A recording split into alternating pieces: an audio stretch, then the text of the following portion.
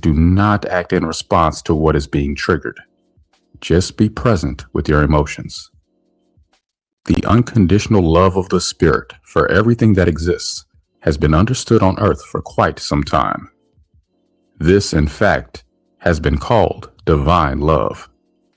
Now there is need for another understanding on earth, that of divine will. Most people on earth have made a separation between their spirit and their will. They have believed their own will was not acceptable, and that to love in the way that God loves, they must eliminate their own feelings and opinions and do what they have imagined to be the will of God. An understanding is needed here. The will of God is not in opposition to the will of the individual. Because of the separation that has been made in the consciousness of so many, the will has been excluded for a long time from participating in the evolvement of the spirit. A definite lag or gap exists on earth between the level of evolvement of the individual spirit, often referred to as the soul, and the evolvement of the individual will. It is now time for each spirit to recognize, accept, and evolve this other part of the self. Each spirit is a part of God's spirit, and each will is a part of God's will. Each person must take responsibility for his or her complete being, and not for only a part of it. The will expresses itself as feelings, emotions, receptivity, intuition, and desire. Each spirit must fully accept its own will and help it evolve in a loving way that is not punitive, judgmental, or condescending. When the individual will feels that it truly has the loving acceptance of the spirit, it will be able to come into alignment with the spirit and with the divine will. God has given each individual a part of his divine consciousness with which to have awareness and a part of his divine will to feel what this awareness is experiencing. Everyone now wishing to remain on earth must accept the whole being and discontinue denial of the part of the self that feels what the spirit is experiencing. Instead of denying your own will in favor of someone else, or in favor of what you have believed to be the divine will, it is necessary now to realize that denial of the individual will has been a misunderstanding that has resulted in a split in the consciousness of individuals on earth. The individual will is not meant to be separate from the divine will, any more than the individual spirit is meant to be separate from the divine consciousness. It is important to realize this thoroughly and profoundly. I received these words directly from God. In the beginning, I could not, like so many others on earth, believe it was actually possible to hear directly from God. I knew, though, that many psychics had been accustomed to hearing from spirit guides. I found this to be very interesting, and I began to listen and learn from guides who had identified themselves to me as the Ancient Ones. As this went on, I was encouraged to try to hear directly from God. When I first heard him, I was overcome with feelings of his exquisite love. I had been living without conscious awareness of this connection for so long that I hadn't realized how much I had been missing God and how much I was missing a strong feeling of his presence on earth. God wants it to be known that he is open and willing to communicate directly with all spirits on earth who can open to receive him. When you are truly open and receptive to his loving light, you can begin to experience a direct communication. As you become more attuned, anything you need to know is then available because of the connection we all have with God. God has given me the information in this book, and although he refers to himself as God in these first paragraphs, now that this has been stated, he is going to refer to himself as my light or my loving light, and occasionally as I in the rest of the text. The will has long been misunderstood because the spirit was seen to be the essence of the body, but the understanding is this: spirit inspires, will responds, and together they experience in the body.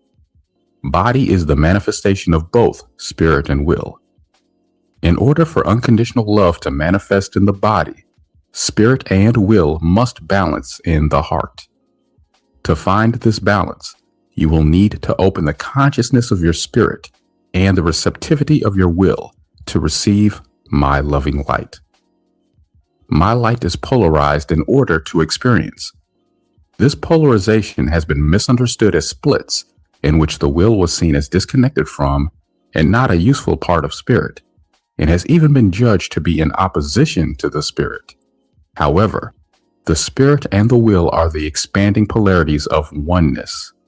Polarities need to be recognized as evolving expansions of a connected whole. Creation exists because it has both the spiritual essence that powers it and the magnetic energy that can open space to receive it. The same is true within each individual. The spirit and the will are not meant to be separate from one another in any individual any more than my spirit is meant to be separate from my will. In each person, the spirit and the will are meant to be unconditionally connected to each other. Each individual spirit is meant to be connected to my spirit, and each will connected to my will, and so all is one. The understanding needed next is, when anything is denied and not accepted by the individual to whom it belongs, that denied part of the individual has been placed outside of his or her love.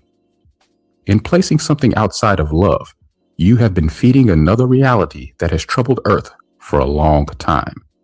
Because of its negative polarity, most people have equated the will with evil and with darkness. Everything negative has been assumed to be the cause of the trouble on Earth. You need to realize that this is not true. Darkness and negativity need to be understood and accepted as the part of creation that can make a place for my light by opening the space to receive it. Until it opens space to attract and receive light, the will appears to be darkness. When the will is not allowed to express, it cannot vibrate. It is the will's vibration that opens space. Now, many people have thought they were evolving into unconditional love on Earth, but they have forgotten that they must accept all of themselves first. There is no way around it. If you do not totally accept yourself first, you cannot totally open to anyone or anything else. Many have thought that by allowing their will to express only positive feelings, they would attract only loving light. But what they have attracted is the conditional love that results from denial. Because the will has been so misunderstood, the need to allow the will to evolve is great right now on Earth. To evolve it, you must first accept it. You cannot beat it into the appropriate shape. It must be accepted as it is now in order to evolve. Denial of unlovingness will not clear it. You cannot just mentally insist that you are all loving. You must really be there. All levels of your being must really be there. Where your will has not been allowed to open and receive loving light, you have denial. Your denials are yours to heal. In healing your will, you must allow it to tell you how upset it has become. In hearing from your will unconditionally, you have taken the step of accepting it, wherever it is. Denial does not allow loving light in. Controlling and imposing limits and conditions on your will means you do not have unconditional acceptance for it. Where you do not have acceptance for it, you are not loving it. Where you are not loving it, you are denying it. When you deny parts of yourself, you are not accepting all of yourself, and so you do not have all of yourself present with you. If you do not have all of yourself present with you in loving acceptance, you are not loving yourself unconditionally. You cannot love anyone or anything else unconditionally if you do not have all of yourself with which to love them. You must accept all of yourself unconditionally by bringing all parts of yourself within loving acceptance and allowing them to evolve. When a person is denying parts of the self, that person will be denying others too.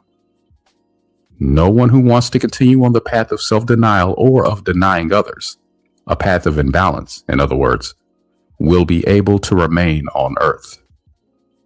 It is not a loving, nourishing, life-giving policy to be living in a state of imbalance. But in saying this, a threat is not intended. Major spiritual misunderstandings have been in place from the very beginning and have beleaguered Earth from the beginning. This information is meant to help you understand how to release yourself from the path of strife, struggle, and suffering that denial has brought to Earth. Earth has been imbalanced to the point of feeling her life is threatened and is not going to tolerate any more imbalance. The Earth herself is going to clear out of herself and off of herself everything that has not been loving toward her. As she is doing this, all those who want to remain on Earth must also clear out of themselves everything that has not been loving. The understandings you need now are about how to help and allow your own will to evolve. In short, allow your will to express everything you feel and do not stop until you are really finished. The problem with the free expression of the will on Earth right now is that it has been denied for so long that its attempts to express itself have looked out of balance, and they often have been. For this reason, let your will release in a private place, as the will naturally would with sounds, especially at first. The emotional release my light is talking about is direct emotional expression in sounds.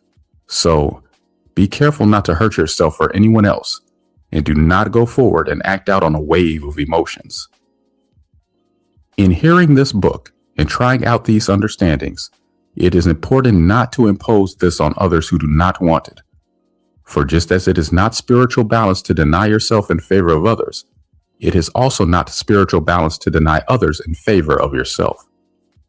It is also not necessary to believe that you must have teachers or intermediaries to help you find the healing you need. While others can have help to offer, you are the one who knows and can know yourself best. Take responsibility for yourself and what you need to do to heal your imbalances. While emotional release has been a long neglected part of this healing process, understanding must also enter in where denial was. Acceptance must take the place of non-acceptance, and openness must come where you were closed. Your will has a progression that can help you if you can allow it to unfold. You can also ask my loving light to help you. Denial does not allow the release back out of what has been taken in. When you take in and do not release back out, your receptive centers get filled up and can no longer receive clearly, and sooner or later, not at all. Blocking the free expression of the will has not been allowing the release back out of what the will has taken in. This makes it very difficult to exercise discernment and is one of the main reasons that most people on Earth do not, at present, have direct experience of my presence. Much of what has shut down evolution of consciousness on Earth is fear, held in common by many, that free expression will result in harm to others, societal chaos, or both.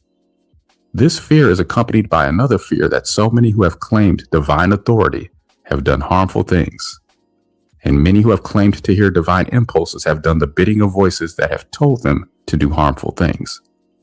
You can be sure that these claims of divine guidance are not my loving light if they have influenced people to do harmful things. One of the empowering factors in these understandings is that you can release yourself intentionally by allowing free expression. This then eliminates the need for any harmful situation to come to you from outer reality. This is an understanding that is very necessary now on Earth.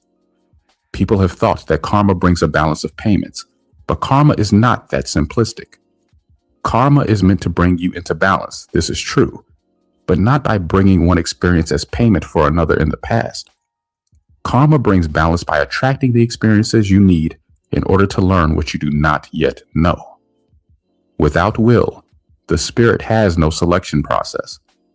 Your will is your individual magnetic energy field and draws the experiences you are going to have. If you hold something in your will that is denied and disconnected from your conscious awareness by not being accepted and allowed free movement or free expression, you will then draw a reflection of this to yourself. Unpleasantness is not sent by my loving light as punishment for misdeeds. Unpleasantness is only drawn in response to what has been denied or judged against. The denial is what gives the experience its unpleasant qualities. The energy locked up in denial does not want to be held outside of the nourishment of loving light. In coming to you, drawn by the denial, unpleasant experiences have not come to punish. They have come to draw your attention to the denials. They are drawn to you in an attempt to release the energy that is being held there outside of your loving acceptance. By allowing yourself to be easily triggered into releasing your held denials, the intensity of these reflections can lessen until you no longer need to draw to yourself any unpleasantness. Try it before you judge it. Some of you can help each other by doing group release work if you have an agreement with one another about what is happening there. By allowing yourselves to express your boundaries and draw definite guidelines according to what you feel is necessary, you may be able to helpfully reenact traumatic experiences in order to trigger yourself to release them.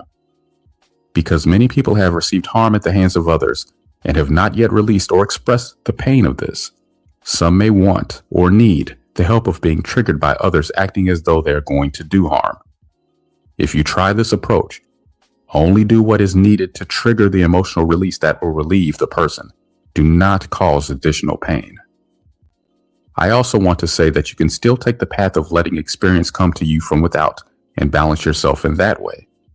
If you want to, in fact, you can even call for the karmic experiences necessary so that you can be triggered to release your own denial. Pleasant experiences will still happen. My light is just addressing unpleasant ones right now. As you lessen and eliminate denial, you can create even more pleasant experiences and better ones. By shifting the power from a state of externalized disconnection to internalized conscious acceptance, you can always know what is going to happen. You might not have complete detail because you might have the kind of will that likes surprises, but you will know it will be pleasant. This can give great peace to everyone. My light has been compelled to impart right use of will to Earth at this time because the situation there has become very perilous. People on Earth, and even animals, because of being confined and controlled, have not been expressing freely enough to adequately vibrate their space and hold it open for themselves. My created beings on Earth have been experiencing their reality as seeming to close in on them and their power as seeming to be insufficient to meet the situation facing Earth now. Please realize it does not have to be this way. The lost light of misunderstandings and denial of the will have made it this way. If you want to be able to live on Earth, you must now start reversing the situation within yourself. It is not going to be easy at first, but it will become easier the longer you work on it. My guidance is to preserve the balance points that provide the most freedom for everyone without eclipsing anyone and are necessary to maintain spirits and the creation in which they live. Earlier, it was apparent to me that many spirits could not accept my guidance because they did not have enough experience to understand why these balance points were so important. I have seen that the spirits on Earth now have had enough experience to be able to accept, understand, and respect these balance points. And so, I want to make it clear that I am decisive on several points where I was open to allowing spirits to transgress earlier.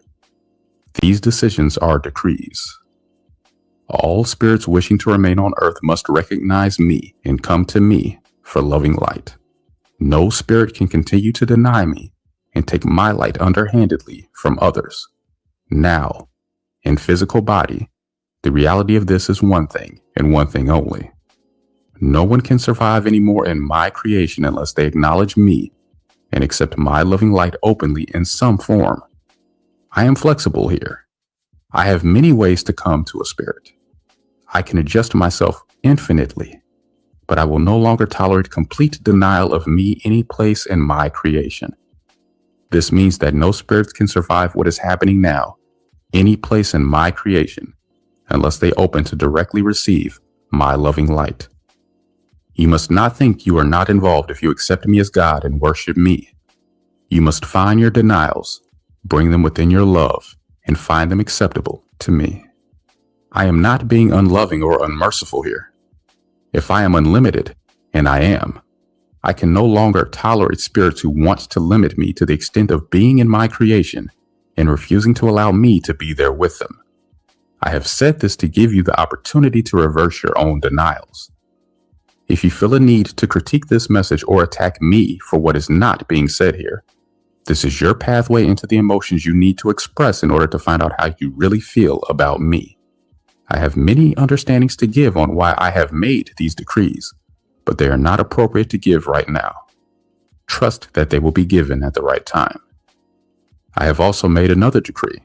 I have no further tolerance for any spirits giving pain to others who have not overtly agreed to receive it. There has been such a thing as overriding of free will in the experience of my created spirits. I have let this go on only long enough for the spirits to see why the will is so necessary. Now, I have discerned that there has been enough experience. There is no longer any power to override another's will, period. Your own will can only be overridden by your own denials. This has to be understood. Free will between people means that you have the freedom to do whatever you want, but you are not to encroach on another or try to make anyone else function within your own limits. You only have the power to make them take it away from you or to take yourself away from them. There is no power anymore to stop anyone from experiencing themselves in the way they want to experience themselves. If you go against this, you are going against me. There is still some time on earth for spirits to show my loving light, whether it is their intention to align with me or not. I have heard the cries of the spirits who cannot handle any more pain, control, and unlovingness. I am offering the understandings needed for my spirits to release themselves from the path of struggle, strife, and suffering. Because there are still many who do not believe that this is my loving light talking here, they're going to have to learn from the experiences they create for themselves. I'm going to put them in their right place. If you do not want to go with them, you need to find and recover your own lost will and lost light involvement in this. In accepting these understandings, you only need to try them out, stop judging them, and allow them to be in process. You will find that they work for you and everyone else who is ready to try them. Some on earth have not yet had enough experience to try them, so I am reminding you again not to try to force these ideas on anyone. Just take them in if they are for you. In studying this book, connect to the spirit of the message and do not pass judgment on what has been left out. If there seems to be a gap that you cannot readily fill in with your logical, sequential thinking, you need to remain open and trust that it will be given to you when you have the readiness to receive it. Many things that can be available to you through direct communication with my loving light have to be withheld from the public domain until the general population has more open acceptance. This is necessary also in order to protect and ensure that those of you who choose to practice these teachings are not overloaded, since, at present, the mind is much more capable of quickly receiving these understandings than is the will. If you now temporarily stop the mental acquisition of this writing and give it time to sink into your feelings, you are going to have a response. If you do not have a response, then you have either lost your will or you are not connecting to it. Some people have disconnected so much that they actually have to search out and find their missing will. It is not impossible to do this. You can start by calling for it, if it's not present with you, and draw it back to you. Acceptance is the key once again. You must make a place for your will. If you are responding, let it happen and do not assume you have all the understandings needed. Allow your response and seek more understandings. I now invite you to listen, when you're ready, to the rest of this book. Right use of will. The unconditional love of the Spirit is understood by many people on earth at present. There is another energy, though, that is also part of the divine creation, which has not yet been fully understood, the divine will. The will expresses as feelings. Spirit and will are partners in the body and must find their balance in the heart. If there is any disease or aging of the body, spirit and will are at odds in some way. When there is balance in the heart between the spirit and the will, body manifests this internal balance as health, agelessness, and vitality, and the physical level of existence is no longer experienced as cut off from other levels of existence. Everyone on earth today has undermined the will in some way. This undermining of the will is equal to lost unconditional love. Then, for anyone who is judging against parts of the self, is not truly loving unconditionally. The will in many people is now seeking to find alignment. Many people on earth can learn the balance of spirit and will in their heart, and are, in fact, already moving in this direction. It could be easily judged then that the teaching of right use of will is not essential, and that this is just going to happen naturally. However, help with the understanding of this process is actually necessary, and some people want this help so that they can move faster. Others, who see little need to speed things up, can make the choice to find this alignment later. What may not seem necessary to you now may become relevant at any moment. This teaching is intended to be a guide for those who wish to speed up the process of finding the necessary balance between spirit and will in the heart. The information given here may not all be new information to you, but it will outline the steps necessary to heal the disconnections and lack of self-acceptance so that balance with the spirit can be willingly found.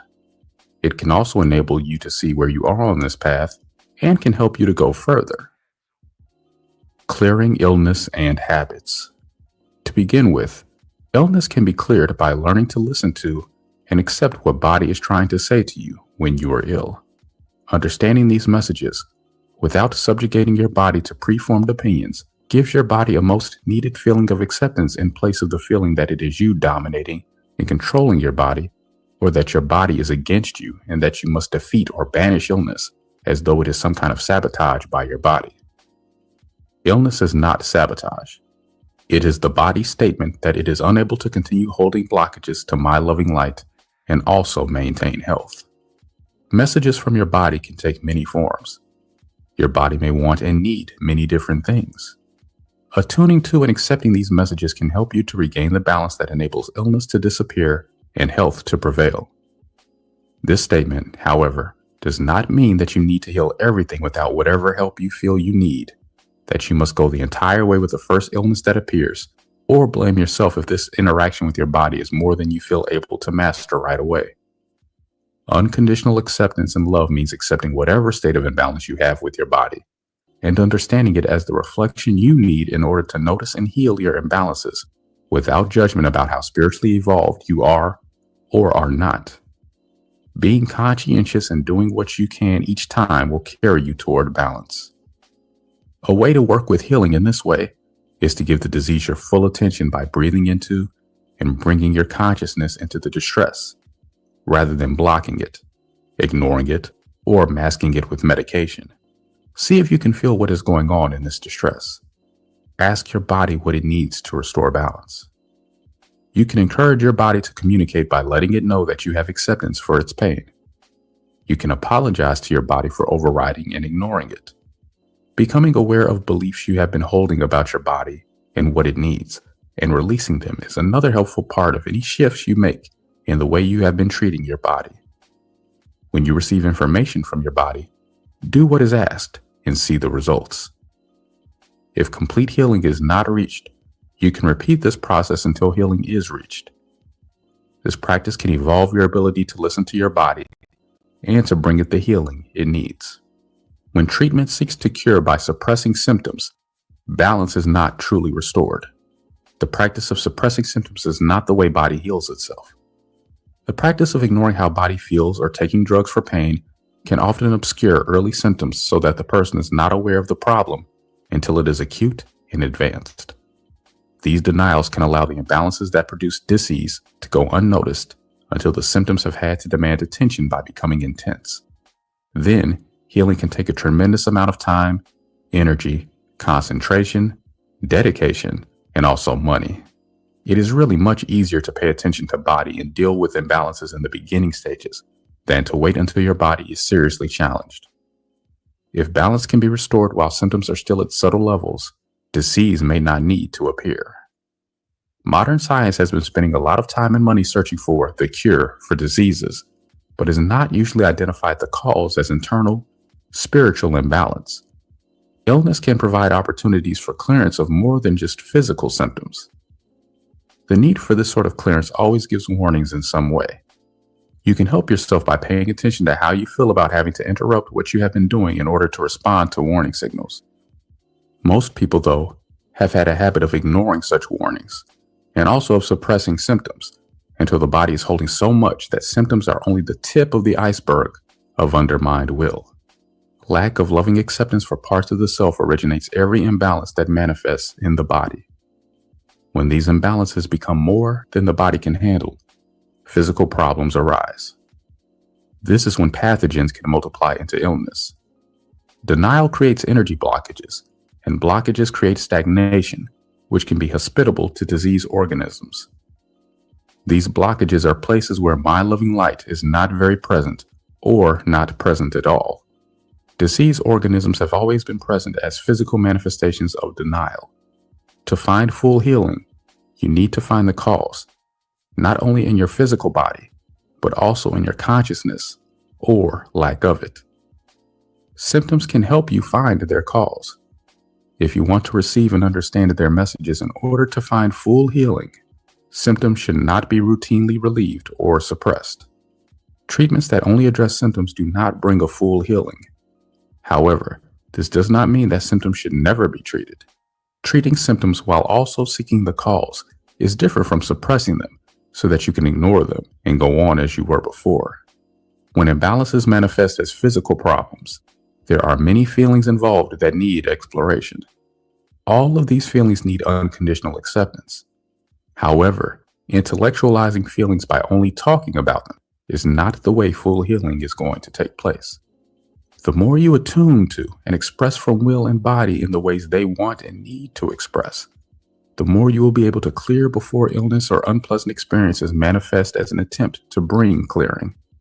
Even though some diseases indicate drastic imbalance, the idea that certain diseases are fatal has been accepted by many only because the way of treating them has been to deny the message of the body and treat body like it is something to manipulate. Instead of seeking to restore the balance, this approach has attempted to suppress all symptoms. Then, body is rendered incapable of healing. Body has its own free will to decide if it can heal now or not. No person needs to die from illness if body has another option that is real for it. If you are seriously trying to align, body will not die unless it needs the option of rebirth for full healing. Many people have felt guilty if they have begun to think that they have caused their own disease. It is important to have self-acceptance for whatever form your lessons take and compassion for yourself for wherever you are on your path and for whatever you are able to evolve. Love and compassion coming in the place of old misunderstandings can bring healing.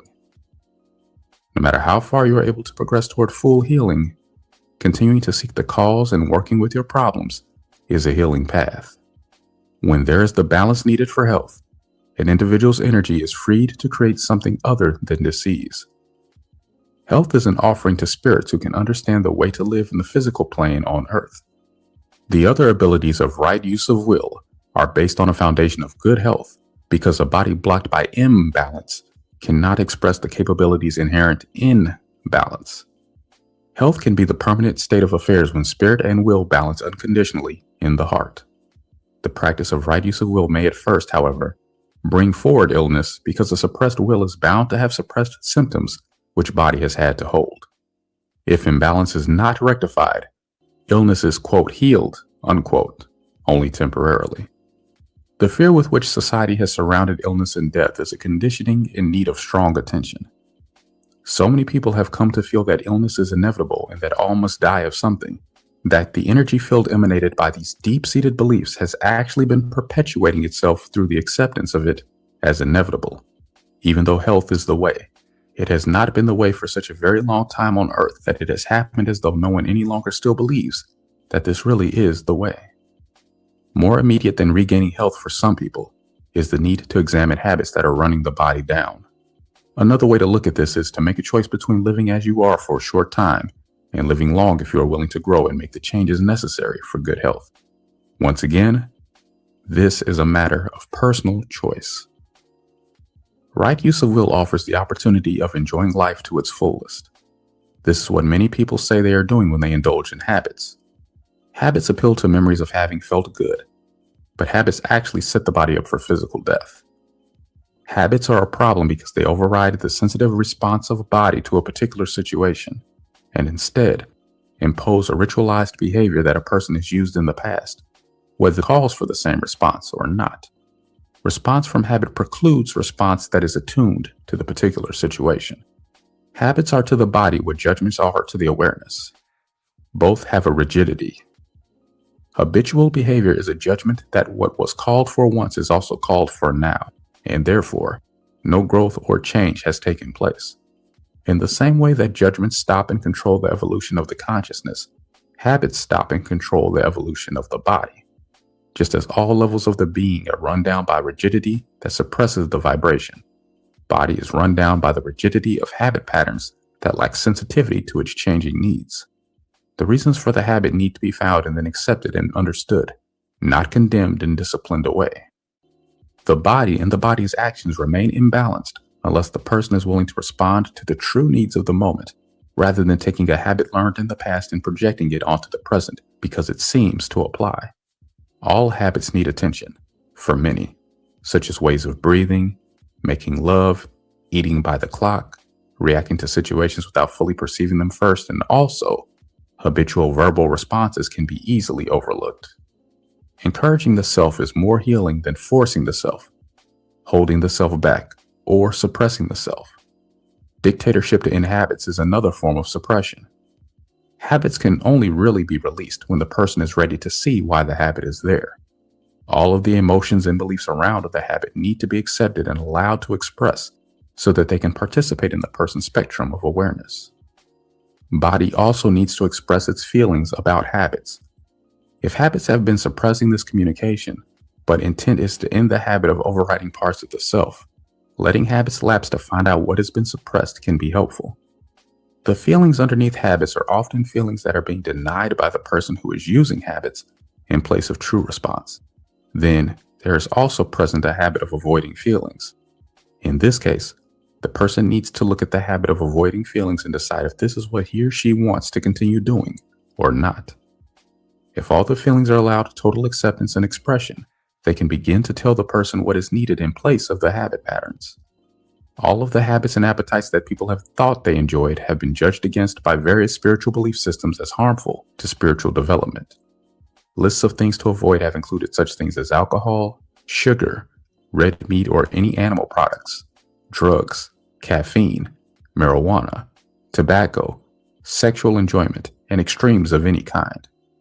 An understanding needed here is that the problem has not been these things themselves, so much as the habit patterns and extremes of imbalance that have been so often associated with them. Substances have been thought to be causal, but it is consciousness that is causal and nothing else. For example, eating meat, and especially red meat, has long been thought to make people too dense to receive spiritual illumination, and yet it is not causal here. The desire and need to eat meat has accompanied the consciousness needing to eat it. As loss of vibratory rate increased on Earth, density of the physical plane increased. Nourishment must match the vibratory rate of the consciousness taking it in.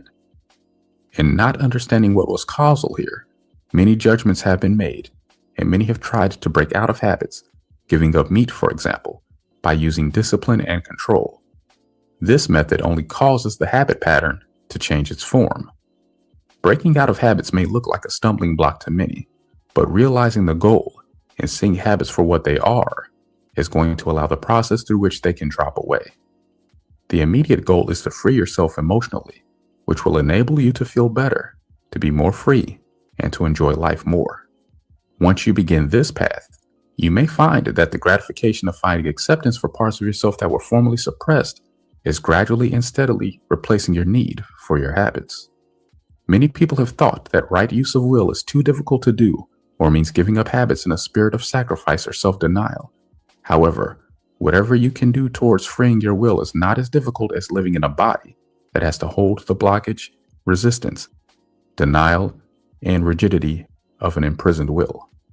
This loss of vibration can produce intense symptoms in the body, which draws attention to these held places. Even though many have been intimidated by their symptoms and have felt they must take medicine to suppress them, this is also an opportunity to deeply connect to body. Feelings of being unable to receive body's messages or understand them adequately enough to balance the body are the result of a long-standing gap between spirit, will, and body. This gap will resolve with practice, and the feelings of fear will dissolve as success gives confidence to the process. If, at present, The fear is overpowering the ability to receive body's messages and respond to them.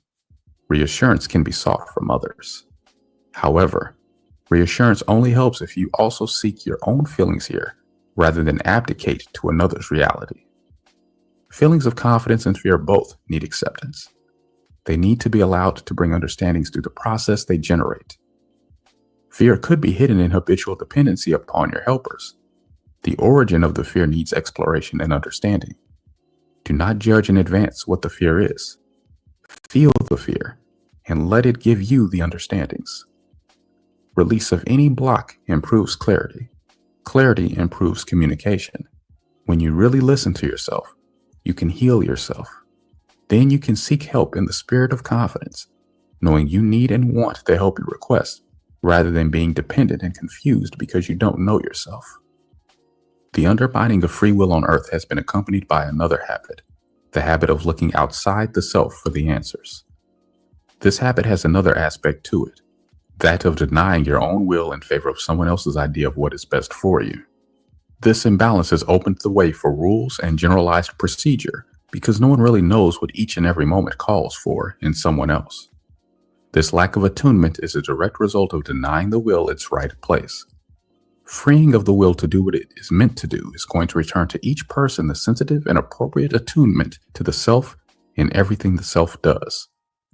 No amount of refining or improving standardized procedures, applied programs, rules, regulations, or, for that matter, manners, is ever going to come close to the individualized fine-tuning that free will has to offer. Your will is meant to guide you in this so that what is appropriate to any given situation is what you feel like doing and also do. When the will has been suppressed, it cannot give clear guidance. It has become clouded by what it has had to hold. Habits are substitutions in the place of attunement and attempts to compensate for the loss of attunement because of past denials. Will and body may not, at first, trust the spirit to be responsive and may not fully trust for quite some time.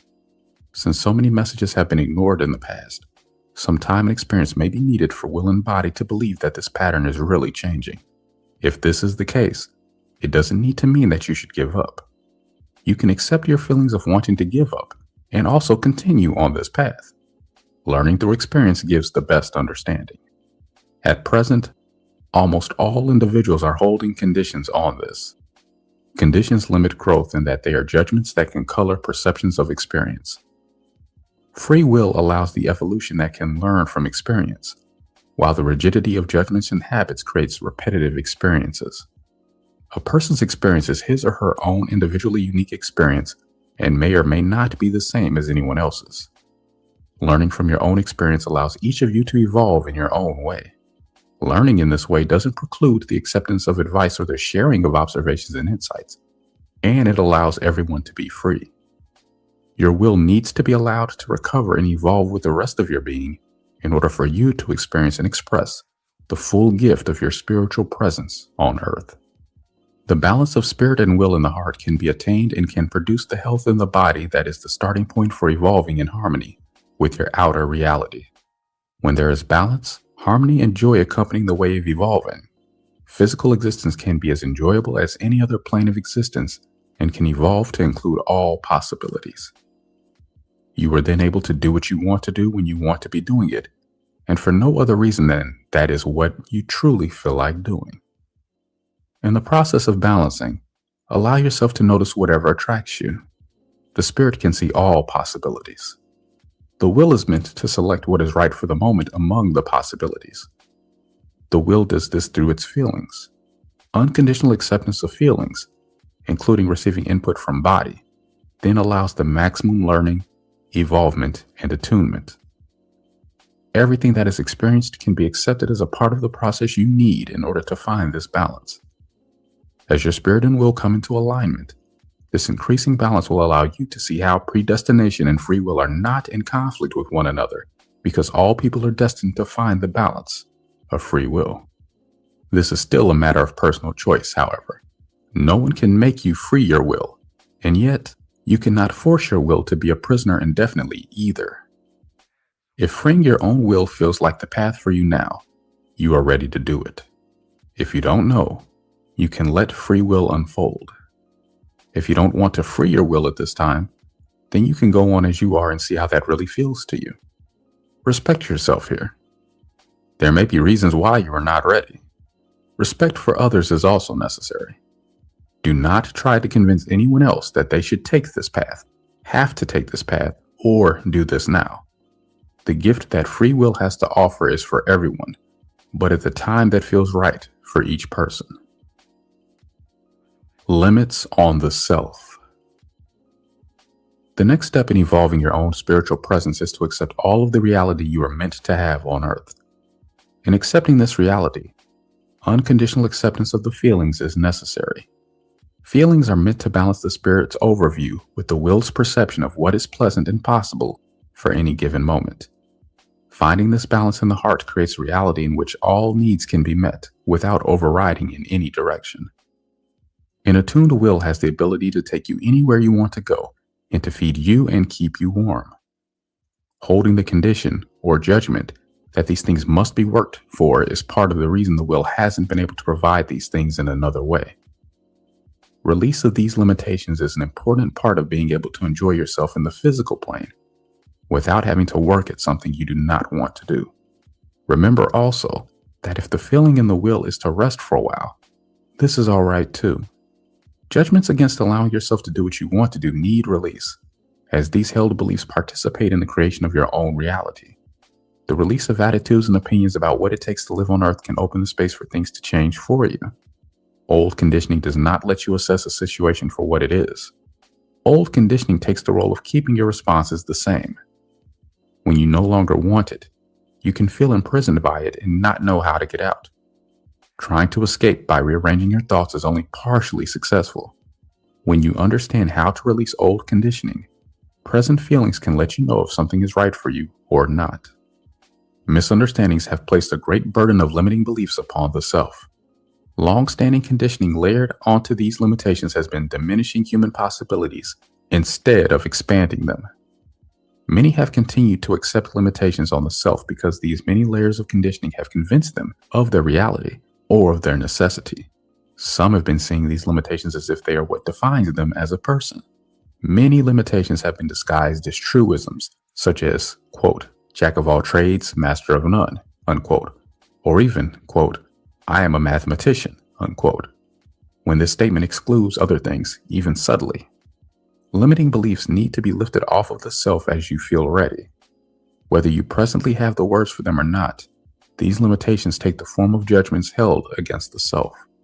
Many of the judgments or limitations that you may not want to continue living within can be seen in your daily dialogue with yourself and others.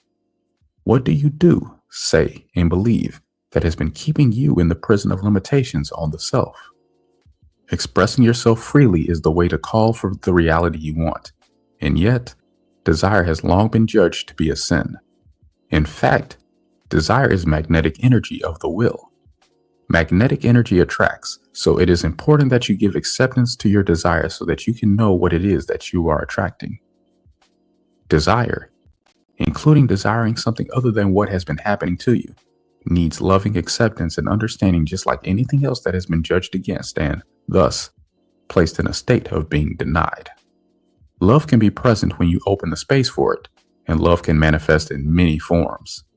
Loving acceptance for everything is the divine plan for all, so there is no need to continue fearing that my plan calls for anything else. Bondage to others, self-denial, sacrifice, strife, struggle, starvation, and scarcity are not the way of limitless love.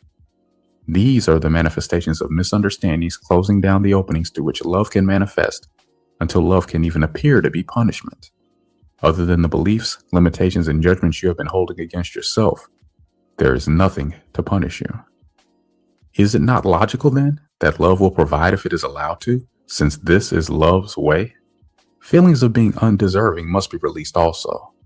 Judging yourself to be more or less deserving than others is not being open to what is simply appropriate, which is what you are capable of receiving in any given moment.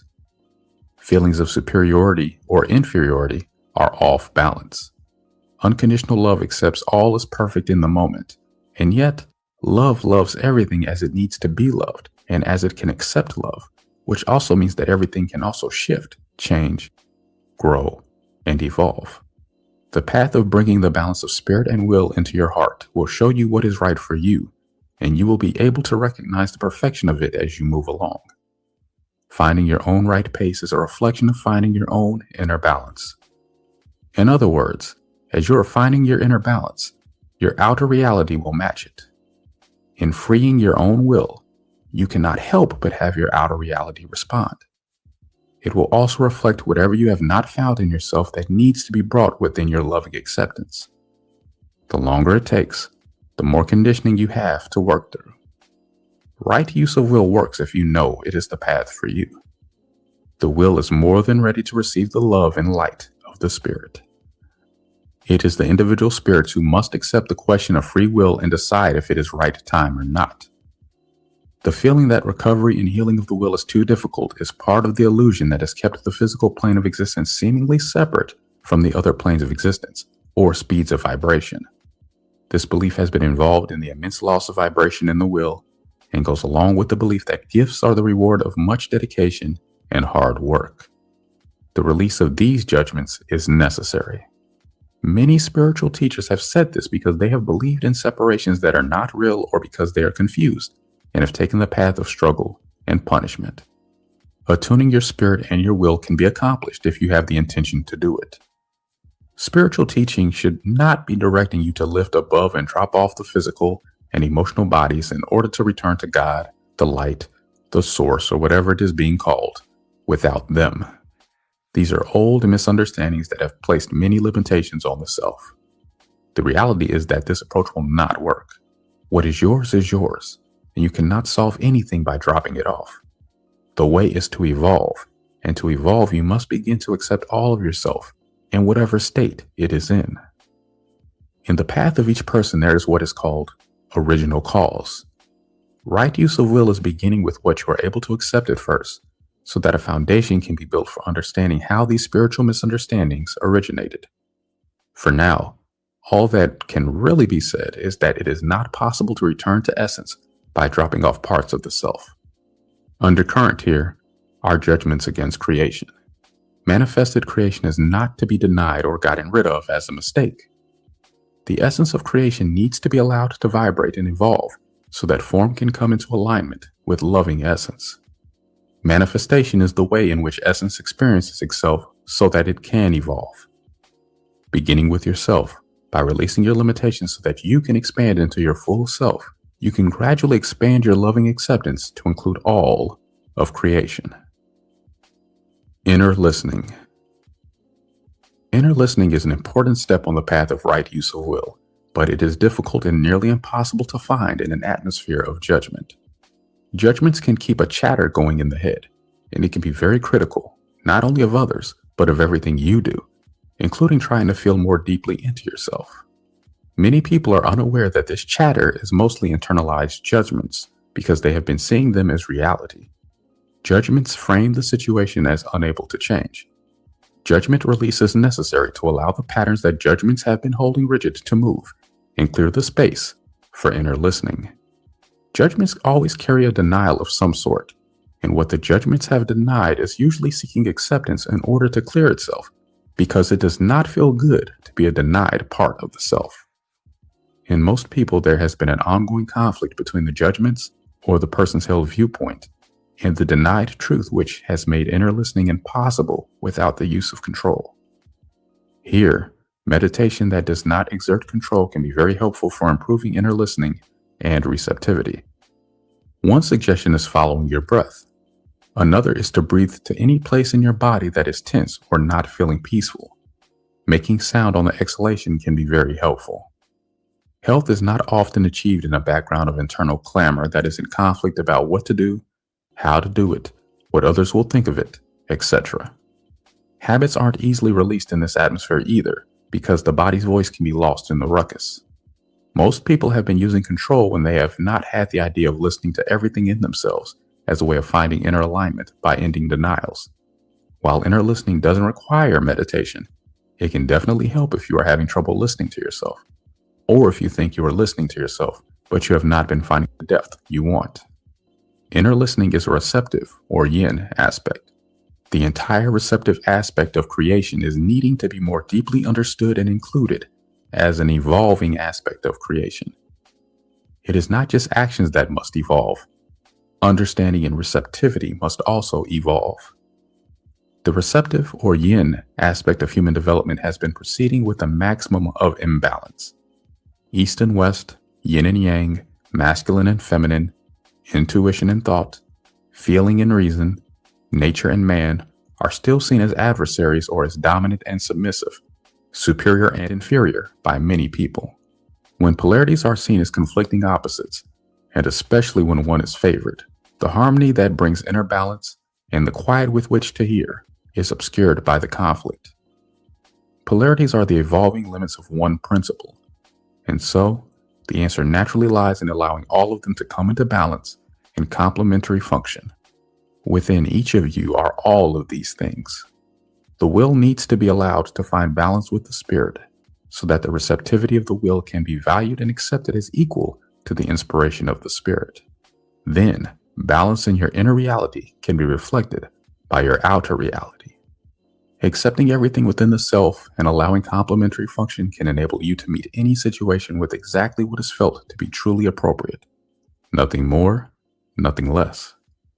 In this way, you are not needing to deny anything, and yet, in trying to allow everything, many people have felt overwhelmed because they had denied something. Without realizing it, they were trying to accept everything outer without first accepting the inner. There were denials of parts of the self tied into misunderstandings about right time and acceptance. The denying consciousness has often attempted to fill in the gap left by denial. Judgments have often served this purpose as people have attempted to make sense of their overwhelm. Denial of the will has often been filled in by false teachings that the person has become convinced are real. Many people have been allowing the media and other people to entirely fill their already clouded receptive centers in an effort to fill an emptiness left by denial. If this source of filling yourself were to be turned off for a while, and you did not find some other way to distract yourself, you might find out how you really feel about the denial of spirit, will, heart, and body on earth. Most people, when confronted with this, have tried to fill their mind with thoughts to avoid what they have denied. If you have intent to heal, you need to let yourself feel what you have not wanted and let it express as sounds. You may feel terribly lonely and afraid underneath everything else. You may have experienced fear of being so ridiculed or rejected that you have believed it was the last thing you ever wanted to feel. You may have fear that you cannot vibrate yourself enough to stay alive. You may have beliefs that have told you that fear is a lack of faith in me. But where am I? And who am I that I would leave fear outside of my love? Maybe you are lonely to feel a real presence of my loving light there with you. Maybe you are afraid of death, and maybe you are ashamed of your feelings. Denial of the will has created an imbalance in the heart. Unconditional love cannot manifest from this imbalance. The alignment and balancing of polarities aligns and balances everything in between them. Ending your own will denials and the accompanying judgmental patterns is going to allow you to manifest unconditional love. This process for ending denials is the only process I have seen to work. The attunement of inner listening is an important, self-empowering part of this process. You can learn to receive input from your own spirit more and more clearly, and also to hear directly from me. Inner listening is one aspect of getting help with the specifics of your own denials. Fear and confusion may come up around this, and you may need extensive movement because, in addition to your will, your heart and body can also give input here. You may also have internalized a critical voice or voices trying to tell you what to do. You may even experience this as overwhelming confusion, especially at first, and it may be difficult to understand and sort these things out. By persisting with this process, you can find the understandings needed and find increasing trust for expanding the spectrum of your perceptions. The gift of right use of will here is that inner listening is easier when all the aspects of your being realize that nourishment from and receptivity to my loving light are to benefit all of your being and not just some of it. Then the alignment needed can be found. Ego self. Many have thought that spiritual growth requires death of the ego or the self. This is not true understanding. Death of the ego or self is not a necessary part of spiritual growth. Judging against, putting parts of the self aside, or not accepting them is denial of the self. There is no problem with ego self if it sees itself as evolving with the rest of you. This is a part of you, and like all of the parts of the self, needs acceptance. Denials and judgments against the ego self have created afflictions. Without seeing what denial and judgment have created, these afflictions have been thought to be the reality of ego self. Ego self is as divine as anything else. It is the part of you that recognizes you as you, and without it, you cannot tell the difference between yourself and anything else. Ego self operates to protect your present level of ability to accept, experience, and express. Many have judged self-love to be selfish and have had a habit of self-denial as though this is more loving than love of self.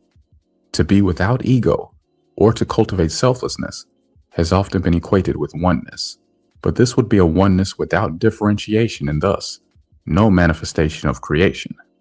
While this has been a goal for some, this is an unrealistic image of oneness.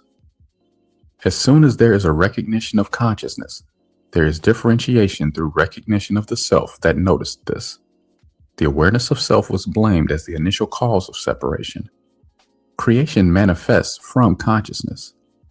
Without recognition of consciousness, there is no way to experience it, and thus, no experience or evolution, and ultimately, no existence. Healing the ego self with understanding and loving acceptance is another aspect of personal growth.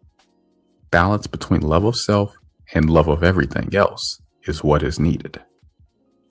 Free will in the presence of opposition. The question of freeing your will in an atmosphere that doesn't appear to accept it is the next issue to be discussed. The question of practicing right use of will among people who do not yet accept or understand these ideas is a matter of personal choice. It should be understood, however, that there are many obstacles to doing this in an atmosphere of restriction, and that the overpowering of others in any direction, even with ideas, is not the practice of right use of will. Free will is an old confusion in creation, which is why so many do not appear to be in acceptance of it. Many have thought that free will couldn't work because the spirits were too foolish to make wise choices. Many have feared that they couldn't conduct their own lives well. Many have thought it was not possible because there would never be an alignment. These are some of the reasons that many began to abdicate their own will in favor of what they thought was my will. Many people know that the reality around them is of their own creation and that it is also their reflection, but many have not yet understood how much of their reality has been created by what they have been holding in denial, outside the spectrum of their awareness, and thus their acceptance. The reflection of non-acceptance for free will is going to be found to be based in your own misunderstandings, denials, and judgments. Evolution of the individual will is an important part of spiritual growth, and learning from experience is an important part of evolving the individual will. Because others are not the cause of the suppression of your own free will, the practice of right use of will does not need to force ideas on anyone or on society at large. The space to practice freeing your will comes from within you. Some people may want to seek ways to find others who understand and accept these ideas. Some may want to talk with others about the idea of freeing their will because they don't want to feel alone in what they are doing. Mutual support can be good. Any lack of receptivity here is a signal to find these places of judgment and lack of acceptance within yourself. Any seeming conflicts or disagreements can be more easily resolved by finding alignment within yourself first. If you recover your own lost will, you will find it much easier to change reality that suits you than to try and change an outer reflection of denial that you haven't changed within yourself. Finding the balance point between changing the circumstances around you and changing your circumstances is something that each person needs to find according to how it feels. If your needs are being denied you by someone else, and you feel you have done all you can to release limits you have been holding on yourself, then you can try changing your approach to fulfilling your needs by finding another place and/or another way in which to fulfill them. Instead of making any judgments here, Give freedom a chance to work by allowing yourself to make whatever changes you feel the situation calls for. If this stirs fear in you, try giving it expression as sounds. Remember to make sure you feel safe when you do this. This fear may be holding judgments in place that having ideas different from the mainstream will be ridiculed, censored, or viewed as insane, and that you may be outcast or even killed. Having the thought and accepting the fear that there may be repercussions allows you to heed the caution without holding it as a judgment. Freeing your own will enable you to be free. Judgment release. Everything is a part of your learning experience. Denial does not open space for improvement because it denies that which could teach it. Denial is held in place with judgments and emotional control. Judgments do not open space for improvement because they substitute criticism and the rigidity of labels for good advice and discernment. Judgment is not the same thing as discernment. Discernment can draw on past experience, but it also notices the differences. Judgment release is necessary because spirit and will cannot find alignment in an energy field locked up by judgments. The inner conflicts that have been keeping attunement away have been misunderstandings. However, if true understanding is to come, full attention to the conflict is necessary. Past experiences are a source of wisdom, but judgments give false wisdom because they do not see the situation for what it really is. Judgments also say that the next experience will be the same as the last experience. This is the same as saying that nothing has been learned, and also that there is nothing to learn that could change things for the better. Judgments are rigid thought forms attached to the thinker. If you judge your experiences rather than understanding and accepting them, you lock the energy into rigid patterns of perception that take your focus away from what could help you grow. Each time the judgment is made again, and the emotions around it remain unmoved or intensify, the thought form intensifies. For example, quote, "I'm not a nice person," unquote, is a judgment and a label in place of compassion and introspection that could realize why you could have this judgment against yourself. When negative judgments are held against the self, repetitious experiences will reflect those judgments. Resistance to what is held there can, sooner or later, build up pressure in what is held until it may burst forth as an explosion in which the judgments usually spew forth propelled by denied emotions. This is learning by resisting the lessons until you, quote, "meet your match," unquote. Reiterating the judgments then intensifies them while seeming to prove these judgments to be correct. Intense judgments are usually made amidst a wave of strong emotion when a person's usual sense of things is overwhelmed and there is a feeling of needing to push back, quote, "make sense of the situation," unquote, or define it. While judgments do label and structure the situation, and therefore can give a person a sense of making sense of things, they are also limiting. In this way, feelings of not having enough understanding or personal power are compensated for by imposing misunderstandings and judgments that bring an illusion of understanding, power, and control. Holding rigid energy patterns that must be broken through by intense experiences is not the only way to learn. Judgments are not necessary steps on the way to understanding. Judgments obscure the ability to use discernment. Discernment and observation and evaluation, learning and experiencing can all take place without judgment. Judgments simplify and rigidify. Judgments are outside of time. They exist after the experience in which they were made, and when the judgments remain, they have the power to influence future experiences to conform to the judgments. This limits your possibilities. Some people need to release judgments first before they can accept another possibility or allow their emotions to express. Others need to let their emotions express until they feel ready to release judgments. Don't judge your approach. It may be one way sometimes and another way at other times. Self-acceptance is a necessary component of genuine judgment release. Heartfelt self-forgiveness has a powerful effect on a person's energy field, but it is also important to use the words that feel right to you at the time. Silent, internal release of held beliefs and judgments is helpful. However, saying the words out loud adds the aspect of manifested vibration. Since this entire creation is vibration-based, actually voicing your release can have a more profound effect than silent release. Release of judgments helps to free the energy locked up there. Releasing held judgments can be done by saying to yourself, in whatever way appeals to you, that you no longer wish to limit yourself with a particular belief.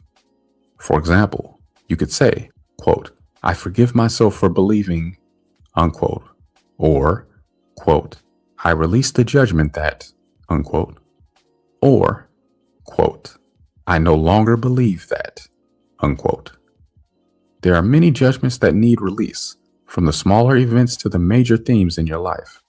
Some examples are, quote, I forgive myself for judging and believing for so long that she can never be pleased, that he never listens, that I can never be really free, that anger is destructive, unquote. Releasing judgments in this way sounds so simple, but truly releasing them is not a matter of just saying words. A real shift in how you feel must also take place. There is so much long-standing conditioning that it can take quite some time to shift some of these patterns. Consider also the impact of societal habit patterns that speak in pronouncements and thus reinforce the conditioning. How then to stop judging? Judgment is something you need to feel. Your feelings can tell you when you are making a judgment, and in fact, just feeling judgmental can be enough to create judgments in yourself. True understanding can replace judgments and habitual responses when you can recognize and release the judgments and give free expression to the emotions that have been held there. Then self-forgiveness can come from a place that is real and deeply felt, in the way that it is the spirit and not just the letter of the law. Intent also determines the judgmental quality. If love and acceptance are present, it is possible that statements may have seemingly judgmental words without being an actual judgment. This can include pure humor that doesn't project buried undercurrents. Even so, given that so many people have become conditioned to speak in judgments, it can be very helpful to relearn ways of speaking so that pronouncements are not being made when you say something. Lost energy, lost love, lost power, lost anything is the result of denial of aspects of the self, of holding them away from you instead of accepting them. What was lost can return when you can forgive yourself for denying it, accept it, and understand the possibilities for evolution there.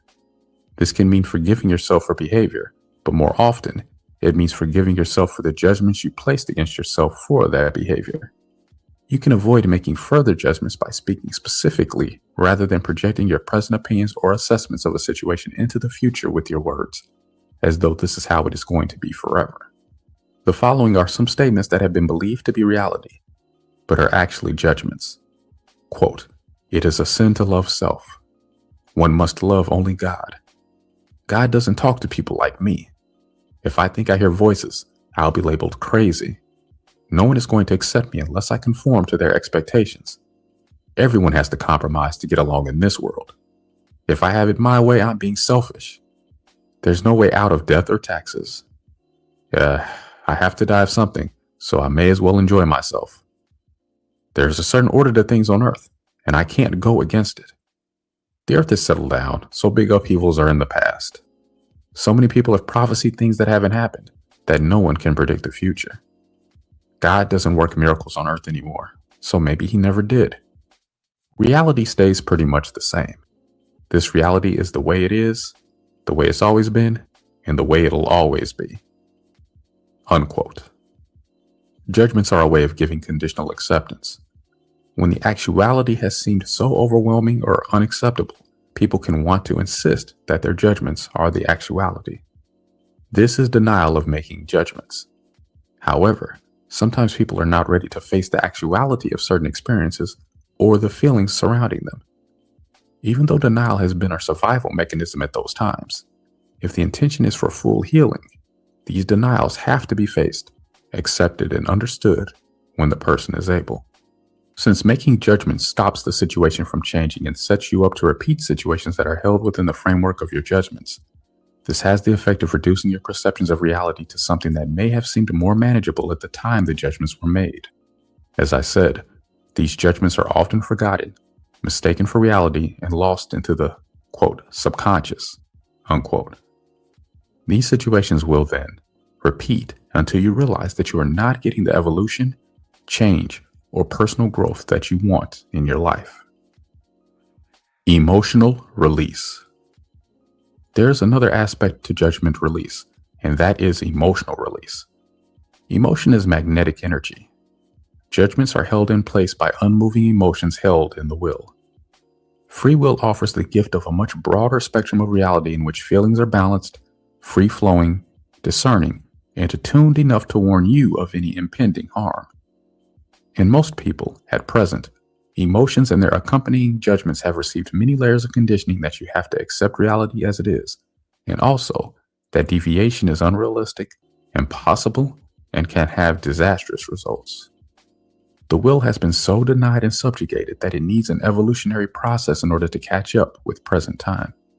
When the will is living in a constricted world of judgments, it is unable to fully surface anything about itself, and so, in the beginning of expressing any aspect of what has been held back, it is going to need to begin in any way that it can. Even though it may look very messy and chaotic along the way, rather than trying to get your will to comply with a program of release applied by your mind, this is a process that needs to be guided by your will. The process of freeing the will from what has been holding it back and what it has been holding back is going to result in finding the needed alignment. A judgment says that something is such and such, and the more it is repeated, the more it can seem that the judgment is the reality.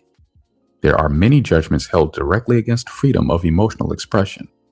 By releasing the judgments you hold against freedom of emotional expression, you help them to show you what they need to express.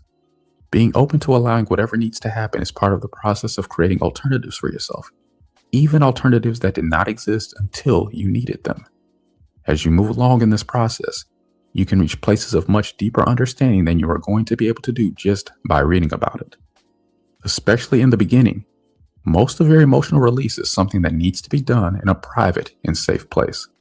If you have fear of hurting others with your emotional expression, it is especially important to move along in this process by yourself until you feel ready to express your emotions in the presence of another. This is because a will that has been heavily denied is going to be very backed up and may be reactionary and immature when it is first expressing itself. Even so, a will that is becoming free needs to be allowed to express in its own terms, which at first may be a lot of words it has wanted to say, but couldn't. These words may contain a number of judgments that need release. When you give your will freedom, also do your best not to overstep the boundaries you feel to be present for your own personal safety. Your will also needs this security. The direct expression of emotions has been so judged against that it can result in intervention of many kinds. As you gain more understanding of what you have been holding in your will, you will also gain more clarity about what is appropriate in terms of free will expression in the reality of your daily life. When people seek to resolve emotions with words or discussion alone, they may think they know what they are feeling when they really don't. Words alone do not give acceptance to the will's own way of expressing itself. While words can be helpful at the right time, emotions need to be given the freedom to express with sounds. Emotions have a role to fulfill that cannot be denied in favor of the mind or anything else. They may even need to be encouraged to express as sounds that are not managed or controlled by the mind. It is not balance of spirit and will to use your mind to tell your emotions how they should be feeling or how they should be expressing. Emotions are not meant to be dismissed or managed in this way. When emotions have arisen in response to a situation and have not been given complete expression, they do not go away. They subside and wait. Emotions have a presence of their own, and so, when the next situation arises that reminds your emotions of the previous one where they were denied, your emotions may not feel they can respond freely to the situation. The emotional response will be colored by the earlier denials. They may hold back until the pressure builds up to an eruption. These are often efforts of the will to express not only response to the present situation, but also what has been backed up from previous, similar situations. You may feel this as added pressure from the remaining residue of the unexpressed emotion that has been held back. This old charge and the judgments made against your emotions' free expression both need to be released before your emotions can respond to the present situation for what it is. The usual pattern, however, has been to repeat and increase the earlier denial and put more pressure on the will if that expression feels like it is going to be more intense than what appears to be appropriate. Instead of allowing free expression to the emotions, this pattern of suppression has been so pervasive that emotions usually only express in situations where they have had some acceptance in the past and in ways that have been accepted. This is why so many women have converted all of their emotions to crying and men have converted theirs to anger. Instead of having the freedom to be self-determining, the will, then, is being managed and controlled by outer direction. These are severe limitations on the will's ability to evolve and integrate. A helpful solution for this problem is to remove yourself from the triggering situation and allow your emotions freedom of expression in a private place. This will give you a chance to get to know this part of yourself better than you do now. Sometimes pent-up emotions or old charge build up to the point where they have caused the will to do things that have seemed to prove the judgments against it. Alcohol and drug use have often provided openings through which judged against parts of the self have found some expression. Then, people have often said it was the alcohol or the drugs and avoided taking responsibility for the pressure they have on their will. The emotional body in many people has taken on the appearance of something so dark, alienated, and destructive that many spiritual teachers have perceived this to be the evidence that the emotion should be controlled or even gotten rid of. However, this would not be the appearance of the emotional body if it were given the acceptance it needs to bring itself into balance. By mistaking judgments for reality, it has long been thought that people must rise above their, quote, lower nature, unquote, and abdicate or let go of these parts of themselves in favor of their idea of spirit. Many people who have said that they want to help increase the spiritual presence on earth are still holding judgments and unmoved emotions that have been limiting their ability to know what a healthy spirit on earth is supposed to be like. Many of these people have treated more feeling-based people as though they are less evolved and have implied as much, or even told this to them. Many therapists and others in positions of, quote, authority, unquote, have also done this. These people have had confusion about manifestation and what it means. The magnetic energy is the part of me that holds manifestation present, but this does not mean that it is supposed to be locked into a form by judgments. The magnetic energy is an equal part of me and is not to be judged against or denied. No part of the self is to be denied. The self is not to be viewed as something to shed in order to attain enough enlightenment to reach me. I want this creation to evolve, not go back on itself. I want companions. I want pain, suffering, and death to end as soon as possible. Pain, suffering, and death are the results of denial. The will is meant to guide and protect you. The reason the will has not been able to do this is because of the denial it has received. To end this denial, you need to open into unconditional acceptance of your emotional expression. If you immediately fear, upon hearing this, that you and others will get violent and do harm, you need to realize that you have undermined your will very seriously.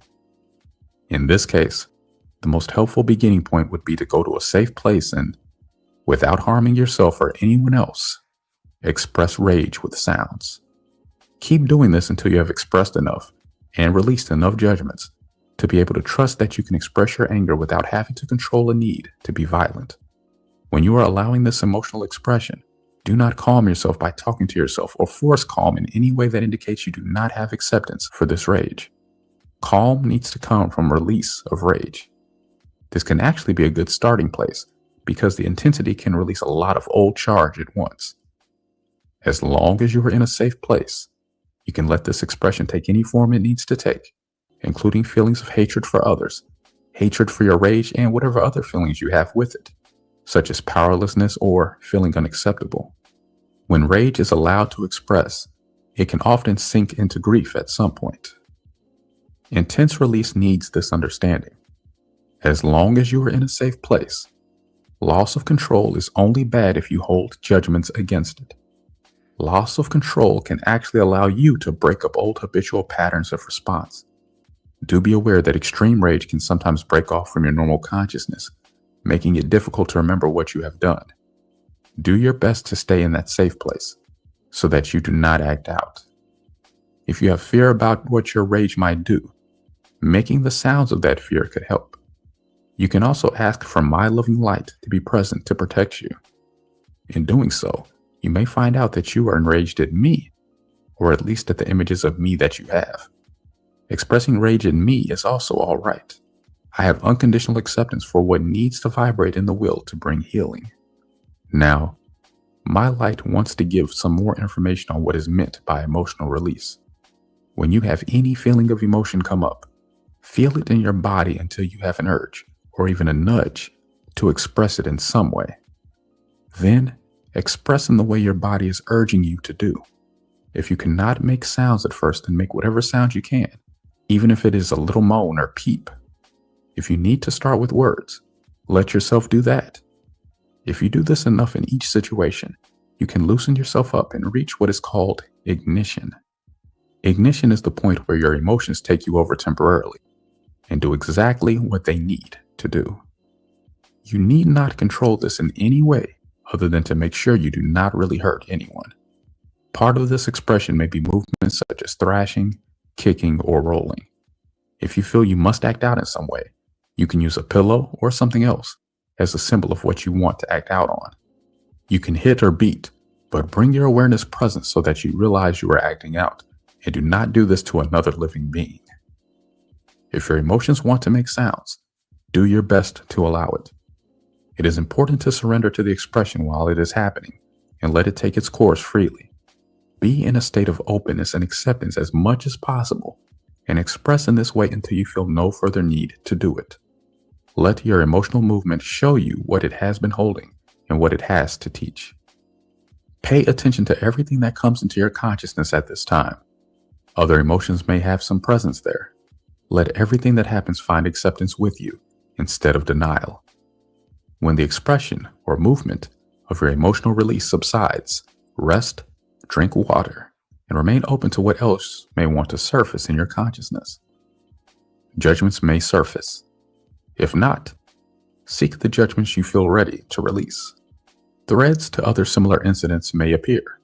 If not, seek the threads or patterns that connect this experience to other similar situations. Be open to understandings. This may take many more sessions than you realize when you first begin to contact what you have been holding.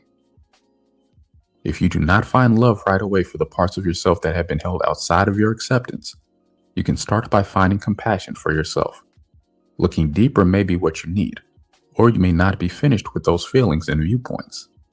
You can let more movement happen when you are ready. You can ask for my loving light to come into these places. The understandings you can receive from doing this are not anything I can put in a book. Each of you has your own karmic path to resolve, and this process can greatly accelerate it. You may find that your emotions have so much to teach you that you did not realize previously that you may soon find you want your emotions to surface and release their old charges so that you can open space to receive my loving light, gain understandings, remember your past, learn, and begin to feel free again. You will find that you feel better, and your body will feel much better when it no longer has to hold what you have been suppressing. In some places in your emotional body, you may find some old charge that you fear and/or old charge that has too much fear of rejection to come forth easily in this release process. It is important to trust the progression in which your own will wants to surface these held charges. The will has many things layered into it, and this must be respected. The progression you are going to experience is going to be the right progression for you, so do not try to jump ahead to where you think you want to go, or pressure your will, or someone else's will, to express as you want it to express or to be where you think it should be. Remember to ask for my help and accept the help I send. I may speak to you and give you some guidance here, or your desire may draw an experience to trigger the movement you need when you are ready. Although, at first you may feel more confused and frightened than you have ever been because you do not yet know what has been running you. This process is going to increase your ability to receive guidance from both your own spirit and your will. If you feel you are not ready, you can remain at a more surface level of understanding, but at least let yourself be aware of this and be as attentive as you can be to the reflections you need in order to deepen your understanding. Seeking the depth of understandings you need must be based in emotional movement.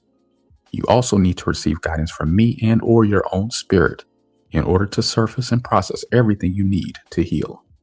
Freeing of your emotions to vibrate is what you need to become better able to receive this guidance. If you start where you are and release everything you can as completely as you can, whenever you feel triggered, and I do not mean that if you cannot give emotional expression every time that you cannot recover, you can free your emotional body rather quickly, especially relative to how long these patterns have been in place. How long this takes depends upon how much denial you have had in the past. Do find compassion for yourself no matter what your situation. The will is meant to receive from the Spirit and trust its guidance, and the Spirit is meant to receive from the will and trust its response. The more you can clear your emotional body, the more openness you will have with which to receive. This will bring you the guidance you need to clear whatever you are ready to clear. Trust is also an issue here. If you fear being misled, get as much movement into this fear as you can and grant yourself space to learn. As your fear is able to vibrate, you will increase your ability to recognize me as a loving presence and to be able to discern what does not feel loving. Even though many people do not, at present, think they really want to hear from me and would prefer to face their own reflection without knowing it, some do want my help. Those who want my help will receive it in one form or another. If the form presented here feels right to you, try trusting that and find out for yourself what this process has to offer. I can see what is for your own highest good, and it may not always be what you want it to be, but it can bring you the triggers you need to recover your entire self and bring it into loving balance. You can pray and ask for the protection and guidance of my loving light. You can also pray and ask for help to notice everything you need for the highest good in your own healing, while there are still gentle triggers. However, if you want your emotional release in response to gentle triggers, you must pay attention and not overlook, ignore, or judge yourself to be overreacting to mild situations. Your emotional body cannot evolve if it is limited to old habit patterns of response. This is not a matter of what is presently socially acceptable. This is a matter of seeing that the will on earth has become so desperate that it must be allowed to vibrate and receive loving light now. Past attempts of the will to recover without the help of the Spirit have not been successful and have resulted in more denial of the will and more loss of power in general. Right use of will is allowing the self to be free. However rocky its beginnings may look, the balance needed in order to manifest unconditional love will come in the age unfolding on earth now. This, however, does not mean that you should abdicate your own participation because you think everything is taken care of. This is a personal imbalance. If you want to participate, you need to find what you have judged against and denied in your own self and bring it within your own loving acceptance. However, if you are, at first, unable to accept this information, this does not necessarily mean that it is not the right time. Allowing your feelings to express and gain the vibration necessary to receive the light of understanding can bring you to the place of right time to end your denials. As you move along in this process, the attributes of the will can become more able to balance with the Spirit's overview, inspiration, and other qualities so that you know what is pleasant and possible for you in any given moment. This balance in the heart is what creates a reality that allows needs to be met without overriding anyone or anything. All the gifts of right use of will can come to you when you really align with accepting them by allowing your will the freedom of expression it needs. You can open space for change by letting your pent-up emotions express as the sound that they want to make and release the accompanying judgments as they surface. This allows the energy to move and vibrate. Realities precipitating toward Earth. Opening to the will's healing and evolution needs immediate attention. The vibrational changes necessary to rebalance Earth are precipitating into physical reality now. Many people are being affected by the physical manifestations of these shifts in ways they do not like because the mental and emotional energy creating these situations has not been cleared enough to allow anything else. The prophecies predicting these times on Earth have described what is going to happen if the understandings needed are not found and implemented. An understanding you need about these shifts is that they do not mean I am judging, threatening, or punishing you. What is happening now is a result of denials that have not been able to move in any other way. Many people have thought that I was a judgmental God. Images of me as a judgmental God have contributed to seeing karma as punishment and a balance of payment for sins or debts. Actually, karma is beliefs or judgments drawing experiences that reflect them. All karma, then, is essentially with yourself, since what you hold in your own energy field has been drawing your experiences to you. Judgments, karma, misunderstandings, limitations held on the self, and conditioning are all words that can describe the problems of imbalance. Instead of holding space open for themselves, Most people on Earth have been experiencing life as if space were closing in on them more and more. This appears to you in physical reality as the feeling of less and less freedom in personal life to create what you want, and instead, a feeling of more and more control. You feel compression and finally death. There has been so much closing in of space that most people have not let themselves recognize it. Many have wanted someone else to fix it. The fear that the realization would be too frightening and overwhelming has been buried. This avoidance has been allowing the closing in to progress even more rapidly, because the more the feelings are suppressed, the more unable they are to vibrate space. This increasing compression has been going on for quite some time, and the time has come to reverse this before people no longer have the power to reverse it. Each of you have your own particular amount of spiritual presence and power, and denial has been diminishing it. Inner movement must take place before this power is too compressed to recover its movement and vibrational speed. Many judgments that control personal reality do not have the final word in world reality. When many people hold judgments collectively, they have a strong effect on the way the larger reality is held. Judgments, however, are not reality, and sooner or later, they trigger their own release. Emotional release is an important component of shifting the judgments. While I see that the easiest path is to allow yourself maximum response to the slightest triggers until your will has released enough of its held charge that it can come into present time, I have also seen that so many people have so many judgments against their emotions, are so conditioned away from spontaneous emotional expression, so blocked and disconnected emotionally, and so frightened of the pictures their judgments have created about what they have denied, that they have wanted to avoid this path altogether. Many have denied so heavily that they have disowned parts of their will, and their denials appear to be, quote, others, unquote, they have been seeing as, quote, the enemy, unquote.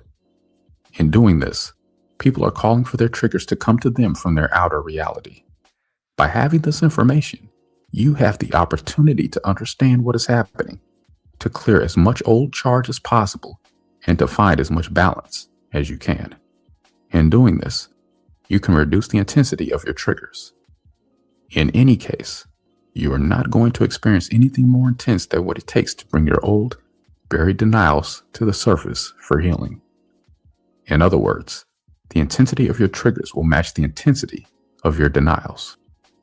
Because emotions have been held back for so long, they have a huge backlog. At first, they can appear to be imbalanced, which they probably are, but given time and acceptance, they will come into alignment. Emotional movement in response to the triggers of your karma can release old conditioning in the will, and judgment release can free the mind. You yourself can release to change what you do not want to keep the same. If you are thorough in your process, reality will change for you, even if it takes quite some time to shift these patterns. If the judgment patterns are partially released, the energy will start to move, but patterns reminiscent of the judgments will still appear in your life. This is not a curse or a sign that you aren't doing this right. This is to help you see everything involved in these patterns and find the depth of understanding that you need. If continuing to process what this triggers doesn't bring you the shifts that you want and need, you may still be dealing with symptoms and need to seek the cause. I am guiding this process so that it becomes a successful clearance process for all of the spirits involved. I am putting everything in its right place so that reflections necessary can be faced without involving anyone other than one's needing that particular reflection. This action on my part has looked like Judgment Day to the ones foreseeing, but it is only Judgment Day in the sense that everyone is going to face his or her own reflection. The understanding needed is that this does not mean it cannot be pleasant. Healing yourself in the ways being described here, at the right time and in the right place, can release your pain. The spirits I have created are not all alike. People's true feelings are meant to guide them to their right place. But denial of the will has been so extensive that many spirits cannot find their right place unless I help them. I have many different ways to be and experience myself, and I do not want limits on any of them. If you have a need for limits, trust that that is right for you at this time, but you must not impose your limits on another. Others have different feelings and different paths, and everyone needs to be free to follow their own path in their own way and with their own sense of timing. Even if you do not understand something, accept its right to be. I want to put all spirits in the right place for them to grow and learn without the strife that has been going on, as different kinds of spirits vie for the freedom to do as they want to do. Nothing happens in creation unless it needs to happen, no matter how it may look to you.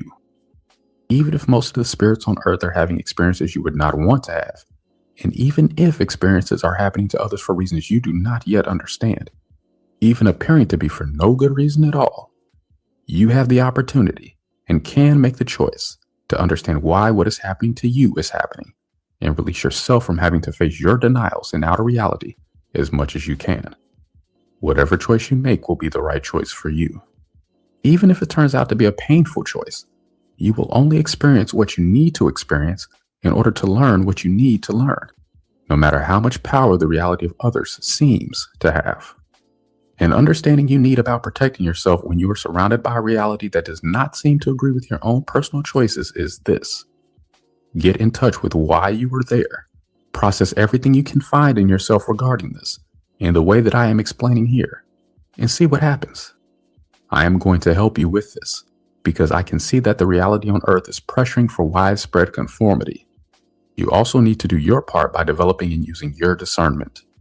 By taking responsibility for yourself, you can clear up everything that holds you to a reality, or part of a reality, that you do not like. Because misunderstandings have been in place for so long, this can seem to be a tall order, much more complex than many people have thought when they began. But if you do not begin, you cannot get there.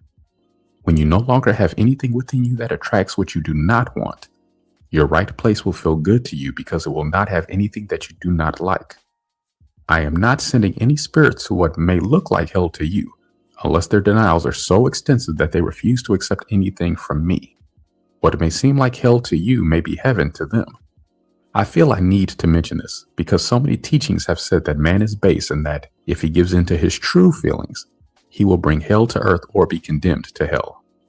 To bring your own will into balance, it is necessary to give in to whatever you feel in order to find your true feelings.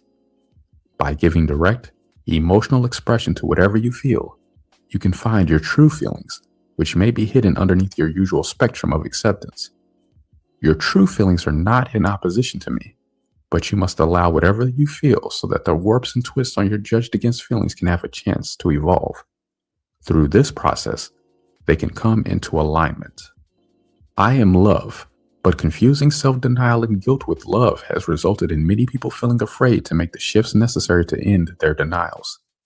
If people are not ready to accept this information, I will accept their choice, but they will not be able to have this choice on Earth. Earth's time for harboring denial is over. These denials and the resulting imbalances have gone as close to the tipping point of being unrecoverable as I can let them go. I want this denial ended now. The pain present in that which is loving, but has been held outside of love, is unbearable and must be healed. Denial has allowed many to ignore this pain for a long time, but I am not disconnected from it. I want you to take responsibility for your own denials. The earth can no longer remain hospitable to denial and imbalance, and so only those spirits who are in harmony with ending denial and finding alignment and balance are going to be able to remain on earth. Fear needs to move around this. The fear of displeasing me is a very great fear on earth, which also includes those spirits who blame others and those who have been rebelling and acting out to, quote, show, unquote, me that they don't care what I think. All the spirits who originally came to earth overstepped their limits of right time and right place and experienced things before they were ready that overwhelmed them and with spirits they cannot accept unconditionally. All of you have been holding fear of displeasing me in common, even if it presents itself as anger that says it doesn't care. All of you fell away from me into experiences for which you are not really ready, and all of you have suffered the consequences. Many spirits have believed that this was punishment from me. Many have seen me as judging or threatening them when I have tried to show them their misunderstandings. Many have tried to push my presence away in the belief that I then would not be able to see them or judge them. As painful as many of these experiences have been, they were needed because understandings could not have been gained another way, or it would have been. I am not judging you for this. I understand why this happened. I seek to help you and warn you so you can release yourself from the path of pain and suffering. Many things have been forgotten and lost under the layers of conditioning that have resulted from repeating and repeating reenactments of old misunderstandings. I have not been sending you pain as punishment. Pain is supposed to warn you that you are going past yourself. Pain only continues if you continue to refuse its messages. However, by overriding or ignoring parts of yourself, many of you have created a long history of denial. Extensive denial has created many situations in which it has seemed that there are no completely pleasing and harmonious possibilities. Life has seemed to be compromise, overlooking things, and choosing the lesser of two evils, when in fact, it could be much more happy and pleasing than that. Beginning wherever you are is the important first step, and finding your true feelings will let you know where you are. Many spirits have been having trouble believing in me, believing what I have said, and that I have said anything lately. I have let this experience go on Earth for as long as I can.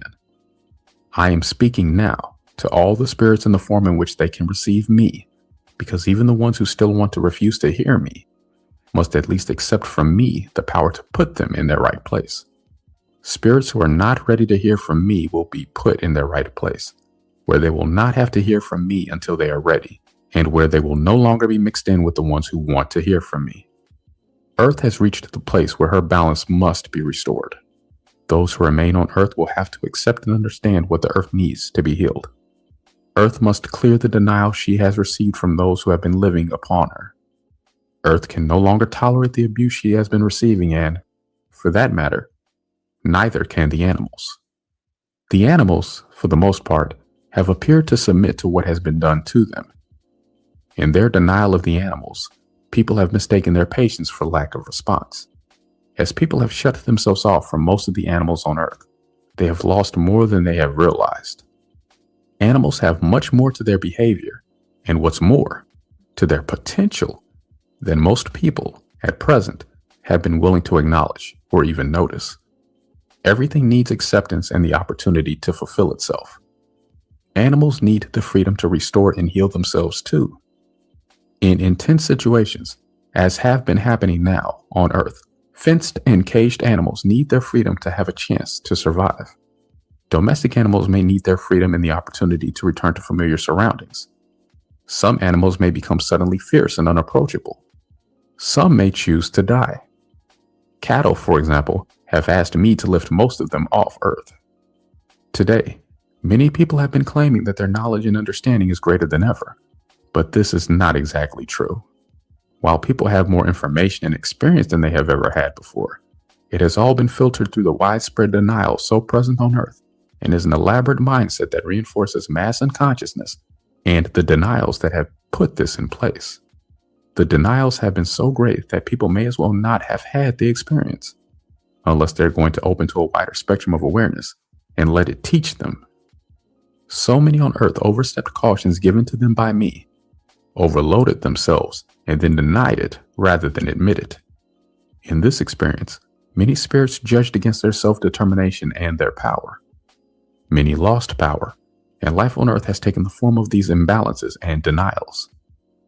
Other spirits, who had a hunger for power, have attained a place of, quote, power, unquote, over others by taking advantage of these denials. Denial of personal power allows others to seem to have more. When responsibility for these denials is not taken, a picture of power can be projected onto others and then labeled as causal. Since most of the ones doing this were not interested in what I had to say initially, they initially set out to prove me wrong. Denial has caused more and more people to blame others and not take responsibility for themselves. I am not telling you the specifics of this because your own feelings need the opportunity to surface your own memories and your own reasons for being involved. It is up to you to do your part. What you experience as a result of what is happening on Earth is a matter of personal choice. You can find the balance necessary to live in harmony with everything in the way that is right for you. While many people have thought they have this harmony, it has been at the expense of their own will.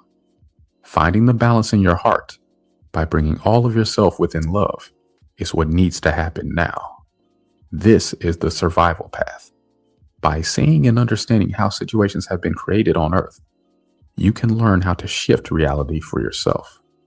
You cannot avoid it by denying that it is happening, You must seek the way to create differently. The held fear that you have created your own just punishment by overstepping my guidelines needs expression and judgments forgiven so that, instead of drawing to yourself what you will tend to see as punishment, you can receive my loving light. Denying that you have this fear only disconnects the fear from the understandings it needs. Understanding is that all of these experiences were needed for you to learn, or you wouldn't have been having them. However, understanding the specifics of your own situation cannot penetrate deeply enough when held fear is blocking the way. It is important to give acceptance to this fear and let it express itself so that it can both give and receive understandings. Although the form has been changing, history has been repeating patterns because the understandings needed have not been reached. It has been believed that a change in form would change the outcome, but in fact, consciousness can enlighten or corrupt any form it uses. Many have been denying the reflections of their own denials. These denials will deliver their messages sooner or later, and the forms this will take will be the forms needed to break through the resistance and oppression they have received. So, see that the clearing of misunderstandings and the resultant denials is of extreme priority if you do not want to manifest the experiences that will reflect these denials. This information is meant to let you know what has been being held in the mental and emotional energy surrounding Earth. This held energy can precipitate into physical reality unless those who have created it make changes in their energy fields. You have the choice to recognize this in the mental and emotional levels of vibrations and shift it from there before it precipitates into physical reality. If the denials being presently held in the emotional and mental energy of the spirits on Earth do precipitate into physical reality without making sufficient shifts in these energies beforehand, it will be seen, and I exaggerate not, as doomsday. However, if you accept your own denied and suppressed lost will and bring it within love, it can also be seen as the opportunity you need to align your spirit and your will in your heart. The more clearance you choose to do at the mental and emotional levels, the less outer reflection of these imbalances you will have to face. The wish to maintain denial can perceive the mention of that which is denied as threatening. If you feel threatened, you have a great deal of pressure on your will. Otherwise, you can appreciate the warning. These words are not meant to sound like a threat, but if they trigger your emotions, letting them express as much as they want to can speed up your process. I am willing to help in whatever way my help can be accepted. At present, the openings through which people will allow help have been very limited by judgments, denials, and separations. Help must match the openings to receive it. When emotions are held back, they clog up and block receptivity. Do not underestimate the power of your feelings. If you ask for help while emotions are held in place by the belief that you don't deserve it or cannot have it, this held energy can prevail to the point where help will have to take the form of trying to trigger these denials. Disconnected feelings can take form in outer reality in many ways. Some spirits have had a death wish which they deny, and some have believed that they would rather die than face their denials. Both of these patterns have been heavily denying their own denials. Examples of the reflections of these denials are that man has been ravaging, poisoning, and destroying the earth while claiming that life is better than ever, and suffering more ill health than ever, while claiming he is only better diagnosed. Some have been saying that it doesn't matter, or that none of this will affect them, while denying the awareness that can notice they are not vibrating enough of themselves for this to actually be true. The threat of nuclear war and the proliferation of radioactivity, while claiming there are no viable alternatives, are the most macabre reflections of these denials. Rather than being given direct expression as emotion, the acting out of anger held in a state of denial and judged to be destructive has been building weapons that could destroy the entire earth, while claiming that these weapons are only to ensure peace and are not to be used. The practice today of overriding the earth, the animals, and the people with pollution and other death-creating problems over which they have been given no real choice is not the practice of free will. However, this could not be happening if the vast majority of people had not already overridden their own wills. While it is possible that some pollution and poisoning could have taken place as a reflection of the imbalance of spirit and will, learning takes place before death results unless the denials are so substantial that death is all they can create. The massive attempt to kill Earth has been being carried out by spirits who have much denial. These spirits have been denying others in favor of themselves. The ones denying themselves in favor of others have been handing them the power to do it. Once denial is cleared from the Earth, people will find that they really are compatible. Government, if needed at all, can then take the role of open-mindedly observing, investigating thoroughly, giving advice, and holding the balance points. At present, life on Earth has been manifesting as much of the pretense and reverse of this as people's denials have allowed. The question of how to have a society without oppression is the question of spirit and will accepting the process of balancing in the heart.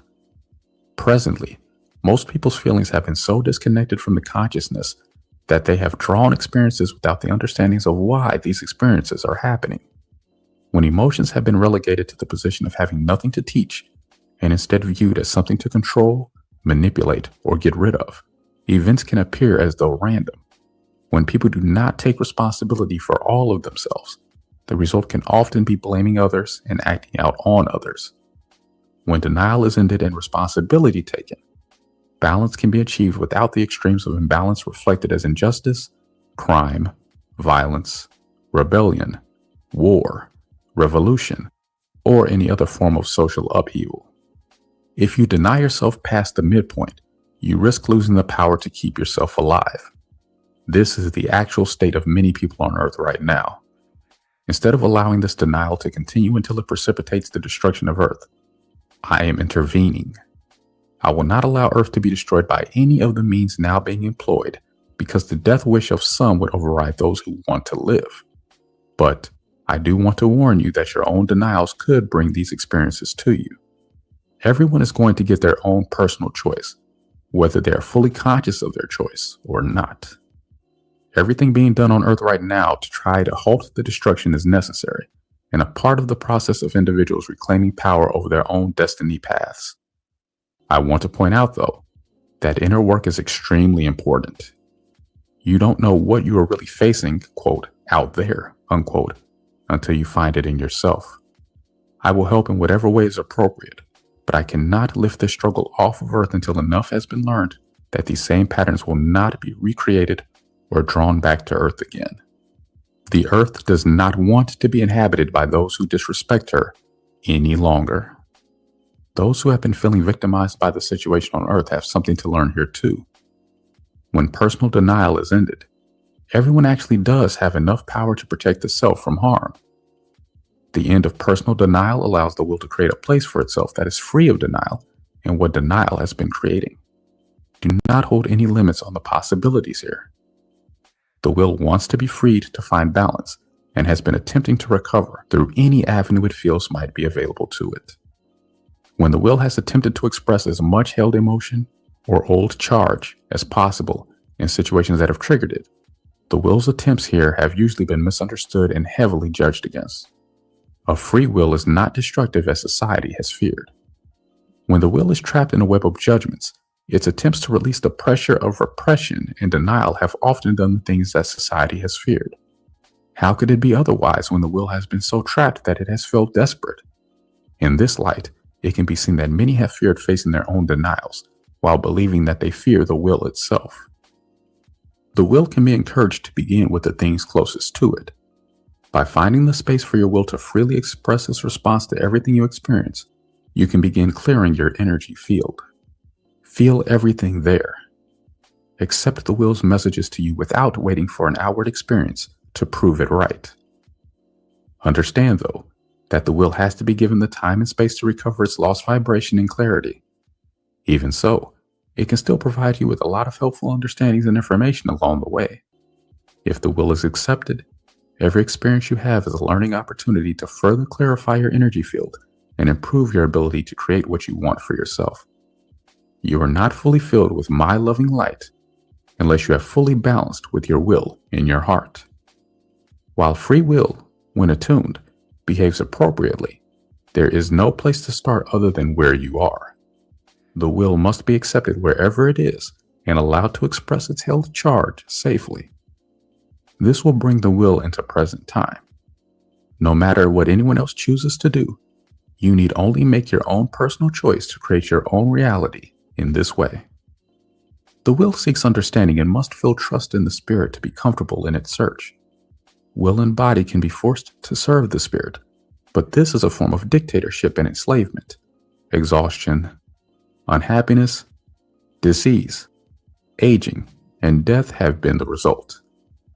The ability to live a long, healthy, and happy life comes when the will and body are not forced to do what they don't want to do. Many have fears that doing what they want to do will lead to inertia with resulting homelessness and starvation. Others fear they don't know what they want to do or that they cannot survive doing what they want to do, given the ways things are on earth now. Some fear this will lead to all manner of degradation. These are all fears that need emotional movement and judgment release. Rather than making sudden changes, which would be a way of going past your fears, you can see these situations as changing and evolving with this process. Life on earth is a constant flow in which feelings either remain in balance or they don't. This is the question of balance between spirit and will. Once the old charges are released and spontaneity and loving acceptance are found, feelings can accompany and enhance your life, like music. Discipline, death, and reincarnation. Discipline is a point of real confusion among most of the people on earth today. Most of it is based in beliefs in the need to control situations and others. People have misunderstood, judged, and even made laws based on the idea that the nature of man is essentially base and evil and must be disciplined and controlled. This locked up energy has been slowing the evolution of consciousness drastically. Discipline is a direct result of undermining the will. Suffice it to say that an attuned will is always appropriate. When there is balance in people, there is no need for discipline. Disruptive behavior, or opposition of any sort, is always an attempt by the will to express what it can no longer hold. Often the origins are older than the person's present age. Lack of understanding about how to handle this has often resulted in discipline. Allowing direct expression as sounds by whoever is triggered by this behavior can help bring understanding so that the disruptive behaviors can be resolved with the loving acceptance they need. The process of aligning your own will has to show you the true understandings here, because the misunderstandings around the concept of discipline are, at present, so massive that it is best approached by letting go of preconceived notions and trying out the process of recovering your own freedom of will. The will must be unconditionally accepted by the spirit to be able to balance with it in the heart. The will has been so severely disciplined on earth that it is extremely confused and, in fact, is very much like an abused child in most people, full of distrust and held emotions. Will has been damaged to such an extent that death has been the regular result, and nearly everyone has accepted this as the way it is supposed to be.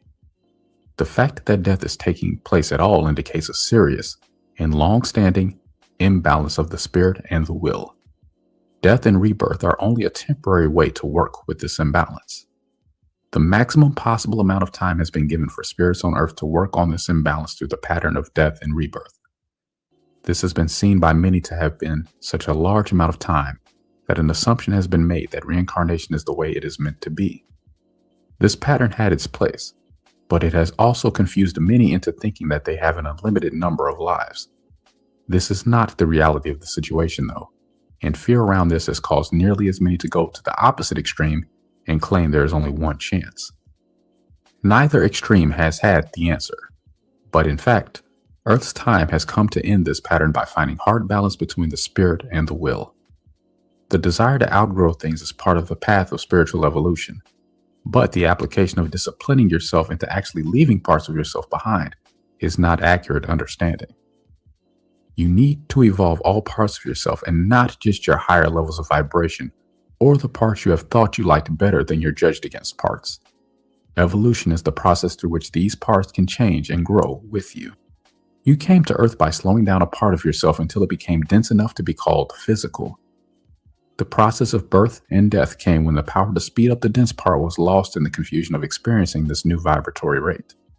No one allowed the suspicion to surface that this lost vibratory power had anything to do with suppressing the emotions that were felt there.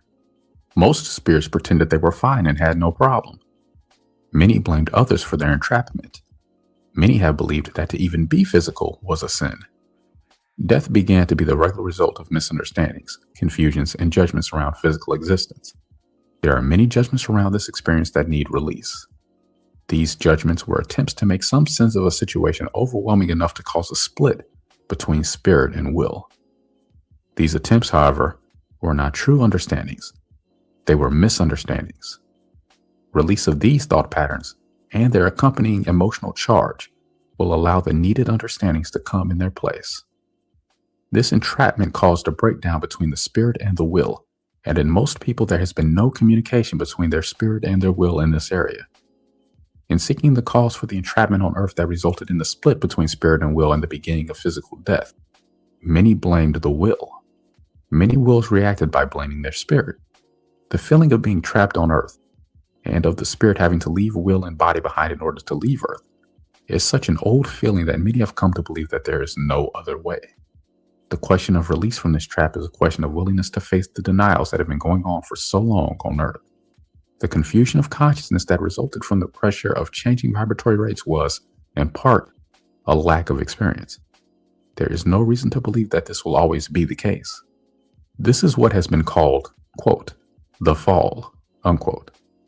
By seeking within and accepting what you find, you can discover your own experience in this entrapment. This explanation has, so far, been a generalized one because the experience of losing the power to come and go from earth at will has highly charged emotions around it that need acceptance, expression, and understanding. Introduction to its memory needs to be gradual for most people, but you can remember this for yourself by opening your acceptance for these memories and letting them surface as you're ready, rather than deciding ahead of time that such things are impossible or are only possible for others, as you are an ordinary person with no extraordinary powers. Memory loss is only an illusion, caused by a held emotional charge blocking the way between you and old memories. Although the doorway to old memories may be blocked by trauma, if you want to remember, and you are ready, you can remember by allowing these held emotions to express, even if you can only allow a little at a time. Forgetting has been a coping mechanism to the extent that many have believed that letting go of the past is the right way to proceed. This denial within the self is the reason that the full memory of everything you have experienced is not presently in a recognizable form in your daily consciousness. The practice of right use of will can give you the understandings needed to recover the lost power of leaving the physical plane with your entire being, rather than with just a part of it. The feminine principle. Female is the quality associated with the will, as male is with the spirit. Feelings have been equated with female and action with male. Just as spirit is equated with light and a positive charge, the will is equated with negative, just as female and darkness have been. Women, then, have been equated with negative and negative with undesirable or unwanted. Women have been seen as dark or bad or even as the root of all evil. In truth, negative is not darkness. The negative charge of the will is the energy that can vibrate darkness, and thus open space to receive light. This vibration is the magnetic emotional energy that can attract light. When it is judged against, it cannot attract loving light. People must realize that all emotions, expressing freely within loving acceptance, open them to receive loving light. Feelings, as well as the other aspects of the will, are a divine and necessary part of every man and woman. It is essential for Earth, at this time, to recognize and align with the negative energy that has been so misunderstood and maligned. When the position of the will is restored to balance within men and women, inspiration and response will balance and blend according to what is appropriate. Receptivity and response are meant to be associated with the feminine aspect, and inspiration and action with the male aspect in both men and women. The will is the feminine aspect of my light and is my divine mother principle. Sex and children.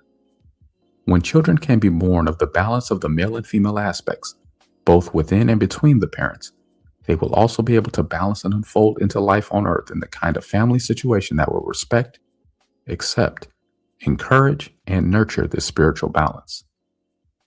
When children being born can experience an environment that nurtures their true being, the evolutionary process will speed up tremendously. No longer will people have to spend so much of their time trying to recover from what happened to them in the womb, at birth, and in the early stages of their life. Children will be able to grow and evolve within the family from the start. It is a real possibility to attune yourself so that any children you have in the future will be attuned to you and to the rest of your family. Parents and other family members you already have may or may not accept this growing spiritual attunement in you. Old conditioning and conditional love has often pressured people so that they have not found their own sense of self or their own path very easily. Many have abdicated to images held by family members as to what and how they are supposed to be. Family members on Earth, at present, often reflect one another's denials. Some denials reflected by family members are very deep and old. You may be reacting to what you have, consciously or subconsciously, denied and projected there. When this is what's happening, you are not seeing the true essence. This is why it is often not possible to process these denials directly with one another. The complexities of this will unfold as you progress in your process, and is another reason why it is much preferable to process with yourself first. Processing in this way can bring shifts in your relationships with others. Often, finding spiritual balance for yourself can bring spiritual balance to your entire family. This will bring much needed harmony. Many of the problems on Earth and within family relationships can be traced to sex without love or sex with only conditional love. When sex is not given acceptance within my love, this energy field has an adverse effect, not only on the people involved, but also on the children who may be conceived. When this is the case, the denials involved can manifest in the children, and the accompanying judgments can partially or fully block receptivity. The spiritual sanctity of sex is not in its right place when sex is treated as something dirty, shameful, or in other ways that place it outside of my loving light. Sex is not meant to be evil, base, lustful, animalistic, or any of the other judgments it has received. Sex is not to be placed outside of my loving light by labeling it as something to be outgrown or given up when spiritual awareness is seriously sought.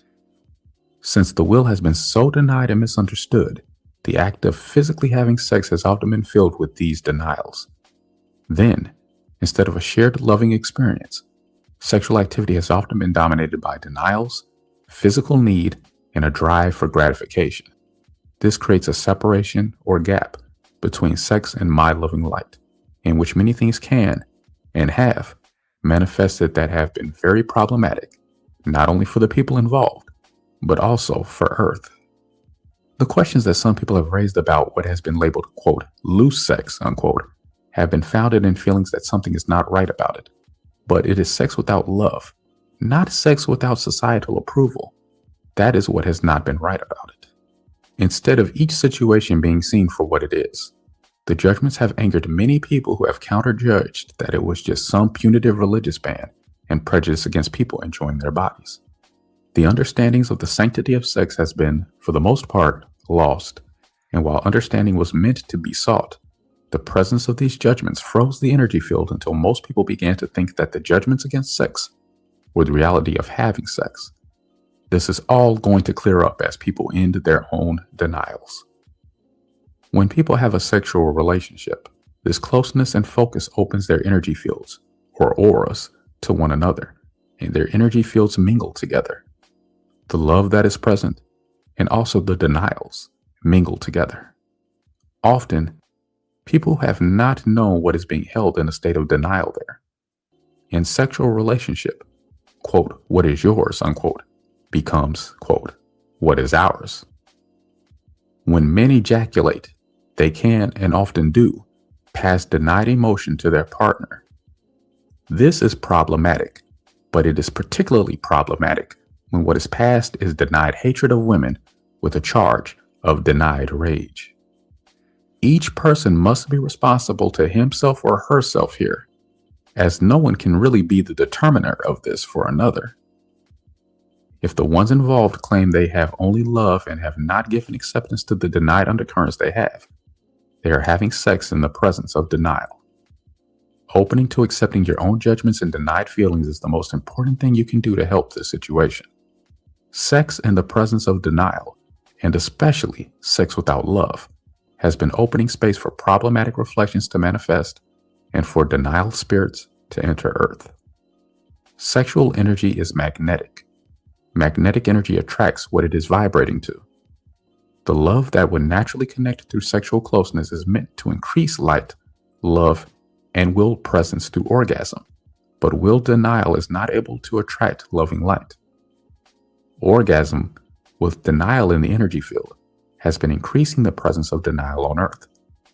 So many people have increased the denial on Earth in this way that the ones able to see it have thought that sex brings darkness to Earth. The true understanding is that sex in the presence of denial has been increasing the darkness on Earth.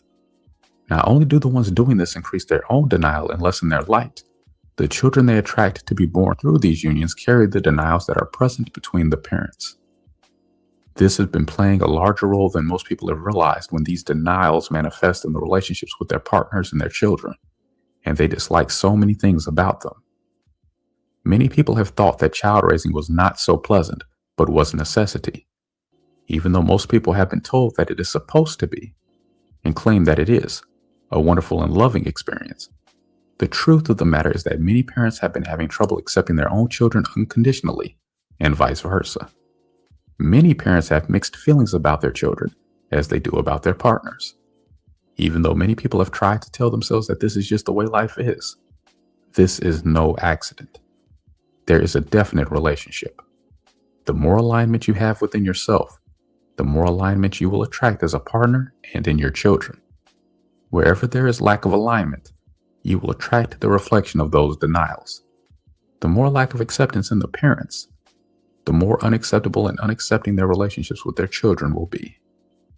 Even though most people on earth have not yet experienced unconditional love for one another, this now needs to happen and must not be believed to be impossible.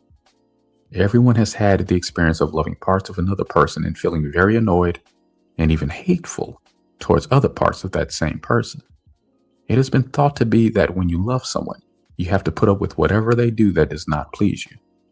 This has been called unconditional love.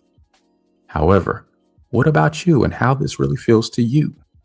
When you feel you have to suppress parts of yourself in favor of someone else, this is conditional love that involves self-denial and self-sacrifice that hasn't known how to fully love self and love another at the same time. An understanding needed now on earth is that many people, without realizing it, have left themselves open to attract to themselves darkness they have not been prepared to handle. This darkness, then, is in themselves and in their children. It is a reflection of what they haven't accepted in themselves, and it is more than that too, but is not something that can be fully explained right now. For now, opening to accept your own denials and lack of self-acceptance can greatly improve the situation and help you understand what else needs to happen. It does not further healing to continue with the misunderstanding that I have asked people to sacrifice themselves for others. Original cause in creation had this misunderstanding as a part of it. If you look at this thoroughly and follow it through as many implications as you need to understand it, you will see that it does not work. This includes the raising of children. Children need examples of how to relate in a realistic manner with others and not more examples of how to further deny themselves and others. In discussing this subject, in fact, it is necessary to point out something else. Anytime a parent allows the birth of a child it does not really want, there is an accompanying risk of allowing into the earth a spirit who cannot make its own choices well, or even more likely, a spirit who will override the feelings of others in favor of itself. When spirits enter earth against the wishes of the ones bringing it into the world, they often continue the patterns of overriding others. Earth has been reaping the harvest of these practices.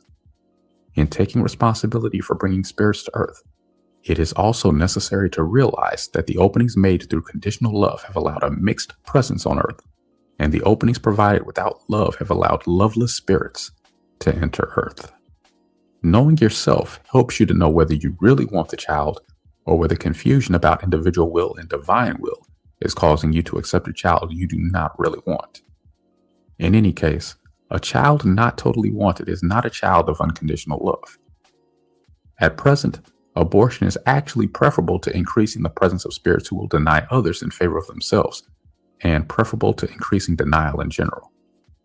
Having a baby because others say it is required and abortion is not allowed brings more spirits who are not in harmony with respecting others. In pregnancy, Both the baby and the mother have to be considered. If there is an alignment, conception will only take place, no matter what day of the cycle, if the parents both want a child and the right child for them wants to enter at that time. Living with the fear that unwanted pregnancies are a part of life is not necessary. Unwanted pregnancy will not happen if both potential parents are balanced, and also will not happen if you use the method of birth control that you feel is necessary until your body tells you that it is no longer necessary. If you are on your way toward a balance and are making this clear, denial spirits will not seek to be born through you because they will know that you will not allow it.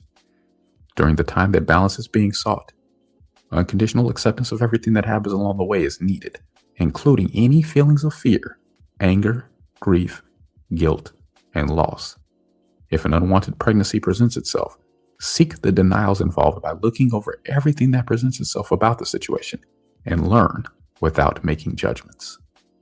The conditioning that sperm are madly swimming for their life toward the egg no matter what, and that barriers to this are the only hope, need release. Sperm can be guided by the consciousness in which they are ejaculated. This is why some people wanting children and having low probability of producing them are able to do it anyway. This guidance is the consciousness of both potential parents, not just the male. The persons involved must both be clear about whether they want a child at this time or not, and the harmony must be at all levels between them. Not just mental or just sexual or just feeling good with one another or any other partial acceptance. If on the way to balancing, you are not finding wholly compatible partners, some birth control is still going to be necessary.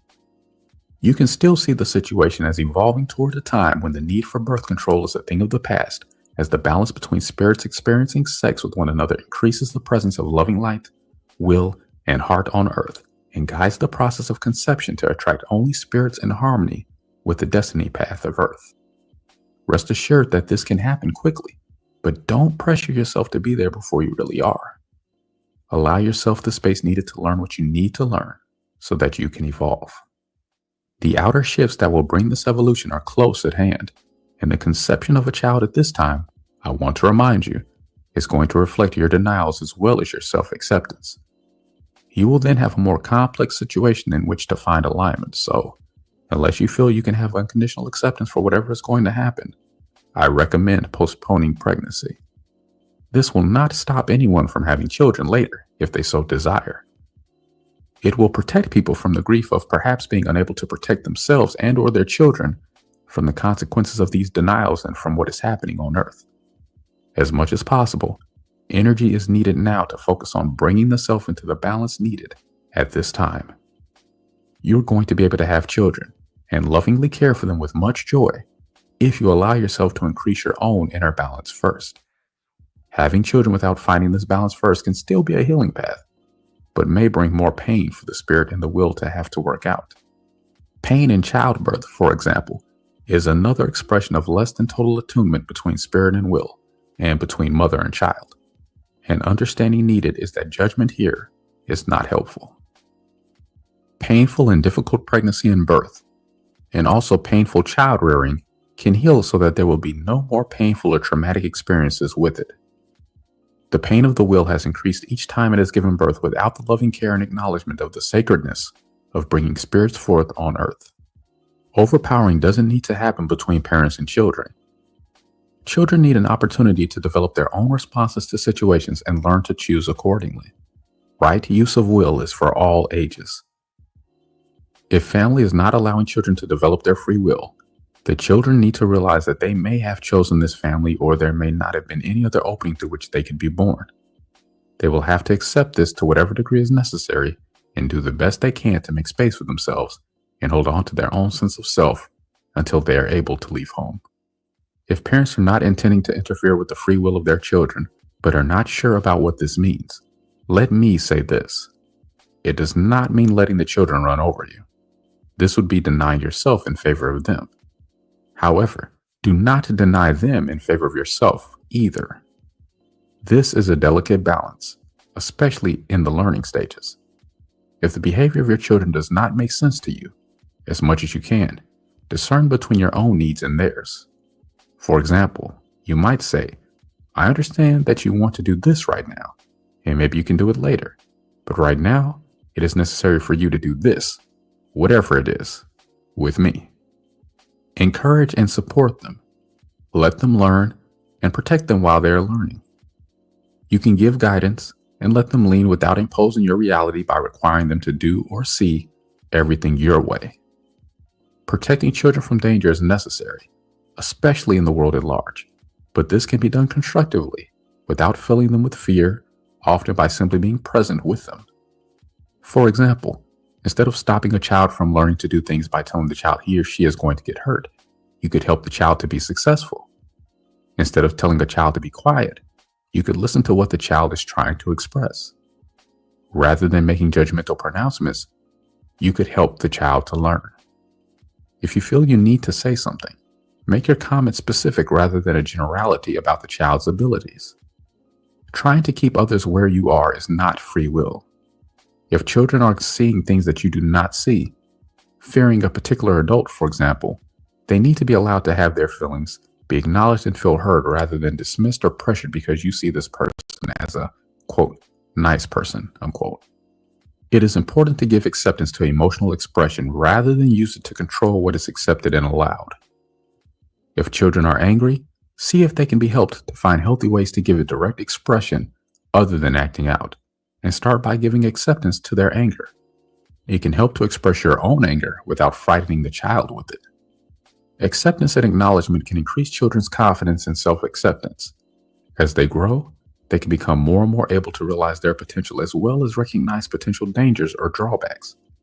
This approach can foster true independence, make the job of parenting easier, and create good alignments with the children. Then, when children are ready to leave home, they can do so with confidence and balance rather than in reaction to their parents. If the situation has not been as described here, it can always begin. Starting from where you are is the only point for beginning. You may need to begin by giving expression privately to your own emotions. This is often better done in private so that children do not misunderstand or become frightened of their parents' emotions. If you have enough self-acceptance to express your emotions in the presence of your children, this doesn't mean subjecting them to verbal diatribes. It means making the sounds your emotions need to make. Giving acceptance to children's emotions and points of view helps them to communicate and express themselves. Seeing that children and parents are together to learn from one another, and not just the child from the parent, can accelerate growth. Chances are that time is going to be needed to reach the understandings needed. Allow time to show you what you need to see. Free will between people. Mixed presence on Earth has resulted in no one on Earth being able to completely fulfill his or her own destiny path. Everyone has been finding they can only do some of the things they want to do.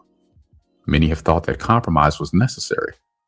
But compromise is a judgment, usually in advance of the experience, that the entirety of the proposal is not appropriate or possible. The need for compromise results from denial. Compromise impedes the evolutionary process because no one compromising finds out if their own approach would work or not. Compromise is no more reasonable than denying parts of people in order to force them all onto the same destiny path. People can come to agreement freely. And having believed that free will carries complications requiring compromise, change here needs to come, and it is going to come as a result of the process of freeing your own will. This process is going to change relationships and bring many new understandings. No amount of discussion can bring the alignment that freeing the will can bring. Freeing your will is going to show you that free will between people is entirely possible and not in the way so far attempted on Earth. All of the supposed expressions of, quote, freedom, unquote, have involved denials. Denials always involve overriding parts of the self, which inevitably leads to overriding of others, either overtly or subtly. The experience itself is needed to learn how it can actually take place, that everyone can do exactly as he or she wishes without having to compromise, be overridden by another, or be overriding toward another. It will be seen that relating in this way can take place without imbalance or potentially dangerous denials. By starting with yourself, the rest will unfold for you. The path to free will is not going to be as easy as it would have been had it been done initially, because there's so much conditioning. So many people have become so conditioned away from the straightforward expression of their true feelings that often feelings emerge sideways or in twisted forms. This conditioning has created a much bigger charge of unexpressed emotions than existed originally. Nonetheless, it can be resolved. Do not judge emotions by what you have seen so far, and do not judge emotions by the ways in which they may need to express in order to recover. Denial originates with the self and then spreads to others. Because of this, it must be resolved first with the self. These original denials gave rise to more denials, like in advancing cancer. These denials made openings for the spirits who took in these denials to reflect them back to those who had denied them originally. Unfortunately, these denials were not understood according to their origins and were thought to originate in the spirits reflecting them. Because judgments twist things into the judgment patterns, they can then seem to prove that the judgments are the correct interpretation of the reality. Many people had feelings trying to surface in their wills to tell them that this all originated with them. There were many reactions to this. Some feared they were aggrandizing themselves to feel this way. Some had shame and didn't want to let anyone know what was really happening with them. Others decided to move away from those having trouble as though they were somehow better, and so didn't have these troubles. This increased shame and lack of self-acceptance in some, while others felt secretly superior and arrogant without realizing it was parts of their own will becoming lost and isolated in these separations. These misunderstandings amplified until now you have the situations that you have on Earth. The ways of living on Earth, in reflecting these denials, have not been allowing much direct approach to problem solving. There has been a general lack of honesty because so many have been so busy hiding things, but I can see how their emotional bodies look, and it is not a pretty sight. The direct approach could solve the problems that these denials have been trying to avoid, but there has been such a large buildup of distrust and held emotions, especially blame, that many have not been wanting to take responsibility. Instead, denial has been saying that conflict on Earth is supposed to be solved according to laws and procedures that have themselves become riddled with denial and arranged to block direct approach. Whether they are applicable or not, procedures are in place. If people don't fit the form, they are supposed to make themselves fit the form. This is backwards. Form is supposed to fit the people in the situation, but when denials are involved, it also reflects the denials. Some have tried to deny the reflection here by belittling the importance of form, and others by aggrandizing it. When you have already denied things within yourself, it can be very difficult to notice when you are denying others. When denials have reached the point where they seem to be more powerful than the self that originally made the denials, this could be called intimidating form. Real help is what people need when there is conflict, not a settlement that is enforced whether people have agreement or not. That which cannot align with the settlement is forced to be held undercurrent. Possibilities for denial are increased in this way, and so is the explosive possibility of society when undercurrents can no longer be held. Settlement needs to feel right to all parties involved. However, unless there is movement in the will, there can be no real settlement. The guideline here is that no one has the right to force anything on another. While in the process of clearing your denials, you can aid your interpersonal relationships by observing this simple guideline. Do not impose your approach on others, and do not let others impose their approach on you. As you try this out, you can find out how difficult this can be for you, which will let you know how much guilt you have and what judgments you may have held against taking care of self. You need to look deeply into this to see how much has already been denied in situations of relating to other people. To understand your denials here, you need to let yourself feel the actual feelings that you have, and let yourself hear all the thoughts you might normally ignore or try to push away. As you gain information in this way, you can respond to your own needs and also create freedom for other people to state their needs. In allowing yourself to meet your own needs, try to get to the bottom of them by seeking the source of the needs rather than staying at the symptomatic level. You can seek the source by asking yourself why you have a certain need. If your answer is another need, ask yourself why you have that need. You can follow yourself back this way until you find the initial source of the need and what lack has left you feeling unable to meet the need. If your answer is that you don't know, stay open to further understandings coming later. Denials leave the self feeling incomplete. This is why trying to meet your needs might still leave you feeling unfulfilled. Nonetheless, meeting your needs is still an important step in healing yourself, not only to help you understand why you have the needs, but also for increasing self-acceptance and self-love. If meeting your needs involves other people, the balance point of free will is maintained when nothing takes place that is against the free will of another. For example, you do not need to let other people tell you how you should be relating to them. Instead, you can let that person express his or her feelings towards you and let yourself feel whatever you feel in response to that. This can provide a lot of information about how you have been relating to others. Rather than trying to get the other person to adjust their feelings, work with your own feelings and see where this takes you. Allowing the movement of expression of your feelings often brings shifts, either in the way you relate to that person or the decision to stop trying to relate to that person. Seek the judgments involved and release what you can of them. If you decide to end a relationship with someone, try to end it without judging yourself or the other person. Your emotions are for you to feel and express, not for the purpose of judging, coercing, or manipulating others. In seeking balance in the ways being described here, the obstacles can seem formidable. The amount of denial and backed up emotions can make a direct approach between people attempting to resolve conflicts seem impossible, and sometimes it is. When backed up emotions have poured out, labels have been applied by people who lack understanding and by people who are in a heavy state of denial themselves. However, people can recover if they can find ways to express themselves as they need to. Do not make an assumption that violence would necessarily be involved here. An understanding you need is that repression of the will's expression can result in violence. Violence is the last resort of repressed will. Some spirits have denied their own will so extensively that any additional denial by other people can cause them to erupt in violence.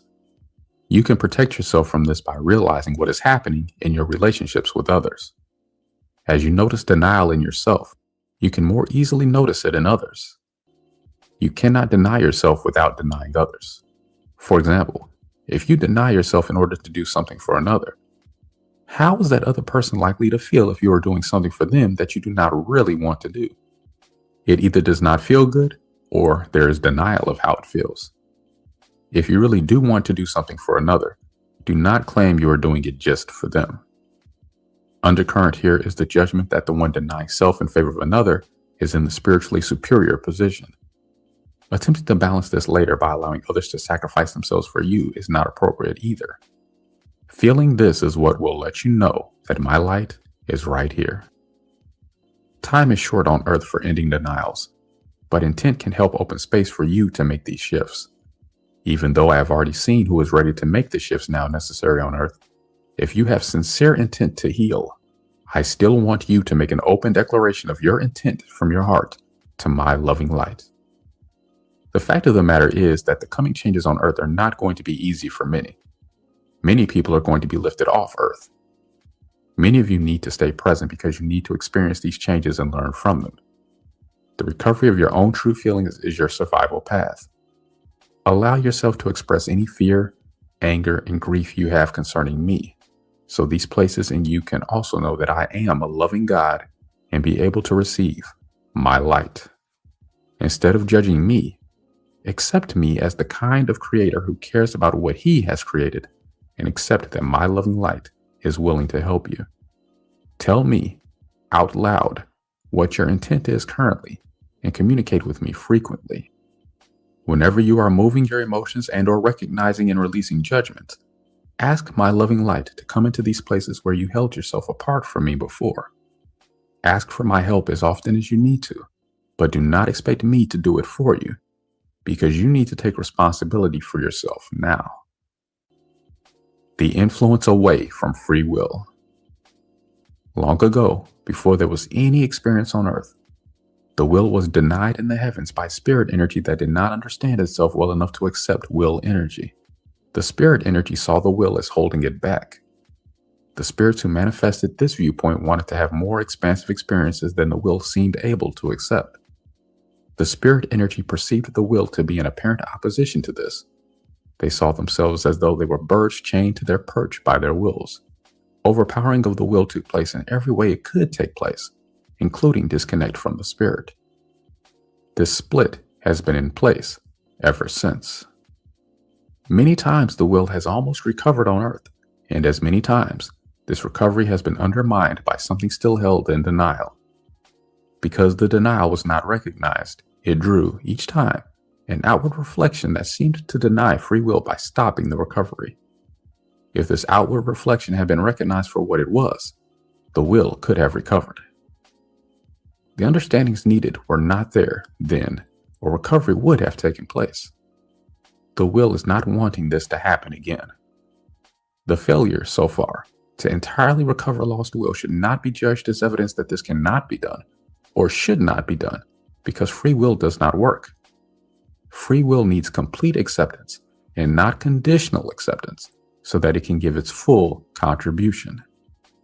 Many spirits have tried to deny the validity of free will by saying that it is unwise to grant freedom in advance of wisdom. The question then is, how are you to gain your own wisdom without experience? These spirits have promoted rules and regulations and procedures and the form of learning from teachers or experts who are supposed to know best. Progressing through this form in accordance with approval granted by those controlling the form has had the effect of keeping things repetitively the same. Freedom, which often meant privilege, was supposedly granted in accordance with the candidate's readiness to accept it wisely.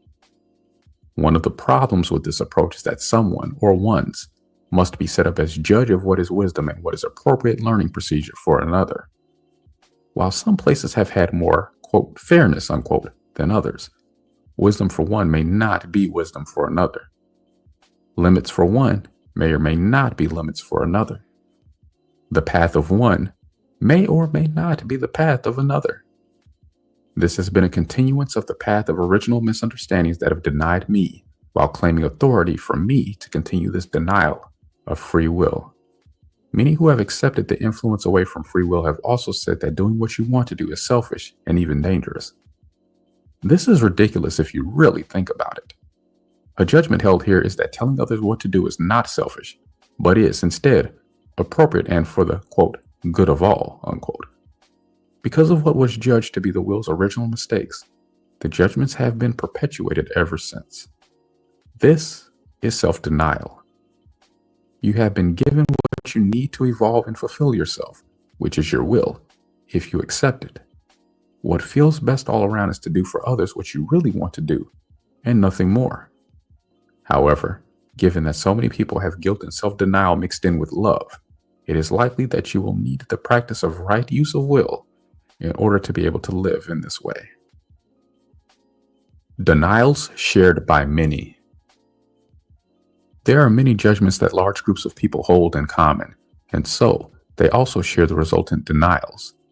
I am only going to mention ones that could easily be overlooked because they happened so long ago and because people have come to take them as reality. All of manifested experience, so far, has been in search of self-acceptance. Attuning the will is not something that can be left out here. Self-acceptance must include acceptance that individual consciousness emerged to evolve essence. Since I am multifaceted, there are many manifestations exploring these many perspectives. Finding free will can show you how these aspects all fit together. Because there's been so much discord, this may seem impossible, but it is not. Even though many have become disheartened and even hopeless about this ever coming to the promised golden age, it can and it will. Emergence into individual consciousness is not completed when you accept that you have emerged. Each of you emerged to fulfill your destiny path. Self-acceptance must come first so that you can do what you came forth to do. I am much more complex than anyone on earth has yet realized. Some spirits have had so much fear of these realizations and the responsibilities involved that they have tried to avoid them by denying manifestation and form. These people have believed that having a body was a sin. However, even though a full alignment between spirit and form has not yet been found, body is the fourth part of me and can also be referred to as manifestation. The full self has spirit, will, heart, and body. Some spirits have tried to cope with the vastness of my complexities by slowing themselves down and experiencing at a slower speed. Their overload wanted to take things at a speed they thought they could handle. Many of these spirits came to Earth long ago without realizing how far they had fallen in vibratory rate, or that they would be unable to speed up again and leave Earth with all of themselves. Most of them denied that they were trapped here and began the pattern of breaking off from whatever parts of themselves they blamed for their problems. This is how death began and what led to the inevitable need for birth, since no one can permanently abandon parts of the self. Some of these spirits took the form of animals. When they experienced entrapment there, they often became confused between themselves and the forms they had taken on. Many coped with this by denying their feelings and abandoning the parts of themselves that were trapped. This lack of self-acceptance got stuck in blame and loss of consciousness. The myths about centaurs, satyrs, minotaurs, and all of the stories about animals turning into humans, and vice versa, are stories about these experiences. When other spirits saw this happening, some tried to help. Denial that these experiences ever took place has greatly impeded recovery here. Reclaiming the consciousness lost there has been a long process, during which most of the ones who tried to help have also become trapped on Earth. The reasons for the entrapment were many and differed with individual spirits. Many spirits saw me as an all-seeing and judgmental eye. Some of them became trapped in animal forms when they sought to reduce their consciousness and hide, or get away from me. Others were entrapped by their feelings of not being able to accept the form they already had. Some became trapped in their confusions about limits. Some wanted to experience what they saw as the bestiality of animals. Some feared that they were bestial if they were interested in sex. Others became trapped because they thought they had to do what their friends were doing. Still, others thought they could learn by experiencing what these trapped spirits were experiencing. There were many reasons that this experience took place. This experience was very painful and difficult for those who didn't enjoy the limitations of the forms in which they were trapped. Many judgments were made around these experiences. Many of the spirits who did not get trapped judged themselves superior to those who were trapped. Many of them also judged that those who were trapped in animal forms had base and insatiable appetites that drew them to become so animalistic. Many of those who were trapped judged in various ways those who were not trapped, and also themselves and others who were trapped. There is a long list of judgments here. For example, quote, "We're incapable of change," unquote. As with judgments, these judgments did not see each particular situation for what it was. The spirits judging made assumptions based on what they comprehended when the judgments were being made. These judgments were often made in states of intense emotions. The spirits who lost consciousness without meaning to have a highly emotional charge around this experience that includes overwhelming shame, panic, terror, and rage. Because the spirits experiencing these emotions felt like they never wanted to have to feel these feelings again, these emotions have still been holding these judgments in place and, consciously or subconsciously, have impacted every reminding situation. These misunderstandings compounded the problems and made release from the limitations of these forms much more difficult than it would have been otherwise. Understanding and compassion needs to come in the place of these long-held judgments. Some spirits do not want life in human form and need to be allowed this experience. Others have lost consciousness from this experience that they really do want to recover. Everyone on Earth has involvement in this experience, whether directly trapped or not, and the emotional charge here has not yet been released. Your healing can be helped by remembering your own past relative to this situation. You can connect to these memories by being open to anything that tries to surface in your consciousness around this issue. By going into the emotions surrounding what tries to surface, you can increase your awareness. When I showed some spirits on Earth how to liberate the trapped ones that had varying degrees of success in liberating the entire consciousness of the spirits involved. The spirits involved often resorted to denial of the part of themselves that was so overwhelmed and released the rest of themselves from their entrapment. This experience is another aspect of why most people on Earth now do not have their full self present with them. The spirits liberated from these animal forms at that time were given human form in which to evolve back to their full consciousness. All the spirits liberated were given human forms whether they were human types of spirits or not. The main reason for this was that most of the spirits involved believed their lack of self-acceptance and lack of acceptance of one another was largely due to how different they were from one another. I gave the human form and the necessary time in which to inhabit it so that the necessary experience could be gained to learn otherwise. Many spirits who have embraced expansive consciousness have held a judgment for a long time that everyone should and must have this sort of consciousness the way they do. And understanding is needed here, and this understanding is one of the main points of denial responsible for undermining the recovery of lost will. Not all of my spirits are alike, and not all of my spirits seek the same thing. Some of my spirits seek reduction in consciousness, compression, and death, and they must be allowed to have it. Many spirits have, so far, been unable to believe that this could possibly be true. In holding a judgment, the spirits who embrace life have been unable to see and accept these spirits for what they are.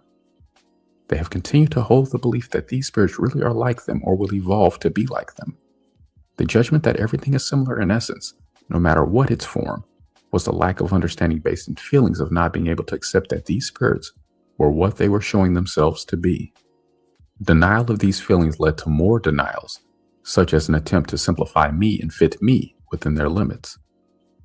While I see that these spirits have needed more experience to be able to accept me on this, I also see that they held undercurrent feelings that they knew better than me and were going to show me that these spirits could change. This was also a denial of the alignment of form and essence. These spirits have been creating death all around them, and expansive spirits have been denying this and trying to take them off their destiny path in my name and in the name of my love. This is not accepting these spirits for what they are and for what they need. Denial of expansion has been increasing since it originated, and yet these denials have been representing themselves as expansion. This is, however, expansion of compression and denial. The form these things have been taking is the outer shape of the inner essence.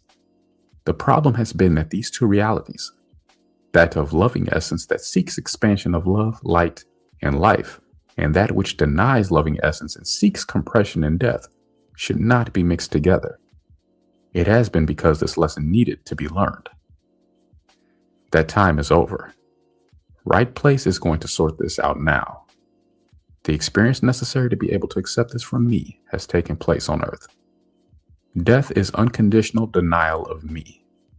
It belongs outside of me and has a place you will understand as you are able. An understanding of unconditional acceptance is also needed here. For now, you need only accept this reality's right to be. This does not mean that you are to accept this reality into yourself and embrace death and denial in any form unless you truly do not want life.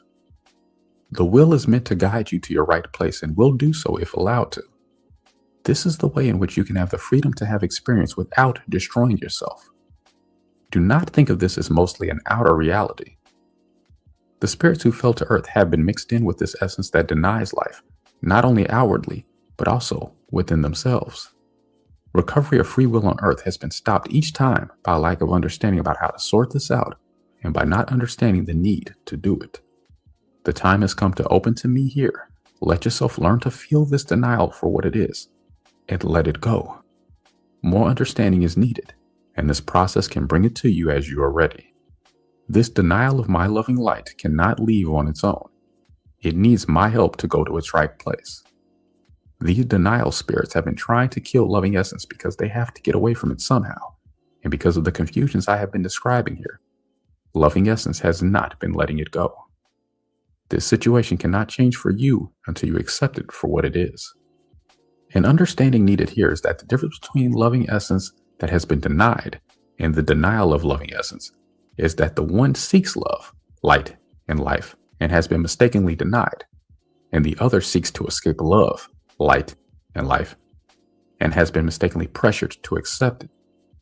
This has been further confused by the fact that unconditional denial denies everything, including the fact that it does not want love, light, or life. Denial that does not want love, light, or life can be felt by the will, but the will needs to be allowed to tell you the difference here, instead of being judged against as unloving itself for trying to bring awareness of this. The recovery of your lost will is going to be able to give you this information, because the original undermining of the will was involved with this confusion. The will has been able to feel unlovingness from the beginning, but has felt extremely guilty about these feelings. Much of the personal denial took place in an effort to prove to me and to yourselves that the will was not right here, that everyone really did have loving essence. Time was needed for experience to develop discernment and understanding, but without the will's participation, This never happens. Denial must be seen for what it is. Loving spirits need to recognize unlovingness and end personal denial of loving essence. The judgments here were many. You need to find the ones you are holding yourself, but I will mention some of them. Everyone judged that their kind of consciousness was the best, and many judged that their kind of consciousness was best for everyone. Many spirits judged that if they were loving enough themselves, they could teach others to be loving like they were. Many judged that I was not unconditionally loving when I told them they were making a mistake here. Undercurrent here was a judgment that they were more loving than I was. Another judgment many spirits made here was that in time, these unloving spirits would come around, that they were just slow. Another judgment made here was that every spirit was supposed to return to me, so the ones heading away from me were going in the wrong direction.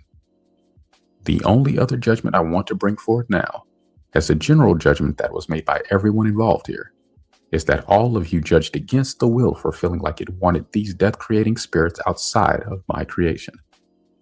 Reality is that this is what they seek, want, and need. To free yourself of involvement here, you need to recover whatever lost will you gave to these spirits in an effort to help them become loving and whatever else you denied there. Death does not feel at all good to the spirits who seek life, and yet you all embraced it and tried to make yourselves accept it. The understanding you need now is that all denial that is not seeking life must go outside of me. You must separate this reality out of yourself and let it find its right place by learning to discern between denied loving essence and unlovingness, and unconditionally releasing everything that creates death, be it ever so slight in involvement. You need to do this in a way that denies nothing at all in yourself, at the time that is right for you, and in the way that feels right to you. In other words, separating death out of your energy field needs to feel good and not more like self-denial. Even if these understandings seem overwhelming to you at first, they will become clear in time. Release of these deep denials is not an easy thing to do, and yet it must be done.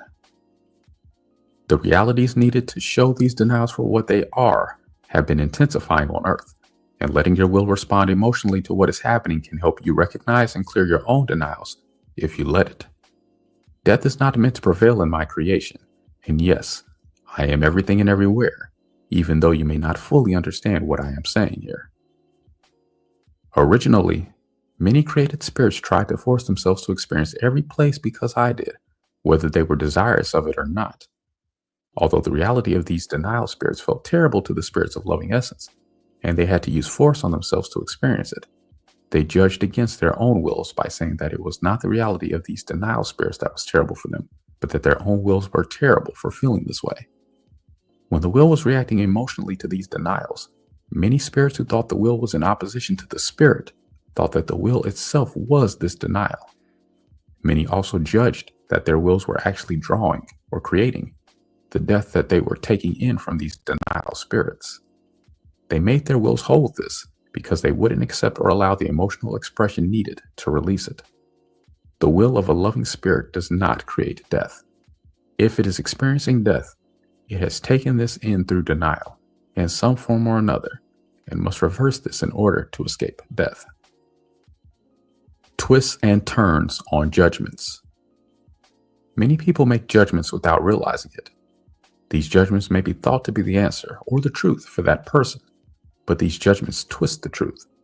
Sometimes the truth is twisted because the people involved don't understand the truth, don't like the truth, are ashamed of the truth, or misrepresent the truth without realizing it. Sometimes the truth is twisted because the ones doing this have intent to twist the truth. Many people have claimed I was judging when they themselves were doing it, and in this way have twisted the truth. The way to understand the difference between a judgment and the truth is this. The will must feel the truth for you. There is no way I can or want to delineate for you the truth of every situation you might ever meet. Instead, you have been given your own will, and your will is going to evolve if you accept it. The will is meant to feel the situation and give these feelings to the spirit. The spirit is not meant to dismiss these feelings or pressure the will in any way to rearrange these feelings to please the spirit.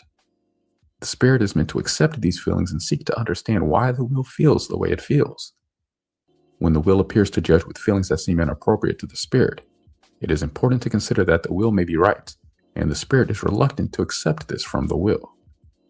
If your feelings have been told not to respond according to the way they naturally would, but to respond according to the ways the spirit will accept, your feelings are clouded with judgments. In these cases, you may not be getting an appropriate or accurate response from your will until it has had an opportunity to clear what it has been holding here. When judgments are being held and the will is being allowed only conditional expression, the true feelings are not accepted. A false will is then created and accepted in place of the true will, according to what the spirit wants to be feeling. When true feelings are not accepted, the truth cannot be determined because the will is being pressured to give false information. Twists and turns on judgments are extensive on earth at present, even to the point of claiming that no judgments are being made. However, nearly everyone is holding judgments. In both indigenous and technologically oriented societies, belief systems have judgments embedded in them. Many judgments have appeared to stand as truth because they have been removed from their context, so that important pieces of information are missing. These beliefs, or judgments, have been presented as though they are the voice of authority that has the right answers. I want to point out here that if the answer is right, it can be felt to be right without manipulation, pressure, coercion, force, or threat of punishment to gain acceptance. I want to point out here that if the answer is right, it can be felt to be right without manipulation, pressure, coercion, force, or threat of punishment to gain acceptance. The truth has enough presence to be recognized by those who have intention to find the truth. However, people's unmoved fear can be manipulated to accept statements as truth when they are not. Those who have not recognized something that others feel is the truth need to be free to seek the truth in their own way. For many of you, what I am mentioning here is a mixture of what you have recognized for yourself and what you have not yet recognized. I want you to see what they all share in common, and I want you to be able to recognize this thread in other situations. The common thread is death-seeking denial and the denial of being death-seeking denial. Loving essence mistakenly denied seeks acceptance. Even so, the denials cannot be approached directly. Death-seeking denial unconditionally denies even that it is seeking the death that results from total denial. When this kind of denial is encountered in other people, the safest path is to remove yourself. To sort this out, express whatever emotions have been triggered and see if this is a reflection of denials you have made that want acceptance, or not. In any case, processing this with yourself is advisable. As with anything else, death-seeking denial must be allowed to experience itself, but this does not mean that it must be allowed to be a part of you or your personal experience. Form needs to be mentioned here also, because form has been misleading people. Denial can take many forms. Some forms have even imposed themselves on people and forced acceptance. Some of these forms know the truth, but have had intent to twist it for their own power gain. Some of these forms know the truth well enough to know that they should not appear to pressure, and have become very covert and subtle. Recovering your will is going to show you all of this clearly. You need to accept the feelings you have and explore them so that you can trust them to show you what you have not accepted from them earlier. The examples given here are intended to help you see the form these denials have been taking on earth, but these examples are, by no means, all of them. Many have been promoting beliefs or judgments to obscure what they have really been doing. In the presentations being made here, there has not been intent to find, accept, or reveal the truth. Many twists and turns have been presented to people about education, health, medicine, nutrition, diet, exercise, agriculture, politics, international relations, interpersonal relationships, birth, death, taxes, the legal system, governments, law enforcement, my loving presence, and nearly everything else. Many judgments are also fed to children in school as though they are the truth. The legal system has repeatedly stated that it wants only the facts and has routinely accepted twists and turns on judgments in place of the facts. So far, whenever the legal system has been involved, It is almost always involved in overriding of free will in the way the, quote, facts, unquote, are presented and the settlements reached. Many people feel they have been forced into compliance by a system that has not told them they have any other option or provided them with one. Imposing the same rules, regulations, and limits on everyone has been called fairness, but lacks the flexibility and sensitivity to individual needs and differences that an attuned will could provide. It is also not appropriate for one set of limits to cover entire areas so that people have no place to freely express themselves. Every minority, even if the minority is only one person, has to have a place in which it can freely express itself.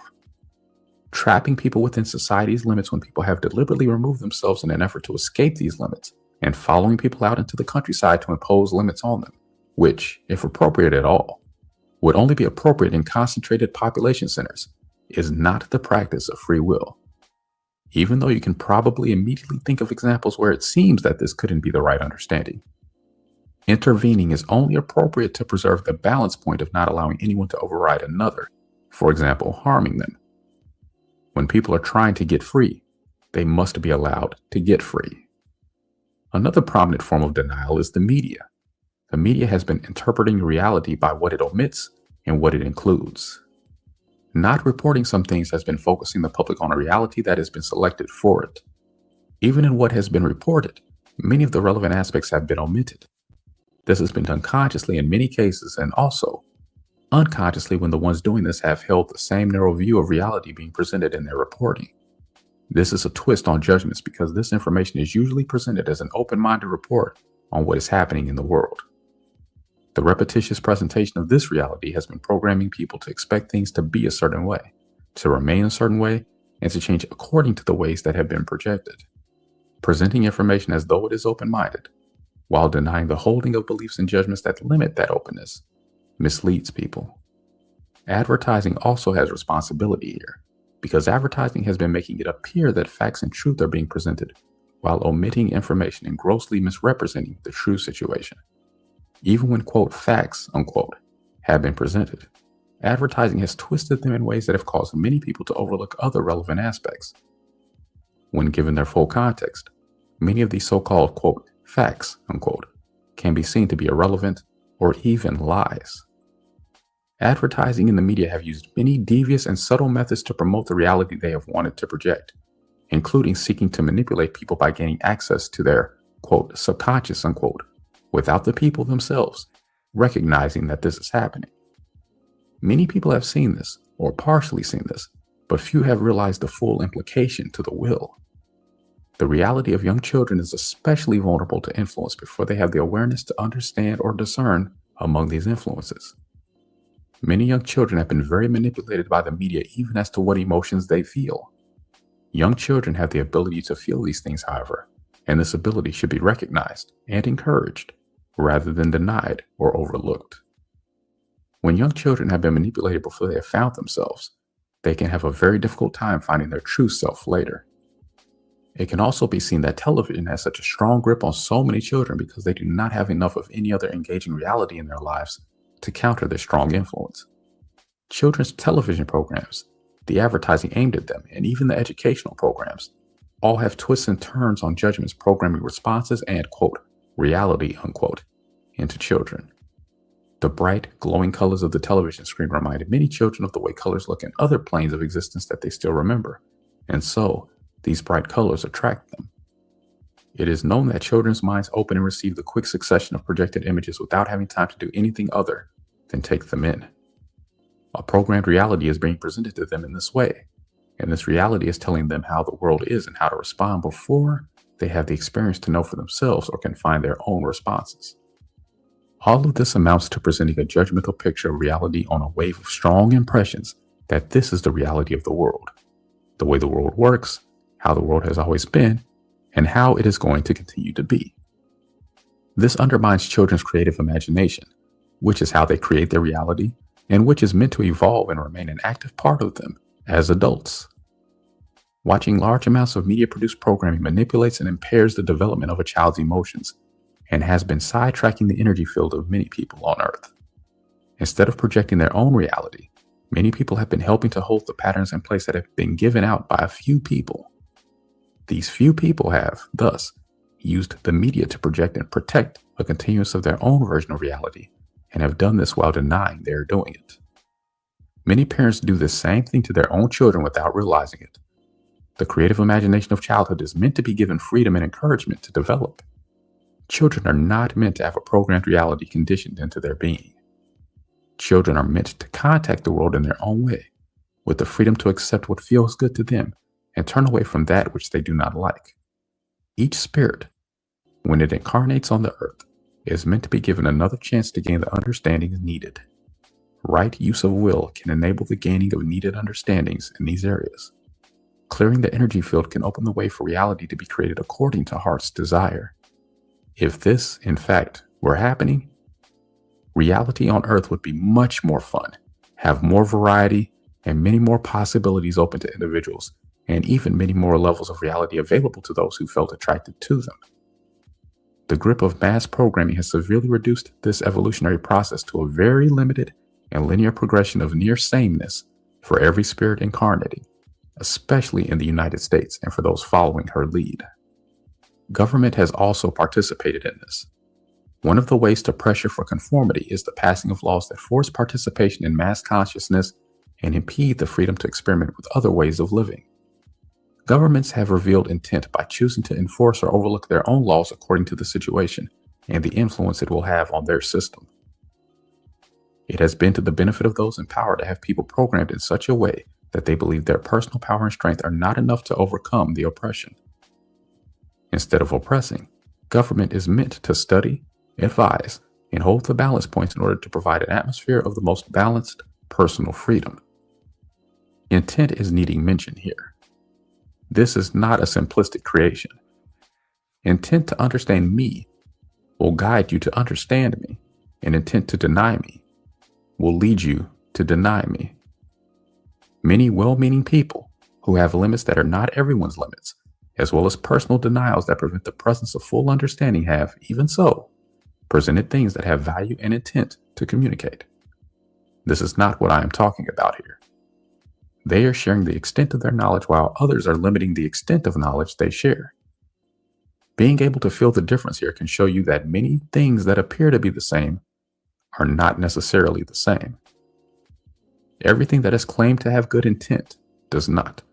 Twists and turns on judgments are very prevalent in Earth's reality at this time. Judgment is always limiting, but judgment takes a more serious turn when it is twisted by the claim that it is fact, not judgment. Medicine and science, for another example, have established the minimum daily requirements for certain nutrients without including in the spectrum that different people, vibrating at different rates and receiving different amounts of light in varying colors, need different nutrients in different amounts. Lifestyle, ancestral lineage, stress, population, and every other variable are all factors to be taken into account here too. Every time a factor is rendered irrelevant, it is a form of judgment and denial. Reality is not something that should be delineated and defined in such limiting ways. These are attempts to lock up reality when reality is supposed to be fluid and evolving. Everything has consciousness, and nothing is to be denied its role in creation. The way in which most scientific experiments have been delineated renders them irrelevant to a free reality. The denials powering most of modern science have produced a reflection of their imbalances.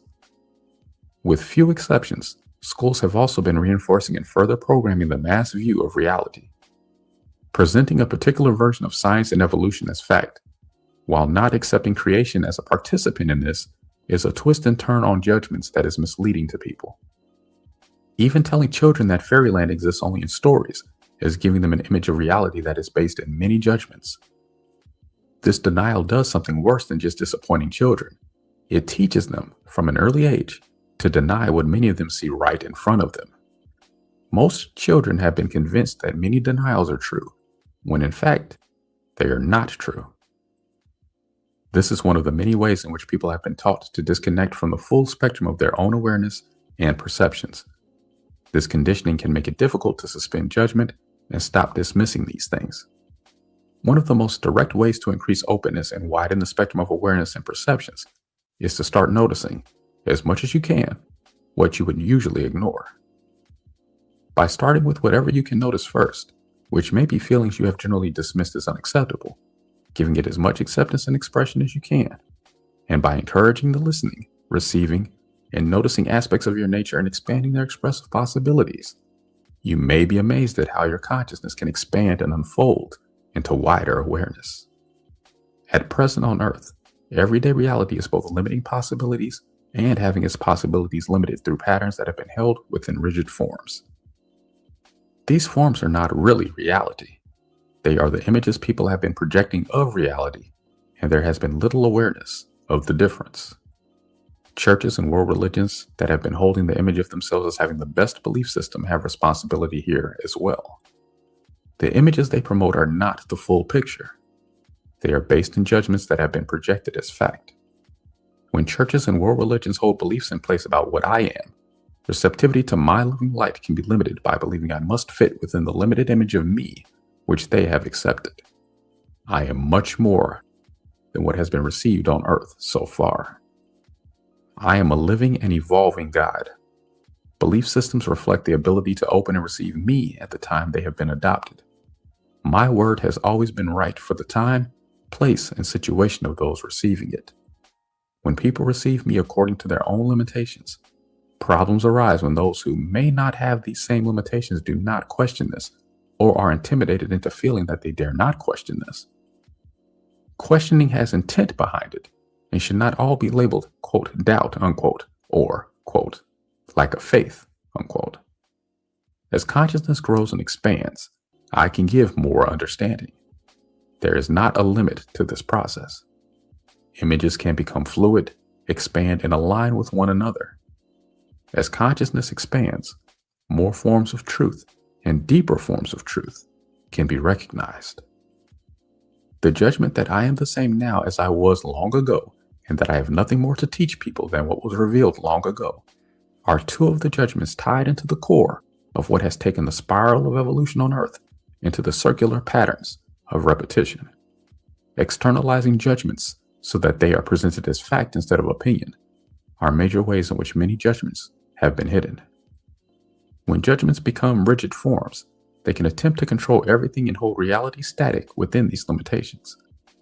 This way of judging, without acknowledging that judgment is taking place, has become very prevalent and needs attention. Denials externalize parts of the self that will have to be recovered. Externalizing judgments and claiming they are not judgments, but reality, and further claiming that nothing can be done about it because it is just, quote, the way it is, unquote, is a heavy denial of personal responsibility and of personal experience, reality, and creative power.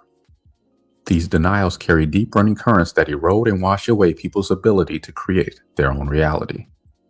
Since these denials cannot be approached outwardly without receiving more denial, internal movement is necessary to reclaim these externalized parts of the self. Acceptance. Form has been expressing imbalance because it expresses essence, and the essence of spirit and will have not been balancing in the heart. Denial of the spirit has caused many people to let judgments and programming in their minds run them. Denial of the will has reinforced this, not because the contributions of the will cannot then participate in the mind's decisions, but also because the spirit cannot be fully present if the will is denied. Magnetic energy draws spiritual energy into manifestation and holds it there. When the will is denied, the spirit is equally denied its full presence in manifestation. The will must open the space to receive the spirit. To do this, the will must feel from the spirit unconditional, loving acceptance that allows it to freely vibrate. The essence of the will wants to receive the loving light of spirit.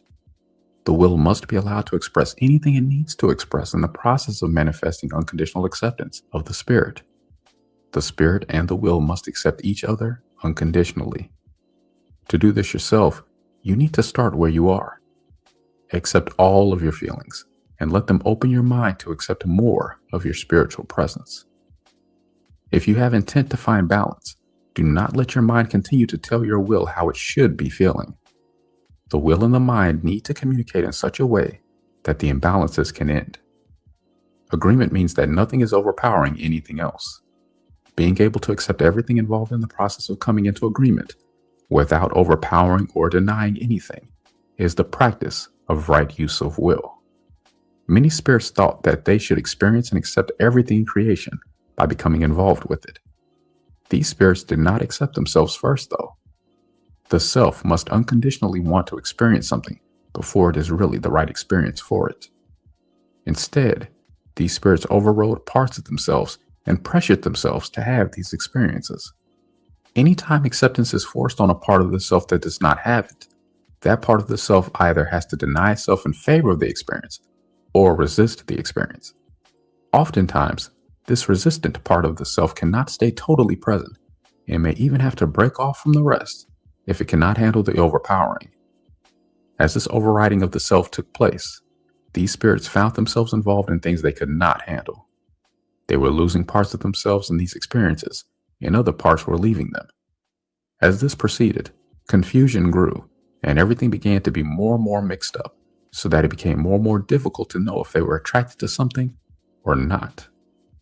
This practice of overriding parts of the self came from lack of experience, confusion between self and other, and the nature of acceptance. The self must not diminish itself in favor of external experiences. A look at this path can show you that it leads to extinction. Having acceptance for the whole self will allow you to evolve into readiness for experiences or a willingness to see that they are not for you at this time. In the very beginning, the will pressured itself to accept light that did not feel loving to it by fearing that it was itself the problem by not being able to be loving or accepting enough to make a place for everything. If judgment is released about the initial response of the will, space can be opened for change. Will and body are the parts of spirit that enable spirit to manifest on earth. Believing that the spirit had nothing to learn because it already knows everything, most spirits judged against their will and body instead of accepting them as their own manifested parts and realizing that they have their own way to learn in manifested experience. The spirit cannot successfully pressure the will to get ahead of itself because the spirit thinks it should already be there. These misunderstandings greatly increase the pain and confusion in the will. Acceptance allows the alignment necessary to have success in this learning experience. Ending the denial of the will includes accepting the pain the will has had to hold. The question of how much pain your will is likely to have to surface and process with your spirit depends on how much it has been having to hold because it was not allowed earlier release. Resistance to this indicates a need to release feelings of dislike, blame, and even hatred toward the will. Often received by the will as feelings of self-hatred. An understanding needed here is that when there is a gap between feeling something and accepting those feelings, the energy generated in that gap is denial in some form. This has greatly diminished the manifestation of loving spiritual presence on earth. The will has to have acceptance from the spirit for whatever it needs to surface and express. In this way, it can release its held charge and become able to reach spontaneity if the spirit really helps. You can ask for my presence to be there with you every time you feel yourself releasing old charge, and especially if something seems to be too much for you. Spiritual healing and amazing grace are two of the ways people have explained how something that seemed insurmountable can suddenly be healed. Events in your life, or what some call karma, bring your patterns forward into experiences so that you can see them. Mental recognition is not enough, though. When you hold parts of yourself apart and do not give them free expression and participation in the rest of your being, those places do not receive the benefits of this recognition. The understandings must reach all levels of your being. Experience is meant to teach so that people can evolve, but most people have been repeating patterns because they have not gained the needed understandings. The repetition that karma allegedly brings has been because the understanding of everything involved has not yet been reached. The experience has come to try to bring another opportunity for you to find the understandings needed for you to evolve. Everything, including happiness, can evolve to greater heights. However, intent to evolve must be present and allowed to manifest. Most people who have been saying that they have acceptance for their karma say this while not really looking at it. They are going through the motions of accepting whatever happens to them as though resigned to it, but haven't been learning much from their experiences. Karma is not a payment of debts to others so much as it is a manifestation of the person's held belief systems, judgments, and limitations. Acceptance needs to be felt more fully, without the assumption that because it's being allowed, this means there is acceptance and surrender. If your true feelings do not want to accept or surrender, do not let it happen. The image most people have been holding of surrender to God, my will, or anything else it might be called, is not an accurate understanding. The image that joy can be found this way, if you just surrender more, is not accurate either. Holding an image of what you think is the correct spiritual attitude, rather than seeing what is really happening, holds true understanding away. The real truth for you is going to come from true self-acceptance and nowhere else. As you increase acceptance of your full self, you can gain more conscious ability to determine your reality. As it stands now, most people are being run by old karma or subconscious beliefs. Trying to make themselves accept something when their wills didn't like it is just what happened when some spirits became trapped on earth in forms they didn't like. Most blamed their wills. The feeling of being trapped, blamed and judged really opened the door to panic. This panic was overwhelming, and since it was not a pleasant feeling, the spirits did not want to feel it. Instead of feeling and expressing them at the time, the spirits largely suppressed their emotions here, without realizing that not allowing free movement of their emotions was most of what was trapping them. These feelings need to be accepted now. Earth people have been trying to accept reality as it is, but if they were to really feel their feelings, they would have to say that they don't like it much. The pain of the will around this needs acceptance and not more judgment, dismissal, rejection, or denial. Panic, deep fear, and even terror are held undercurrent in most people and can be felt if the depth of the true feelings is felt. In most people, these feelings have been hidden in shame, guilt, and judgment because, at the core of it, has been the fear that being entrapped in this way had displeased my loving light. If you're starting to feel any of these feelings now, stop listening and let your feelings be felt. Express and release everything that you can. Open to any further waves of these feelings also. These old feelings are the feelings of being trapped with no way out. When you have released the judgments and given expression to the feelings that you are trapped with no way out, you will have made an opening to find one. Holding buried feelings of being powerless to help yourself impedes your ability to help yourself. Besides the intrinsic needs of the self, there is good reason to give these feelings acceptance, expression, and release. The situation on earth has been worsening and worsening because so many have been holding feelings that they can't do anything about it, and even that what is happening is deserved as punishment. This is really confusing the lesson with punishment. As long as you believe you must accept something whether you like it or not, you are overriding your will. If you are doing this to yourself, you are opening the door for others to do it to you, and perhaps more obscured from your view, also doing this to others.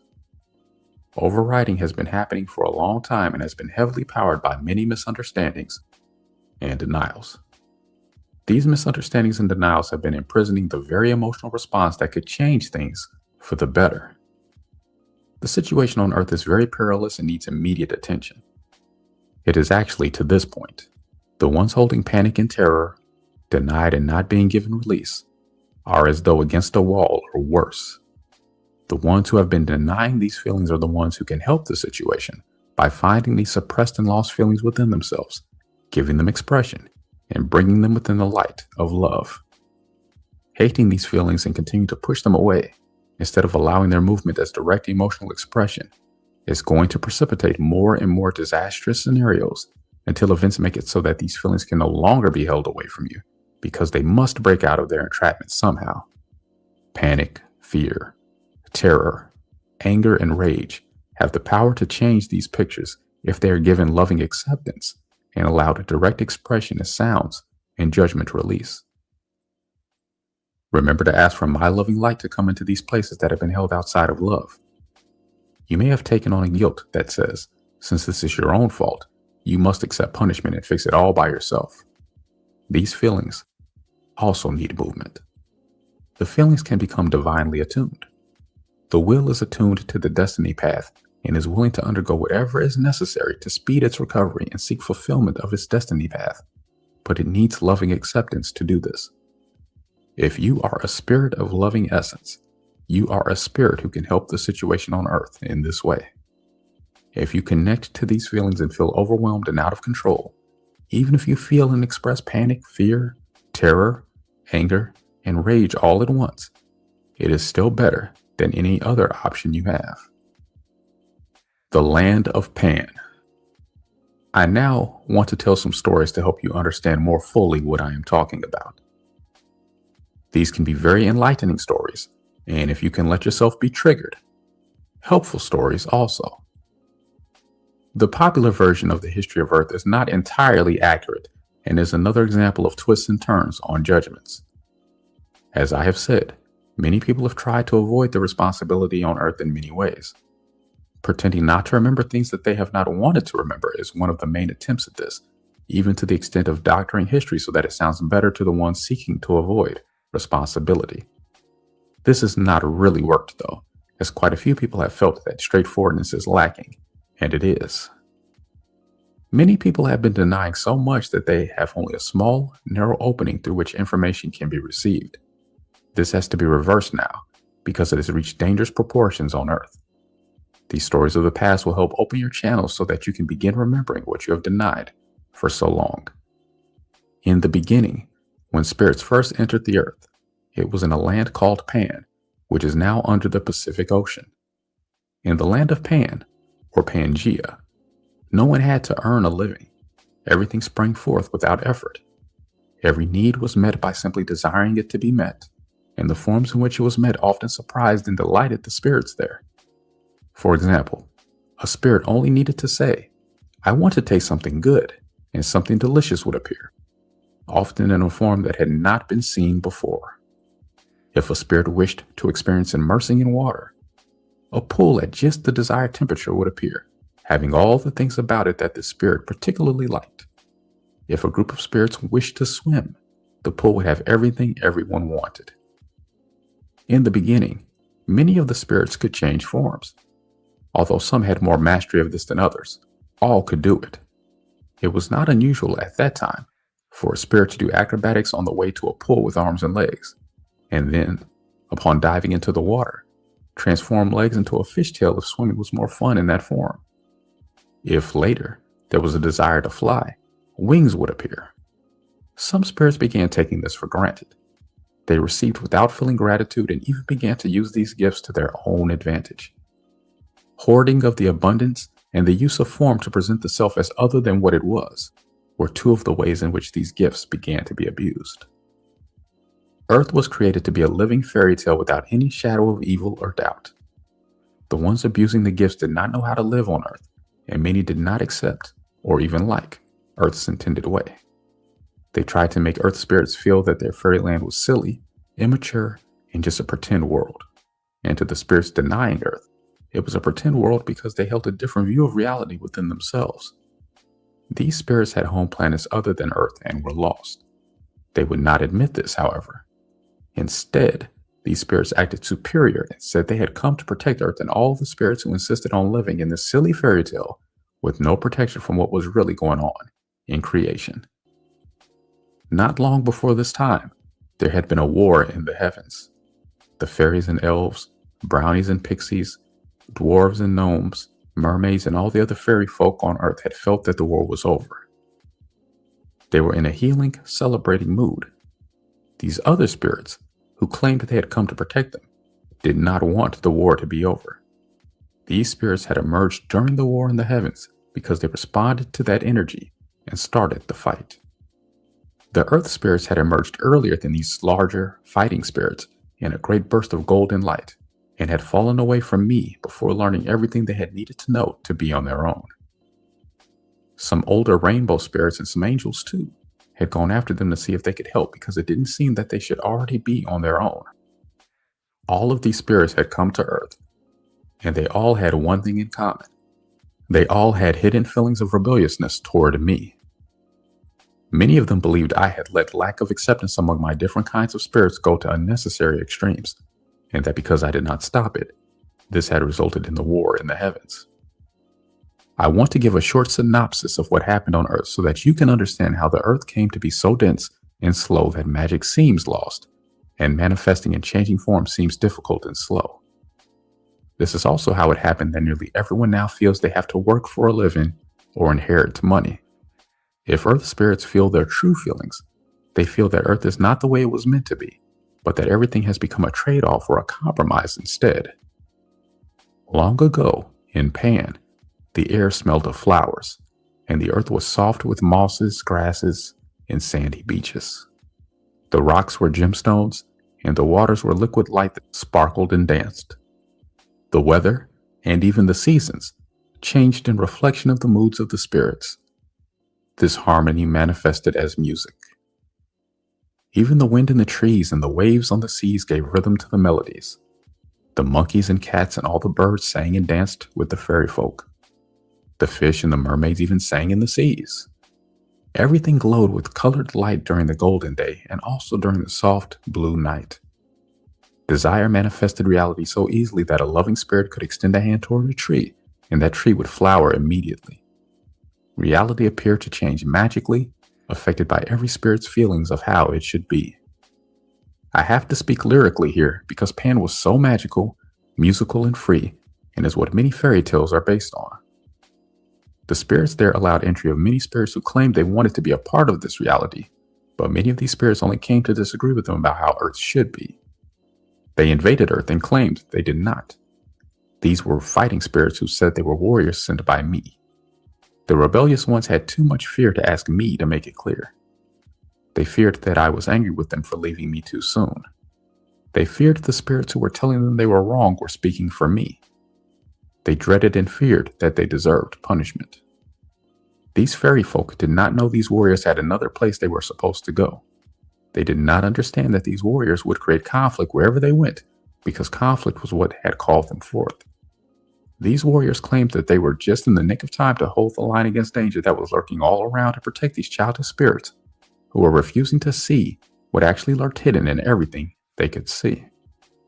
In fact, these warriors did find danger and strife lurking wherever they looked because that was how they wanted it to be, and that was all that they could see. The more the warriors claimed to be finding danger on Earth, the more the other spirits began to fear that the warriors really had reason to be there. The more the Earth spirits began to fear, the harder it became for them to stay clear. They no longer felt sure that joy and freedom had much allure, if they were being naive about danger lurking near. Some even feared that struggle and strife were a necessary part of me and of life. These spirits also had fear that they had to listen to these warriors because they couldn't depend on me anymore, or on what they thought creation was meant to be. They even thought I didn't look much to Earth because they weren't interesting to me, and that what they were doing didn't have much worth. Judgments were made here that changed their reality. It was no longer considered appropriate to be creative, wild, and free. Everyone now was supposed to be orderly. The warriors reflected these fears by saying the Earth spirits wouldn't be hearing directly from me anymore. They said I had sent them as my emissaries and intermediaries to head up Earth, implement my orders, and protect them from realities full of hidden dread. They were lying, but the Earth spirits didn't suspect this at first. In this way, step by step, the warriors began to lead the spirits on Earth exactly where they dreaded to be. Everyone on Earth still tried to be gay and free, and play and say they could still live in their old way. The warriors said that they had saved the day. The Earth spirits felt they couldn't be sure. The warriors wanted Earthlings to live by rules, because, they said, we can't protect unpredictable fools. The head of the warriors then began to say there were so many marauding spirits flying around that we need more protection than what has already been found. He was not completely wrong either, for as long as the warriors were there was always going to be something to fear. They have a purpose in my creation, and I am not unloving toward them, but Earth is no longer their right place. The head warrior called for more protection, over and over, more and more, so loud and long that Earth finally answered the call by placing some protective fire dragons in the skies. These fire dragons had taken on an intimidating form that was huge enough to encircle the Earth. They hung out in the skies, watching everything with very sharp eyes. With their breath of fire, they blew away spirits they didn't want to enter the Earth, but they didn't remove any that were already there.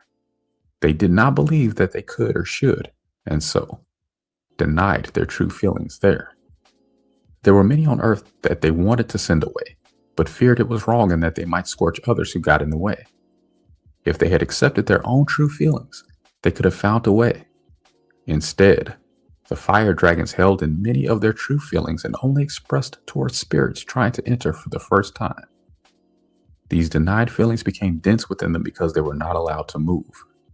When their density caused them to sink toward Earth, they began to take turns in the sky while the others went to the fire seas, deep in the earth, to purify themselves of what had made them too dense to hang in the skies. They got there through secret and guarded passageways that opened only to the fire dragons. In the fire seas, the fire dragons vented their feelings, which often meant dumping them out. While the fire dragons regularly purified, their denied and pushed away feelings opened the way for one among them to become treacherous and foul. In actuality, this fire dragon feared his own worth and had externalized this as right place issues of power and position. He interpreted right place in my creation as a judgment of worth, which it is not. This fire dragon saw self-worth as who had the most important place. He actually wanted to take my place, but he planned to begin by awarding himself what he saw as the most important power position on Earth. He decided he was going to make himself head fire dragon. He wanted to be the one to say who could come and go from Earth, but he disguised his true purpose by saying that no one should judge this way. Instead, let all spirits enter. Let all spirits stay. He did not feel good to the other fire dragons, and his words did not ring true, but the fire dragons' own denials did not let them know what to do.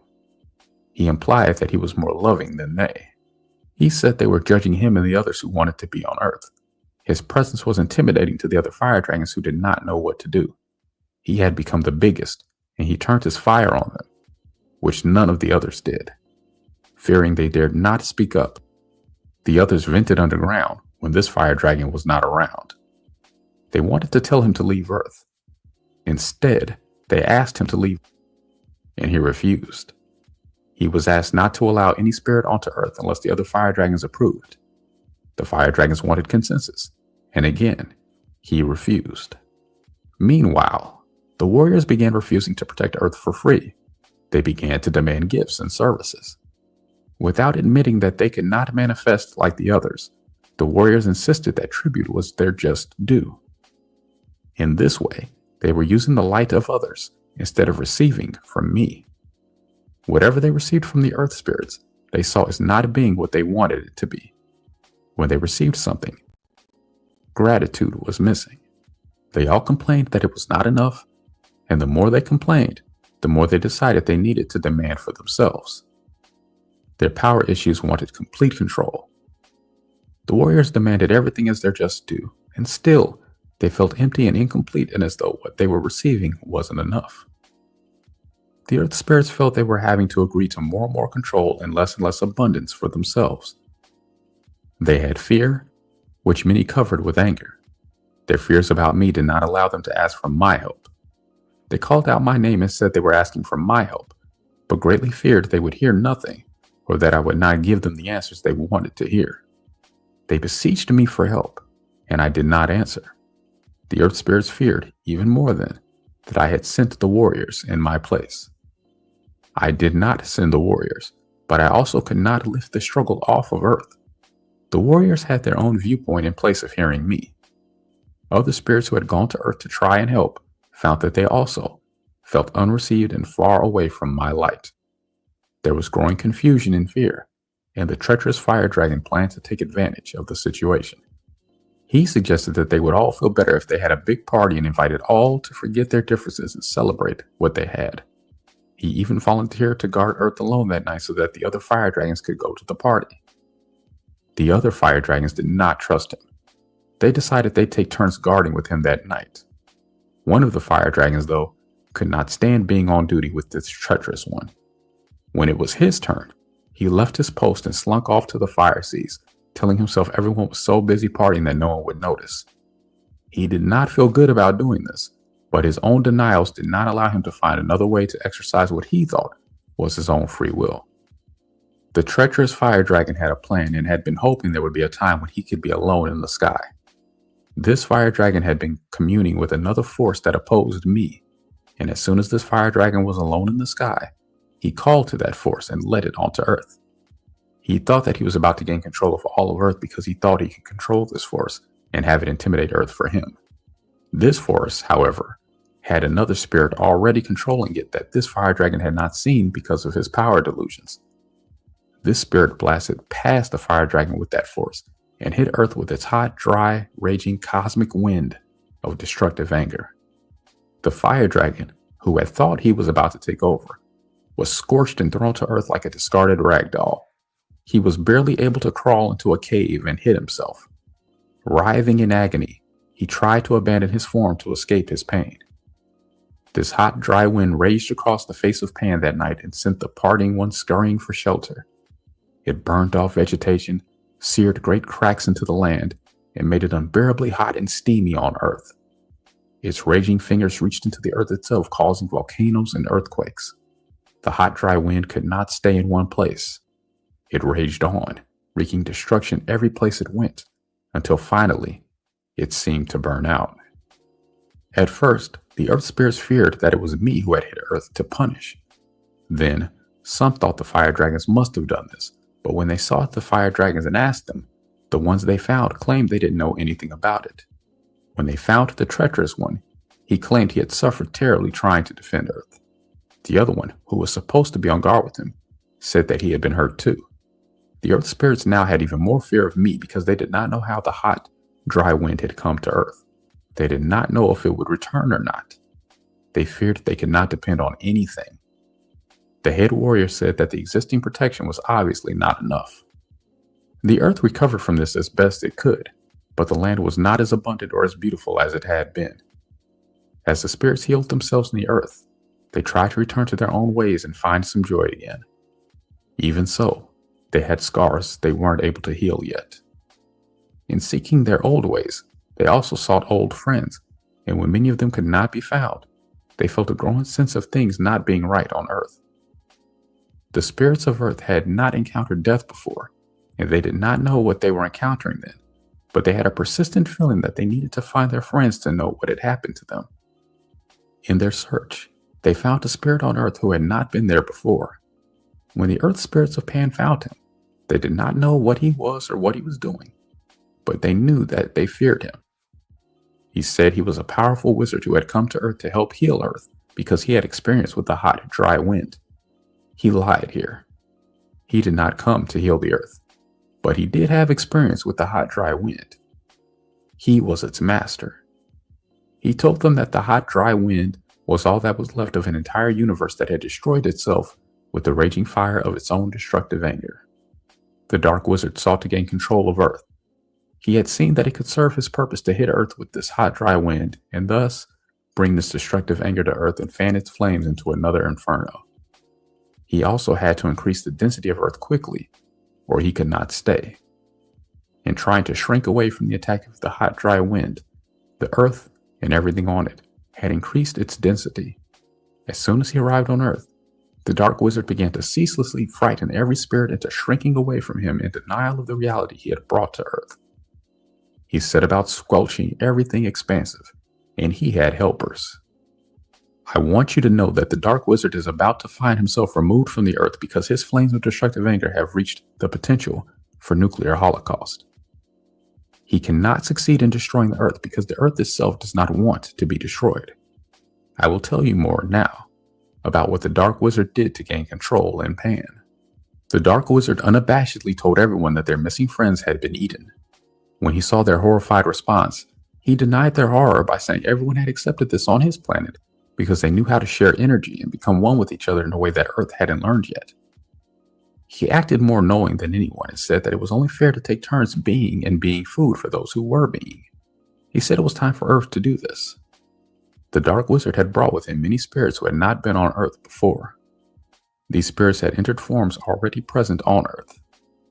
As the Dark Wizard spoke, he pointed his finger at some of these spirits, and beings who had not done this before began fighting, killing, and eating each other. This was frightening and strange. Until then, no one on Earth had ever eaten anything other than what had manifested solely to be eaten. No one had overpowered another against their will to this extent on Earth before. These spirits were fighting, overpowering others, and disappearing them by eating them. The spirits being eaten were screaming with pain and terror. This traumatized the spirits on Earth. The Dark Wizard said they were screaming in ecstasy and denied that any of these spirits had overpowered the forms they had entered. He said that they were well received because many wanted to learn this lesson. The warriors liked fighting, and even though they maintained a stoic presentation, the Earth spirits feared that the warriors liked this. The Earth spirits felt very alone and afraid. The Dark Wizard denied everything the Earth spirits felt here by saying that these beings were only becoming one with each other. Then he said, "How could it be overpowering? It's impossible to overpower anyone against their will." He was right, but only if there is no denial present. Once denial of true feelings got started, it increased until it began to overwhelm the very spirits who had thought denial would protect them from being overwhelmed. In the beginning of Pan, denial was not extensive. The Dark Wizard had his work cut out for him. He did not mind, though. He was driven by rage and hatred for me and my creation.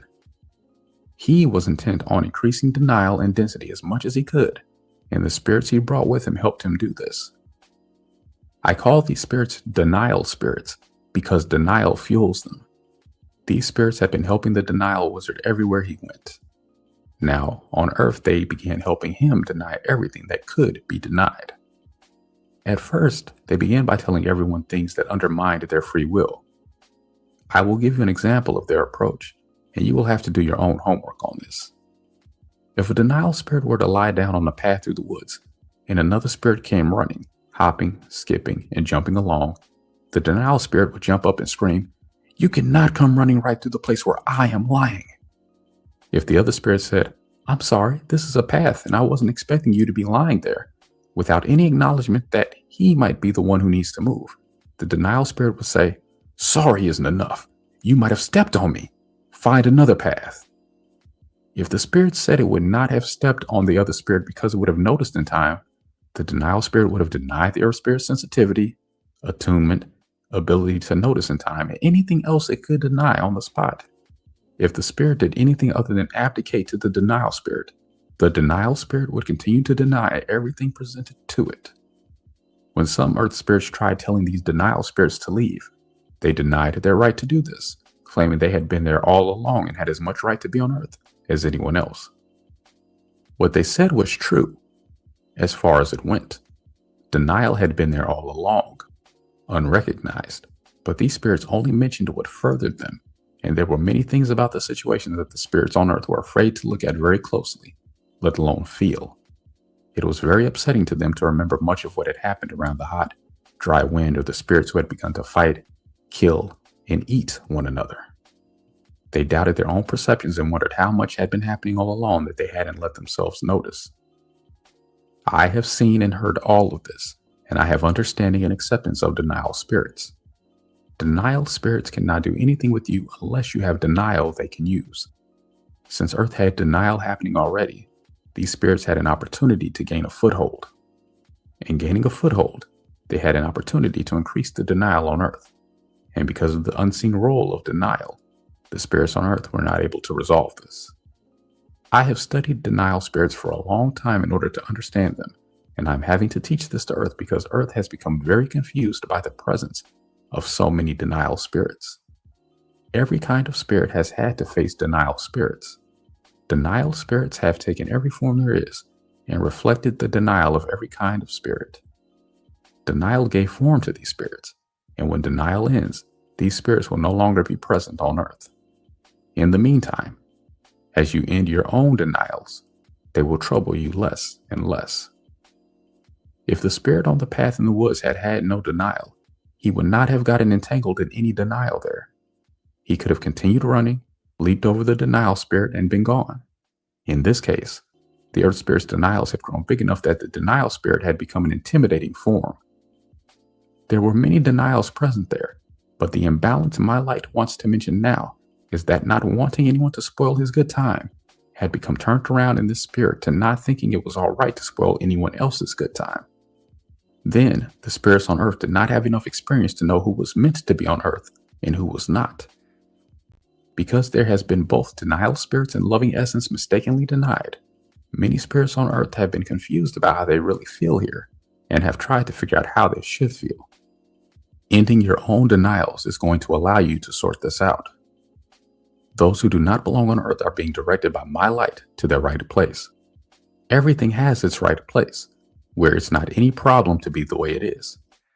Everyone on earth has had misunderstandings about loving acceptance that caused them to think they had to pressure themselves to accept things they did not like and refrain from expressing any other feelings about it. Only now have earth spirits seen enough to be able to understand this. Then they try to accept everything as just another spirit's way. The basic denial that allowed denial spirits to take advantage of earth was denial of me. My presence was denied here. For a long time, I have not been able to give the understandings I wanted to give. I need to give them now.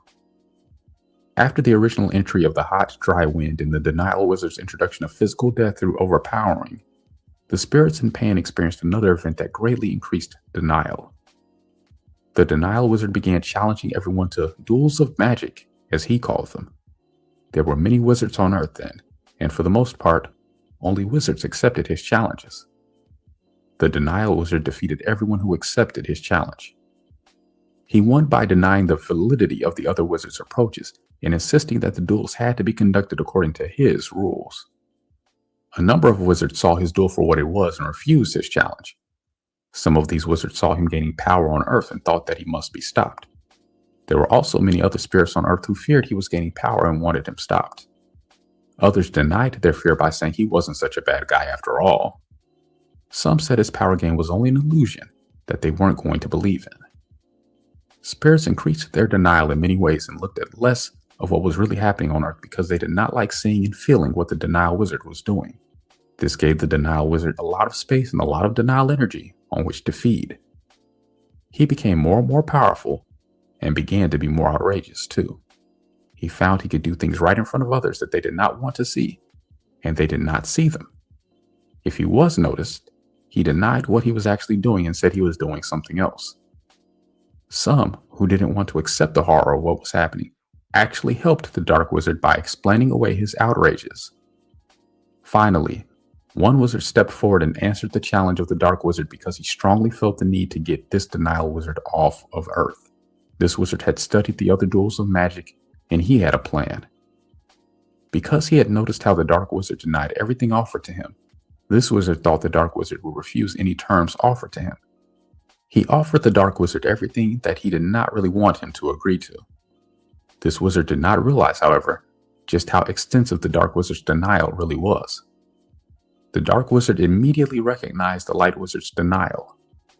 Instead of denying the denial offer, the dark wizard accepted this light wizard's denial of himself and insisted he stick to the deal. The dark wizard was not like the light wizard. The light wizard had looked at the dark wizard closely, but he had not seen him thoroughly.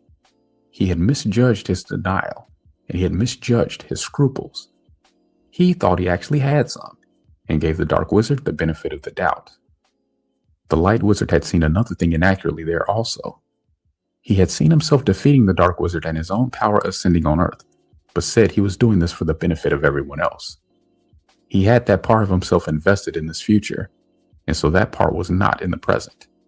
He had seen other possibilities too, and had ignored all of them in favor of his favorite choice. Not realizing he needed to withdraw his emotional energy from these unpleasant possibilities, he had cut them off, leaving a part of himself there also. The light wizard had fear of this duel of magic because he felt he'd been trapped already into doing something he now felt he did not want to do. He could not admit this because he had too much pride. This wizard also had some stage fright about doing his feats of magic in front of everyone on Earth at once. The stakes were so high it was no longer just for fun. He had accepted though, so he felt he had to do it. In not allowing his fears, he had denied them. On the day of the duel, the light wizard arrived on the scene early and paced up and down, waiting for the dark wizard. Many spirits were already crowded into the area when the dark wizard arrived. The dark wizard only acknowledged denial, so he did not acknowledge many of the spirits who were there. Although he didn't understand the impact of his own denial, and did not call it denial, the light wizard feared denial, and for the most part, really wanted to help Earth. The light wizard began the duel of magic by hurling lightning bolts into the air. The dark wizard responded by drying up a lake and withering trees. The light wizard did not like this, but according to the rules, he was not allowed to complain. The light wizard feared the dark wizard was using these duels as an opportunity to do additional harm to a lot of things on Earth. The light wizard was trying to think of what he could do that would not give the dark wizard an opportunity to do harm when the dark wizard began accusing him of being too slow. He announced that if the light wizard was so slow, he probably couldn't do it. All the denial spirits chimed in on this. The other spirits thought it was unkind and unfair to ridicule anyone, so they did not say anything at all except some encouragement for the light wizard that was drowned out in the ruckus. The dark wizard pressured the light wizard to hurry up. The light wizard suggested that they go immediately into form changes, thereby turning things inward instead of onto the earth. The light wizard changed himself into a succession of animals and ran around doing everything they would do. He returned to his own form and received the applause of many spirits who loved him. The dark wizard smiled a superior smile and said he would not stoop to such silliness. He insisted that the light wizard try something really difficult. Otherwise, it wasn't even a duel of magic, as far as he was concerned. The light wizard felt very denied here and said that if his form changes were so easy, the dark wizard should do it. The dark wizard scoffed, and as he stood there scoffing, he slowly turned himself into a black stone. The light wizard was aghast because he dreaded that particular challenge. The light wizard knew that the validity of anything he did, other than turning himself into a stone, was going to be denied by the dark wizard and made to look silly. He did not want to argue with the dark wizard and let it be known that he was afraid. He pondered what to do and decided he would have to try it. He felt quite sure he could turn himself into a stone, but he didn't know if he could get back out of it. He told himself that he must do this or look like the loser. While the light wizard was thinking all of this, the dark wizard returned to his wizard form. The light wizard knew the time had come for his turn. He pressured himself to change into the form of a stone against his will. He denied his fear and pressured himself until he finally turned into a bluish amethyst-like crystal.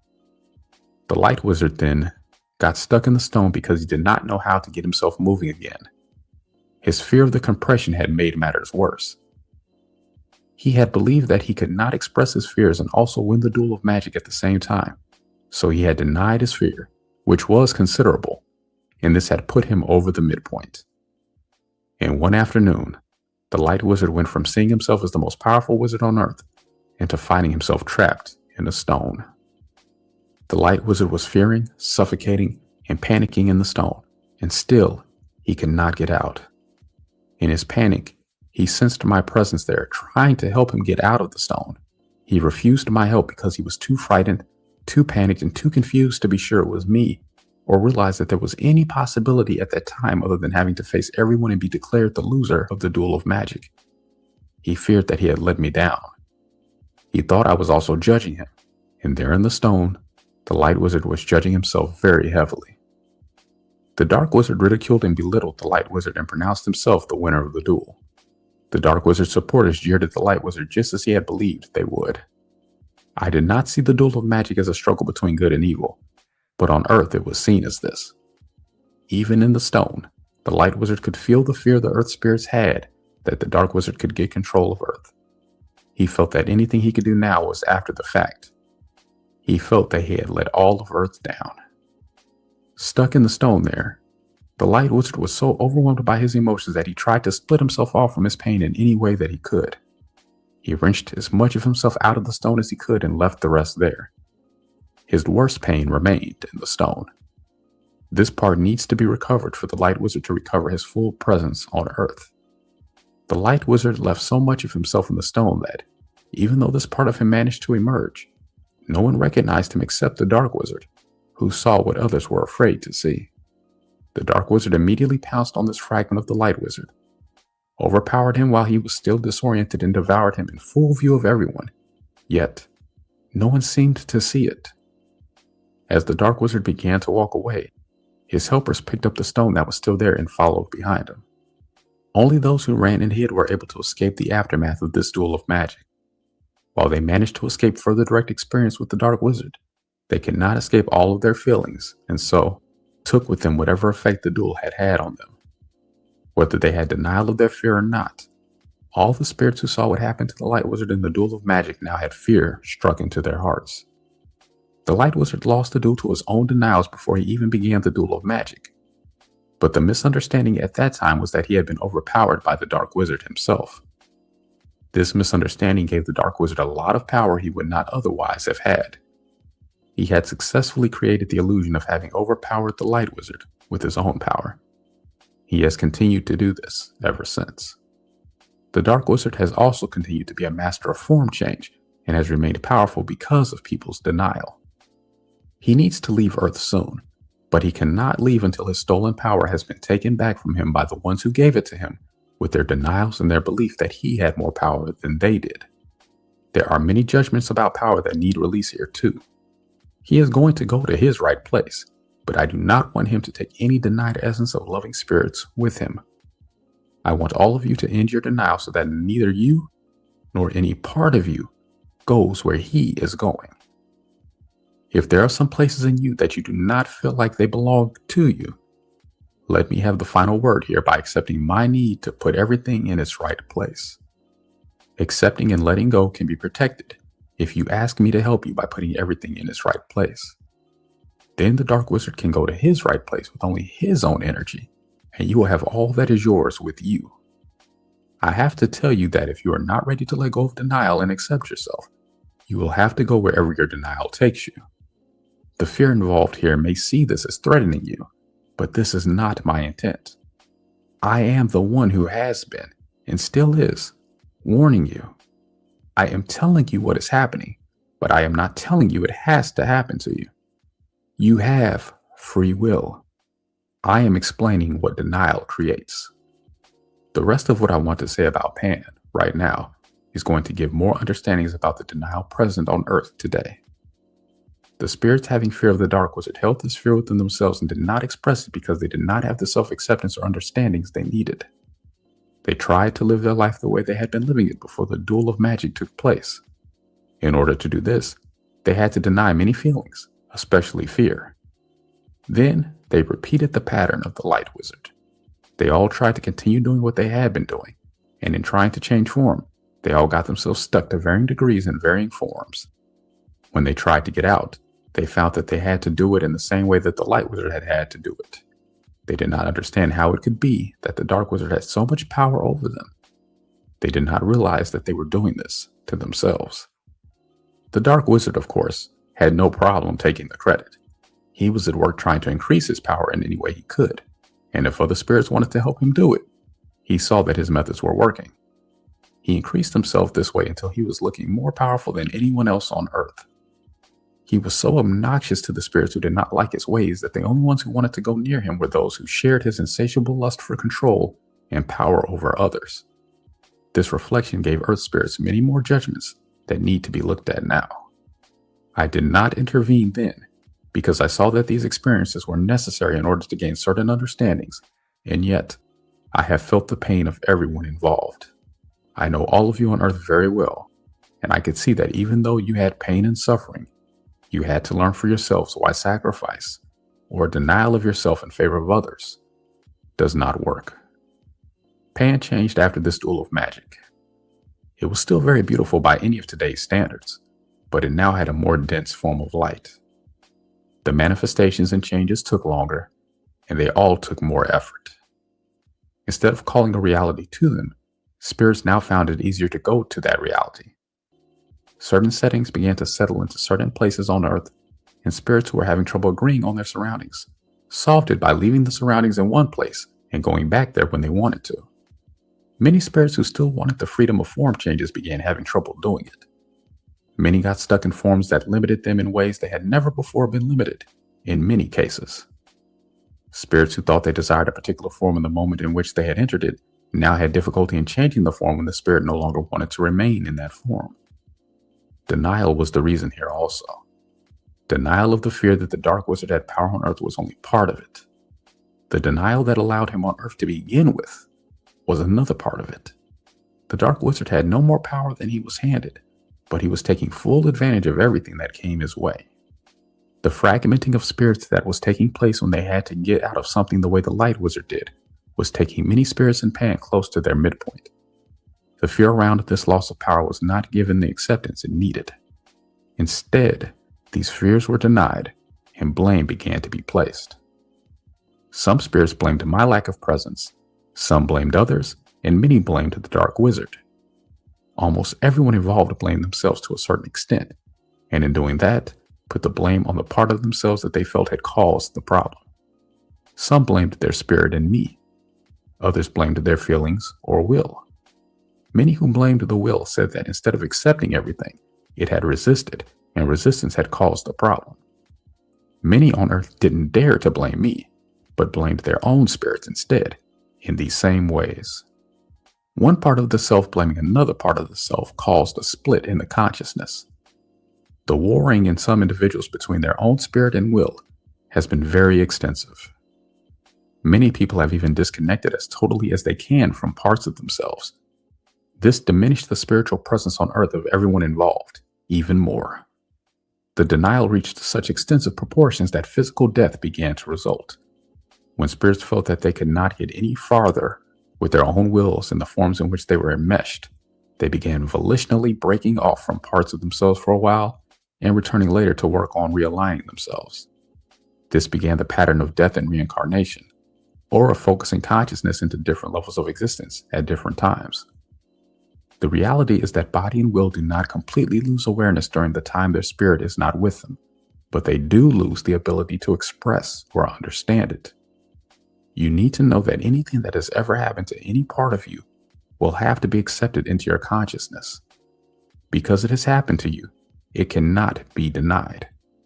It is important to realize this in its full implication. Denial of what has been happening to body and will on earth has been very strong and really needs attention. Denial must be recognized in order for it to end. The longer you wait to end your denial, the more denial there will be for you to clear. Many have tried to deny that they have any denial in order to avoid the overwhelming reality they would feel if they accepted it. Many have tried to avoid the impact of what they have really done by telling themselves that God wouldn't really let this happen. I had to let this happen, and I will tell you why now. You would not listen to me. Nothing less than the experience of everything that has happened to you on earth was going to get the understandings across to you, or you would have them already. And in fact, many will not hear me yet. I am having to intervene now as I eventually had to, long ago in Pangea. I intervened then because I had to straighten things out enough that spirits could go on and try to resolve this for themselves. When I projected a part of myself onto Earth in the land of Pan to intervene personally, I found every sort of possible confusion of form that Earth could have come up with then. All that needed human form and would accept help from me at that time received a human form in which to work out their situation on Earth. I also made some rules to protect form from chaos until form could be better understood on Earth. A rule I made then was that animals and humans could not join their forms together and could not mate and have children together. Prior to this rule, everything had been mixing together and forms had been going rapidly toward chaos. Though I intervened, I did not remove the Dark Wizard from Pangea, and though he has had only the power to use denial, I will emphasize again that he took advantage of everything that came his way. Denial has been increasing on Earth ever since these times. I am intervening again because denial has again been crossing the midpoint.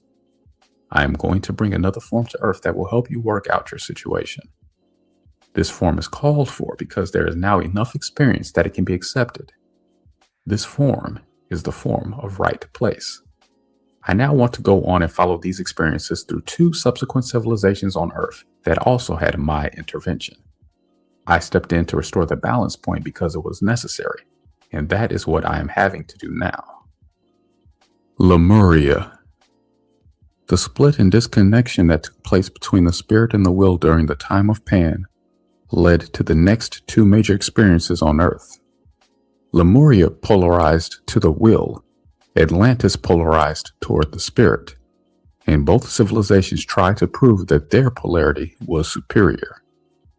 The will felt very hurt over being blamed for the problems in Pan. Feeling it could not rely on spirit, the will felt it was going to have to go on its own. Ultimately, this is not really possible, but the attempt was a necessary experience. Because of the judgments present, the will in Lemuria was not able to receive the loving light of spirit, release their pain over what had happened, and reconnect with their spirit there. Lemurians called their land the motherland.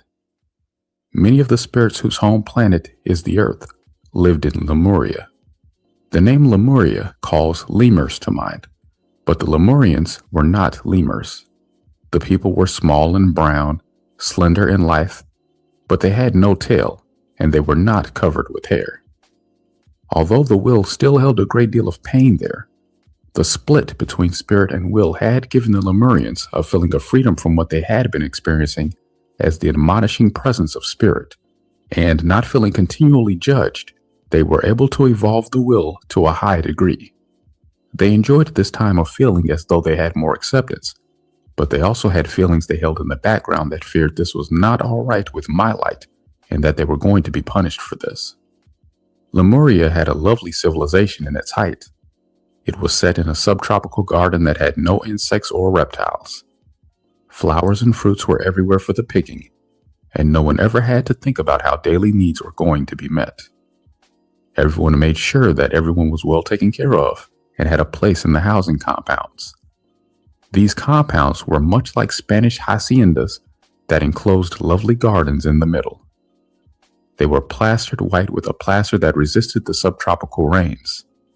Pottery was a developed art, and so was fresco painting. Groups of people often made combinations of the plentiful foods available, served them in large pottery dishes, and offered them to everyone around. They made baskets and soft mattings for sleeping. The Lemurians had whatever clothing they wanted for fun and adornment, but clothing wasn't a necessity for them. The Lemurians were again able to feel like children playing and having fun, and they often made music and danced for hours every day. They were happy to be recovering again and felt they could do anything they willed themselves to do. They could teleport themselves with the power of their will, but they also enjoyed leaping, jumping, and soaring. They were natural acrobats who were more adept than any monkey in the tree and vines. There were also others in Lemuria to whom I had given human form, however. Many were people who had been trapped in the monkey family in Pan. There they had learned just what monkeys do, and later had been restored to a fuller consciousness, in part as a result of their acceptance of the state of consciousness they had inhabited in monkey forms. The Lemurians learned to do many things with sound directed by the will, including moving of rocks and other things, some sculpture, and healing if anyone had the need. They had spiritual beliefs of a mother in the heavens who, together with their father, had made this home for them. They acknowledged that they had a father, and many of the things they did were because of the presence of my loving light that did love the will. But they related more directly to the divine presence of a mother and longed for her warm embrace. Spiritual teachings were given to everyone, and many understandings, since lost about the will, were known then and taught. Their hearts were open, especially to the will energy, so they were very warm, as was their climate, but not wanting any more loss. They were also possessive. They had close ties with others, pride in their will orientation, their way of life, and in the ways they were developing. The Lemurians were able to recover much of their lost understanding, but not all of it. They were a very high people, though, and they were very joyful and loving and accepting of everything, except their own spirits, which they felt had judged them and abandoned them to their earlier entrapment. They felt they had evolved out of their predicament in Pan without the help of their spirits, and not having felt helped by their spirits, they did not feel very inclined to let their spirits come back and reap the benefits of their recovery. They did acknowledge that my light had helped them, though, and because of the presence of my light, the Lemurian culture spiraled higher and higher in its evolvement. However, without their own spirit's presence to help them grow and evolve, the Lemurians began to exhaust their possibilities. If they had been able to find acceptance then, Lemurians could have healed this polarization between their wills and their spirits, but it did not happen. Neither side was ready to release their viewpoint. Instead, the judgments were made over and over again. Lemurians refused anything that felt judgmental toward their polarity. Will was being reactive and yet, at the same time, was feeling its own potential and beauty. Lemurians had a long time to see what they could do, but they still didn't open very much to their own spirit presence.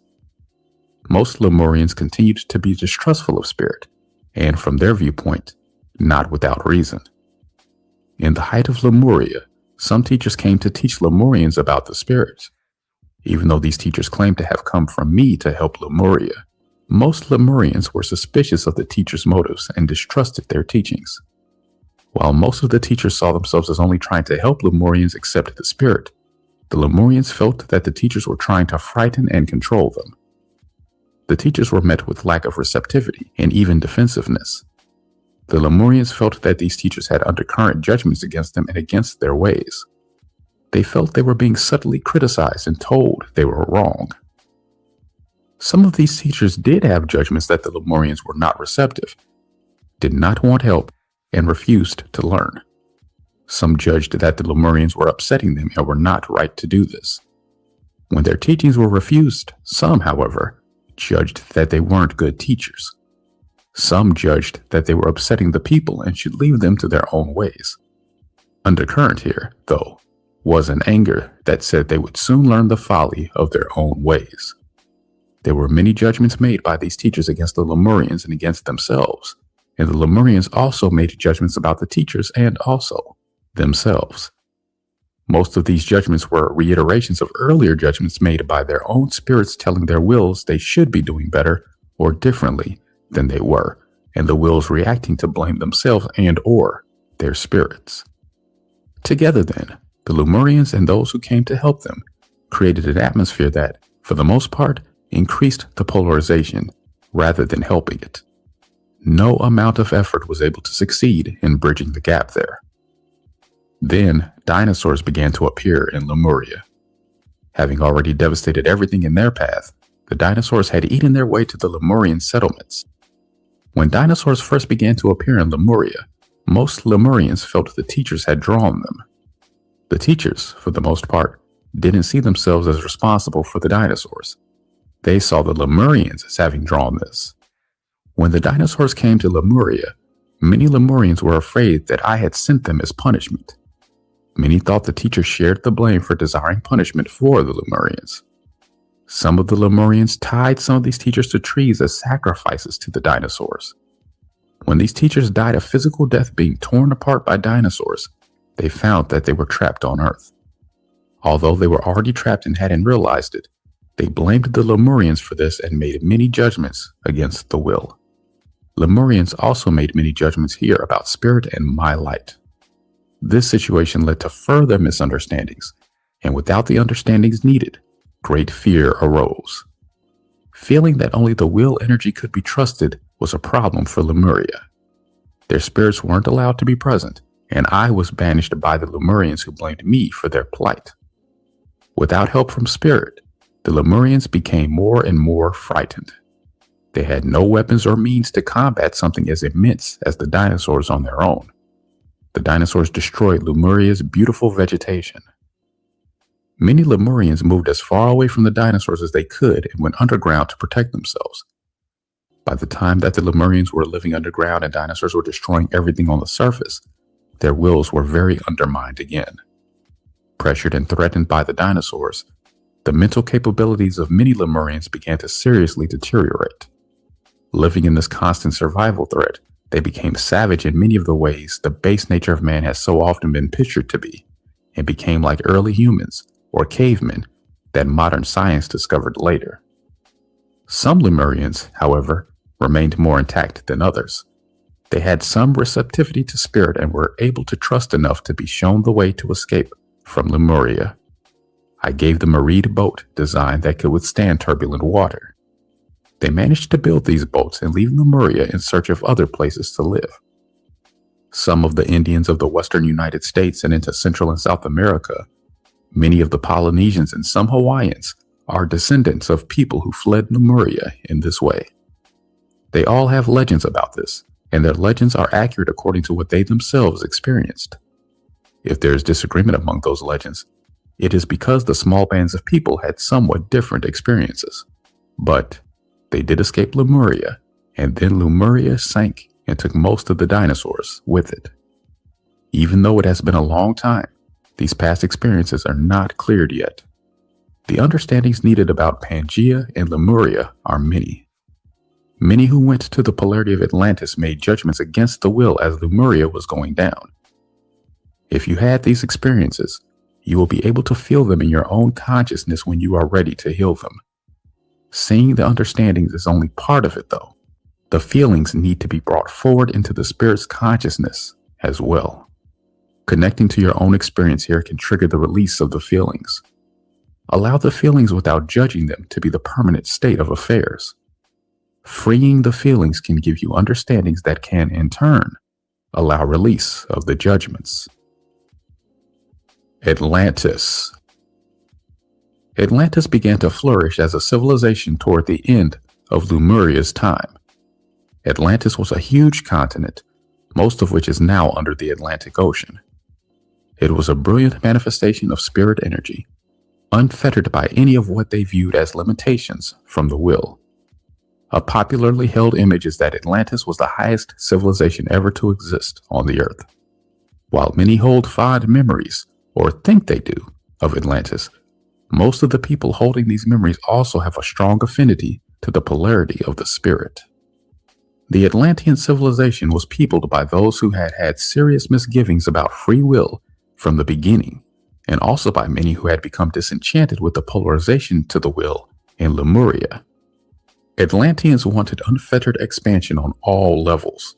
They wanted to elevate all manifestations of the spirit and use and control the intuitive, feeling will. The Atlantean approach to life showed this polarization in all of its aspects. While communication in Lemuria was largely body language and empathic communication of feelings, communication in Atlantis was verbally articulate and developed expressions of complex thought patterns and visions that often flashed back and forth quickly and telepathically. They also had many clear and detailed inner visions. Many in Atlantis developed the power of their mind to the point where they could focus thoughts and visions into crystals and store them there for their own later use or for presentation to groups of people. They could influence and control others, and they could also heal or harm with their powers.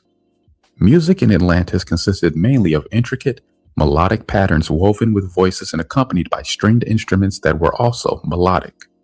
Music in Lemuria emphasized drums and rhythm. The buildings of Lemuria were earthen, while Atlanteans built refined, palatial structures of highly polished stone. Murals, mosaics, sculptures, weavings, pottery, jewelry, and all of the art and artisan contributions to everyday life were highly refined examples of the visionary brilliance in Atlantis. Glassware and the carving of stones and gemstones became highly developed arts. Atlanteans felt it was important to study, consider, refine, and develop the expression of the creative impulse. Lemurians, on the other hand, built, created, and expressed with the feelings and spontaneity they valued so highly. While travel for Lemurians consisted of walking, running, swinging through the trees with the help of branches and vines, leaping, soaring, and teleporting rather great distances at a time, Atlanteans did not consider this to be dignified enough for them. They built some roads and stately vehicles, had processions, and regulated individual everyday travel so that it was orderly. Atlantis had everyday, individualized means of conveyance that could be somewhat described as basket-like. These could move by hovering above the ground and followed guidelines that had the appearance of narrow roads. They also had majestic ships that could travel on the seas and in the air. Many Atlanteans traveled rather extensively, and some had the means to own their own air and sea ships. Atlantis developed an extensive technology. Repetitious tasks and everything that seemed like drudgery to Atlanteans received help from technology. Whatever was unsuitable for Atlanteans to do and unadaptable to their technology was done by the sub-citizens of Atlantis. Sub-citizens consisted of beings still trapped in forms that limited them, Lemurians who had been brought there by Atlanteans to escape the dinosaurs, but were not like the Atlanteans, and later, some of the, quote, strange, unquote, peoples from Pangaea that Atlanteans had found in remote parts of the world. Atlanteans used these beings like slaves, and some abused them. Many Atlanteans tried to ignore the humanness in these beings and rationalized the right of Atlantis to use them however they wanted to. Some Atlanteans wanted to ignore the uncomfortable imbalance with the will these beings presented, and some wanted to help these beings evolve into the kind of consciousness they had. Lemuria had not developed any technology, but they felt it was fun to do most of the things they did because they did them together and because they loved doing things with their physical body. The Atlantean point of view saw technology as an improvement on the will and relief from having to do much with their physical body. The power source for Atlantean technology was an energy they had learned to focus, store, and project with the help of crystals. The development of technology in Atlantis was largely a compensation for power lost by denying the will. Many more people, at that time, had a desire to provide themselves with a technological substitute for the powers of the will than had desire to understand and evolve the emotional quality of the will. At that time, the spirits did not take responsibility for their own part in the imbalance. Instead, almost universally, the spirits decided they wanted little to do with the will, and that what will remained with them needed to be controlled so that there were no repeats of what they judged had happened earlier. Since most Atlanteans saw the earlier problems of imbalance as something that could be solved if the spirit was in control, the spirit polarity in Atlantis began to emphasize regulation, discipline, and orderly procedure in place of spontaneity and doing what they felt like doing. At first, the will in Atlantis went along with this and did not object or try to influence the spirit. The will really did fear that it had not done well in the past. Experience in Lemuria had seemed to show that the will could not succeed on its own, and so should find a way to agree with the spirit and try to do what the spirit wanted done. The will in Atlantis was holding a large and unexpressed emotional charge around the question of what its appropriate role with the spirit was supposed to be. The spirit in Atlantis sought to educate the will, and thus train the will to properly serve the spirit. The will in Atlantis tried to go along with this and be obedient to the spirit. All aspects of Atlantean society reflected these attitudes toward the spirit and the will. Religion and education were not separate in Atlantis. All Atlanteans who were capable of receiving an education received an extensive education in the temples. Teachers in Atlantis were also students in that they studied for their entire lives. Many realms of study were pursued in depth in Atlantis that have not received wide acceptance today as valid areas of study, and some are not consciously remembered at all. The sub-citizens, however, were taught only what Atlanteans decided they needed to know. Atlantis developed the perceptive or, quote, extrasensory, unquote, powers extensively, and this study opened realms not perceived by many today. Everything Atlantis developed was inspired and guided by these expanded perceptions and the understandings received through them. Even though Atlantis had a scientific orientation, no one at that time considered these perceptions to be unscientific. The Atlanteans' ability to apply inspiration to everyday life also increased the credibility of receiving information from other realities, other kinds of beings, and even from other planets. The Atlantean civilization appeared to be fabulously successful for a long time. Everything they envisioned and decided to try came into manifestation and worked for them. Atlanteans saw this as evidence that they had true understanding. Their touch at that time was so infused with their spirit light that it enlivened in ways seldom experienced now on Earth. And yet, most of the will in Atlantis was not being touched by the spirit at all and was hardly vibrating. Atlanteans did not believe they were judging the will or seeing its role inaccurately, and they did not realize that they had any denials. They believed the will was meant to serve them. There were some reflections of their denials in Atlantis, but rather than accepting these, Atlanteans explained them away and also tried to ignore them. Atlanteans were holding beliefs and judgments about reality, and also, being proud of their accomplishments, mistook these judgments for reality. One reflection which Atlanteans found to be uncomfortable and difficult to accept, and was therefore misunderstood, was Lemuria. Many Atlanteans saw the overwhelming emotion held by the will as the reason why Lemurians could not solve their problems. Believing the solution was to control the emotions of the will, this belief powered much of the Atlantean approach.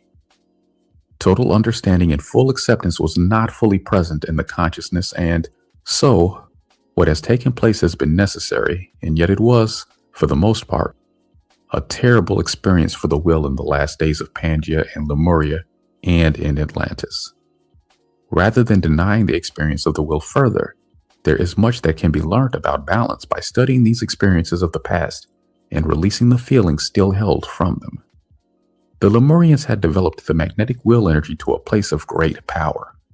By nature, magnetic will energy is meant to attract the spirit to it. Since the will in Lemuria feared it was unaccepted by the spirit and responded by reacting against it, Lemurians were unable to draw to themselves the increase in spiritual presence necessary to guide the increased magnetic energy. Instead, the Lemurians drew to themselves, without realizing how they were doing it, not only manifestations of denied spirit, but also a light that denied them. One of the forms this took was the dinosaurs, whose forms embodied every aspect of the judgments against spirit that so many Lemurians held. Seeing this experience, many spirits saw it as dangerous for the will to vibrate unless the spirit filled that space with light. Judging they were not going to be allowed to fill the space further fueled many spirits in Atlantis to believe they had to make the will be obedient to them. This has to be understood individually, but some understandings can be given to help point the way. Many Lemurians had feared that the spirit was an unloving, insensitive, domineering, controlling, overpowering, punishing monster that abandoned the will right when the will needed spirit the most, and had sent this upon them when they were doing their best to live on their own as they believed the spirit wanted them to do. There was a firm belief in the will that it was caught in a reality where the spirit wouldn't help it, and that the will was not supposed to ask for the spirit's help or need it. Many in the will polarity felt that the spirit had been, and still was, capable of hurting the will by denying it and forcing experiences on it that were unpleasant and impossible for the will to handle. Many even felt that spirit was trying to kill it. A secret fantasy of quite a few Lemurians was that if their situation became desperate enough, maybe the spirit would realize it needed and loved the will and would then dramatically rescue the will and heal the split. This fantasy of hope was accompanied by a counterweight of fear that the spirit would not help and would not come down into the murky realms where the will was trapped. When I did not seem to help with divine intervention in the form that the Lemurians were seeking, some Lemurians finally appealed to the Atlanteans for help. Lemurians hoped that the Atlanteans would solve their problems for them, and yet their judgments against the spirit were also acted out there. The Atlanteans were resistant to doing anything to help the Lemurians. They delayed for quite a while. When they finally did arrive on the scene, they were uncomfortable with the emotionality of the Lemurians. It was just what they sought to escape by living in Atlantis, and yet the Atlanteans did decide to help. They wanted to help Lemuria as quickly and with as much detachment as they could, and leave as soon as possible. The Atlanteans decided to try out their crystal power by focusing it into the nesting grounds of the dinosaurs. The Lemurians felt an instinctive objection to this, which was disregarded by the Atlanteans as superstition and resistance to help. The Atlanteans offered to take to Atlantis any Lemurians who are willing to go. Many Lemurians felt this would be an unpleasant experience, and only some could detach from their homeland enough to go. The Atlanteans saw the Lemurians as overwhelmed by undirected emotion that lacked the vision and detachment necessary to solve their problems. They also saw it as necessary to take matters into their own hands as, in their view, nothing was going to be acceptable to the Lemurians. The will in Lemuria felt denied by the spirit once again and felt it could only watch powerlessly as a rather cold and detached spirit dealt with the, quote, failures, unquote, of the will. In denial of their own wills, the Atlanteans were unable to see themselves as having any causal role here. They did not see their own involvement in how denied emotion was creating its own reflection in the dinosaurs. The focus of crystal power only temporarily set back the dinosaur population and directly resulted in volcanoes and earthquakes that, in the end, sank Lemuria. This was just what the intuitional will in Lemuria had feared, and was another experience that seemed to further prove the judgments against the spirit. Some Lemurians also saw that their magnetic willpower had drawn exactly what they feared. They judged against themselves and their fear.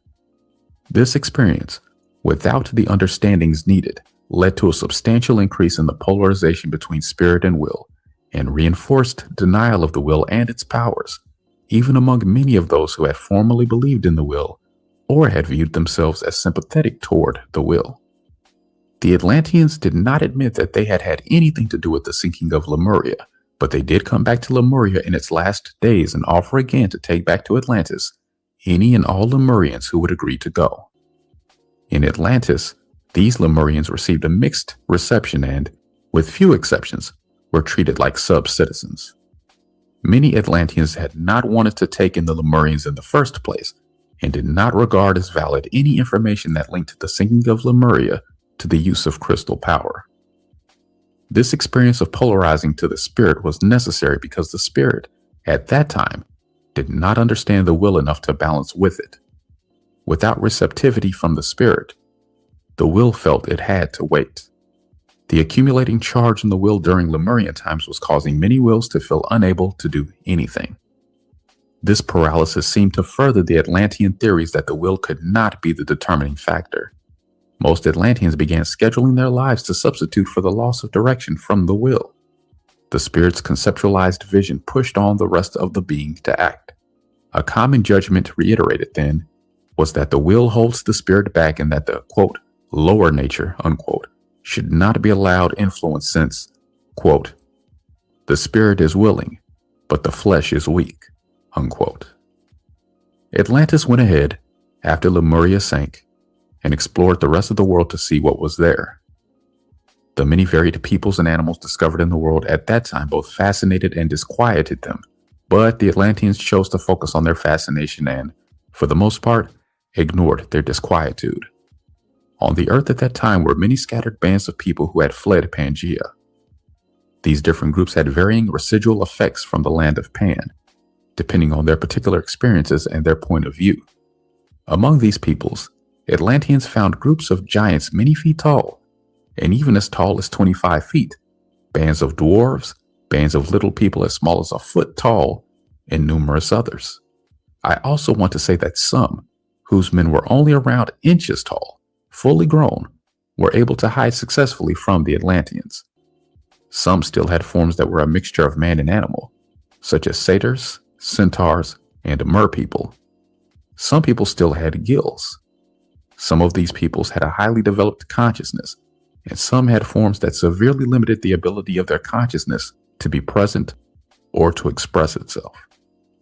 In studying these peoples, the Atlanteans tried to put many pieces of the picture together about the history on Earth up to that time, but everything was filtered through their own viewpoint. The vision of the spirit in Atlantis was to bring together, under its direction, the scattered bands and their scattered pictures of reality into a cohesive, unified whole. But most of these differing beings did not want to align with the vision of Atlantis. Many of the people at that time felt alienated from everything except their own viewpoint, the Atlanteans included. The Atlanteans did not know how to bring this diversity into willing alignment. And so, once again, the will was blamed and judged as being in opposition to the spirit.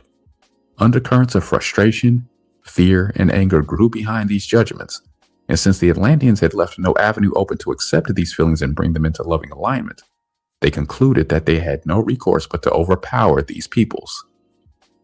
Objections voiced directly to the powers in Atlantis often resulted in imprisonment. Their own denied feelings empowered the action they took. Atlantis resorted to a demonstration of the destructive power of their great crystal, hitting a settlement they feared, but thought they hated the most, a settlement of giants. They showed pictures of this destruction to the peoples who did not want to accept Atlantean domination, and feeling powerless against this force, most of these peoples gave in or appeared to give in. Atlantis then became the undisputed ruler of the world. Understandings cannot come disconnected from experience. Understandings must come in a progression as experience creates a readiness to receive them. Many spirits had received an overload in the beginning by trying to gain understandings without the necessary experience in which to anchor them. Many of these spirits still continue trying to preach to their wills, telling them how they should perform in relationship to the understandings the spirit thought it had, but in actuality, were only conceived of by the spirit at that time and had need of will and body's experiences to grow to maturity. The will was distrustful of spirit because it was feeling overwhelmed by experiences that were much more complex and difficult than the spirit's concepts had represented them to be. Instead of receiving the will here, the spirit was denying and maligning what will and body were experiencing. In Atlantis, the will was not opposed to the vision of the spirit so much as to the ways the Atlanteans were going about implementing it. The will had wanted to have its feelings accepted. Then it might have felt more ready to receive the spirit. The spirit was still feeling more than uncertain about wanting to have much at all to do with the will. The spirit wanted the will to accept it on its own terms and told itself it might then be more receptive to what the will wanted to say.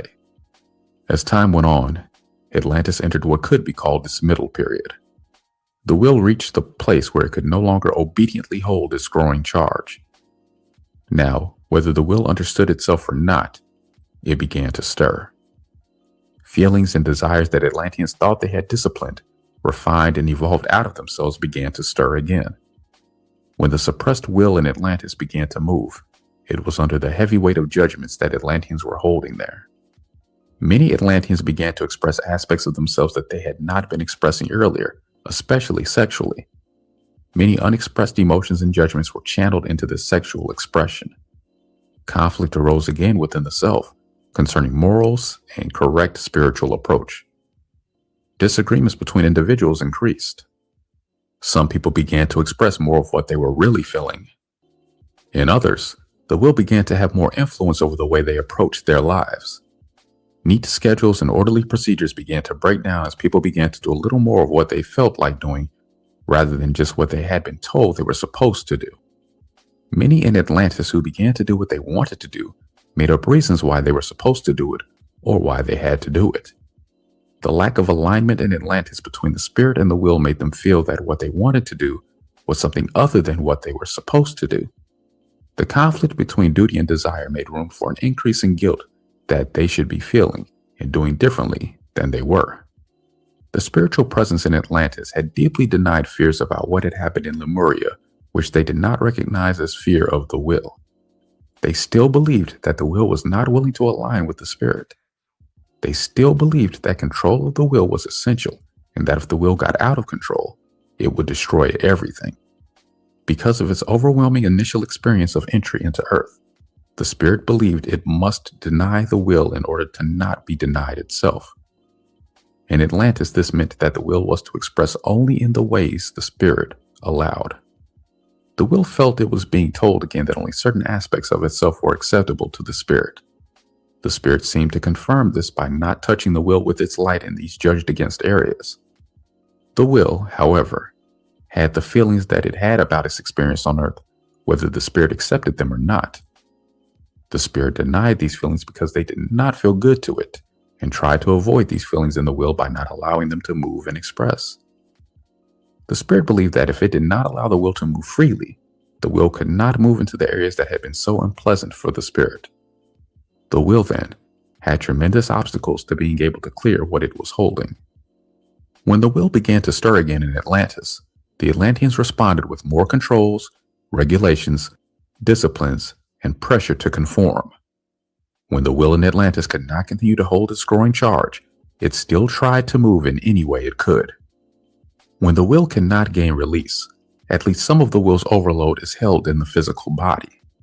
When the physical body could no longer hold what the emotions were not being allowed to express, the physical body tried to move it in a physical way. Discord, violence, sexual expression, and illness increasingly became body's avenues of expression for attempting to clear itself. As denial of the will went on, the health of Atlanteans began to break down. Instead of allowing illness to express and tell its story of imbalance so that balance could be found, the Atlanteans applied their sound, light, and other therapies for healing body with greater fervor to combat this growing, quote, sabotage, unquote, of will and body. Medical treatment and treatment of insanity took a punitive and suppressive approach toward the body and the emotions. In some cases, Atlanteans even resorted to surgery.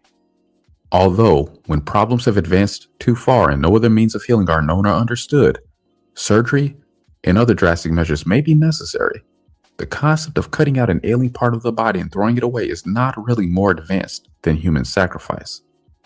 Both of these approaches believe a part can be sacrificed for the good of the whole.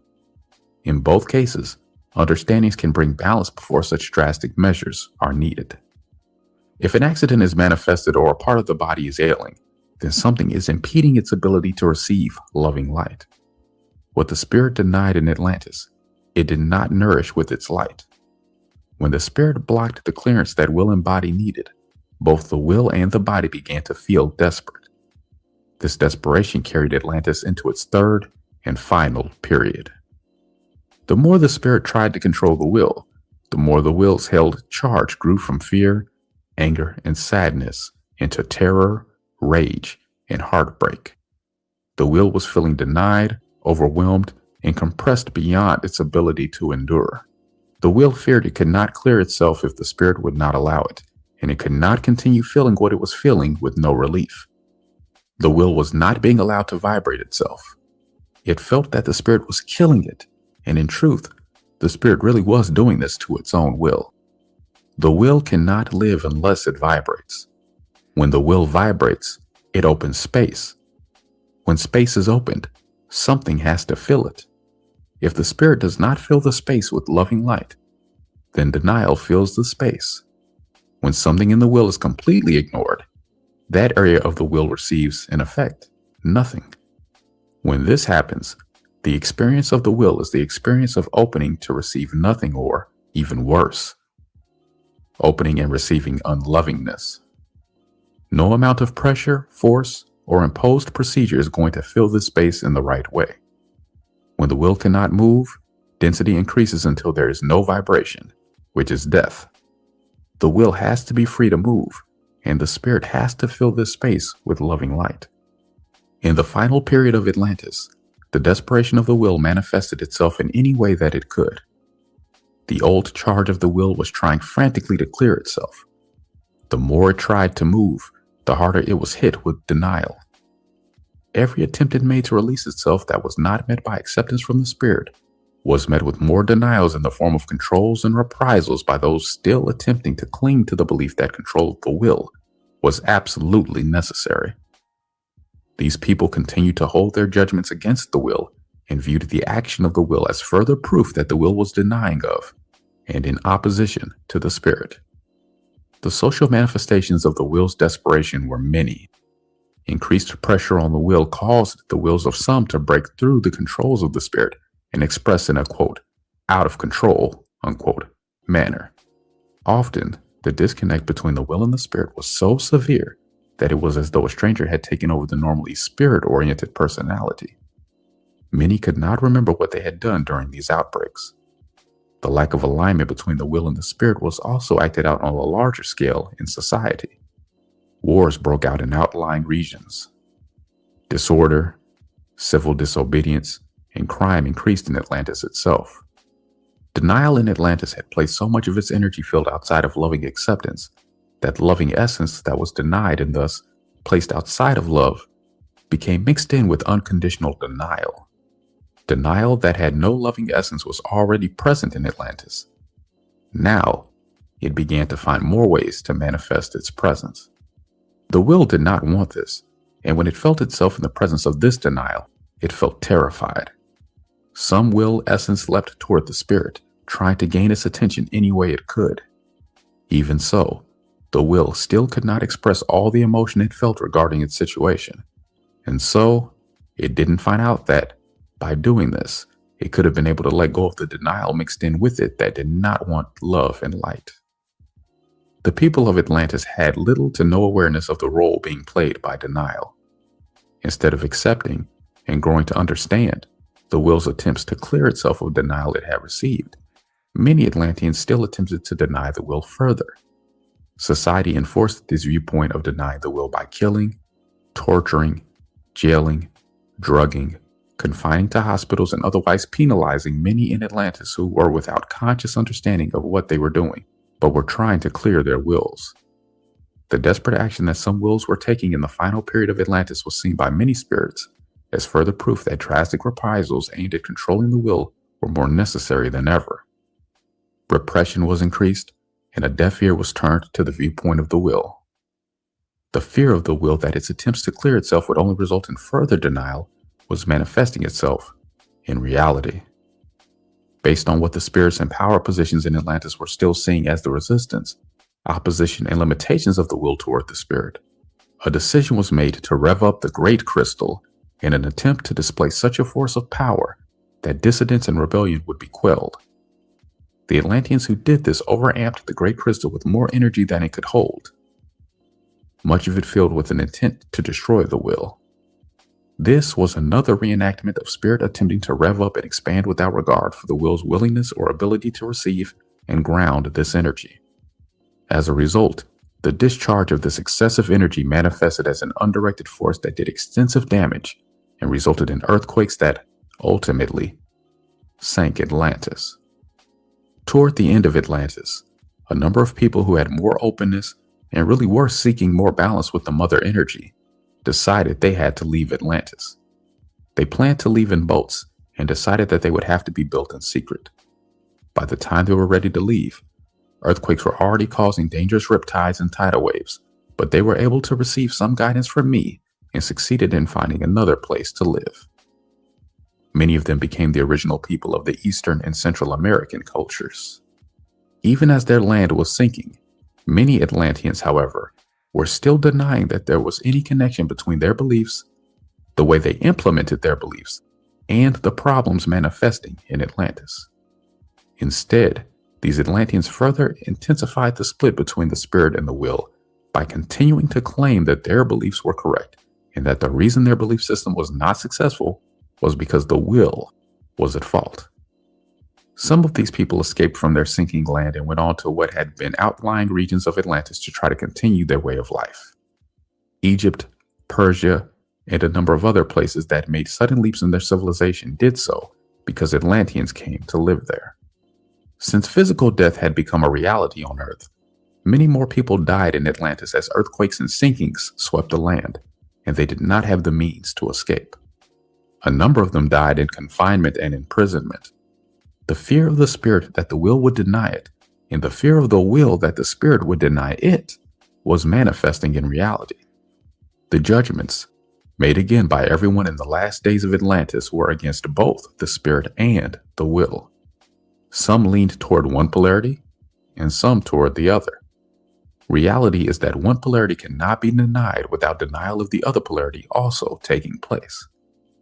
Most of these judgments are still present, and they have lessened the brilliance of present society. Even so, over and over, many Atlanteans have still wanted to try their approach again, and have continued to hold the dream of restoring the brilliance they once knew in Atlantis. Much of, quote, modern, unquote, society has been primarily Atlantean in outlook. Those discriminated against in these societies have, for the most part, been the more will-oriented and have had a Lemurian approach or have leaned in this direction. The role played by denial has still been largely ignored.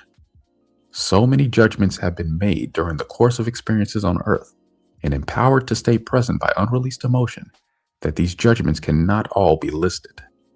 The main focus of the judgments in Atlantis was that loss of control is very dangerous and that the expression of the will brings chaos, that the will must not be allowed to express because it is destructive, that the will is, by nature, in opposition to the spirit and must be disciplined, controlled, and suppressed, that the information from the intuitional faculty of the will cannot be trusted, that the will's contribution to creation is in conflict with the spirit's vision, that the will is the cause of death and that there is nothing the spirit can do about this except rise above it and leave it behind, and that will and body are meant to serve the spirit and are not meant to have a say in creation anyway. The presence of Atlantean and Lemurian consciousness on Earth today can show you the judgments still held from those times. The vast wealth of information that could be brought forward from the past also cannot be done within the limitations of a book. These stories have brought forward some of the information that needs to be enlarged upon by individual memory. The process of clearing your own will can allow it to tell its story. Drugs. I am now going to seem, perhaps, to diverge here and give some understandings on drugs. It is not really a divergence, however, since drugs have been used by people on Earth almost since the original loss of consciousness in Pangaea. Since then, people have used drugs to increase the split between spirit and will, even to the extreme of dying to escape feelings and consciousness they haven't wanted to accept, and also to try to heal the split and regain feelings and consciousness they have believed they lost. Understandings are needed about drugs, including all of the currently popular consciousness-altering drugs. The use of drugs is not being recommended by me because there are numerous risks involved. In addition to the known risks, there are also unknown and currently unsuspected risks, including the risk that drugs can open your energy field to things you do not fully understand. While drugs can temporarily alleviate unbearable pain, it is necessary to protect the energy field of the person using drugs so that other influences cannot enter. Drugs can alter your consciousness in ways that your usual, everyday level of vibration does not normally experience. These drugs can show you more that you can assimilate into your consciousness. In this way, some drugs can help show you the way, but they are not the way, in that they cannot do it for you. You must still utilize the information to increase your own awareness and vibration. The use of these drugs is not helpful if the insights gained from them are not integrated into the person's normal state of consciousness. The person using drugs needs to know how they can help. Drugs are not help when they take the form of dependency or addiction. Then, you may have to reclaim your personal power from the drugs. This might even mean going over all of the steps you thought you were taking toward healing, again, without the drugs. Drugs have often been used to override, disconnect from, or rise above the will and body. Drugs are substances that can be difficult for the body to eliminate, especially if the will is undermined, and the will of everyone on Earth today is undermined. The accumulation of drug residue can have a gradually increasing and deadening effect on will and body, and can be noticed as reduced function and reduced sensitivity. The dosage of the drug must then be increased to produce a similar effect. This increases the residue, which calls for increased dosage once again. Given the accumulative effects of drugs, these drug-induced impairments and losses can be gradual enough that they may not be noticed until, for many people, they are irreversible and, sooner or later, except in cases of people who would not be alive without certain medications, results in an earlier death than would have been likely otherwise. Drugs have, so far, shown themselves to be treacherous because of their ability to gain a hold on the ones using them. Any judgment held about drugs affects the experience of the ones using them. If someone believes he or she must have a drug, then he or she must have it. If belief is held that a drug is necessary to get high, or that pain can't be handled without drugs, then that will be the person's reality. Some of these beliefs are held at very deep levels and can require a considerable amount of deep movement to shift effectively. Many people have had an uneasy, unsettled, empty feeling that they have tried to avoid in this and other ways. Some people have masked and avoided symptoms with drugs until the body's problems have become extensive and serious.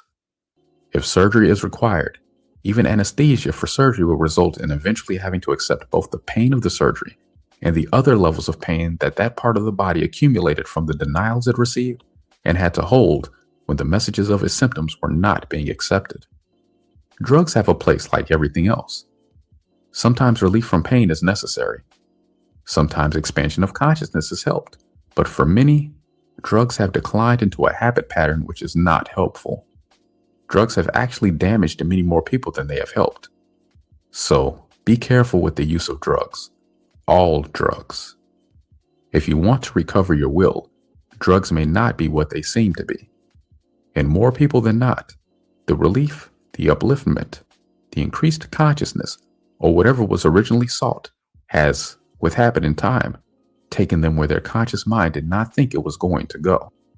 Habitual, long-term drug use can become the decreased consciousness the drug users were seeking to transcend when they began using the drugs.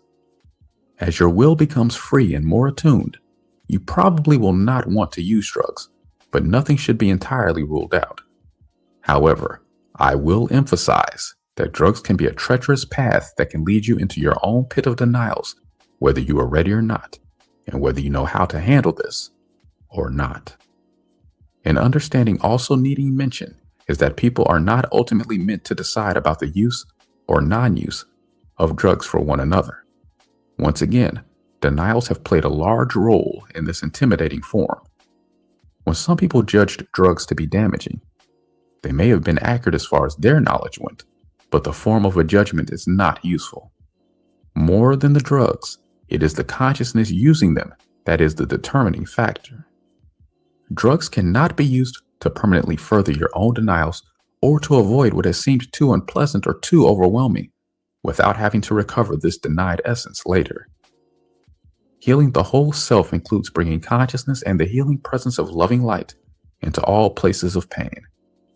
You need to let yourself be aware of what you're doing and why you are doing it, and be willing to accept, as soon as you can, anything that drugs have been helping you escape, such as intense pain or grief. Nothing is left unfelt when you are completely present with yourself. Any space in which you are unconscious holds feelings that need to be accepted when you can. This is not to say that you are always going to be in pain if you don't shut anything out.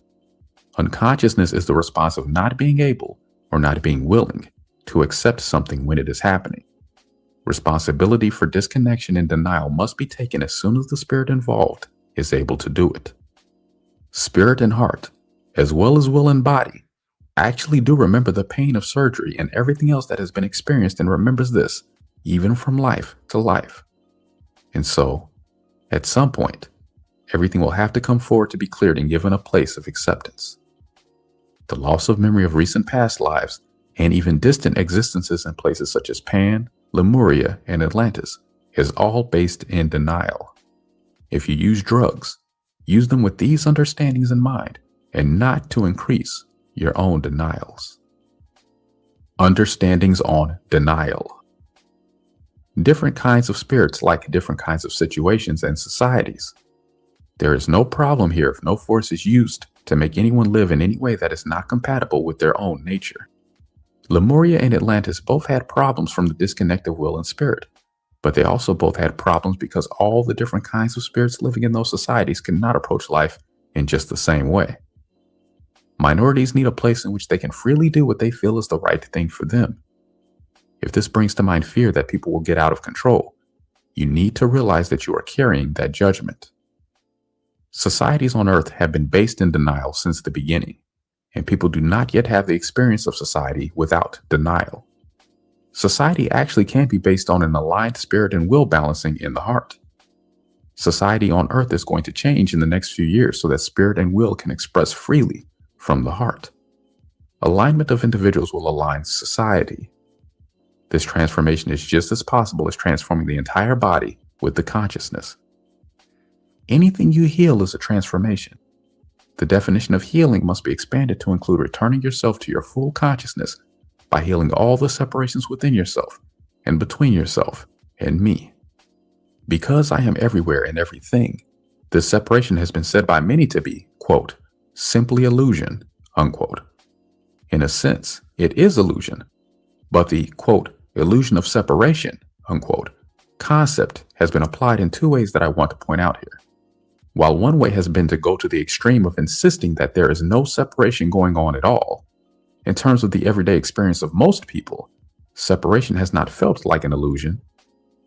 Another way has been to take the idea of separation to the extreme of insisting that I am not present at all, that I am a remote God who doesn't care or look to Earth, or even that I don't exist. Many of these people have acted as though there has been a successful separation from origin and from whatever parts of the self have not been accepted. Both of these views have some truth in them and also some denial. I can be shut out, and that is what most people on Earth have had in common. A feeling that I shut them out because I didn't like them, or that they shut me out because they didn't like me, or both. I have differentiated my energy into many forms. Different spirits accept me in different ways, in different forms, and in varying intensities. There is no problem with this, unless there are denials. People can fool themselves when denials are present, and I say there is hidden denial here, in most cases. The hidden denials here are of self and of me. When the self is denied, I am denied. Some spirits who have denied my presence on Earth are really not wanting me to be there, and have created an illusion they have been insisting is reality. Some spirits avoid my presence so they can avoid their feelings about me.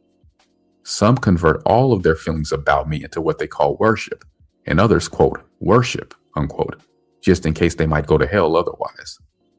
Some spirits, who say they recognize me in everything, have denied some of their own feelings about form. Everything is not the same, or it would not have differentiated into so many different forms. Form is not something to be denied. This is among the many ways spirits have denied their own feelings of anger, fear, and other feelings they have toward me, toward creation, or both. I want to point out that all differentiation of energy into form has been termed an illusion by some. The ones saying this do not fully understand form, and whether they realize it or not, have judged against me. Two of these judgments are that I should not have manifested this creation, and that, conversely, I have only created an illusion of having created anything, and that really, everything is still the same as it always was, and so nothing ever changes. This is also, then, a judgment against experience. This is not something to take lightly here. Judging against my creation and the experiencing of it is judging against my evolutionary process, and your own too, for that matter. Buried here are often feelings of not liking creation the way it is, and rather than notice this and acknowledge that they don't understand it, it has been easier to judge against it. If you hold this judgment, this will be your perspective. Rejection of my creation is possible, but this then will be your own experience and not the experience of my creation as a whole. Many spirits have made these judgments without realizing what they were really doing. Some have believed the views of others to be the reality, and some avoid their feelings of lack of acceptance for themselves, others, and creation by hiding their feelings behind the belief that, quote, all is illusion, unquote. I wanted to comment on this because it is a confusion that has been very widespread on Earth. Many who have claimed they accept me have accepted me only as light and have not accepted my forms. Others who have been caught up in the world of form have claimed that they do not need my presence as light because they accept me as form. I am both light and form, and spirits need to accept me as both. The split toward me is part of the separation illusion on Earth. It is a very real separation too, since almost no one on Earth is now able to speed up the physical body until it becomes light. Some spirits think the loss of this ability is not a problem because they have been believing that physicality means density, and so it is not appropriate for the physical body to become light. This is another judgment, and not true understanding. All energy is meant to be free. Your physical body is a part of you and is only meant to be physical if it wants to be. Many have made assumptions here that because body is physical, it wants to be.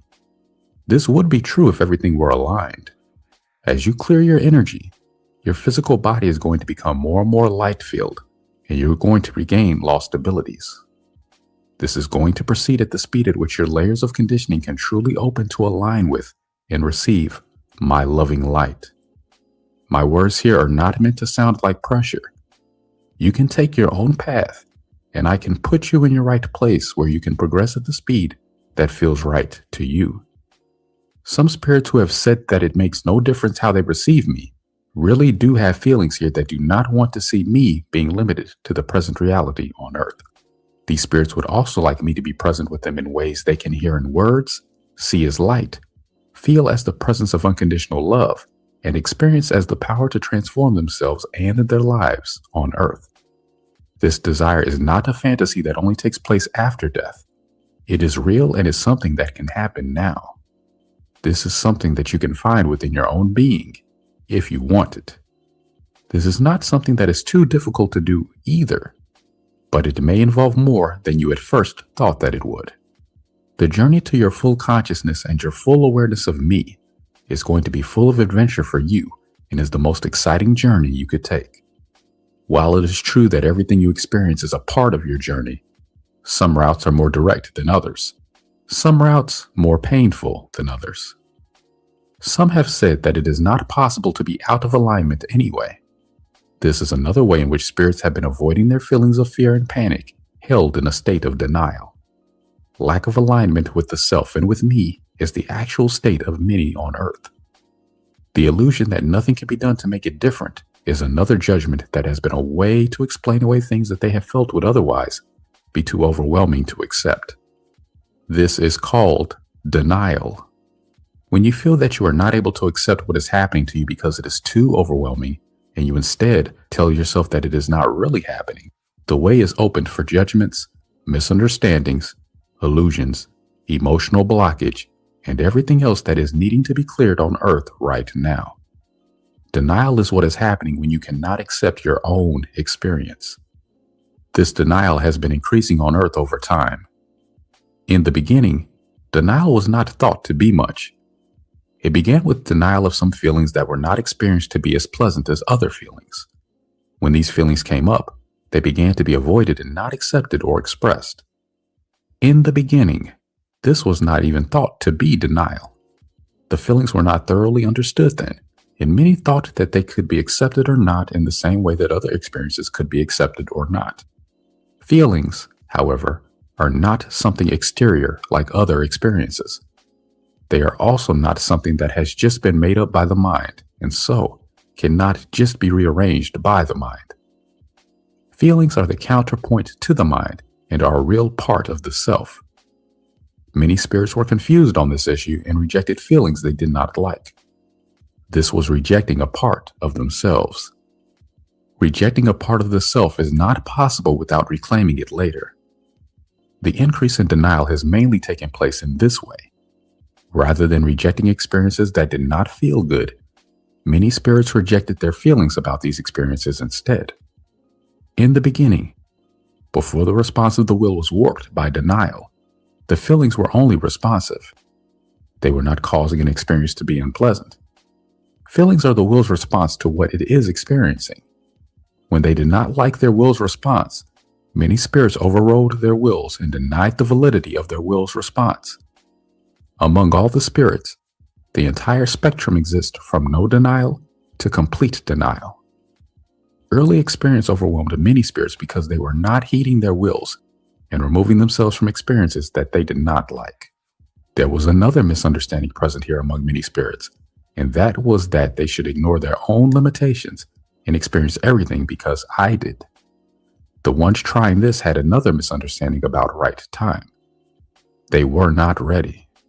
Some denied this by saying, quote, "Time is an illusion," unquote. The accumulation of experience is not an illusion, and that amounts to time. There is a pattern of denial here. Some have had this pattern because of confusion and misunderstandings, and some because they thought that they could deny the reality of their own experiences in this way. Some have denied ever making judgments. Some have denied that they have any misunderstandings, and some have denied that death is their intent. Once again, intent is the determining factor, and some spirits have even been denying what their intent really is. Blockages in the way of my presence can appear to have shut me out, but as my light can be reduced to almost nothing, and sometimes to nothing, I can appear to not be present. I am, in fact, no longer present in some cases where I have decided to put this essence outside of my light. I am, however, still present in a state of denial in some very dense places. By not recognizing light in such dense forms, some spirits have convinced themselves that they have gotten away from me. Others have convinced themselves that they are with me because they recognize everything as a form of light. If your intention is to end your denial, you can end it once you realize that you have it and begin to recognize what your denials are. Since denial is so extensive on earth right now, I need to point this out. When your denials are effective, you do not realize you have them. You are convinced that your denials are reality. Reality is that once you connect to some of your denials, you will find it easier to connect to the rest of them. Denial on earth needs to be cleared. Reality is going to change soon in such a way as to make the retention of denial impossible if you are going to stay on earth. If you are not ready to end your denials, you can continue them on another planet. A planet has the right to say who can live on it. Earth has chosen to have denial cleared, and wants to return to its original vision of itself. This is why no one can remain on earth and hold denial. I already see many spirits who do not want to remain on earth. Since I do not want spirits to blame me for removing them from earth, I want all of you who feel ready to take responsibility for yourselves to decide if earth is for you or not. Remaining on earth means accepting the full self completely, clarifying intent to end personal denial, and find balance in your heart and being aligned with the earth itself. Instead of fastening on the idea that you must heal everything immediately, you need to start with yourself by making an unconditional acceptance of how it really feels to be you and accept those feelings. You need to have a completely committed intent to end denial and heal all of the separations that your denials have created. The spirit must have acceptance for its lack of experience in manifestation, and the will must have acceptance for its emotional response to this. Spirit and will must accept themselves and each other here. Then heart and body can receive the balanced energy they need. Suffering is the path of having experiences that you do not really want to have. I have not required suffering in order to come to me. I have not required spirits to test themselves in this way. I have not asked anyone to find out if courage is sufficient to go past fear. These are all misunderstandings of me. When I describe original cause, you will be able to see how all the various images of me came to be. Suffice it to say for now that I am a living, evolving God, and all the held images of me are frozen pictures. Even the ones saying that they do not worship an image of me are holding limits of one sort or another. For example, some believe that I am a human-like father in heaven, and some believe that I am so far beyond humans that I do not even speak to them anymore. Some believe that I am terrible, angry, and judgmental, while some believe I am impersonal and have no feelings at all. Some believe I watch everything they do, and some believe I never look at Earth. I could go on, but I believe that these examples will suffice to show you the understanding I want to impart. All of this is imagery and not the total picture of me. Original cause can help you to see how all of these pieces can fit together and be healed. You need to heal yourself enough with what I am giving you now to be able to accept more. I also want to say that this channeling is clear, accurate, what I intend to say, and from me, which is not to say that you cannot question. If you feel doubts and fears within yourself, accept them and let them find their right place in your process. Allow yourself the freedom to question, doubt, and search within yourself until you feel for yourself what is true for you. In summary, I want to point out that having experiences you cannot fully accept, along with the accompanying pain and denial, has not been increasing the presence of loving light within you. I also want to make you aware that, for all practical purposes, it is possible to take yourself out of existence in this way. Another understanding needed here is that denial does not generally result if you do not have an experience until you are ready for it. Since you cannot escape from what has happened already, you need to take responsibility for it, clear it, and gain the understandings needed. In this way, you can learn how not to have to suffer from pain, fear, or denial because you won't be creating it. The question of the past has been raised by many who have said that the past is over, so forget it. Usually these people are referring to unpleasantness that they perceive as having occurred in the past. However, the idea that the past is past, as though it is somehow disconnected from the present and so does not influence it, is not true understanding. If it was really, quote, over, unquote, it would not be affecting the present and history would not be repeating itself. No matter how it may look at first, lack of understanding the past does not create a beneficial change in the present or the future. The past is part of a continuum which is not unchangeable. The past is a reservoir of wisdom available to the present. If what has not been liked about the past is not fully understood and utilized as a source of wisdom, even though it may change form somewhat, it will repeat in some form until it is accepted and understood. Acceptance brings loving light, which is what is needed for something to be able to change. Studying the past for what can be learned actually allows the present to become more free and more creative, more abundant, and more open to change. Accepting, understanding, and freeing what's been held in the past can change the present. And since the present is creating the future, it affects the future too. The past 200 years or so in America have much to teach that has been largely denied and ignored. The people originally living in America had preserved everything so that the continent had everything to offer when America was, quote, discovered, unquote. Their vast wisdom about how to live on this continent was disregarded, disrespected, even buried, trampled over, and largely lost, so that most people have only scant information about the past here.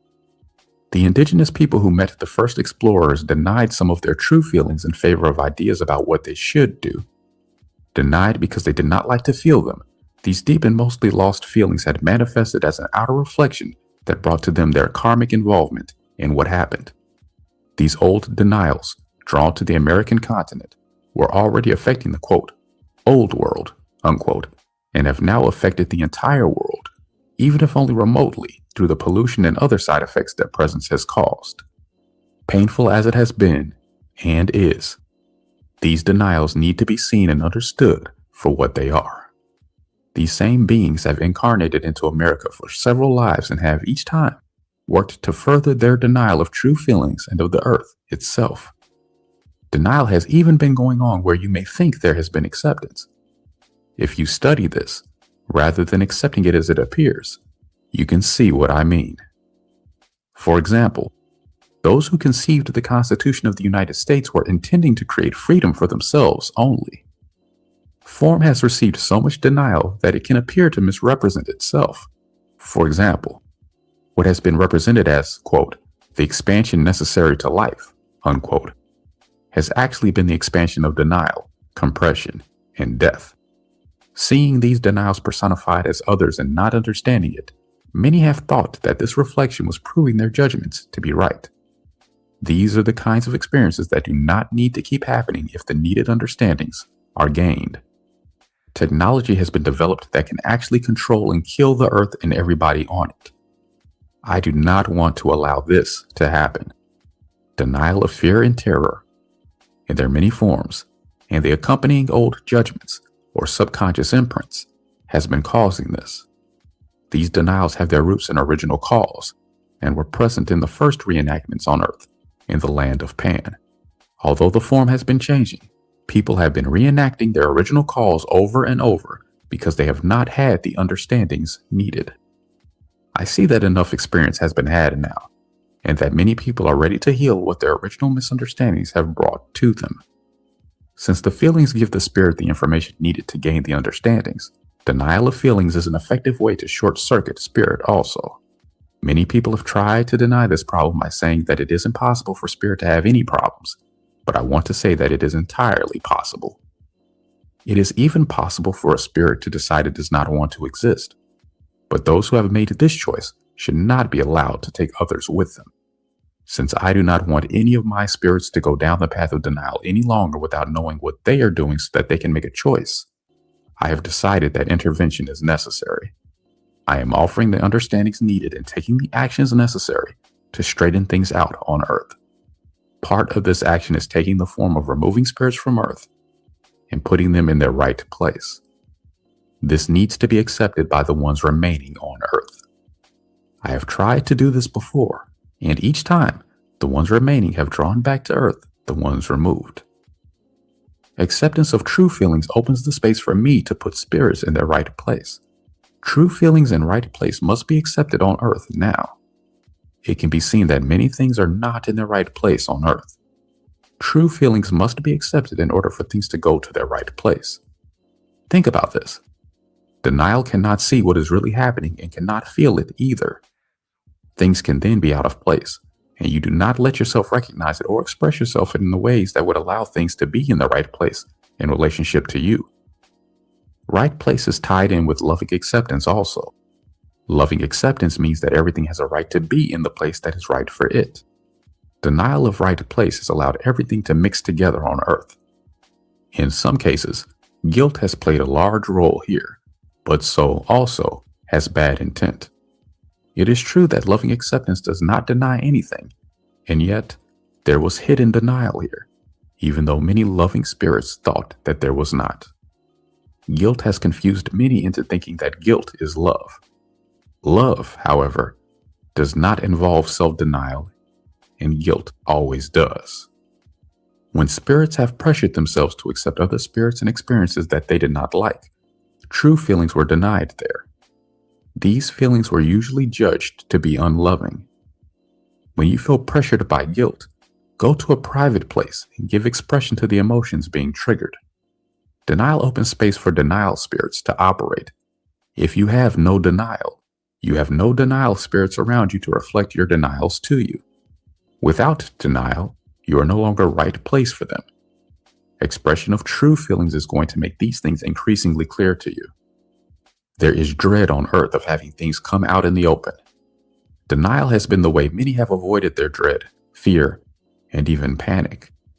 This dread of seeing things as they are also has deep roots in original cause, but seeing things as they are is better in the long run than pretending that things are otherwise. It may be a great relief from the pressure of constantly pretending and trying to keep up appearances. Expression of true feelings can also create the movement needed to bring changes you can really like. Spirits need to be ready for the experiences they have. Emotions are not to be denied in favor of the experiences that are triggering them. This is how many spirits got themselves overwhelmed to the point where they felt they had to deny. Denial is now so much a part of everyone and everything that almost no one realizes they are doing it, and those who do often realize it only later. In Pan, many spirits felt overwhelmed by the reality they saw before them. There were so many fast-formed changes that nothing seemed stable. These spirits felt that they could not leave Earth. They felt they had no place else to go and no place else they wanted to go. These spirits could not make the ones upsetting them leave Earth because of their confusions about loving acceptance. They then felt they had no way to go other than denial. Some denied the reality in front of them, and some denied their feelings about the reality in front of them. In increasing their denials, these spirits did not realize the role their own denials were already playing. Denial compounded the problem it attempted to solve by allowing the situation to get much more out of hand than it would have otherwise, but at the time it seemed the only possible way to go. Experience is still overwhelming many on Earth today. Many still feel that the situation has gotten so out of hand that they can't do anything but deny it.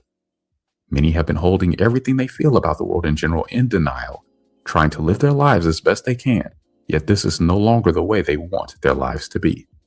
Those who think that life on Earth, at present, is good, have lost their vision of how life could be and of how life is meant to be.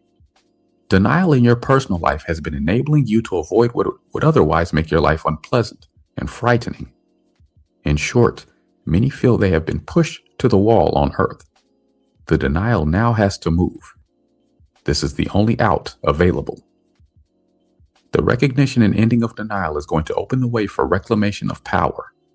Individual power is lost when parts of the self are placed in denial. Overpowering has taken place because of denial.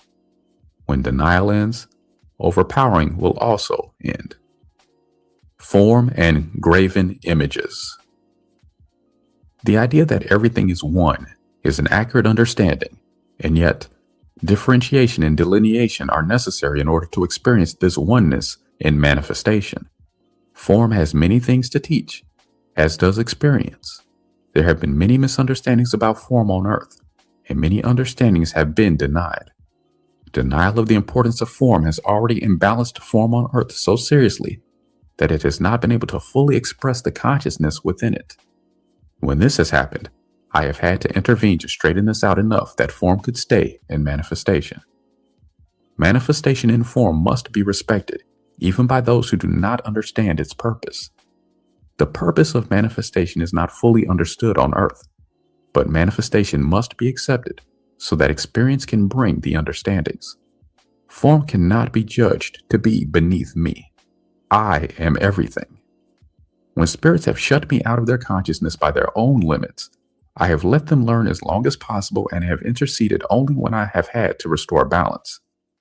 Because I have not seemed to intercede lately in ways that have been clearly apparent to those denying me, These denials have seemed to prove their own judgments that I am not interested, don't exist, haven't any real powers, am beyond man, or don't relate to man. Judgments believed by the mind and held in place by unmoving emotions have drastically limited the channels open to me to reach people in ways they can recognize as God. Refusal to recognize and accept me has created a strong illusion of separation between myself and most people on earth. Many deny this separation, but the illusion is real enough for the ones experiencing it. Holding limits on me does not allow you to see me for what I am. This is not unlike worshiping a graven image. Form is a manifestation of essence and must be aligned with essence in order to really manifest that essence. Confusion about form in the beginning caused many to deny their true form in favor of another form. In doing this, many had to deny some of their essence in order to take on another form. Expression in form has been imbalanced because of the imbalances between spirit and will. You can restore your true form by aligning your spirit and will. True form needs to return and will return. By taking the steps you can take to align with me, you can make this process easier for yourself. At one time on Earth, I gave everyone who could accept it human form temporarily to see if this would help them to work out confusion about form. I have watched this closely, and I have clearly seen that even though I have restored the balance in form numerous times, these spirits have also continued to deny essence that is really theirs, and their form is still trying to express this essence. Even though these spirits have claimed that their problems were because they were different from others, giving them human form has not solved their problems. Many on Earth are not comfortable in human form, and yet they asked me for it and told me that their true form was not the form they wanted to have. I have given these spirits the maximum amount of time possible to give for experiencing a form other than their true form. The reality is that spirits must now accept their true form and realize that this is the form in which they can best evolve. Locking oneself into rigid form, flowing through form changes without realizing why, claiming that form is all there is and claiming that form is something to be transcended, are manifestations of some of the ways in which form has been misunderstood, used, and thus denied. Judgments about form and the accompanying emotional charge are needing release along with the rest of your release so that form can become more freely responsive and your physical body will have the freedom to reflect your increasing self-acceptance. I want to point out that some spirits did not want their form to reflect their essence. These spirits denied that their form did reflect their essence because they did not want to be seen for what they were. This denial of form confused many others about form and essence, and they began to deny their true forms also.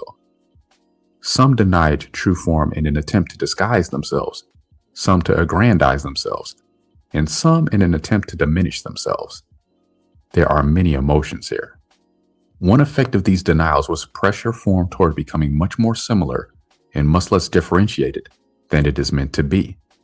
This has been another attempt to limit me by limiting my expression in form.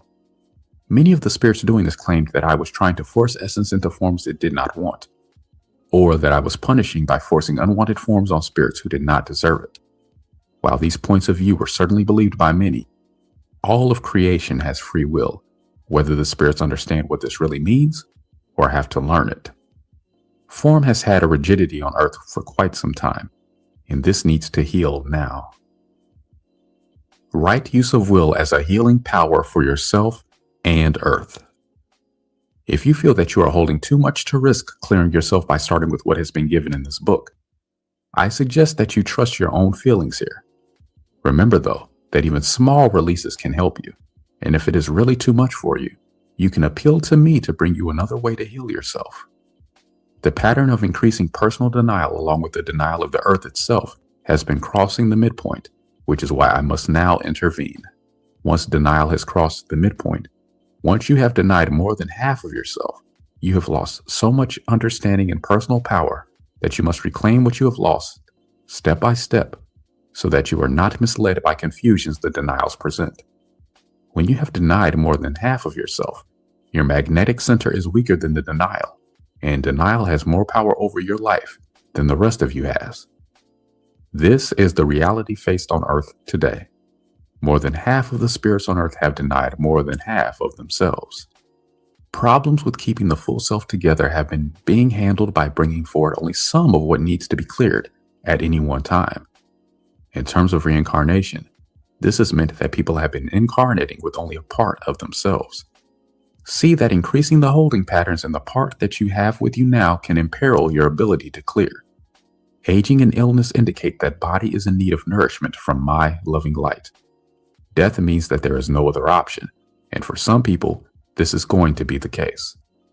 It may be that body cannot hold anymore, or it may be that earth is no longer that person's right place. For some, death means that not enough of the self came forward with them in this life, and they need to use this means to go and seek the rest of themselves in order to heal. When you have stated intent to heal, whether you are able to recognize the form it comes in or not, you can regard everything that comes your way as an opportunity to heal something. When you have cleared enough of what you have present with you, aligning with your full self is going to be necessary. This includes parts of you that you are not aware of yet. Some of you can draw these parts to you. Some will need to go and join these parts, and others will need to move in both of these ways. Surrendering to your own will and its progression is important, but this does not mean that the will is supposed to control you. It means that the will has been left so far behind that it needs focus to be able to catch up and come into present time. By no longer denying anything in yourself, your spirit and your will can find balance in your heart. When the will is freely able to respond to everything the spirit has to suggest, it may at times appear that the will does not want to accept some things from the spirit. If the spirit gives the will as much time and understanding as the will needs, and it still cannot align with the spirit on some things, the spirit needs to look at itself more fully. Do not make a judgment that something cannot happen if the will cannot do it yet. It may not be the right time, or it may not be the right experience for you. When both spirit and will have unconditional acceptance of each other, each can fulfill its role. Heart then receives this balanced flow of energy, and body can freely manifest. This is the path of free will and of unconditional love. Denying and overriding and even deceiving, coercing, and forcing the will were instrumental in creating the original imbalances. When the will then could not accept the experience it was having, the spirit did not accept this pain from the will. When spirits didn't know what to do with the pain in their will, many spirits told their wills they had to let go of these things without their spirit having to receive it. The will was not able to do this, and then felt it had to hold this until the spirit would accept it. Most of this pain has been held from the very beginning. When the will's response was not accepted, the holding patterns that were established then shut down most of the will. The overpowering of the will has prevented it from having enough trust in spirit to surrender easily to it. Because the will felt that it could not come straight ahead and be accepted, it began to be manipulative, indirect, or sideways in its approach to spirit. The will needs the spirit to give this held pain loving acceptance so that they can both gain trust. Surrender means that you have unconditional acceptance. This is never achieved in any real way by overpowering something until it has to surrender. Neither will nor spirit is to be overpowered, and nothing is to be denied. Because anger often felt it couldn't be bothered with all this. It just wanted to do what it wanted to do. Anger movement is going to be necessary. Where there are many old and deep denials, there may be resistance to the idea that manifesting this healing means you are going to have to go down first in order to bring these denials up and into present time. Many have judged the physical self to be base and dense and have found themselves to be trapped in this. These spirits began to break off from what they didn't love and leave their physical body behind when they longed for other planes of existence and found that they could no longer speed up their physical body and take it along. Instead of denying how you feel about what the experience on earth has been, realize that this denial is a way in which power has been being given to the very ones denying free will on earth. The fact that dissidents have been arrested or worse, and that effective actions to curtail the overriding of free will on earth have, so far, met with so much denial is not reason to believe it will always be this way. If denial ends in the ones wishing to protect themselves and the earth from being overridden, outer reality can shift. The way to protect yourself and the earth does not require that you do anything you don't want to do. Moving with your own internal process is going to be enough, if you really do it. This does not mean that your ability to act outwardly is going to be paralyzed. You are seeking to find balance, and imbalanced moves may be difficult to rectify. You can express the feelings you have about what is happening on earth with yourself, to me, and with those you trust. Do not underestimate the power of this expression by judging or holding the judgment that expressing emotions does no good. By processing as much as you can before making any outer shifts in your life, ways can open to you or become clear in ways that were not apparent before. Your internal alignment determines the power you have to get what you want. If, for example, from a place of partial alignment with yourself, you feel a need to ask me to heal the earth, I will respond to that request anyway because it is for the highest good of earth. I do like to hear from you that you want this also. But I also want you to realize that this healing must happen in the way that will really bring the full healing that earth needs. If you ask me to heal you and the earth right now, it may appear that I am not answering your request if there is a time lag, or if you do not understand the form that this healing must take. This healing is a process of alignment. If you have denial in parts of yourself, you are not fully in touch with what could be holding back immediate response and instantaneous healing. Your healing must happen in the right way and at the right time. I must help you and the earth to heal in the way that is appropriate. Even though healing is happening, you still need to process all of your responses to what is happening to you and around you. To be able to ask me for something from a place of alignment, you need to know what all of you wants. Original misunderstandings thought that pushing away everything that did not agree with what the conscious part wanted was the way to achieve alignment. As a result, most people have only part of themselves consciously present with them. Because these denials are parts of the self, they seek to return. When some parts of the self are not being given acceptance, they continue to seek access to the conscious awareness by drawing repeat patterns that reflect their presence. Because denial draws its own reflection, denials can draw experiences that are not what the conscious part thought it was creating. Your denials may be extensive and buried enough that they undermine the very things your conscious part wants to draw. In these places, there is judgment instead of my loving light. Many of these denials are held in what has been called the subconscious, and to heal, you need to know what they are doing. The way to heal yourself and the earth is to end denial in yourself so that you have an alignment about what healing is for you and for the earth. If part of you asks me to heal you and the earth, for example, and you hold in denial a part of you that is furious that things are the way they are, and that I haven't done this already, this denied part is not receptive to my help because it doesn't believe I am giving it. I cannot heal a part of you if it means lifting you away from other parts of you that are holding your denials. I cannot rescue you by lifting you away from a part of yourself because you must take responsibility for your entire self. When you have denial present, healing often comes in the form of the experiences you need to help you recognize your denials. You must do your part as much as you can. If it is really too much for you, you may be lifted out temporarily, but you will still need to take responsibility later for what you haven't healed. This is why I am encouraging you to heal as much as you can now. If you feel this is a burdensome bother, let this anger surface and express until you are able to move to a place of deeper understanding with it. Since healing must happen, everyone is getting what they need. When you have had disagreements with parts of yourself and, instead of finding alignment, they were denied participation with the rest of you, it can appear that they do not want the same things that you want. Then, one part cannot be answered without another part feeling denied. This is why so many people do not think they are getting what they want, but they are getting what they need, no matter how it looks. Since denials seek to gain acceptance and alignment by bringing themselves to your awareness, the more people have sought to keep denials away, the stronger the reflection has been getting. The fact of the matter is that when you have alignment, initially with your intent to heal and then with your full self, what you want and what you need are the same thing. To heal the earth, you need to heal yourself first. In ending your denials, you can tell me everything you like and don't like about the reality in which you live, and also how you want your reality to be. This can clarify your alignment with your right place, and is also important because it gives your healing parts a renewed vision to encourage them, and an opportunity to express doubts and fears about whether this healing is possible or not.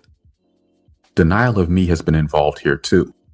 So many people have believed that I am the God they think I am, rather than the God I am, that they have often limited my help to the ways in which they could imagine my help. Very often, help from me is right there, and people haven't recognized it. Very often, I am right there, and people haven't recognized me. You have the power to limit my presence in your own life, but you do not have the power to limit me. Along with aligning your own spirit and will, you need to align with me. To do this, you need to release all judgments of what I am and what I am not. All the emotions that have been empowering these judgments also need to surface so they can shift. When you can really feel that I am a loving God, you will also be able to feel what is loving and what is not. Right use of will offers an opportunity to accomplish more and also give oneself the opportunity to learn to come and go at will from the physical plane again without having to use the birth-death approach. This can allow the spirit to leave Earth with its entire self rather than with only the less dense levels of vibration, and relieve people of much of the grief of separation when a loved one passes away. This alignment is necessary because the physical part of everyone is just as much a part of the spirit as any other part. Body is the divine manifestation of spirit, will, and heart, and so is the fourth aspect of my light. When you have aligned in this way, you will be able to ask me to help you in the earth and know that I am. You will be able to ask me for deeper understandings and to help you understand the needs of everything on earth. You will be able to ask me to restore the earth to its full beauty, purity, and ease of living. You will be able to hear me and see me at work there. You will be able to recognize it when I speak through people around you and when I do not. When you have alignment, you have agreement about what you want. This agreement allows it to happen because nothing in your energy field is in contradiction with your desire, and your desire is attracting it to you. When desire is aligned with spirit, there is no problem in having your heart's desire. Spirit needs to inspire and guide. The will needs to respond, and their balanced interaction needs to select. However, the free and full response of the will has been mostly missing, and I have seen that denial is why the will has not been responding. Clearing this denial is going to allow true feelings to emerge, and true feelings can then tell me how you would like your reality to be. I do not want to deny anything, and I won't, but you have the power to deny yourself. I am offering you this information as an opportunity to end your denial so that you can recognize, accept, and feel gratitude for what you are being given. This recognition needs to be in all parts of you, not just the part that wants to tell me that you already know this. Healing the earth is something that comes along with healing yourself more than you may be able to recognize in advance of the experience. If you are willing to take the path that leads to your own healing, you need only begin where you are and let it unfold. You can tell me anything you have in your consciousness and everything you want to have. While this is happening, you can feel me drawing near as you open to receive my loving light. Steps to healing and complete recovery. It is important to honor the progression that arises from your own will. However, I would also like you to know that you cannot go the whole route to your own healing if you do not understand your own original cause. Letting your process unfold in this way will help you understand how the causes have affected everything that has happened since and enable you to clear things at their source. Will movement without input from my light about original cause may present you with some things you do not understand. If you allow the movement, you may get the understandings, but you need to be open to information that does not fit into anything you have been aware of so far. Many things have been lost into the, quote, subconscious, unquote, that needs to be brought into consciousness now and understood. For most people, this is impossible without the help I am giving now, although some people have deeply held feelings toward me that will make them want to give it a try on their own. When these things lost in the, quote, subconscious, unquote, begin to surface, they will surface showing you the judgments against them which caused them to be pushed down and out of your consciousness. These are judgments, and not all there is to the reality of your original experiences. This sort of deep movement in your will may not happen at first, but when it does happen, it needs to be when you are alone or in the presence of others you trust. Expression from parts of your will that have been heavily guilt-laden should not take place in the presence of others who do not understand and who might take the role of acting out the judgments you yourself hold against the expression of these emotions, such as deciding you are crazy or dangerous. Some of you who are more will polarized may have upsurging emotions as your will's way of beginning this process. Another way to begin is by recognizing your own denials. A way to do this is by accepting every feeling and thought you would otherwise push away or ignore, by going into them rather than away from them. You can gain the understandings needed there. I want to point out that talking yourself out of the need to do this can be a form of, quote, positive, unquote, thinking. So-called positive thinking is based in denial when it encourages focus on only a part of the self. Part of you gets better and stronger, and the other parts get weaker and more denied. This is why so many have felt they have had to use repetitive affirmations, discipline, control, and other means of pressuring themselves to keep away what they have labeled, quote, negative, unquote. What has been denied here is fear of negativity, as though it causes the problems rather than pointing them out. These denied or judged against aspects of the self have things to teach and need acceptance. As you begin to notice your denials, the next step is to reclaim these denied parts of yourself. In doing this, you must not feel that it is just a mental exercise. In addition to judgment release, movement in your emotions is what is needed to open the space for these denied parts to have a place with you. Freedom of emotional expression as sounds, combined with releasing the judgments that have been held there, can allow this essence to move and change. But this is not a method that can be applied. It has to be felt. These parts can integrate with you and be a helpful addition if you give them the understanding and acceptance they need. Once the will feels able to come forward with held charge, it may want to rush forward at times. You will also find that when held charge in the will feels received and has been able to express this held charge, it will not feel the need to press forward so much. First responses can be habitual, conditioned reactions arising from the subconscious. Even though your rational mind may be telling you that there is no real reason to be reacting in the way that you are, your reactions can be explored to find pathways into your subconscious. Gaining understandings can make it possible to shift the reactions you want to shift, rather than having to deny and control them. Your first response can also be your intuition. Increasing your attunement to yourself is going to let you know the difference here. When you are getting in touch with more parts of yourself in this way, you may find some things that just do not feel like a part of you. It may be a critical voice, urges to take actions that do not feel right to you, or something else. Critical voices can be addressed and told to give good advice, not criticism. Direct expression of emotions as sounds can replace urges to take actions. If this feels like it may be a part of you, but very sickened by its state of denial, you need to nurse it back to health in any way you can. If, however, you do not feel that you can find any way to get the shift you want with these problems or come to peace with this as a part of you, you can ask me to put it in its right place. Then let it go, and I will do this for you.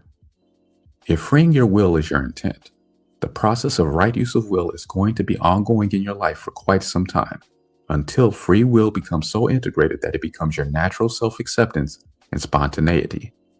If you feel that you cannot find all of your denials, you can let outer reality show them to you.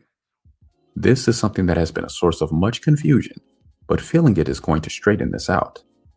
When you look at outer reality, you can let all of your feelings about what is happening in the world around you come up. Express them with yourself first, and find out what they really are. See if there's anything you can do that you also feel like doing to shift the situation. Then allow yourself to do, or imagine doing it. Do not push yourself into any action until you feel ready. Start with something simple that you feel you can do. For example, you might start by telling someone who is talking to you for longer than you want to listen that you want to end the conversation. When you feel it should end, tell them in your own words right then, and don't give them an untrue excuse for ending it. Try to do this before unnoticed anger comes forward and gives it a punch. Even something as simple as this has not been considered polite in many circles.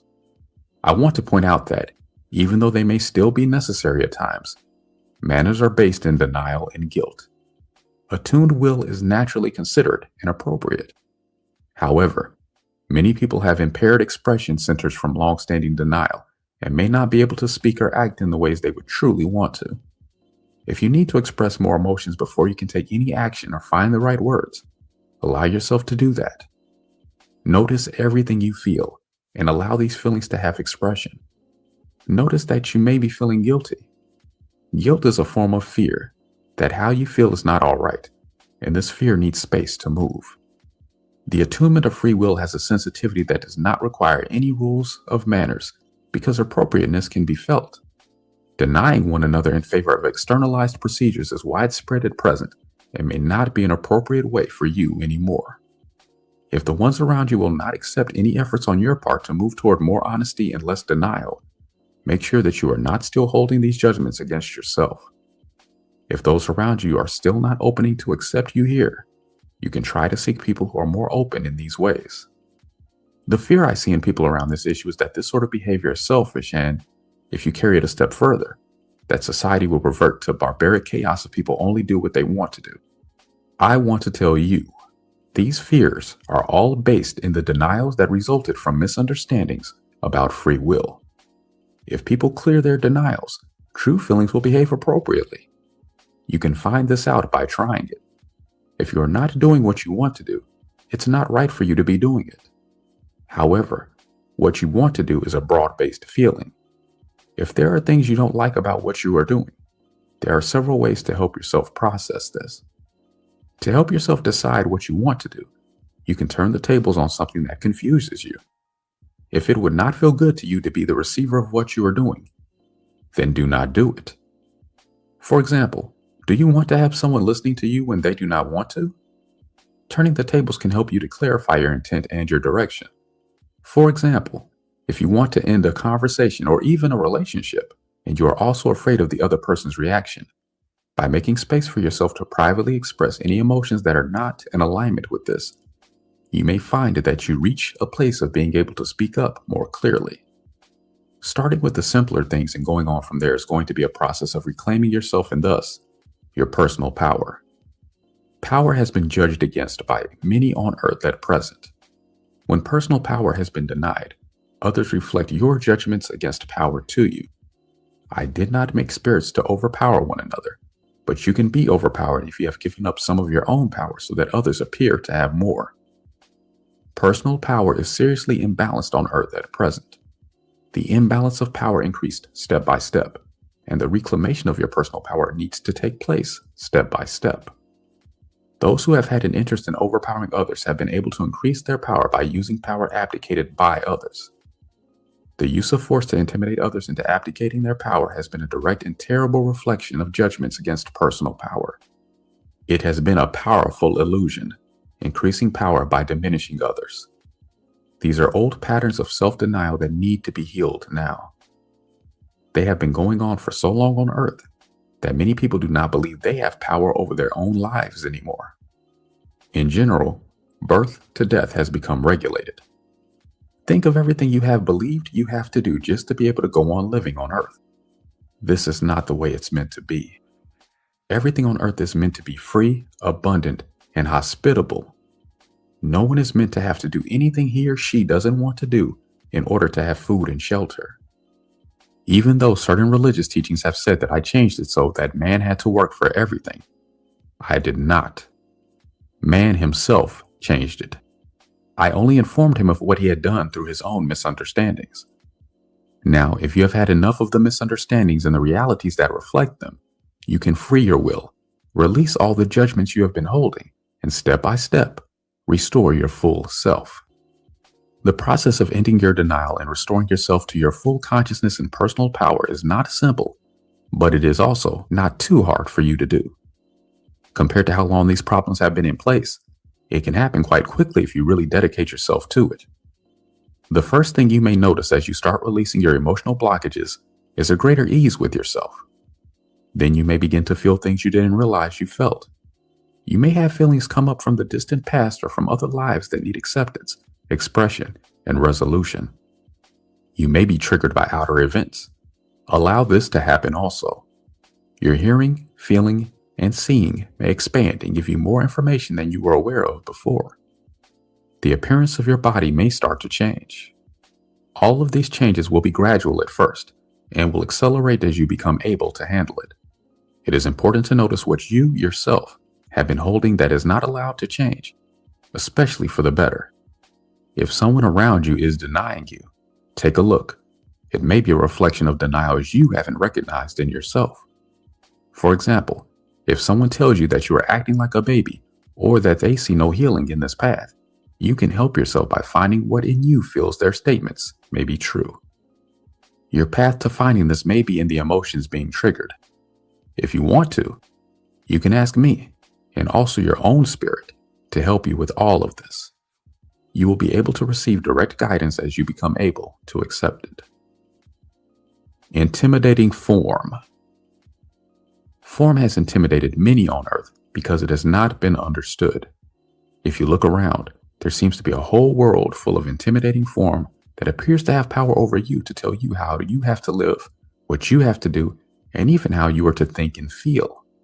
I could make a long list here, but I will only list areas that have overridden nearly everyone's free will and had the power to force compliance.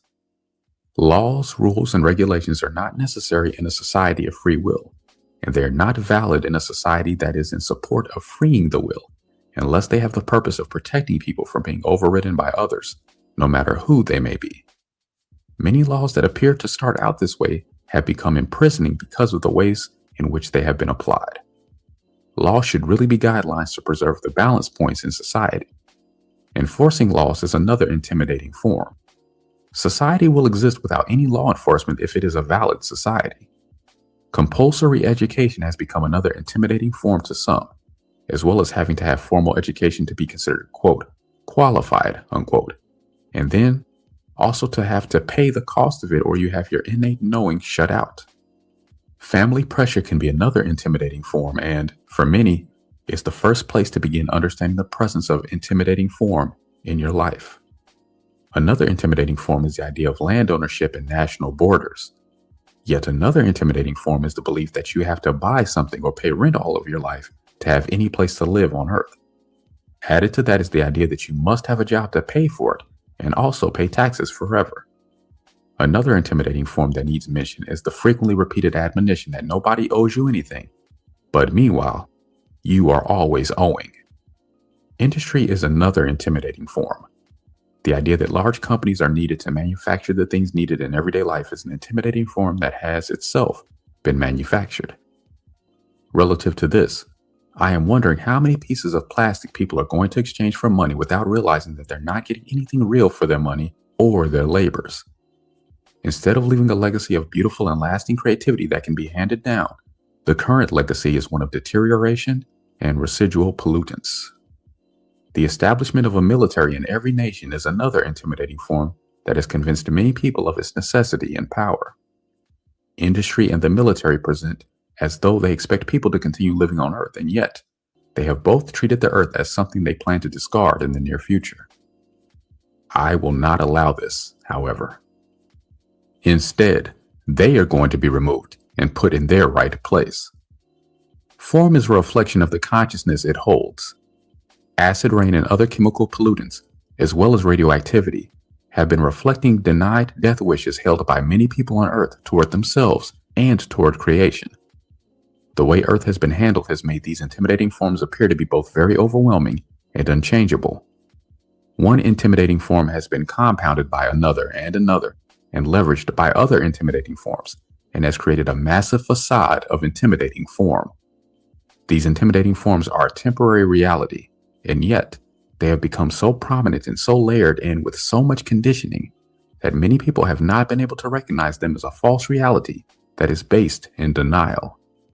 It is denial that has enabled and empowered and also made necessary all of these intimidating forms.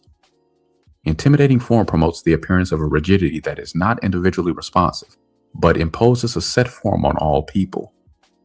Even though protests have brought many attempts to make rules that are supposed to apply to different sets of people, it still remains an externalized agenda set in place by people who are not present in the moment.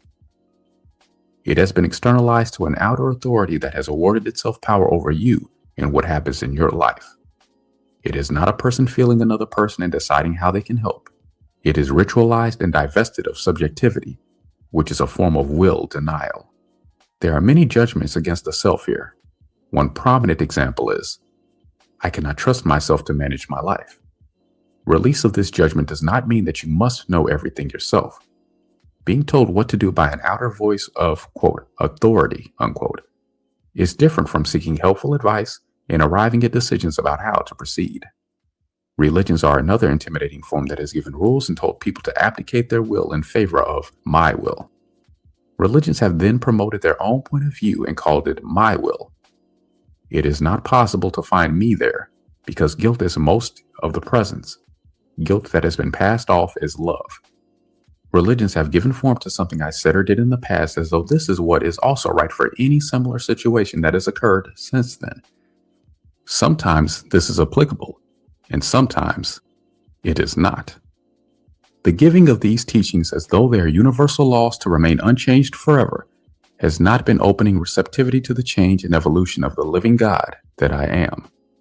For example, interpretations of the scripture that man shall not spill his seed upon the ground has led to further fragmentation, a loss of freedoms, an increase in regulations, and a loss of the earth's right to renewing, nurturing, and uplifting wild and free places. Quality of life is what makes life worth living. When parents have children they do not fully want, it has been draining to the parents, and the will denial involved has resulted in the fragmentation that is now most people. Lack of free movement in the will has been giving rise to all of these forms that have become so intimidating. But saying this does not mean that I am promoting change for the sake of change, or the denial patterns of promoting change for increased sales or as a distraction from boredom. I hear the complaint on earth. If I recover myself, I still have to live on earth, and the more sensitive I get, the harder it is to handle what is happening. I want to reassure you here. Everything that has been attempted on earth so far has had denial present in it. In recovering lost sensitivities, protect them in any way you feel you need to, but also give them emotional expression so that you do not repeat your original patterns of denial. By moving with whatever you can end your own denials. Ending your own denials is going to affect everything around you, but because of the way these denials were put in place, things can look and feel worse before they get better. I do not want to tell you any more now about how it is going to be later, because fixing on images according to the level of understanding you have now can prevent you from attaining the movement necessary. What you need to know now is that guilt, unlovingness, and denial has had more presence than my loving light on earth. Much denial of the will has been based in the belief that acting from guilt and self-denial was being loving towards others. This has meant that the will has not been allowed to move in many of the ways the will wants and needs to move. A judgment here has been that the will is not loving, when in actuality, it is guilt that is not loving. Love does not seek self-denial. Intimidating form on earth is a reflection of denial and guilt. Whether you understand my light on this yet or not, if you allow movement in your will, you can gain the understandings as you go along. However, the presence of denial and guilt on earth has not wanted to allow this movement because it has been holding the judgments against it. To get the changes you need in the intimidating form around you that has said you cannot do and say as you want, you need to heal this lost will in yourself first. This caution is necessary for you, at least until you know more about what you are doing. Form intimidates only those over whom it has power. Movement within yourself will show you how you have been empowering these intimidating forms with your own self-denial. So take my caution seriously here. Advancing outwardly is not going to be successful for you unless you have done the inner movement first. If you meet what feels like impenetrable resistance, retreat and process whatever has been triggered. Later, you can try again. What is happening on earth now can help you to recognize your own denials. You can do this most easily by giving in to your emotions first and analyzing it later. Be assured that nothing is going to happen to you unless it is necessary to help you clear your own denials. Healing is what I have in mind for earth right now, although if you cannot recognize the process of healing, you may think it is doomsday. I feel the wills on earth calling for release of their pain, and I am responding. If you have the intent and manifest your intent by really doing this process, healing yourself has to succeed, no matter what form it takes. In doing this, you need to trust your feelings extensively. Accept whatever your feelings have to offer, and trust that your will has a progression of unfoldment. Instead of trying to manage, direct, pressure, or force, allow it. Try not to judge your feelings any more than you already have. Release all the judgments you have been holding on yourself that you can. Healing in the entire sense is going to heal everything in you, and healing yourself entirely is going to have a transformative effect on your reality. In saying this, I do not mean that there is hope at the end of a long struggle. I mean that this can happen now. You do not have to heal everything inside immediately. You only need to find your own denials, accept them, and have intent to heed them as soon as you can. If you have been convinced that magic is deception or is evil and not a part of me, just try what I have presented here and see what happens on Earth. I will not say much more now, except that I have completed the teaching for this book, and I know you can do it. I have chosen not to go into depth in any one area because I see how many people already have parts of this information, and also how many people are not yet ready for more. Putting the parts together is my purpose here. In doing that, I have needed to point out what has been holding the parts separate from each other. In healing yourself, look carefully at everything that has held you apart from your full self and from others. This is where emotional blockages and old judgments are held, and this is where denial hides. These are holes in the energy field that have to heal and can be healed without scars if they are healed completely. I have seen already that Earth has to heal now. I have already seen that Earth can heal now. I have already seen that many people on Earth need to heal now, and I have seen that many people can heal now. I hear the call from many who want to hear from me directly, and I do speak to a number of people on Earth. People hear from me what they are ready to accept. Many people who hear me have not realized it is me speaking to them. Others have wanted to hear from me and have thought that they did when they did not. How to tell the difference between my loving light and other voices is the question here. You must know your own intent and your own heart. The more you clear your own will, the more it can be felt to be my guiding presence or not. You can help yourself by going slowly here and feeling into it. I am everything, and I am in all places in one form or another. I love all of my spirits, and I want to give them all what they want and need. If I am not feeling good to you in this form, then this is not the right form for you at this time. If you need to relate to me differently, you will find the image you need. I hold no judgment or denial here. I will just put you in the place where you can receive me in the way that you want to receive me. I have only healing in mind here, and I want you to know that it is entirely possible to heal Earth in the coming years. I will do it, and you can help me by healing as much of yourself as you can. I will help anyone who needs my help in any way in which they can receive me, if I am asked to be present. The more you open to yourself, and the more of yourself you receive into your own love, the more you can open to me and increase your own light on Earth. Earth has my unlimited love, and the more you open to me, the more my light will increase within you and on Earth. I end now with one of my favorite endings. Amen. It's important to call Law Tigers before your insurance company so that Law Tigers can represent you and guide you through the process and get you what you deserve. I think it's important to call Law Tigers if you're in a motorcycle accident because you are going to need the assistance to do things the right way. You should call Law Tigers before your insurance company because most insurance companies, they don't want to pay you out.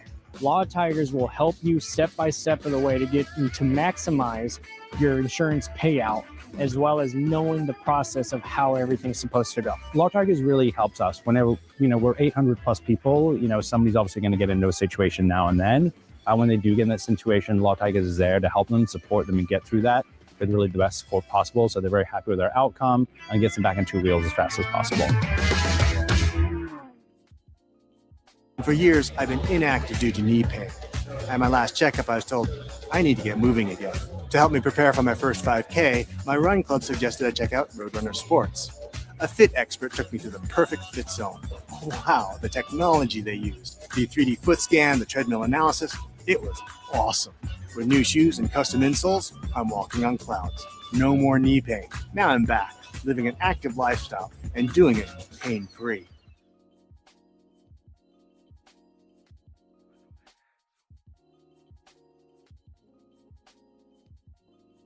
Help elevate your consciousness to new and lofty pinnacles of nobility and grandeur. Our own American philosophers Emerson and Thoreau are also worthy of study and emulation. 6. You can receive divine inspiration through doing charitable acts for others. Helping to inspire those who are less fortunate than yourself is a wonderful way to recharge your brain and body with new inspiration. You can also help inspire others with your smiles, words of encouragement, and kindness. 7. Prayer lifts man's soul into lofty dimensions of spirit that transcend Earth's gravity pull. Pray often during the day. Little short prayers help inspire you and energize your mind and body. 100 times a day I say little prayers like this. Thank you, God, for this beautiful day. I am grateful to you, God, for sending me such good friends. Thank you, God, for this lovely sunshine. Help me, God, to overcome this problem. God, give me guidance and inspiration to carry out this task. These are little soul boosters which keep one in constant attunement with the divine source of all life and all good. 8. The 9th key, dynamic action. The first law of the universe is the law of action. To stir the miracle response centers of your mind into creative patterns of thought, there must be dynamic action in your thinking first. Everyone has some form of action in his life, but the miracle-working kind of action is known as dynamic action. Synonyms for dynamic are energetic, vigorous, forceful. The type of thought that reaches out into time and space and stirs creative forces into motion is dynamic thought. A dynamic thought is one that you hold persistently, and that infuses your brain and body with the necessity for dynamic action. When Edison tried 10,000 times to find a substance for his electric light filament, an assistant said, "It's no use, Mr. Edison. You've tried 10,000 times and failed. You might as well give up." The great inventor, driven by some inner compulsion into a vortex of dynamic mental and physical action, replied, "Give up. Never. Now we know 10,000 things that won't work." His next experiment the following day proved successful. Regime for releasing dynamic action. 1. Emotionalize your thoughts for greater dynamic action. The nerves and muscles of your body respond to emotions that are fervent and dynamic.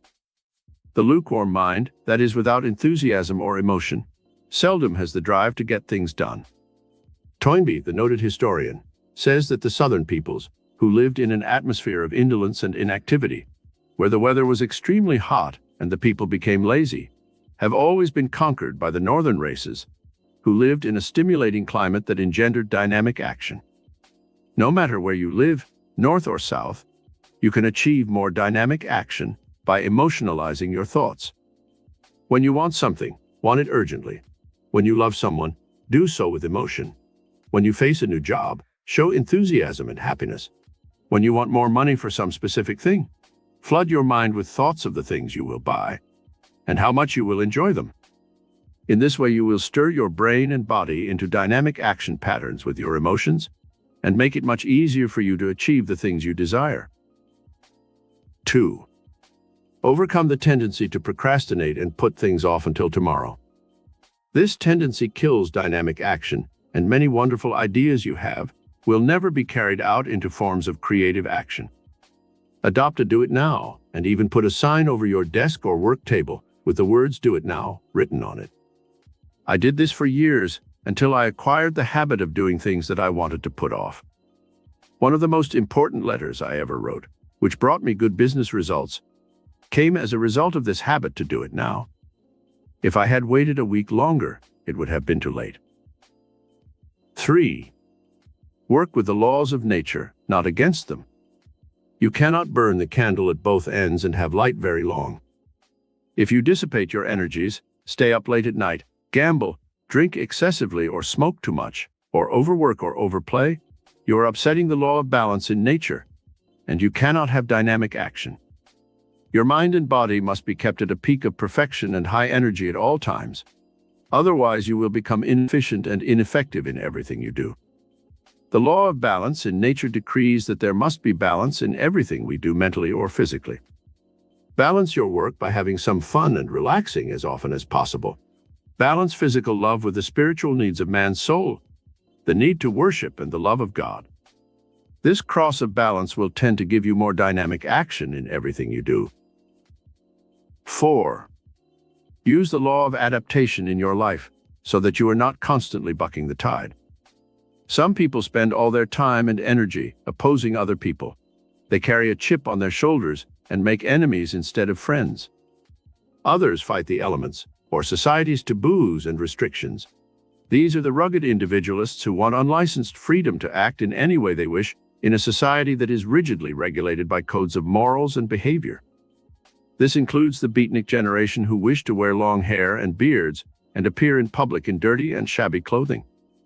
There is nothing wrong with this conduct if it does not infringe on the rights of others, but the individual who casts off all restraints and does exactly as he wishes must pay the price in being ostracized by society and losing many opportunities for improving his lot in life. Dynamic action does not mean throwing off all restraints, but adapting to the mores of society and adjusting to the existing situation as gracefully as possible. 5. Dynamic action, mentally and physically, can be implemented by applying the law of evolution to your life. You must continue to evolve, and when you stop evolving and growing, you begin to stagnate. Nature has this law in action throughout all creation. When something ceases to be useful, it is destroyed. Make it a point to keep evolving your mind and body, to maintain them in useful forms of action as long as there is life within you. Have some mental exercise each day. Also have some form of physical exercise, which will help maintain you in a dynamic and useful condition until advanced old age. 6. Love of humanity has been one of the great master motives which has stirred countless thousands of men and women into many forms of dynamic and successful action. Father Damien worked with the lepers of Molokai for years, bringing new methods of treatment to that dread disease, and finally gave his life in that work. He was stirred to such dynamic action by his love of humanity. Mia Curie and her husband worked for 20 years in a miserable lean-to, where snow drifted through the cracks in winter, extracting minute particles from hundreds of tons of pitch blends to isolate a gram of radium. Their work was for the good of humanity, and now many people's lives are saved because of their loving sacrifice. Dr. Albert Schweitzer dedicated his life to serving the Africans in the jungles, where he brought healing to thousands. This dedicated man was inspired to dynamic action by his love of people. 7. To increase your flow of dynamic energy for all purposes in your life, have some definite goal which you are trying to achieve. This goal should be readjusted every 5 years or so, for our needs change as we grow older. With this fixed goal in mind, focalize all your thoughts and emotions on its achievement, and soon your brain and body will be flooded with dynamic energy that will inspire you to dynamic action. Elsewhere in our study, we have given some worthwhile goals which everyone is trying to achieve. The 10th key, metaphysical divine love. Master metaphysician Jesus said, "A new commandment I give unto you. Love ye one another." The old law had been an eye for an eye and a tooth for a tooth, a law of revenge and hatred. Undoubtedly, the profound changes civilization experienced after this law was released could be traced to this new philosophical concept of divine love. There are many different types of love. Elsewhere in our study, we learn of the healing power of love and also the need for physical and emotional love in our lives. The most potent type of love for stirring the miracle superforces of your mind is divine love. The human soul searches throughout eternity for its divine counterpart, God. Our earthly experience is a constant quest for our physical mate, for purposes of procreation and carrying on the race. However, the soul has its hunger and its need also. It is for divine love, the divine romance in which man, in the generic sense, searches for his lost half, the God consciousness in a cosmic love that extends throughout eternity. When man once discovers this divine love, he becomes complete and fulfilled. The love of God transforms and transfigures all humanity into the radiant divine image of God himself. How to release divine love. 1. Do little loving things every day of your life for your friends, relatives, and neighbors. These little kindnesses gradually build the habit pattern of divine love within your consciousness, and in turn, attract loving actions from others. 2. To build the divine love concept, you must first rid your mind of the consciousness of hate, envy, resentment, jealousy, and malice. Whenever such a negative thought enters your mind, say to yourself, I now supplant this negative thought with the thought of divine love. Soon you will have rid your mind of these deadly negative thoughts which counteract divine love. 3. It is not enough to love only our friends and relatives. We should extend divine love to everyone in the entire world. I know it is difficult to hold this cosmic concept of love, for there have been so many enmities throughout the centuries in countries that have long been oppressed by their enemies. Many people hate the Germans, the Japanese, the Russians. The Greeks hate the Turks because they occupied their country for 400 years. Rationally, we can understand such reactions, but spiritually, we cannot condone hate of any kind. We must try to rationalize our reasons for hating and then work out a pattern of forgiveness and divine love, so we do not come under the negative emotional effects which hatred engenders. A girl who came to my lectures in Carnegie Hall for some time had the most radiant and beautiful expression on her face. I became curious as to why she was so magnetic and attractive. Her features were not too beautiful, but there was a spiritual quality within her that transcended the physical. One day I asked her for her secret of loveliness. She smiled brightly, opened a gold locket hanging on a chain about her neck, and showed me the inscription inside. Whom, not having seen, I love. Then I understood the reason for her spiritual beauty and serenity. She loved the entire world and its inhabitants with divine love. 4. Every time you meet someone that you want to hold and interest, practice projecting an invisible golden line between your mind and theirs. Send out the thoughts on this golden cord, I love the divine in you, and you will love the divine in me. People sense our thoughts, and they will instantly respond to thoughts of love and kindness. Another young lady who came to my lectures told me in an interview with her that she could not attract the right type of boyfriend. She wanted to marry and have children desperately, but all the men she attracted seemed so physical and animalistic that she had withdrawn into a shell of solitude and no longer went out on dates with boys. I gave her this golden cord concept and told her to radiate divine love rather than physical or emotional love. She left my office a changed person. Within 1 month, she had 3 proposals of marriage from fine men. Later, she made her choice and married. She now has 3 beautiful children, and her entire life has changed. 5. Your mental states show on your face and in the contours of your body. In order to show to the world the image of divine love, begin at once to change your facial expressions from anxiety, fear, worry, and hate to expressions of love, confidence, peace, and poise. To do this, stand before your mirror and study the various expressions that come onto your face with various emotions. Think of something you hate. Notice how the face assumes an ugly mask. Fear and worry do the same thing. Now change your thought.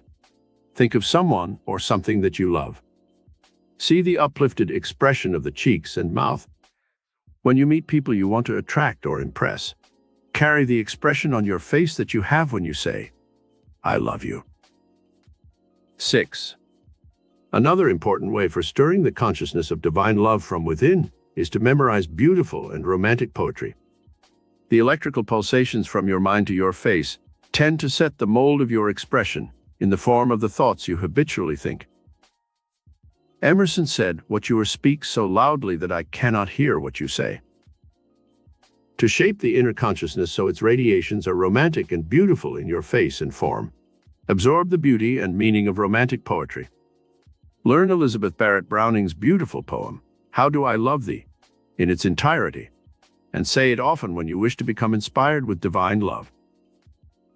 Study the poems of Keats, Shelley, and Byron, also the love sonnets of Shakespeare. 7. Learn to be a lover of beauty in life, and soon you will reflect beauty in your soul. This soul beauty transcends physical beauty and will make you radiant and beautiful. Chapter 9. The metaphysical miracle power used by the world's richest men. What miracle power is used by men and women who accumulate a fortune? Do they possess some special secret miracle power which makes them different from others? Have they learned how to tap a hidden vein of gold, a vast reservoir of mental and spiritual power with which they can convert their ideas into a radiant golden stream of riches? In our study of this miracle power for building a fortune, we shall explore the ancient secret of the alchemists who tried to convert base metals into gold. They failed, but the principle of transmutation they used is a solid one, and this law of transmutation is behind all great riches. This secret power of transmutation is in all of nature, and we see it at work in the soil. When we put a seed of wheat or corn into the ground, nature transmutes it into a pint of grain. Plant a pint and nature gives you back a bushel. The law of the harvest is to reap more than you sow. Nature knows the alchemist's secret of transmutation well. She takes black soil and fashions golden apricots and pink watermelon. From green grass, the alchemist of nature produces white milk and yellow butter. From the same patch of soil, this miracle force in nature will yield corn, apples, wheat, potatoes, and cotton. What strange secret power is in the soil that can give such a diversity of riches from the same elements? Metaphysical alchemy. Secret of the ages. Throughout the ages, there have been men and women who knew how to use metaphysical alchemy to achieve miraculous results. With this superpower of divine mind, they were able to wrest a fortune from nature. They were able to convert their ideas into material substance. They knew how to use the hidden forces of nature to create new substances like nylon and plastics. They discovered the hidden reservoirs of wealth and brought forth oil, coal, steel, and gold from the hidden places of earth. They tapped giant trees and from their resources created mansions and skyscrapers, and from their sap brought forth sugar and rubber. However, nature does not yield her priceless treasures to man easily. There must be a regime of work and study of the laws of nature. There must be a willingness to give something to the universe in return for what we are to receive. Nature does not give man anything. Man must pay a price for all these priceless treasures. Metaphysical alchemy, the secret power of the ages, may be used in your own life to convert your ideas into golden treasures, if you wish to become rich. Or you may use this secret miracle power, as so many geniuses of history have, to achieve some worthwhile goal through releasing your creative talents in other ways. Everyone does not want to become a millionaire. Many people are satisfied to have a comfortable income and security for old age. Such people may still benefit from a study of this metaphysical alchemy, for with this power of transmutation, they may convert their time, thoughts, energies, and efforts into substantial rewards that will sustain them comfortably throughout life. 16 Gold Keys to Metaphysical Alchemy. We shall study the lives of some of the world's richest men, past and present, and see how they have used our 16 gold keys to metaphysical alchemy. In each instance, you will discover these successful men have used one or more of these gold keys to unlock the secret doors to the treasures of the universe. Vision, courage, organizational ability, willingness to take chances, an expansive mind, enthusiasm, sharing their wealth, thrift, integrity, loyalty, intensity of desire, good judgment, ability to make right decisions, determination, patience, persistence. Everyone has had an idea at some time in his life, which, if followed through, might have produced a fortune. The only difference between the richest men in the world and ordinary people is that these men followed through with their creative ideas and used one or all of the above 16 golden keys to riches. Let us study some of these successful men's lives and see how they applied the principle of metaphysical alchemy to their ideas and lives.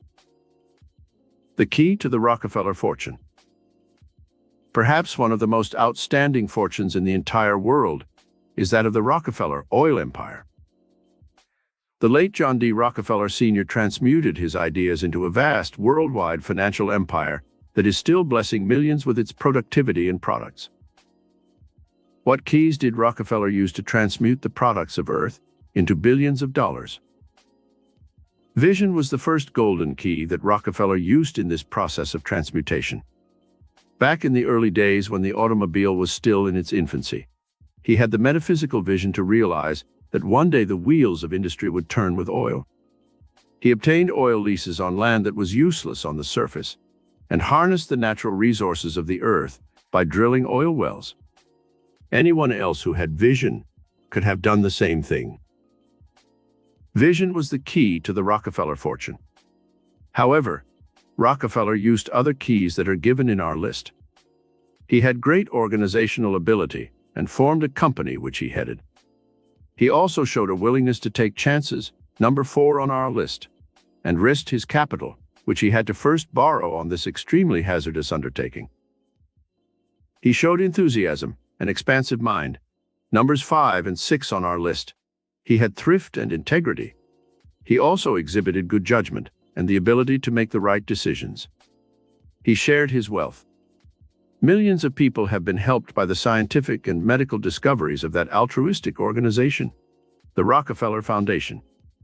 He also used the last 3 keys on our list: determination, patience, and persistence. Rockefeller loved his work.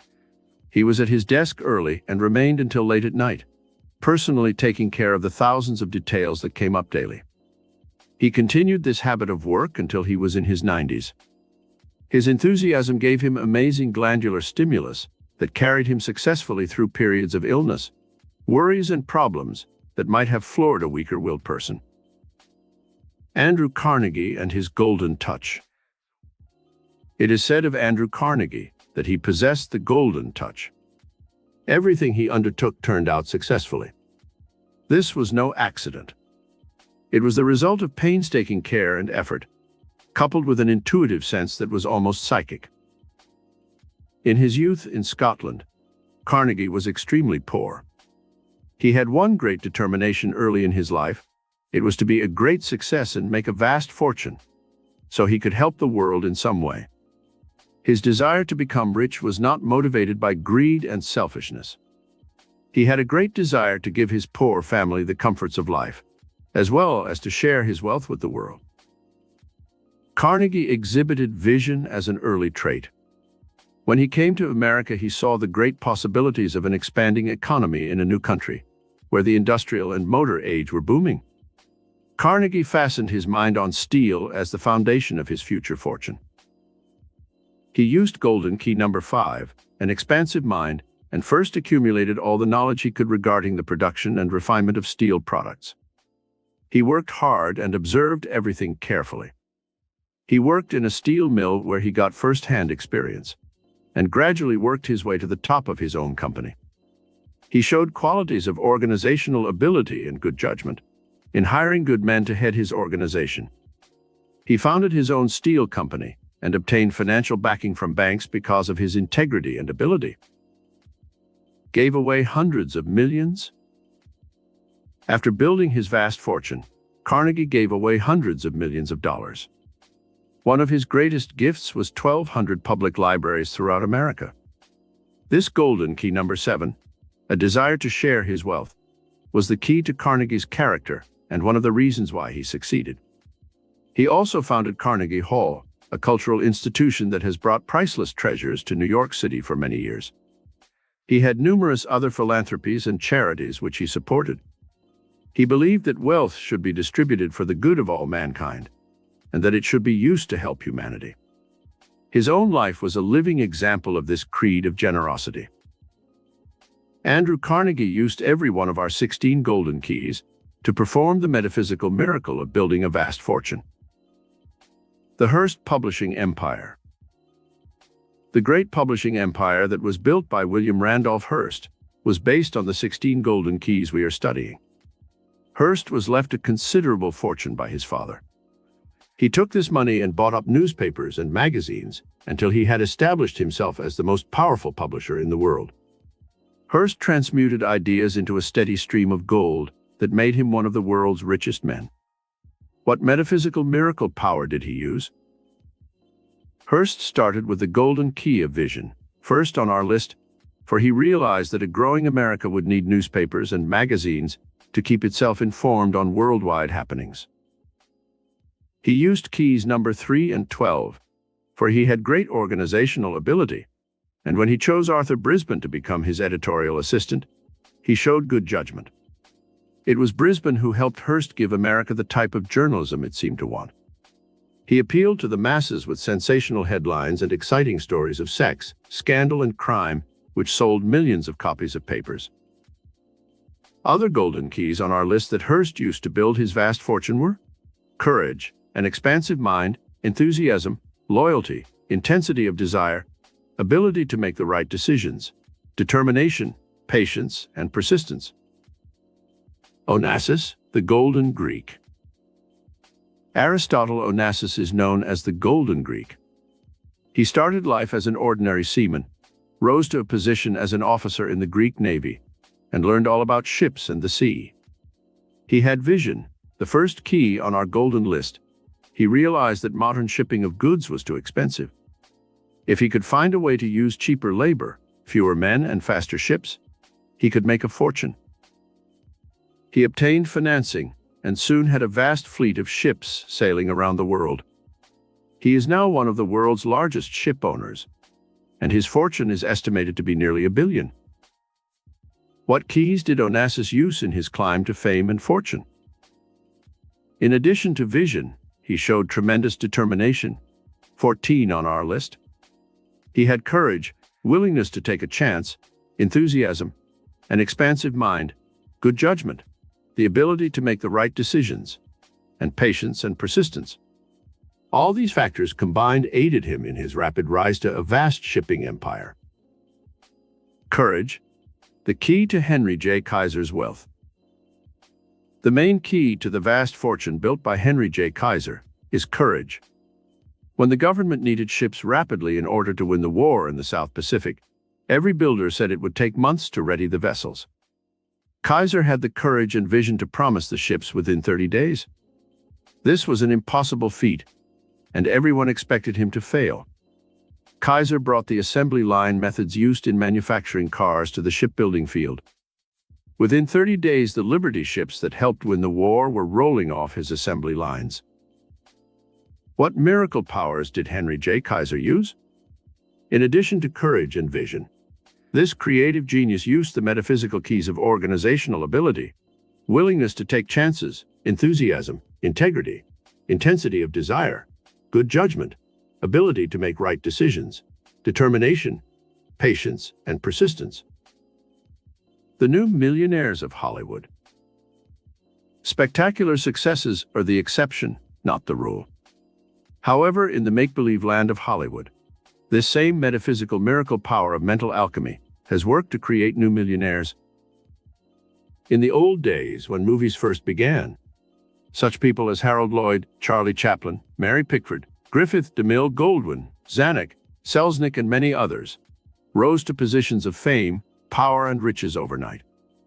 In almost every one of these great careers, the golden metaphysical keys we have listed were used. The miracle power of mental alchemy is not dead today. It is as alive and powerful as it was in the days when the above made their fortunes. They say that Frank Sinatra is worth approximately $35 million. What golden keys did he use?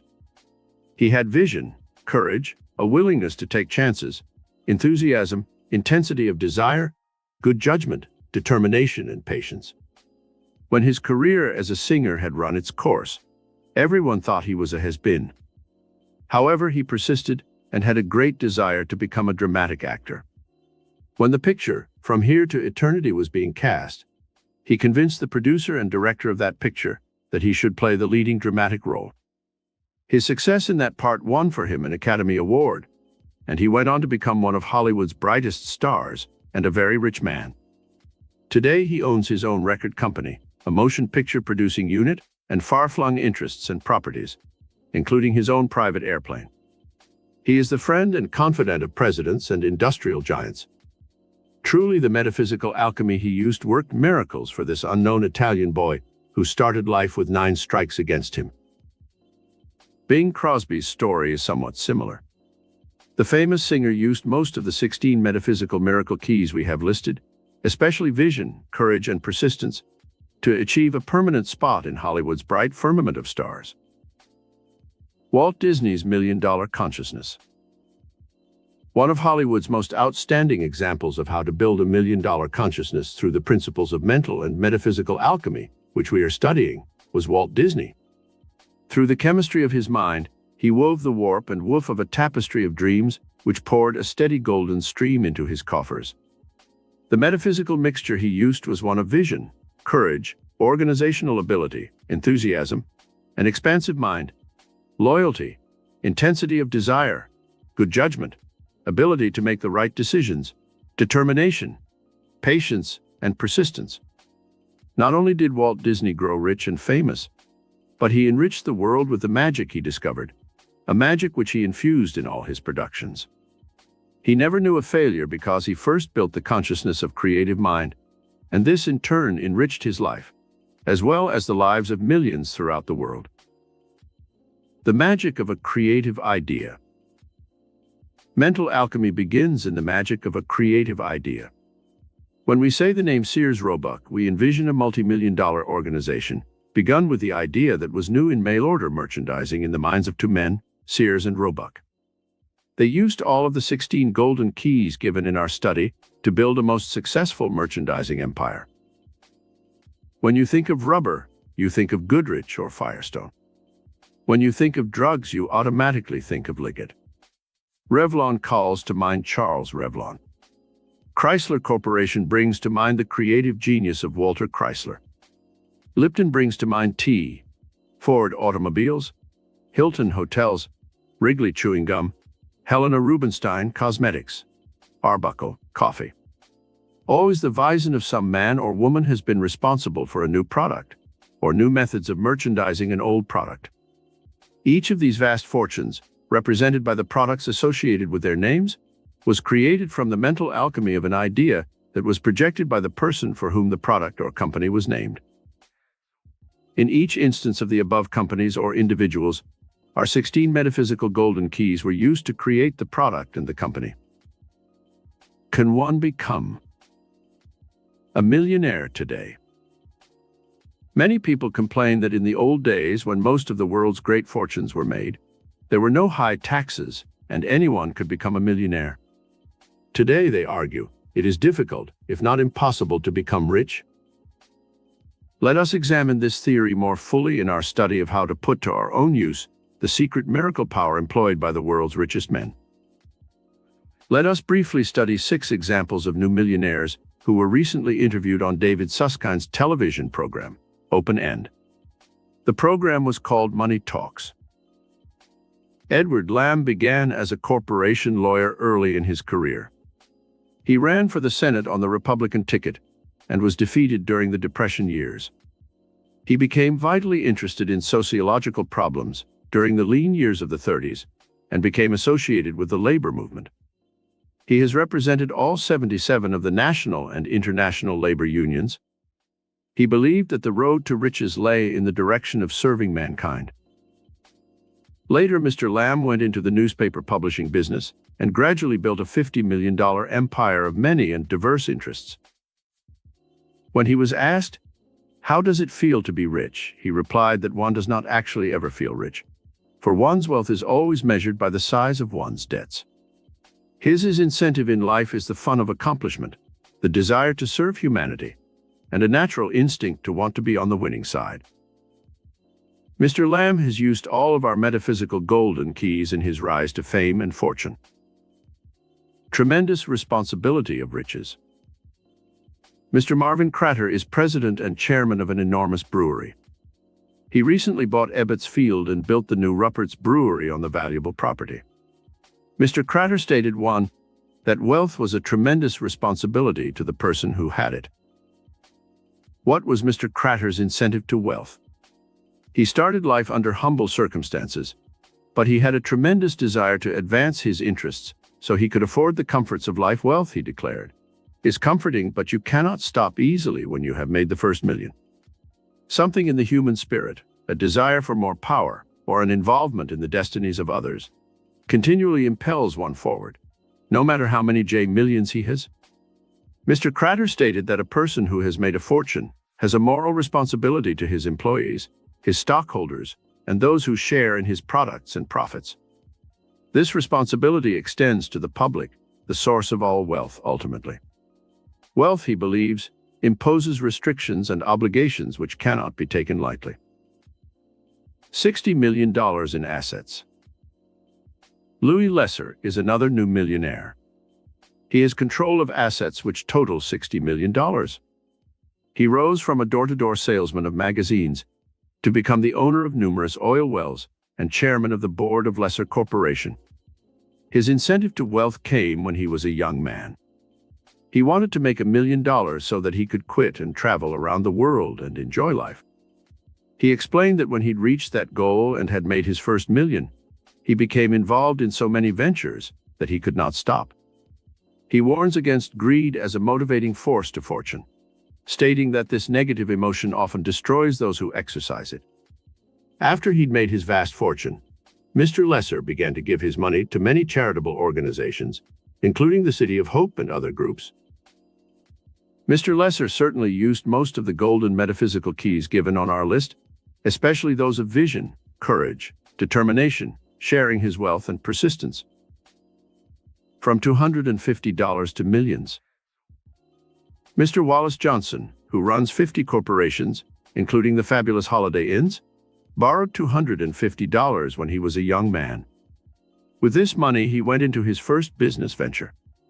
Through hard work, shrewd investments, and knowing what the public wants, Mr. Johnson snowballed that original small capital into a multi-million-dollar fortune and businesses that span 50 different corporations. His secret of wealth: give the public value for their money. Be aware of the public's needs, and then fill those needs with products that are as good as you can possibly produce. He said, "Success? I am still looking for it and working very hard." Perhaps in those words is the true incentive which has made Mr. Johnson a multi-millionaire. He drifted into a fortune of $120 million. Perhaps the most startling success story of all these 6 new millionaires is that of David Murdoch. When he was a very young man, he drifted from job to job, not sure of where he was going. One desire he did have, however, to become rich. In 1946, something impelled him to go to Phoenix, Arizona, and there he laid the foundation of his future fortune. His investments in real estate and other business ventures, his faith in the great destiny of the West, and his overwhelming desire for achievement were the keystones to the building of his vast fortune. He surely showed vision, determination, courage, good judgment, ability to make the right decisions, an expansive mind, and determination, patience, and persistence in his climb up the ladder of success. The challenges of life spurred him on. Thomas J. Bullock started out to seek fame and fortune at the age of 26. Something told him that his destiny would be fulfilled in New Mexico. The country teemed with hidden possibilities, which could make one rich if one had the vision and foresight to see it. In the barren desert land of that arid state, Mr. Bullock discovered oil, and he was on his way to achieving his boyhood dream of success. Mr. Bullock wanted to serve the people of the state that had made him rich. He successfully ran for governor and added new laurels to his crown of success. All life is a challenge, Mr. Bullock believes, and one must be prepared to meet that challenge by facing life's obstacles and overcoming them. He also believes that one must utilize all one's gifts and skills in converting nature's free resources into usable products that will enrich and benefit humanity. He thinks of himself as only a trustee for wealth, and that he must use money to do as much good as possible for the people he serves. Only then, he said, is one worthy of such a high and sacred trust. How to motivate the miracle power to acquire riches. 1. First, unlimited your consciousness by having vision. Know that it is possible for you to become as wealthy as you wish to be. There is no limit except that you place on yourself. The Bible says, "Without vision the people perish." Have the vision to see yourself successful and rich. If you do not want 1,000,000 or more, then ask the divine mind within for security for yourself and your family. 2. Go to your public library and obtain books dealing with the lives of such rich men as Morgan, Vanderbilt, Astor, Baruch, Ford, Carnegie, Hearst, Chrysler, Getty, and any other men who have built vast fortunes. Study their lives carefully, take copious notes, find out what mistakes they made, so you can avoid the same mistakes. Emulate their patterns of thinking and action. Become conversant with their methods and then try to apply them to your own life. 3. Turn your thoughts inward and ask the divine mind within you for ideas, formulas, inventions, stories, creative thoughts that you can use to become rich. One idea can bring millions. The law of transmutation can work for you to turn your thoughts into gold. Build your faith in your own powers of creative mind and search within until you find the key that will help you unlock doors to the treasures of the universe. 4. Sit for 15 minutes every day for 1 month and concentrate your thoughts on nothing but money. Mentally visualize yourself receiving a large sum of money. See yourself banking it or spending it for something you want. Go through the pleasurable emotion that such good news would bring you. Plan on all the things you would do with money if you had it. Walk on the streets and look in store windows and mentally put your mark on the things you will buy with your fortune when your dream ship comes in. 5. Use the money and the possessions you now have wisely and take good care of them. This will prove to your higher mind that you are capable of taking care of a big fortune and of spending it wisely. Many people waste their money, their food, and their time. Such wasteful habits prove they are not yet ready to assume the full responsibility of having a fortune or better homes or possessions. 6. Treat your present home as if it were a palace, to prove to your higher mind that you are worthy of a finer home. Decorate it as tastefully as possible. If it is even a small room, keep it clean and neat. Enjoy its comfort and be grateful for it until you are able to build your consciousness and can move into a new apartment or house that will fit your expanded consciousness. 7. Every time you spend $1 or some bigger bill, write in the white margin these words: "I bless this." Under the law of the harvest, realize that every dollar you give out will return to you tenfold and enrich you. This is especially true of money spent to help others. The tithing principle used in church is an excellent one to bless your money and to multiply it. This spiritual principle can help you enrich your mind and your pocketbook. 8. Build your consciousness of wealth. Read the stock market news every night and learn the figures and facts about some of the biggest stocks in the big corporations. Do not hate Wall Street and rich people, for this will raise a mental barrier and keep you from ever getting rich. We cannot attract that which we despise, so turn your mind to trying to understand higher finance and the way the market works. The capitalistic system has made America one of the richest and most respected nations in the world. Millions of Americans have a part in American industry, and such big businesses as American Telephone, General Motors, Ford Corporation, Radio Corporation of America, Standard Oil, and Chrysler are really owned by the people who own the stock. Have a desire to become a part of this vast network of creative thought and learn all you can about industry and financing. Soon you will find the means to make investments that will pay you rich dividends in the future. 9. Sit down every night for the next week and ask Divine Mind to give you 3 ideas for improving your position in the world. Have a piece of paper and pencil with you in these periods of meditation, and give yourself at least a half-hour session each time. Write down on the paper ways in which I can improve my life. Then, after asking Divine Mind for guidance, sit still and wait for the inner prompting which will come. Write down your thoughts and read them over the next day. Keep this up for a week and see what results you obtain. 10. Visit your local public park and sit on a bench or walk about and survey it. Mentally tell yourself that you own this valuable piece of property. It is your own private estate, and you are enjoying it as if it were really your own. This exercise will give you a sense of possession and pride of ownership. Actually, you do own that park as much as any of the other people who walk there and enjoy its beauty. The fact that it does not have a fence around it, or that you don't have a deed to it, should not keep you from enjoying it. This exercise will expand your consciousness and vision. 11. Do the same thing with your public library and art gallery or museum. These public institutions, endowed by wealthy men, belong to you. Use them, enjoy them, be grateful for the treasures they possess, and enrich yourself at the fountains of knowledge, inspiration, and beauty which they possess. 12. Ask yourself, am I using my time wisely? Time is golden.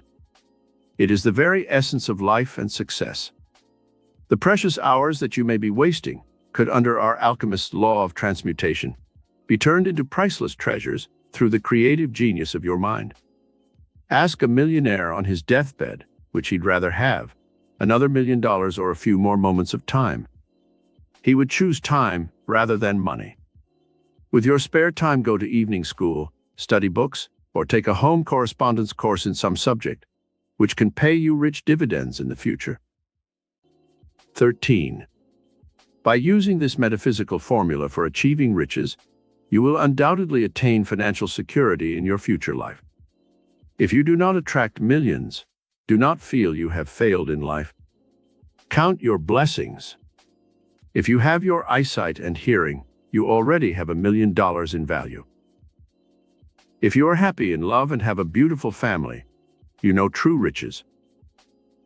If you have peace of mind and contentment, you are probably better off than most millionaires. If you are in work you enjoy and have a bright dream for the future, you are already rich in the things that count in life. If you have your health and enjoy life, you would not trade places with a millionaire who is sick. If you are aware of the beauty of a sunset, of the ocean's dim horizons that beckon with hidden adventure, if you thrill to the song of a meadowlark, or laugh with the cadence of a flowing brook as it wends its way to the sea, you are in tune with cosmic beauty, and your soul knows true contentment and peace. If you love God and humanity, you already possess infinite treasures. Count your blessings and have faith that you can attract to yourself everything you will ever need to bring you peace, contentment, and fulfillment of your destiny. Summary. 1. The miracle power used by the richest men in the world and the ancient secret of the alchemists. 2. Metaphysical alchemy, secret of the ages. The superpower of the divine or cosmic mind in man. 3. The 16 golden keys to metaphysical alchemy set out in detail. 4. The magic of creative ideas and how one can become a millionaire today. 5. 6 new millionaires and how they used these secrets. 6. How one man drifted into a $120 million fortune. 7. How you can motivate your metaphysical miracle power to acquire riches. Chapter 10. Mastery of life achieved through metaphysical power. The illumined souls of the past who have conquered the forces of life are called masters. Such inspired teachers as Moses, Abraham, Christ, Buddha, Confucius, and Zoroaster were called masters because they had acquired complete control of the invisible forces of life and had learned how to direct them into creative channels. These great teachers could use the invisible metaphysical power they tapped to perform miracles of healing or to supply the needs of life. They not only controlled themselves, but they also controlled the forces of life as well as the people around them. You can become a master metaphysician by using the same higher creative faculties of mind and soul that these masters used to produce their miracles. Step by step, you can rise in power consciousness until you have achieved complete mastery of life through this metaphysical power we shall now study together. The mystical life forces that surge within your mind, body, and soul are the same as those which motivated the great teachers of ancient times. This metaphysical power is as alive and as compelling today as it was centuries ago. In fact, with our modern scientific knowledge and our advances in all fields of learning, we can utilize this higher metaphysical power to better advantage today than ever before. Divine science, the lost art. There is a divine science which is above the physical and material sciences that man uses in his laboratories, and which has produced such miracles as the splitting of the atom and our exploration of space. Divine science is the lost art of the ages. There is a consciousness in man's soul, which is known as soul perception, which is even greater than the consciousness possessed by the conscious and subconscious minds.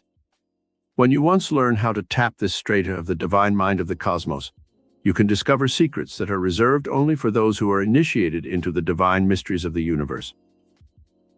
Locked in the cells of man is the divine pattern that God has placed in his universe for all creation. When man reproduces his own kind, he does not have to search for a blueprint to create another human being. This mystic design is in every cell and atom of the living, vibrant, created universe.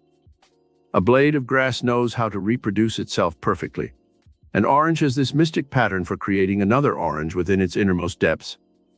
Think of the miracle of that golden fruit, encased by a protective shell to keep insects and animals from destroying it, holding in its hidden depository the precious seed for its perpetuity, and encasing in its innermost dimensions the sweet distillation of sun and soil and heaven-sent rains. This is a profound metaphysical miracle which all the science and skill of man-made knowledge cannot describe or duplicate. God's secret power in the invisible. God has placed his secret power, the metaphysical creative principle of life, in the realm of the invisible. Here it is that all the forces of nature are at work.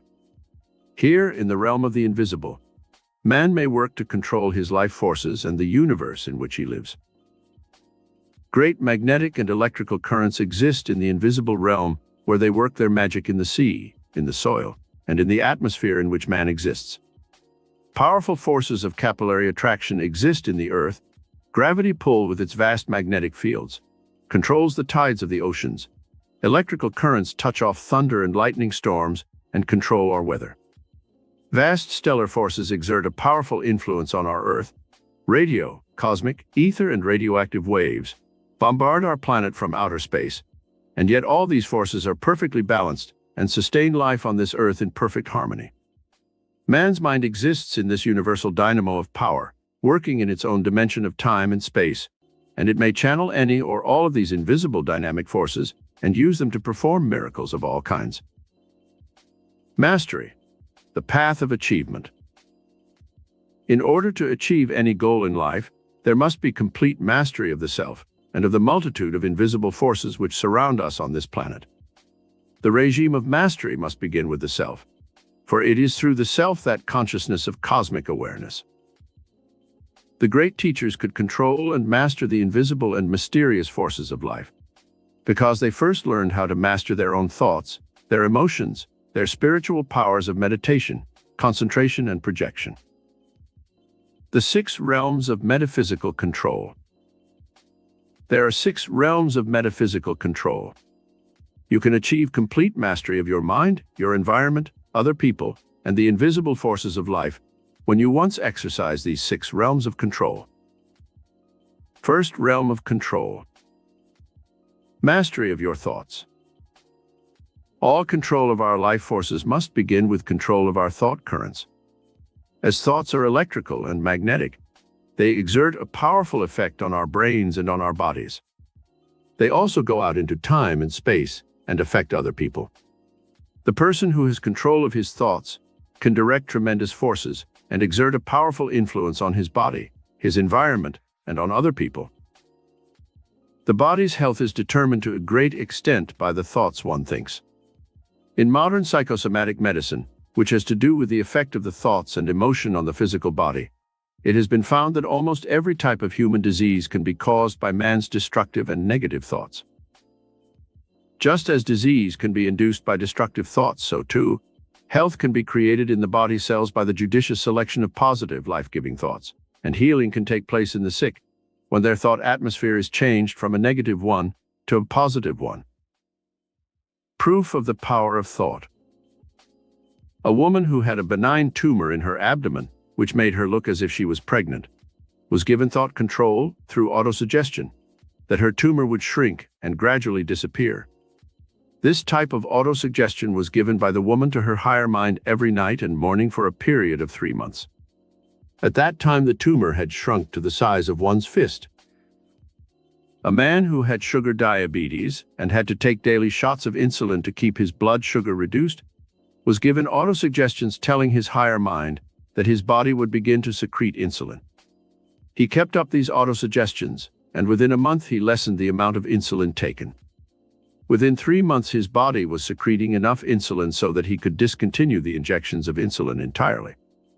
Doctors always hasten to point out that all cases do not respond to this type of autosuggestion, but even if a few cases respond, it proves that there is some power within the mind of man which can be reached for purposes of healing under the right conditions. Rather than try to heal sickness, man can try to prevent it through a process of thought control and positive mental and emotional action.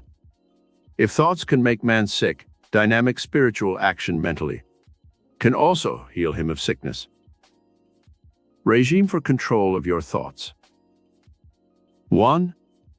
Sit for half an hour a day and meditate on your thought processes. Be conscious of your thoughts all during that time. At first, do not try to control them. Let them run rampant, but be aware of what is happening. You will see how uncontrolled they are, how they jump here and there without any order or control. The second day of your meditation, try to stop the rapid changing of thoughts and select one thought at a time. Fasten your mind on that thought and think exclusively of it, and do not let go of the thought until you choose to. From an Indian guru or teacher, I learned the secret method some Indians use to achieve mastery of their thoughts. He told me to mentally visualize my brain as a tree, and my vacillating thoughts as little monkeys jumping from branch to branch in that tree. Then, he urged me to mentally pick up each monkey and put him into a mental bag. He would kick and scream and fight, but one must forcibly eject him from his perch in the tree. This process is to continue until all the monkeys are safely in the bag and the tree is free of their screaming, jumping, and chattering confusion. This is a good method to use to clear your mind of unwanted, confusing, disoriented, and negative thoughts. You must force the issue at first and eradicate all unwanted thoughts. Gradually, you will choose only those positive, beautiful, and inspiring thoughts that you wish to dwell in your mind. You will find the release of tremendous power when you have once achieved mastery of your thoughts. You will not waste all your electrical and magnetic energy on useless thoughts. You will be able to overcome worry and fear and other negative emotions that erode your mind and decrease your physical vitality and energy. 2. Now you are ready for the process of selection of suitable thoughts that you want to occupy your mind. Your destiny is shaded by your thoughts. Choose every day what thoughts you want to accompany you in your business life, your social and personal life. These should be thoughts that are inspiring, good, healthful, beautiful, opulent, joyous, expectant, and friendly.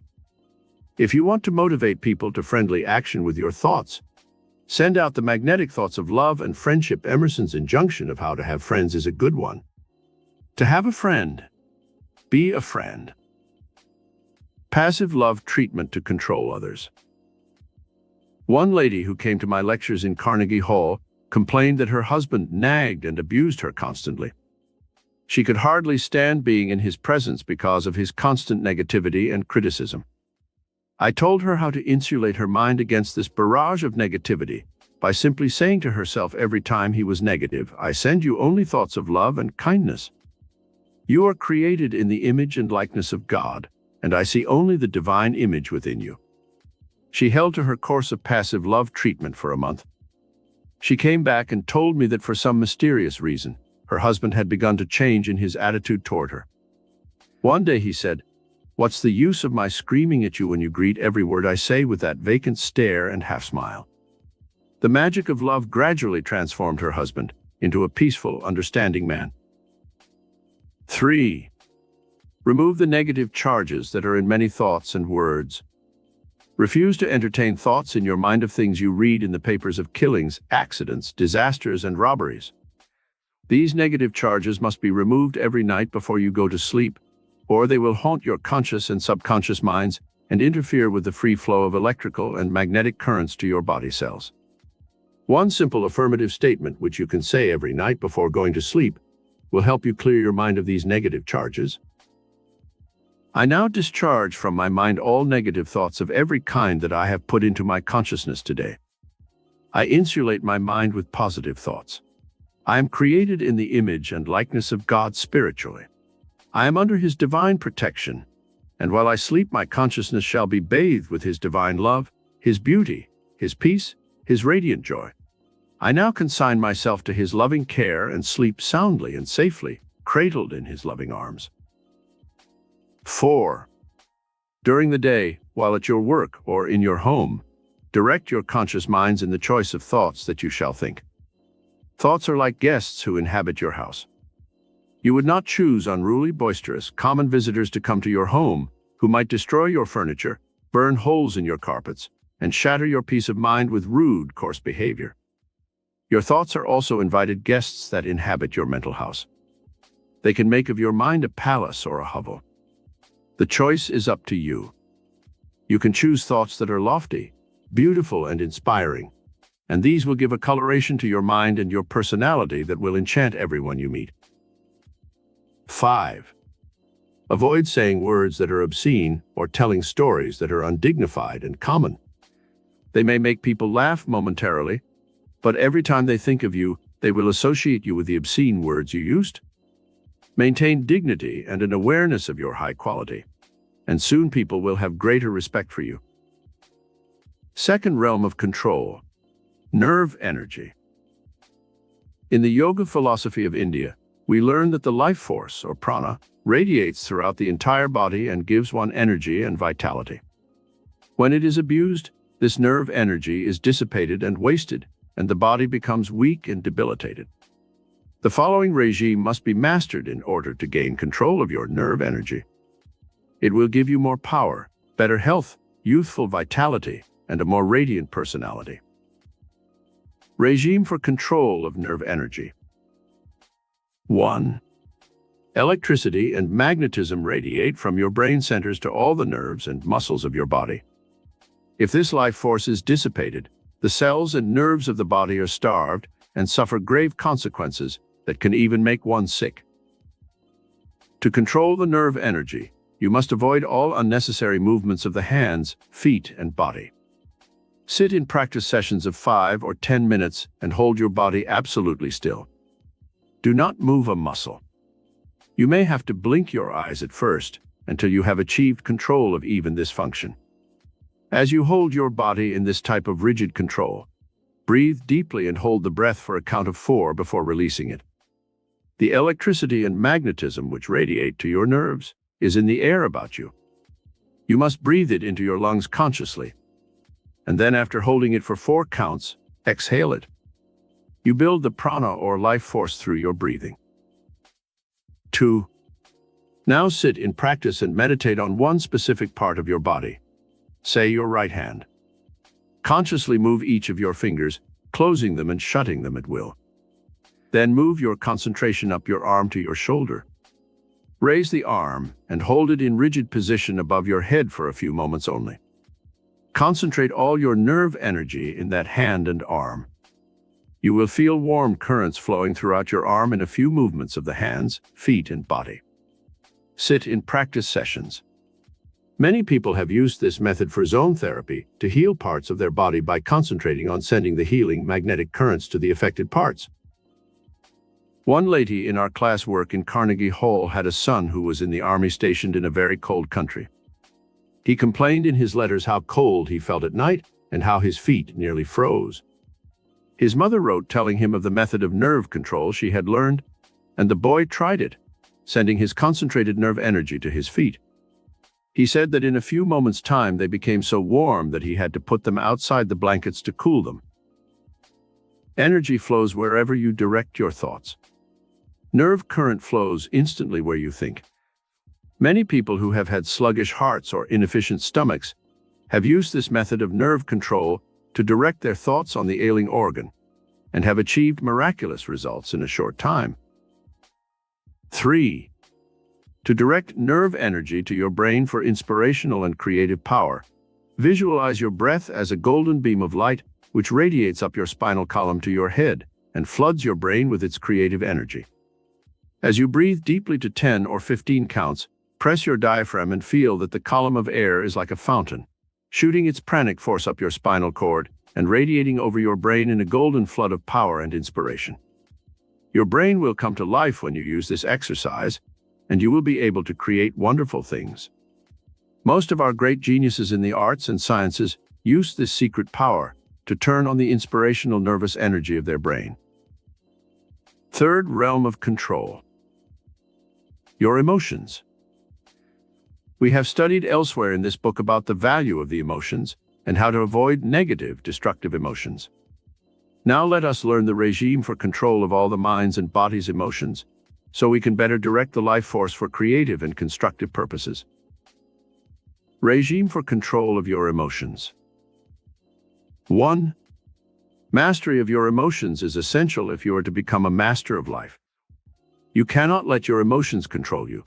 You must control the emotions, especially the negative ones. We know that the most destructive emotions are fear, hatred, worry, jealousy, greed, and selfishness. We also know that the positive emotions are love, joy, good, charity, forgiveness, and compassion. When a negative emotion tries to control your mind, substitute its opposite emotion immediately. For instance, when you are actively hating some person, realize this emotion is destructive and will harm you in some way. Change the thought to one of love and understanding. If you cannot really love the person, try to understand him and reason out why he acts the way he does. Then become tolerant of the person and neutralize your hatred of him and his actions. When you feel miserable and unhappy, substitute a positive emotion in its place. Try to visualize some good that is coming to you, or some past event that brought you happiness, and by dwelling on this positive emotion, you will automatically neutralize the negative one. 2. Practice each day with a new positive emotion until you are able to build a control regime for every emotion and every day of your life. Choose a different emotion for each day and live in the conscious awareness of that emotion for that day. For example, Monday, your tranquility day. Concentrate your thoughts on remaining tranquil and calm no matter what happens. Tuesday, your day of courage. Face life's problems with courage and do not flinch from facing reality. Wednesday, your day to live with beauty. Find new beauty in your environment. Be aware of nature's beauty. See the beauty of soul in everyone you meet. Thursday, your truth day. Practice to see the truth and express the truth in your dealings with others. Friday, your day of love. This healing emotion should be expressed all day in all contacts with others. Saturday, your day of forgiveness of others' slights, sins, and offenses against you. Sunday, your day of contemplation on the divine mystery behind all life. A day of worship and prayer. Fourth realm of control. Your body. The body can make insatiable demands on your mind and time if you do not control it and its appetites. Nothing is ever perfect. It's either too hot or too cold. Appetites nag the body constantly, from a desire for food and water to a desire for sexual satisfaction. The true master learns that he must control his body early in life, or he will spend a lifetime in misery and discomfort. Regime for control of your body. The following regime is the one used by higher yoga in India for this body control. 1. Sit in the Buddha pose with your legs folded under you and your hands resting in your lap. Now concentrate the power of your mind on the area of your head. Close your eyes as you do this exercise. Visualize your head with its functions of sight, taste, smell, hearing, and thinking. See your brain as a physical organ capable of all kinds of thoughts and emotions. Hold your thoughts on your head for several moments and try to control each of the 5 senses. Be aware of your sense of hearing. Listen to the sounds in the room, the clock ticking, the sounds in the street, the distant barking of a dog, or the blowing of a siren. 2. Now concentrate on your sense of sight. Open your eyes and look about the room. Register as many objects as you can see. Hold your gaze on a spot on the wall for a count of 10. Increase it until you can hold your eyes on one spot for a period of 5 minutes or more without blinking. This may take you several days or even weeks to accomplish. Do not rush it. Take your time and achieve control of this faculty of sight gradually. Then expand your vision to inner sight. Close your eyes and see how many mental pictures you can accurately recall from your past. Hold your body still while you are performing this exercise. 3. Now concentrate your faculties on the sense of taste. Take something sweet on your tongue and concentrate on its sweetness. Do the same with salt or something bitter. Let your faculties dwell on what you are tasting and nothing else. 4. Now develop the faculty of smell. Have incense burning in your meditation period, and as this aroma floods your being, be aware of the sense of smell. Another time you may take the bloom of a flower or a drop of perfume, which you concentrate on, letting your sense impressions be concentrated on the odor you wish to examine. 5. The sense of touch should next be developed. Hold a piece of wood in your hands, close your eyes and feel its rough texture. Change it to the petals of a rose, feel the velvety softness and be aware of the difference. Change the objects you concentrate on until you are able with your eyes closed to tell the difference between things you hold in your hands. 6. Now concentrate on your heart and its rhythmic beating. Do not try to control it. Just be aware of it in an impersonal way. Later, when you have gained control of your bodily functions, you can slow down the rhythm of your heart or accelerate it. You can do this with your blood pressure and other bodily functions at will. But for the present, just be satisfied to listen to your heartbeat and be aware of the life rhythm within you. 7. Do the same type of concentration on your stomach and its functioning. Be aware of the stomach. Visualize its workings.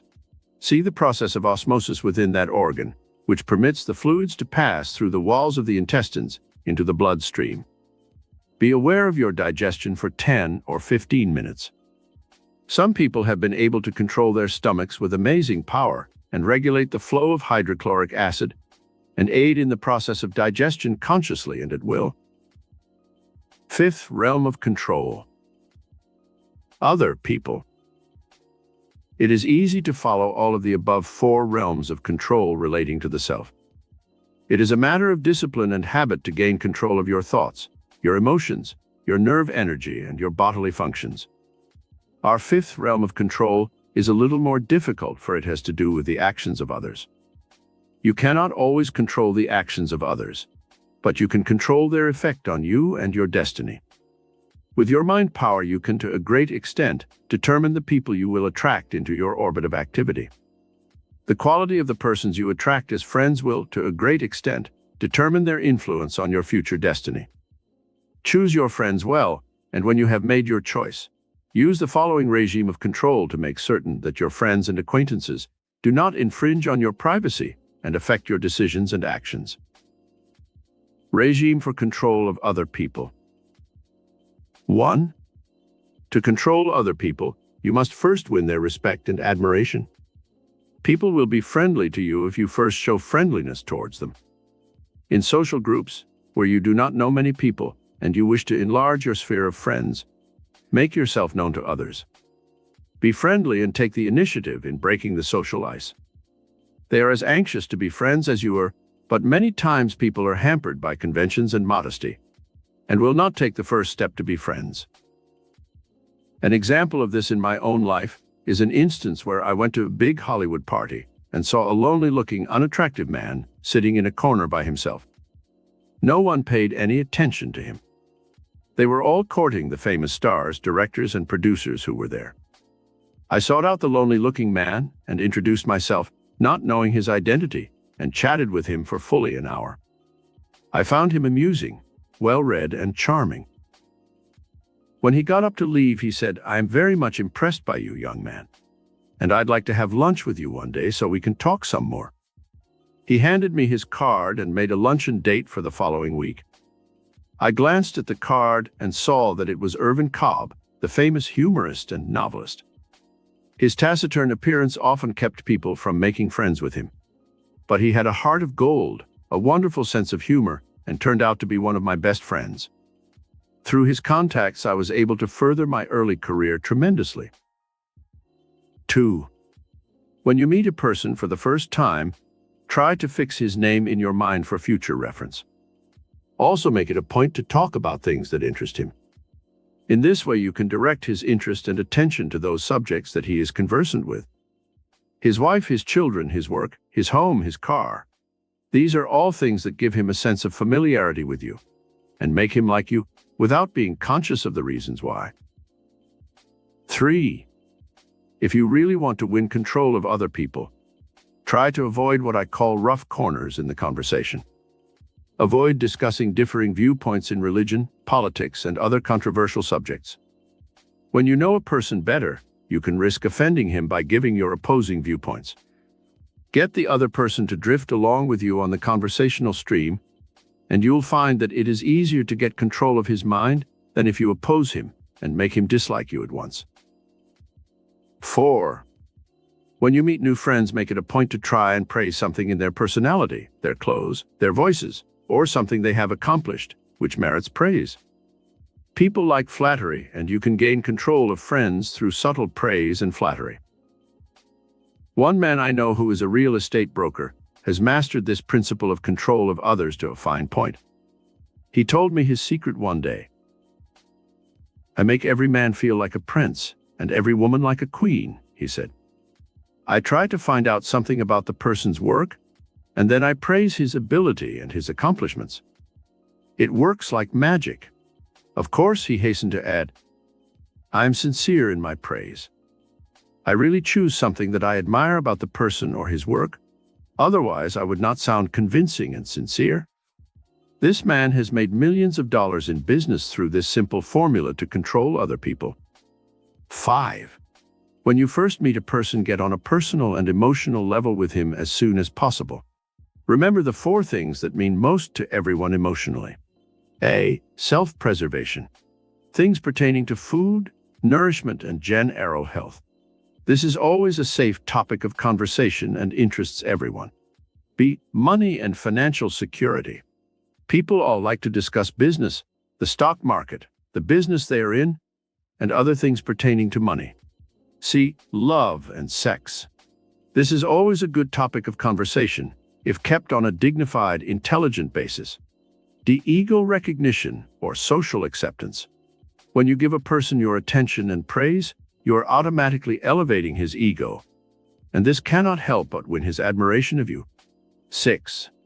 When you are trying to win control of others, use the word "you" in your conversation as much as possible. Get the person to agree with you, and soon you will control the direction of his thoughts. People are conditioned to self-interest. This is not selfishness. It is a matter of early training and mental conditioning. The word "you" is more appealing to others than the word "I." Remember this when you first meet people, and you will soon win their attention and be able to control them. 7. Encourage and inspire a person if you are trying to win his friendship and control of his mind. Too often people discourage others, and this dampens their enthusiasm and makes them withdraw into a shell. If you give encouragement and inspiration to a person, he will remember you affectionately, because this is an unusual trait. Most people knock others and tend to discourage and disparage them. The 6th realm of control. Soul perception. There is a 4th dimensional realm which is above the physical and material, as we have learned elsewhere in our study. This is the realm of the soul. Here it is that man may have divine perception if he once learns how to ascend to this lofty realm of perception and know the past, present, and future. Mystics are able to achieve miracles when they once learn how to control this vital function of the human psyche. Regime for attaining soul perception. 1. Sit in meditation for at least half an hour a day and enter the inner sanctuary of the soul by withdrawing your mind from outer material and physical things. Contemplate during that time on the divine mystery, the nature of God, the mystery of life, your spiritual identity. Let your mind be inspired by candlelight, incense, and soft music. Forget the cares and burdens of the day. Withdraw your mind from problems and worries. Hold your mind on the sacred image of the Godhead that is implanted within your own immortal soul. 2. Concentrate your thoughts on the divine mind within your consciousness. In meditation, ask this higher power for guidance in your life. Bring specific things to the attention of the Father within. This session should take about 15 minutes a day and is different from the above type of meditation, where you think only of the divine mystery. In this session, you can bring to the divine mind specific questions you want answered, problems you want solved. Ask this higher mind, just as you would a friend, what should I do? How will I solve this problem? Where can get the money for my needs? How can I find another job? Should I marry this person? Should I move to California? Then sit in the silence and wait for the inner self to answer. Sometimes the soul perception does not occur immediately. Do not get discouraged. Go about your regular activities, and suddenly, like a flash of inspiration, the answer will come. Soul perception gives you clues as to your future events, persons you will meet, and trips you will take, long in advance of the materialization of the actual physical or material event. 3. Soul perception comes when we are peaceful and quiescent. Still the turbulence in your environment if you wish to receive the divine pulsations of intuition and prophecy. See how this divine force works in nature. It is in the still, secret places of the earth that the acorn sports and grows. It is within the innermost, silent places of the egg that the chick matures and grows strong enough to burst forth from its prison house. Soul perception flourishes in an atmosphere of peace and stillness. It vanishes in the presence of discord, friction, bickering, selfishness, and greed. When you want intuitive guidance for any purpose of life, surround yourself with an atmosphere of quiet, order, and harmony. Then petition the divine mind within for miracle of creativity which you desire. 4. To encourage the divine presence within the sanctuary of your soul, live in the atmosphere of divine love every day of your life. As God is love, a loving heart and soul will most certainly encourage the divine visitant that dwells in the serene and loving souls of those who are attuned to godliness. Chapter 11. How to tap the divine mind power currents of the cosmos. There is a vast tidal wave of cosmic power that ebbs and flows throughout the interstices of the universe. It is this creative intelligence of the cosmic mind that created all things and which sustains the universe. When you once learn how to tap the divine mind power currents of the cosmos, you will be in tune with the infinite, and all metaphysical power will be yours.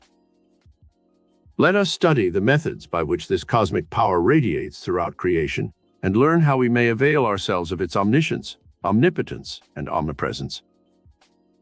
There is a miracle power in every blade of grass, and a divine mystery in every robin's egg. With all his scientific knowledge and skill, man is not yet able to duplicate the mysterious forces of the cosmos. He can, however, work with them and perform seeming miracles. See how the cosmic intelligence created trees so they could breathe in the carbon dioxide that humans and animals exhale and replace it with fresh, life-giving oxygen.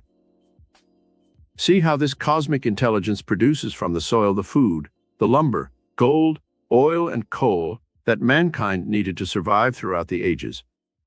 And now, when these natural resources are being used up rapidly, future generations can be heated and motorized by the cosmic power that was released through the splitting of the atom. See what vast resources this cosmic intelligence has placed within the Earth's seas. Fish for food, gold, diamonds, and oil in abundance, which man is now learning how to extract from the earth's seas. See the miracle of a growing tree, which gives man shelter, food, lumber, rubber, sugar, fruits in abundance, and perfume and flowers. The cosmic mind has not neglected one single aspect of man's needs in its creation of the universe. See how the divine mind power currents of the cosmic mind work in the lower forms of creation. The swallows of Capistrano always know the exact day to fly back to their nests in the famous mission. The salmon knows how to swim back upstream to spawn and complete its life cycle. One eel in the Saragossa Sea swims back 3,000 miles to where it was born to lay its eggs and hatch its young. So accurate is its cosmic memory that it never forgets the place where it was spawned. In nature, this cosmic mind has given to all its creatures protective cover and camouflage for their perpetuation.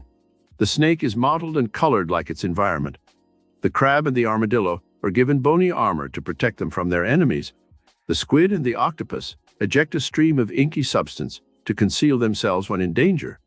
The puff adder blows itself up with air into a formidable size to frighten off its enemies. One species of lizard is able to detach its tail when it is caught, and later grow a new tail. There are thousands of these amazing miracles in the realm of nature. When we examine them carefully, we must be convinced that some superior intelligence is at work in the universe, which not only created all things, but sustains them with a miraculous system of instinct and built-in intelligence that automatically causes them to perpetuate their species and survive. The divine mind within man. When he was questioned about the amazing miracles that he performed, the master metaphysician Jesus replied, "It is not I, but the Father within. He doeth the work." Who was this mysterious Father within of which Jesus spoke? Obviously, it was a higher power than the master's own conscious mind, or he would not have made such pointed reference to it. Now, with our modern understanding of the human psyche and the studies made by our psychologists and scientists, we know that this statement by Jesus referred to a divine mind power which radiates in and through all human beings, and that man may tap these divine currents for all kinds of miracles. When we see the miracles of healing that are performed through the medium of prayer, faith, and spiritual meditation, we must be convinced that some dynamic superforce is set into motion in the human consciousness, which does the work of healing in the body. This divine mind power which flows throughout the cosmos is focalized in the human consciousness in dynamic currents, and when a person knows how to release this spiritual power, he can literally perform miracles. 5 channels through which divine mind works. In order to use this power of the divine mind, you must first understand how it works. Just as electricity was in the atmosphere for millions of years and could have been tapped by man for his use, so too, this divine mind power is available for any person who wants to use it. But first, he must understand the dynamic universal laws under which it works. There are 5 channels through which the divine mind power currents of the cosmos work. They are: 1. The conscious volitional mind, where man has the power to choose his destiny and the events of his life. 2.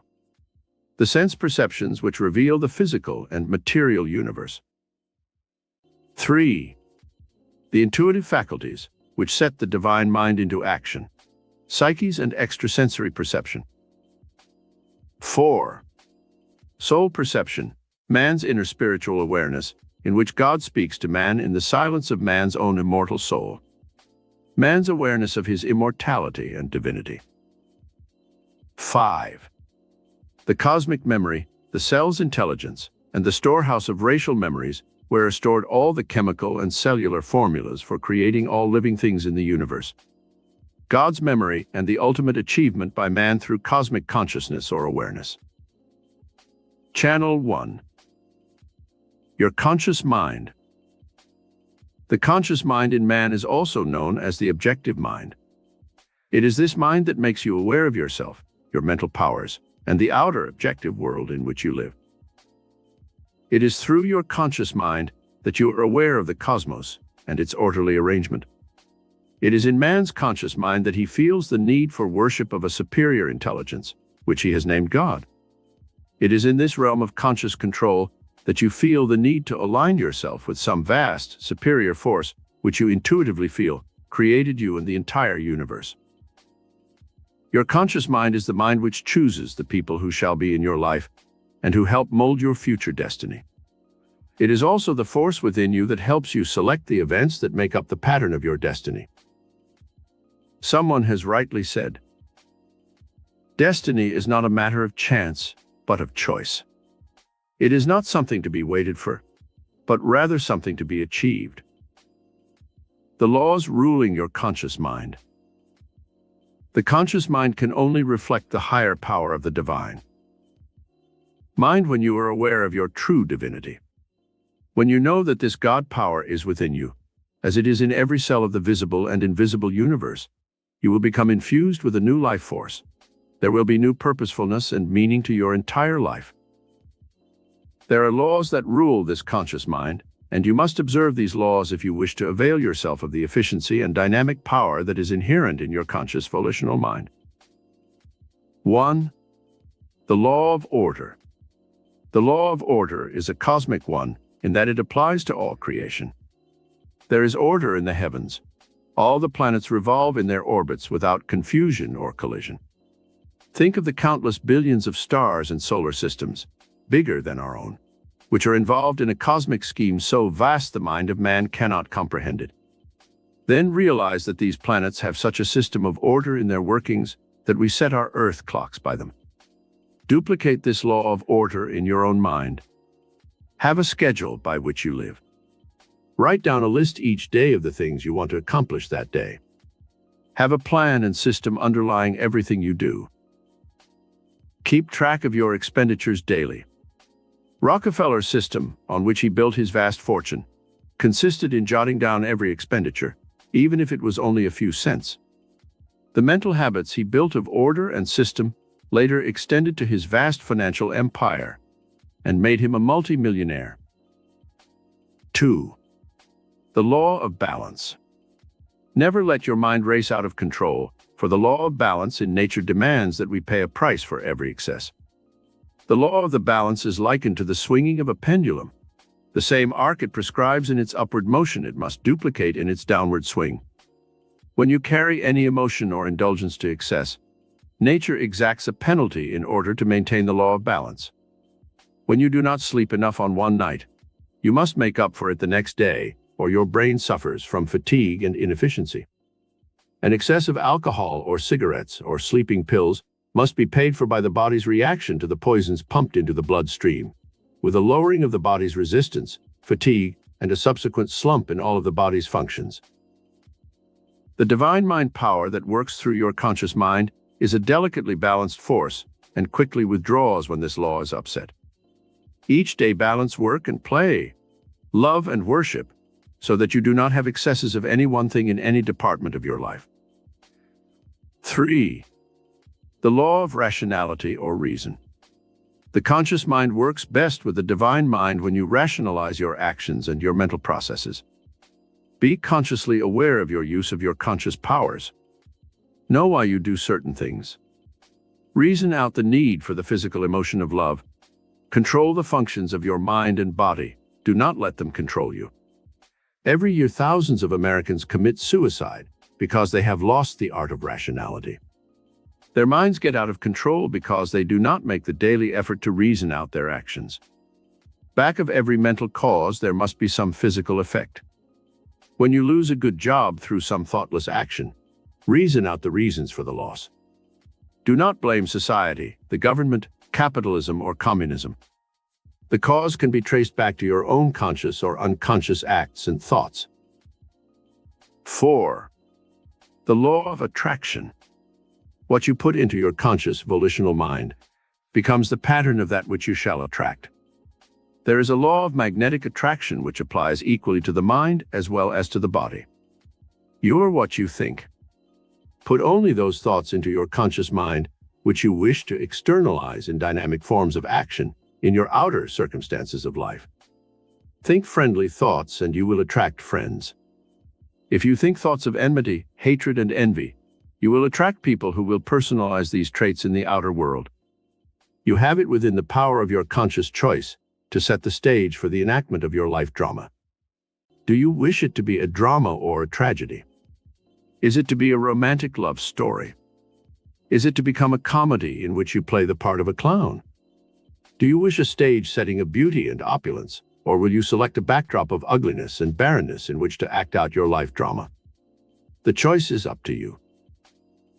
The power of the divine mind within you will help you externalize anything that you consciously choose. Make that choice carefully, and then sit back and watch how events will shape themselves to fit your mental pattern of action. Channel 2. Your sense perceptions. It is through your sense perceptions that you are aware of the objective world of reality. Elsewhere in our study, we have learned of the importance of the 5 senses. Now let us learn how to channelize the divine mind power through these sense perceptions. In this way, you can heighten the effectiveness of your senses and achieve a greater degree of sensitivity in these areas of mental and physical action. 1. Have an awareness of your inner subjective world. Close your eyes in this practice session that should last about half an hour. Be aware of your innermost being. See with your mental vision. Try to recall sights and colors and actions in the outer world of reality. Duplicate them and project them upon the screen of your inner mind. Then do the same thing with your senses of hearing, touch, and smell. Duplicate your daily actions and apply each of your 5 senses to these fields of activity. Rerun your day every night when you go to bed, from earliest dawn to the end of the day. This inner awareness of your subjective world of emotions, sensations, states of consciousness, and perceptions will help you channelize the power of the divine mind to your every mental and physical faculty. 2. In another practice session, which should last for a full week of at least a half hour a day, sit in meditation and have an awareness of the outer, objective world in which you live. Be physically aware of heat and cold, of the room in which you meditate, of the outer world in which you work and love and play. Run through your mind the physical emotions you experience when you eat, when you work, when you dance, when you see a movie, when you love. Take a walk through a public park or street and be aware of the physical size and dimensions of trees, flowers, buildings, and your surroundings. Be aware of form, dimension, and physical characteristics of the environment in which you exist. Notice the trees, the leaves, flowers, the formation of the grass and bushes. If you walk on the beach, notice the sky, the distant horizon, the mountains, the blue skies, the golden sunshine. In other words, make it a point to become physically aware of the entire objective world about you, just as if you were an artist trying to reproduce everything on a canvas, or an author trying to describe everything in a novel. This exercise will tend to channelize the divine mind currents to your conscious mind and increase your sense perceptions enormously. 3. Extend this awareness of your sense perceptions to your body and its needs. Consciously be aware of the form and dimensions of your physical body. Look in the mirror at yourself and study your face carefully. See what mental impressions you create in the minds of others with your facial expressions. Put onto your face the mental masks of greed, hate, jealousy, fear, and worry. See how the facial muscles respond to these negative emotions. Now change the mental mask and put on the expressions of charity, love, trust, and confidence, and see how the facial muscles pull upwards gently, giving your face a totally different expression. Channel 3. The intuitive faculties. The power of the divine mind within you is activated by your intuitive faculties. Everyone has some psychic and intuitive ability. It can be developed so that you can receive divine guidance on every move you make in life. It is possible for man to know the future, not every specific event, but the general trend of his life and destiny. See how this power works in two of nature's great miracles. You have seen a tiny pollywog in a country stream. It is a little black, squirming creature with a long tail but no legs, and certainly does not look a bit like a frog in that stage of its metamorphosis. A short time later, its tail disappears completely, and it begins to grow legs, and finally takes on its true shape as a frog. Inherent in that pollywog was the image of the frog. It can be said that lowly little creature knew its ultimate destiny. The imprint was within its body cells and whatever form of mind it possesses. The same can be said of a crawling caterpillar. It certainly does not look like a golden-winged butterfly. Some divine instinct within that creature causes it to weave its cocoon and sleep throughout the long winter, to emerge the following spring in its ultimate triumph, as a winged creature able to soar aloft in the empyrean blue. Inherent in the caterpillar was the divine wisdom and prophecy which caused it to weave its cocoon and become a butterfly. It can be said that its destiny was known to the caterpillar. How to release divine mind through intuition. 1. Intuition is the immediate knowing or learning of something without the conscious use of reasoning. You can use this gift of divine mind consciously. Be aware that you possess psychic powers and that you can tap them at any time you wish. Call upon this power of intuition whenever you are forced to make a decision between two courses of action. Ask this indwelling Father questions and then wait for the answers. They will come, perhaps not at that exact moment, but at some later time. Many times, the answer will come through a letter, through another person, or even in a book which you are accidentally reading. I remember once I was in New York, and I wanted to find a certain book that contained valuable information for me. I could not locate it anywhere in New York. I gave the problem to my higher divine mind and then forgot it. 2 weeks later, I had to go to Hollywood on business. I walked into a second-hand bookstore to browse, and the first book I took down from the shelf was the book I had desired. This was the result of some higher mind that guided me to the object I wanted. 2. Psychic and intuitive gifts can be cultivated deliberately. The voice of the Spirit speaks universally to every cell of the universe. In the spring, the trees burst forth in foliage, and the flowers bloom under some divine instinct, which tells them it is springtime. In the soil, the seed sprouts and grows under the divine impetus to create its own kind. In man, this same divine gift of intuition works its creative miracle if we are aware of the voice of the Spirit that is constantly trying to guide and direct us. Sit in the silence for at least a half hour a day, while you are consciously trying to develop this psychic and intuitive gift. Ask of this higher divine mind specific questions, and then wait for the answers. Is this person honest? Can I trust him? Should I let myself love this person? Should I make this new business move? Should I take this trip? After you have asked your questions, sit for a while and wait for the answers from divine mind. If nothing comes through immediately, do not become discouraged and give up. Go about your regular activities, and the answer may come through at night, while sleeping, or during your working hours. Sometimes it does not come as a direct answer, but only as a prompting, or many times, the answer comes in the guise of another person. 3. Concentrate your psychic powers on some person you know, and let your higher mind reveal what is true about him. You can ask questions of this higher mind, and some force within you will give you the right answers. Many times, people conceal their true natures, but the higher divine mind within you knows the truth about everyone.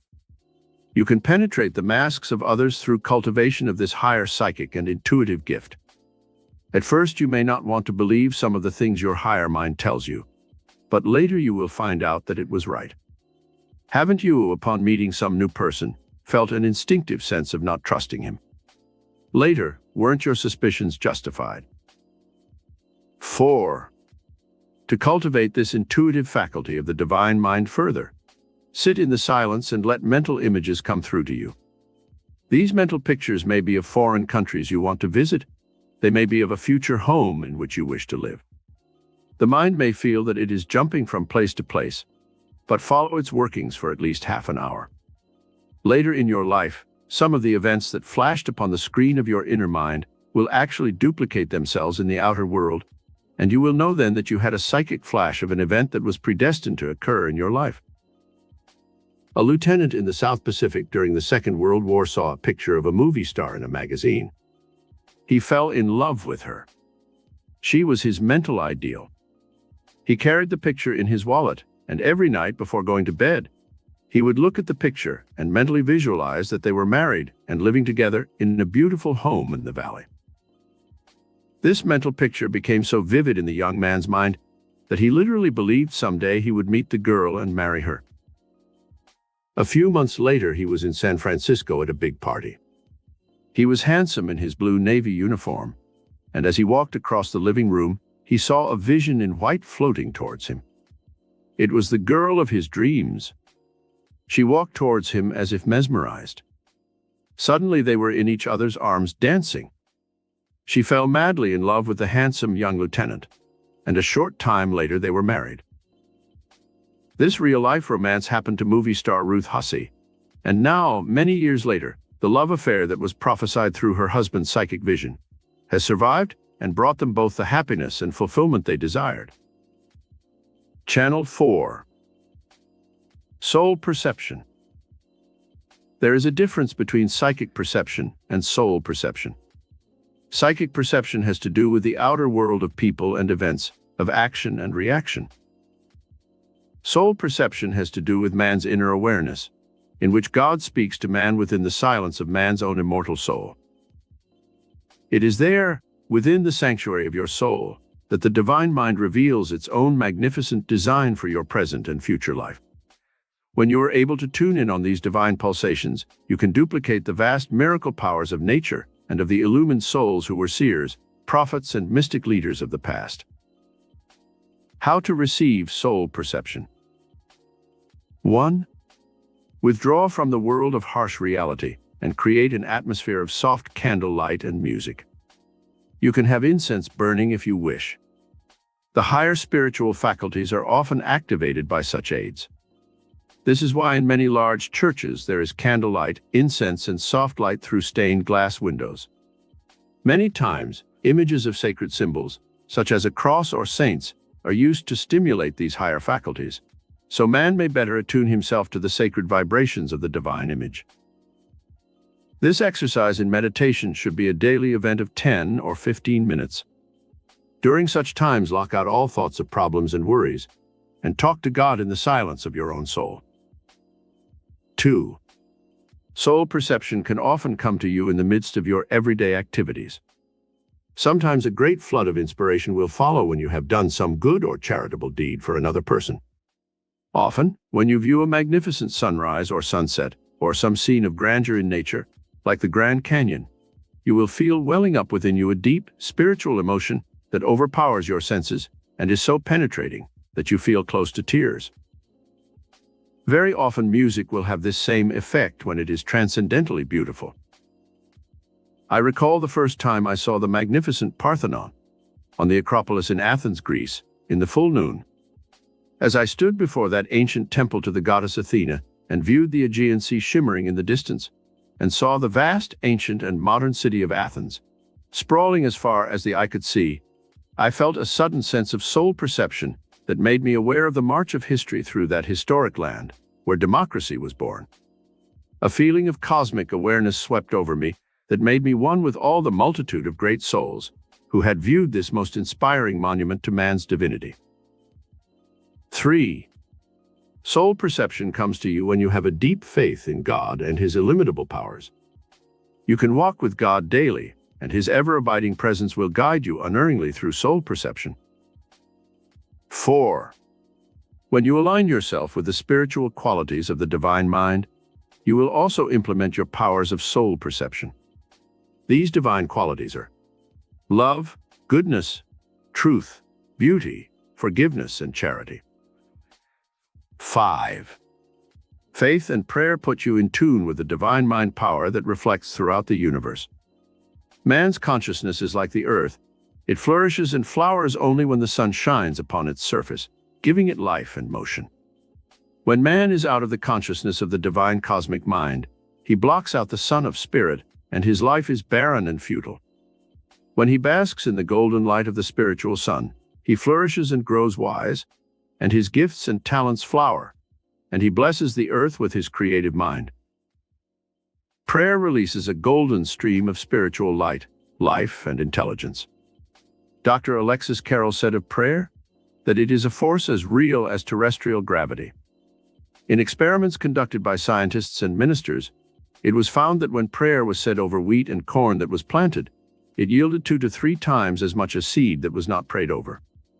In an experiment with growing things, it was found that cursing the tender young shoots made them wither and die. Loving the growing plants made them flourish and mature. There is a miracle power in the atmosphere about us that responds to prayer and faith. 6. The power of divine love also helps man channel this divine mind power to all his actions. In tests conducted by a famous pediatrician in the care of young children, it was found that children who were not given love often died in the crucial first year of life. On each baby's chart, this doctor writes, "This child is to be picked up on the hour and loved." It doesn't matter whether it is a nurse, a stranger, or the mother. The important thing is that the children who are given this type of human love grow and become healthy, happy, balanced children. Whereas when they are denied love, they seldom survive the first year of life. Channel 5. The cosmic memory. It is within the cosmic memory that God stores all the chemical and cellular formulas which he uses to create all living things in the universe. The universe is built according to a master plan, which follows a mechanical design and structure. This is basically repeated in all created objects. The atoms, which make up all matter, are little building blocks that are actually invisible. When they are drawn together by the law of gravity, they become plants, trees, mountains, moons, and stars. The entire universe is created and sustained by a flow of invisible substance, which we call spirit or intelligence. As this intelligence flows throughout the universe, obeying some higher creative command, it arranges itself in shapes and forms that are imprinted upon a sea of spiritual protoplasm. There are fewer than 100 different types of atoms in the universe. From these, arranged in millions of different patterns and designs, all creation is formed. Everything in the mineral, vegetable, animal, and human kingdoms derives from these primary atomic building blocks. Science cannot understand the power that is behind the atom. It is still a complete mystery. In metaphysics, we can begin to understand something of this mystery of creation. The cosmic memory reveals to mankind many of its innermost secrets. We now know, for instance, the basic structure of all atoms. The electron is a negatively charged particle that forms a part of all atoms. The neutron is one of the fundamental uncharged particles of an atom. The proton is a fundamental particle of the nuclei of all atoms, carrying a unit of positive charge of electricity. The nuclei is the central part of the atom, around which the other parts revolve. They are held in place by the rapidity of their motion in a gravitational field, similar to the Sun, with all the planets revolving around it in their orbits. From this microscopic structure, the atom, God builds everything from star to snowflake. The infinite variety of creation attests to the fact that some very high order of cosmic intelligence is back of all creation. Regime to tap cosmic memory. 1. Study the universe in which you live. Try to understand the processes that go on within the universe. Study the world of nature. See how growth occurs. Try to probe the secrets of nature by observation and curiosity. Some of our great scientists have probed these cosmic secrets and given to men a vast variety of new products, foods, and treasures. 2. Look at a blade of grass or a grain of sand and try to see the process of creativity which cosmic intelligence used to fashion these elements. A scientist in France studied snowflakes for 40 years and never found any two alike. No blade of grass or grain of sand is ever like any other. Even twins are never exactly alike. The cosmic mind is an original artist that never creates any two things exactly alike. Study flowers and fruits and see how the cosmic mind fashions these delights to the eye and the palate. Take an orange or a pomegranate apart. See how nature has separated the segments with a layer of skin. How carefully she has placed the seed within the fruit, where they will not be disturbed. Try to comprehend some of the mystery of creation by a careful study of the laws under which the cosmic mind of God works in his creation. 3. Observe the law of growth that is in the universe. Then attempt to duplicate it in your own life. Your mind must grow and evolve. Your consciousness must grow from the physical to the spiritual. You must evolve through study and try to expand your interest to encompass many different branches of knowledge. 4. Work with the laws of the cosmos rather than against them. There are 3 laws which you should observe: the law of usefulness, the law of productivity, and the law of action. Any object that loses its usefulness in the scheme of things is automatically discarded by nature. Try to maintain your usefulness to an advanced old age. Keep on producing and creating all your life in some way. Have an avocation as well as a vocation, so that you can keep your mind and body constantly stimulated by new interests. Then, last but most important, observe the law of action mentally and physically. Keep yourself busy and never stop creating something for the world. This regime will assure you of keeping in tune with the cosmic mind where all intelligence resides. You will reflect more power and energy once you are in tune with the infinite mind of God through His cosmic memory. Summary. 1. The divine mind power currents flow throughout the cosmos, including yourself. 2. The miracle power is tireless in creation and is the divine mind within man, the Father within, who performs miracles. 3. The 5 channels worked out in detail through which divine mind works. 4. The laws ruling your conscious mind, your sense perceptions, and the intuitive faculties in man and how to tap them. 5. Soul perception in man and how to channel its power. 6. Power of faith and prayer to work miracles. 7. The cosmic memory and how to tap this power for creative miracles. Chapter 12. How to attain the 5 aspects of miracle healing. The miracle healing power of divine mind extends to all realms of God's created universe. We see this metaphysical power at work in nature, where the animal kingdom has a wisdom and instinct that far surpasses the intelligence of the higher human kingdom. Only when man is able to tap the powers of divine intuition is he able to attain a flow of this metaphysical miracle-working power. You will never see a horse or a cow smoking like a chimney stack. You cannot make them drink alcohol or other poisons. They seldom overstuff on rich foods and suffer from indigestion. They seem to know how to avoid most of the calamitous diseases that are the scourge of humanity, such as heart trouble, cancer, high blood pressure, ulcers, and diabetes. When an animal becomes sick, he seems to know how to heal himself. Most often he will stop eating completely and let the miracle-working forces within his own body heal him. Humanity is on a pill and miracle drug binge. Man takes pep pills to give him energy to face his day, then pills to slow him down at night so he can go to sleep. He must have his cocktails to stimulate his brain so he can finish his day without collapsing.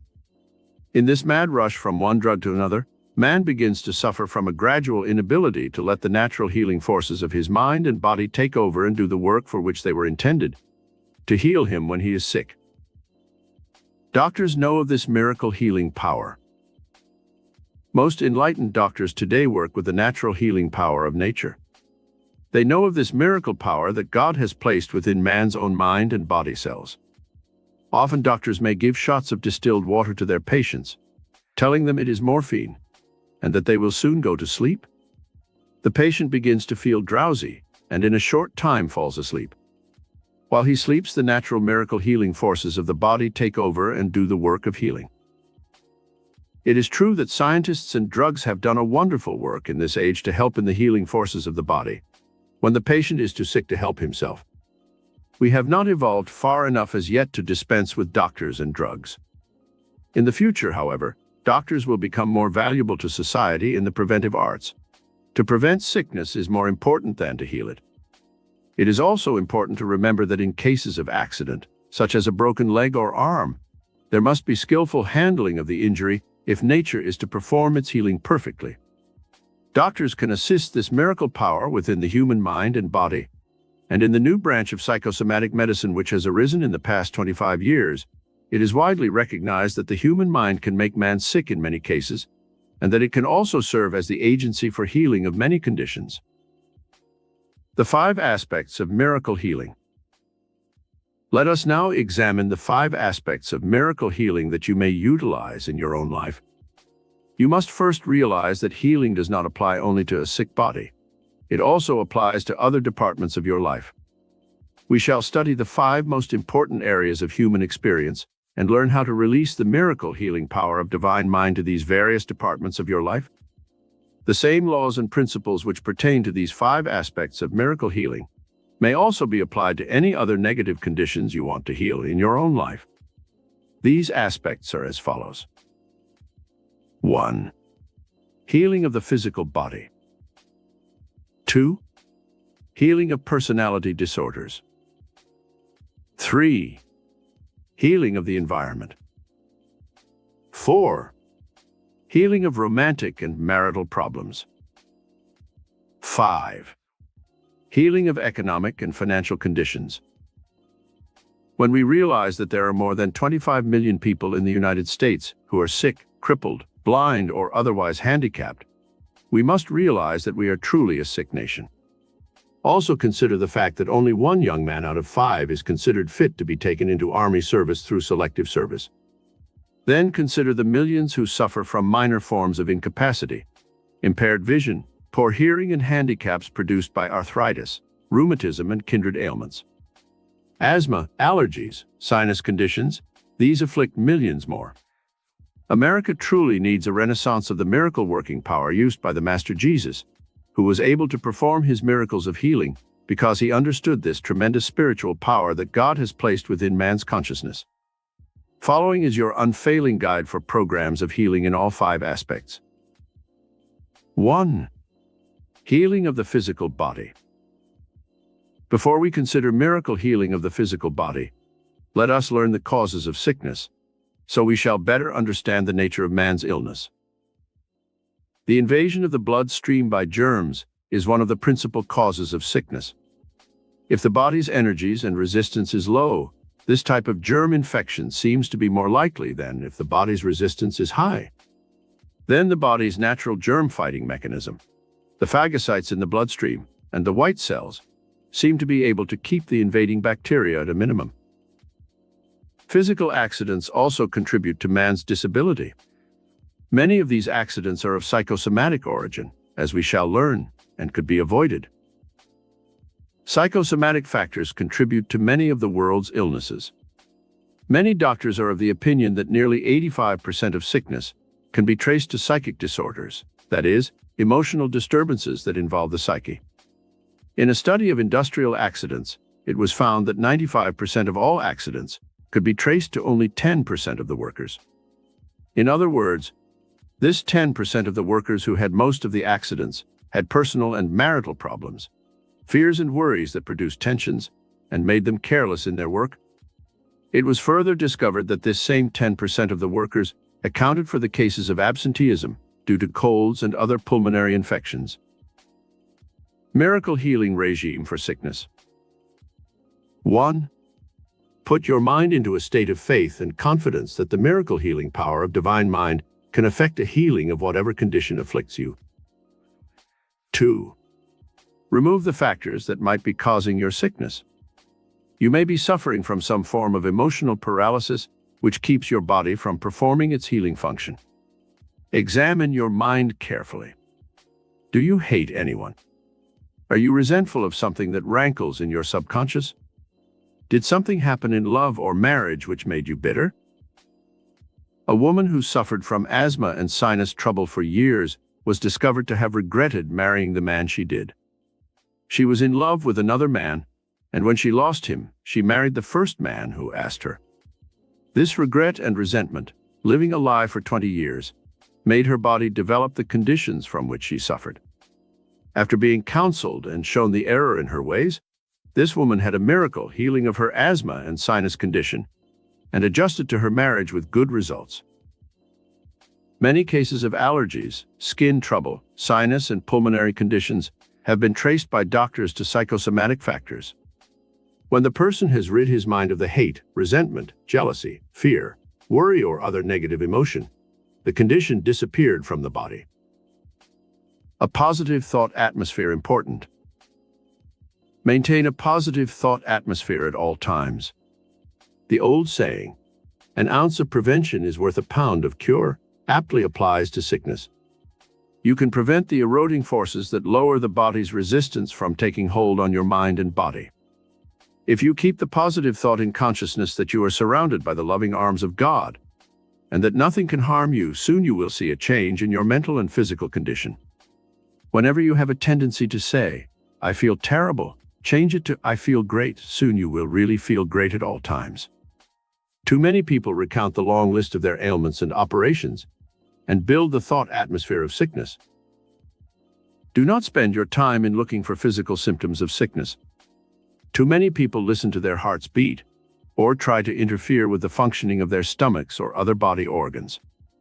God sealed all the human organs into your body with the healing agency within your body cells. These organs are supposed to work perfectly without any interference from outside sources. In most cases of extreme emergency, where operations must be performed, there have been contributing factors to the organ's breakdown. How many gallbladders have been removed because of the person's wrong eating habits? Observe basic dietary laws. Regulate your food and liquid intake with an eye to balance and dietary laws. Get a good book on the subject of diet and health, and maintain the correct intake of foods, and your body will nourish itself and keep itself at a high level of performance. It has been found by scientists that the human body needs meat proteins at this stage of our evolution. Many people live on vegetable diets, and the Chinese and Indians live on handfuls of rice, but it cannot be said that they live well or long. The body needs meat, vegetables, fruits, and certain minerals and vitamins. It is good to study nutrition from books written by experts, so that you will maintain good dietary habits and enjoy good health to a ripe old age. 2. Healing of personality disorders. Personality disorders are of many different types. They range from self-consciousness and inferiority to disorientation and maladjustment. A sick mind can be as real and distressing as a sick body. Many people who suffer from personality disorders do not need psychiatric help. They can often help themselves if they know the causes of their condition. Following are the most frequent causes of personality maladjustment. Fear of failure. Frustration in love and marriage. Unhappiness in choice of work. Resentment, jealousy, and other negative emotions. Discord and friction at home or in business. Feelings of inferiority and inadequacy. Sexual suppression and lack of fulfillment. Unresolved worries and fears. Insecurity in early childhood. The miracle healing regime for personality disorders. When you have discovered the cause or causes for your own particular type of personality disorder, set to work first to rid yourself of the cause of your condition. You should practice daily to adopt a positive course of action in handling the problem. If it is fear of failure, build your confidence by adopting the attitude that everyone has some failure in his life. Then pick little things that you can do successfully and achieve these. When you once build the mental habit of success, you will banish the fear of failure. Check back over your life every night before you go to sleep and analyze the negative or distressing emotional experiences that afflicted you in your early life. Very often, these early childhood experiences cast a pall over a person's entire adult mental and emotional life, causing symptoms that vary from stuttering to fear of speaking before an audience. Stuttering overcome through metaphysics. A young man who came to our classes in Carnegie Hall was afflicted with stammering and stuttering. In talking to him in a period of consultation, I discovered that he had been beaten by a foster mother when he was a child.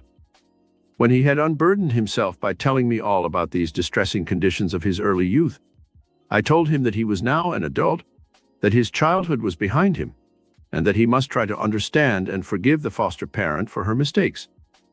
I gave this young man a series of positive affirmations which he was to repeat every night upon retiring. And when he faithfully followed this regime for 3 months, he had reached a point where he only stuttered when he became excited. It is only a question of time before he is fully healed of his personality disorder. When you discover the particular emotional block that causes your personality disorder, rationalize it.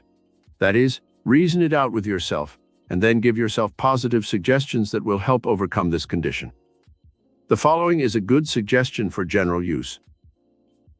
I now understand the reasons for my personal problems. I now appeal to the divine mind within to take over all these personality problems and to dissolve them completely. I have faith in the miracle-working power of my higher mind. I am confident, peaceful, poised, loving, and joyous. My body operates under the power of my higher mind. It is now healthy, vital, and strong.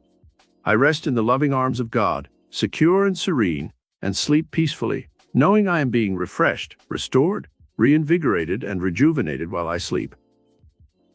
How hatred and resentment cause sickness. If you have any hatred or resentment within your mind for any person or any condition, try to change it to love and forgiveness and understanding. Most negative emotions create sickness. The personality can become warped through greed, selfishness, worry, fear, or hatred. Many times these negative emotions will give one symptoms of high blood pressure, heart disease, ulcers, and other physical ailments. A man who hated his business partner developed a very bad case of ulcers. He was advised to have an operation, but he was afraid, so he went to a psychosomatic doctor. When the doctor discovered he hated his business partner, he told the patient to get out of the business as quickly as possible. The man followed his advice, and within 3 months' time, he was completely healed of all traces of his ulcers. Change the emotion of hate to love whenever you have any mental or physical symptoms that cause distress. Love is a healing emotion. 3. Healing of the environment. What are the principal causes of environmental discord? Friction and disharmony often create misunderstandings. We do not like certain things people do, or they become antagonistic to us for any one of a dozen reasons. We may work in an office where there is jealousy, resentment, and envy. Or it may be that the work one does is not to his liking and he resents it. Again, a person may feel he is inadequately paid, and this causes him to chafe against his employer and his working environment. Whatever the causes of your environmental discontent, there is a regime which can bring about a miraculous healing of the negative conditions. The miracle healing regime for wrong environment. 1. Imprint upon your consciousness the positive thought that you will rise above any and all negative conditions which exist in your present environment. If you cannot change your work or the location of your home, try treating the negative conditions metaphysically. See the people you are forced to work with or live with as being created in the image and likeness of God spiritually. Try to send out loving thoughts to them. 2. Negatively adapt to any condition you cannot overcome. For instance, you may have to stay in your present place of employment because you have put into many years to make a change now, or you may be in line for a promotion or pension. Negative adaptation means simply that you will live with the condition until such time as you can more easily change it. How one girl found romantic happiness. A girl who came to my lectures told me she disliked her office job. The other girls seemed to be malicious and gossiped about her constantly. She had a bad breaking out on her face that further added to her embarrassment and feelings of inadequacy. Boys didn't ask her out on dates, and she was already 24 and was afraid she would become an old maid. What should she do? She couldn't quit her job because her widowed mother and small brother depended on her income. I told her that most of the trouble was within her own consciousness. I urged her to negatively adapt to the situation for a while, until she could take positive steps to change the conditions which caused her such distress. Her approach to life was all wrong. She began using the metaphysical principle of love and understanding. She developed a sense of humor, and when the girls made cutting remarks, she learned to turn them into a joke. Soon the other girls were laughing with her, not at her. She was less aloof in her attitude towards her working companions. After 3 weeks of this metaphysical treatment, a man she had long admired in another department of the firm asked her for a date. He fell in love with her, and they were married. I attended her wedding. She looked radiantly beautiful. Her skin had cleared up, and she was poised and well-adjusted. She is now the mother of 2 children and has found the happiness she always desired. 4.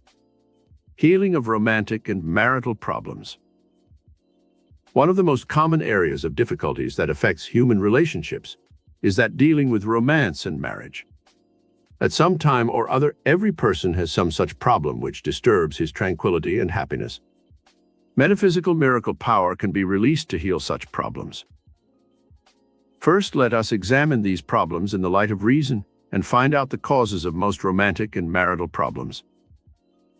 Mismating often brings 2 people together who have no reason for marrying. What should they do in such a situation? Divorce or live together with friction, misunderstanding, and the subsequent chaos it produces for their children. Then there is the problem of philandering, indulged in by one or both of the marriage partners. This leads to jealousy, accusations, and sometimes violence. Often 2 people will suffer from sexual maladjustment, frigidity on the part of the wife, or impotence on the part of the husband. Such a problem can make a marriage miserable and must be handled delicately if the marriage is to survive. Then there is the problem of quarreling, nagging, friction, and general bad temper. This type of negative atmosphere can destroy a marriage and cause the parties concerned to suffer from feelings of guilt and misery. The miracle healing regime for romantic problems. 1. Realize that no marriage is perfect.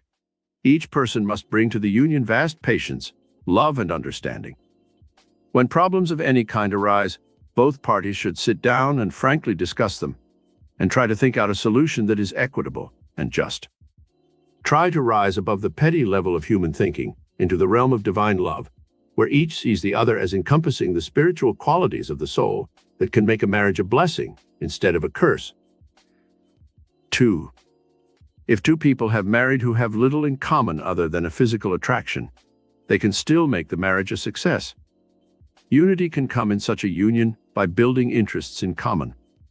The parties concerned should make an effort to cultivate the same friends, the same interests, read the same books, see movies and other entertainment together, thus giving them a frame of reference for the future, which encompasses similar experiences.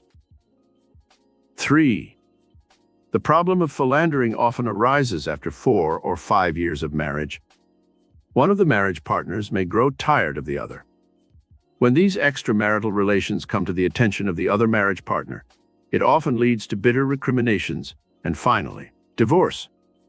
How can such a breach be healed in metaphysics? Let each partner in the marriage realize that to err is human, to forgive divine. Try to be understanding of the other's weakness. Then try to work out a basis for future understanding and harmony in love and sexual relations that give satisfaction to both parties. Infidelity led to this woman's crippling. An instance where infidelity led to a crippling condition of the wife came to my attention some time ago. The wife found out her husband had been going around with another woman, his secretary. She developed paralysis of her limbs and became a chronic invalid. Of course, the affliction was a psychosomatic one in which the woman's subconscious mind wanted to be crippled so she could punish her husband by making him wait on her. It immobilized her so she could no longer give him the comforts in the home he had grown so accustomed to. Upon examination by many doctors, it was found there was nothing physically wrong with this woman. One doctor who had studied psychosomatic medicine finally arrived at a solution. He told the husband to leave the wife in an upstairs bedroom. He advised him to have parties 2 or 3 times a week down in the living room and not to have the wife down. After the first big party, the wife could no longer stand the agony of knowing everyone downstairs was having such a good time without her. On the night of the second party, the husband heard a shuffling sound from the upstairs bedroom. Soon he saw his wife's head protruding between the banisters of the stairs, trying to see who his guests were. Within a few weeks' time, this woman had a complete healing. The higher centers of her mind galvanized by curiosity and a desire to participate in the merrymaking, had effected a cure where doctors had failed. If sexual maladjustment should arise, owing to any one of a dozen different reasons, the metaphysical approach to the problem should be as follows. First, try to discover what the trouble is, how it had its inception, and if necessary, probe back to the early childhood of the mate to see if conditioning occurred in childhood that might have caused the difficulty. The mate should show more tenderness and solicitude in lovemaking, for very often a woman who becomes frigid in the love act has been shocked in some way or repelled by some early experience that actually makes her hate and fear the sexual act. In such instances, the husband should show consideration and understanding and try to adjust his needs to the wife's existing limitations. Sexual frigidity overcome through metaphysics. A woman came to me for consultation once who had this problem of sexual frigidity. In the interview, she told me frankly that she had been molested when she was 10 years of age by an uncle, and the sexual act had revolted her ever since that time. She had thought marriage would change the situation, and that her love for her husband would help her overcome it.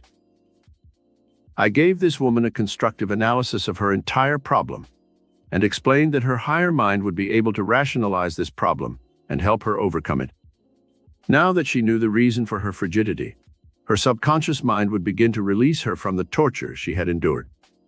In a few weeks' time, she reported to me that with her new understanding of her problem, she was beginning to enjoy the sexual act for the first time since she married. 5. Healing of economic and financial conditions. Elsewhere in our study, we have given metaphysical laws for demonstrating money, jobs, and anything else that one desires.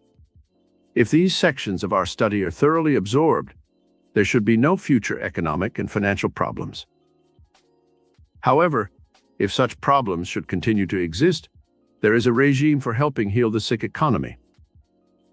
Regime for healing economic and financial conditions. 1. Try to find the cause of your financial problems. There are several. Causes to financial limitation. There. A. Lack of preparation for suitable work. B. Lack of a goal towards which to work. C. The wrong master motive for achievement. D. Waste, extravagance, or laziness. If the cause of your financial limitations happens to be, then prepare your mind for future work by taking a course in evening high school or in a trade school to help prepare you for another vocation. If B is the cause of your financial problems, try to have a definite goal towards which you are striving, to own your own home, to educate your children, to travel, etc. If C is the cause of your economic limitations, try to have a high master motive to spur you on. Some good master motives are a desire to help your family, a desire to give something to the world to make it a better place in which to live, a desire to improve your intellect and acquire greater knowledge, a love of humanity, and a love of God. If you suffer from cause D and are wasteful of money or time, you must begin at once to change the habit patterns of your daily life through the regime given elsewhere in our study. If you are suffering from mental and physical inertia, known as laziness, you must make a supreme effort to shake yourself out of your lethargy by visualizing the rewards and achievements possible for you in the future. 2. Work with the divine mind within and ask it to guide you in finding solutions to your financial problems. In meditation, ask specific questions. How can I make more money? Where can I get a better job? What vocation should I study for? Then wait for the answer to come to you from your higher mind. 3. Look about you in your own environment and see how you could improve some product or evolve a new method for doing your work. Examine the possibilities for going into business for yourself, since you can seldom make a fortune working for someone else. 4. Write letters to important people who might be able to help you better your position. Many times, if you write to some wealthy person who has a business and show you have originality and a creative mind, you will be given an interview for future employment. Chapter 13. The little everyday miracles that can enrich your life. In our search for life's great experiences, we are apt to overlook the little, everyday miracles, which can tremendously enrich the lives of those who are aware of them. The generous outpouring of divine blessings showers upon mankind all kinds of bounties and treasures in the physical and material universe, which we accept as a matter of course. We are the divine recipients of these bounties of nature, the season's outpourings of abundance, the beauty of spring, the miracle of summer's growth, the bountiful harvest, and the winter's serenity and peace, in which the earth pauses a moment in its creative outpouring, to rest and prepare for a new cycle of planting, growth, and harvest. These blessings we take for granted and scarcely pause to give thanks for the rich metaphysical bounties of the universe.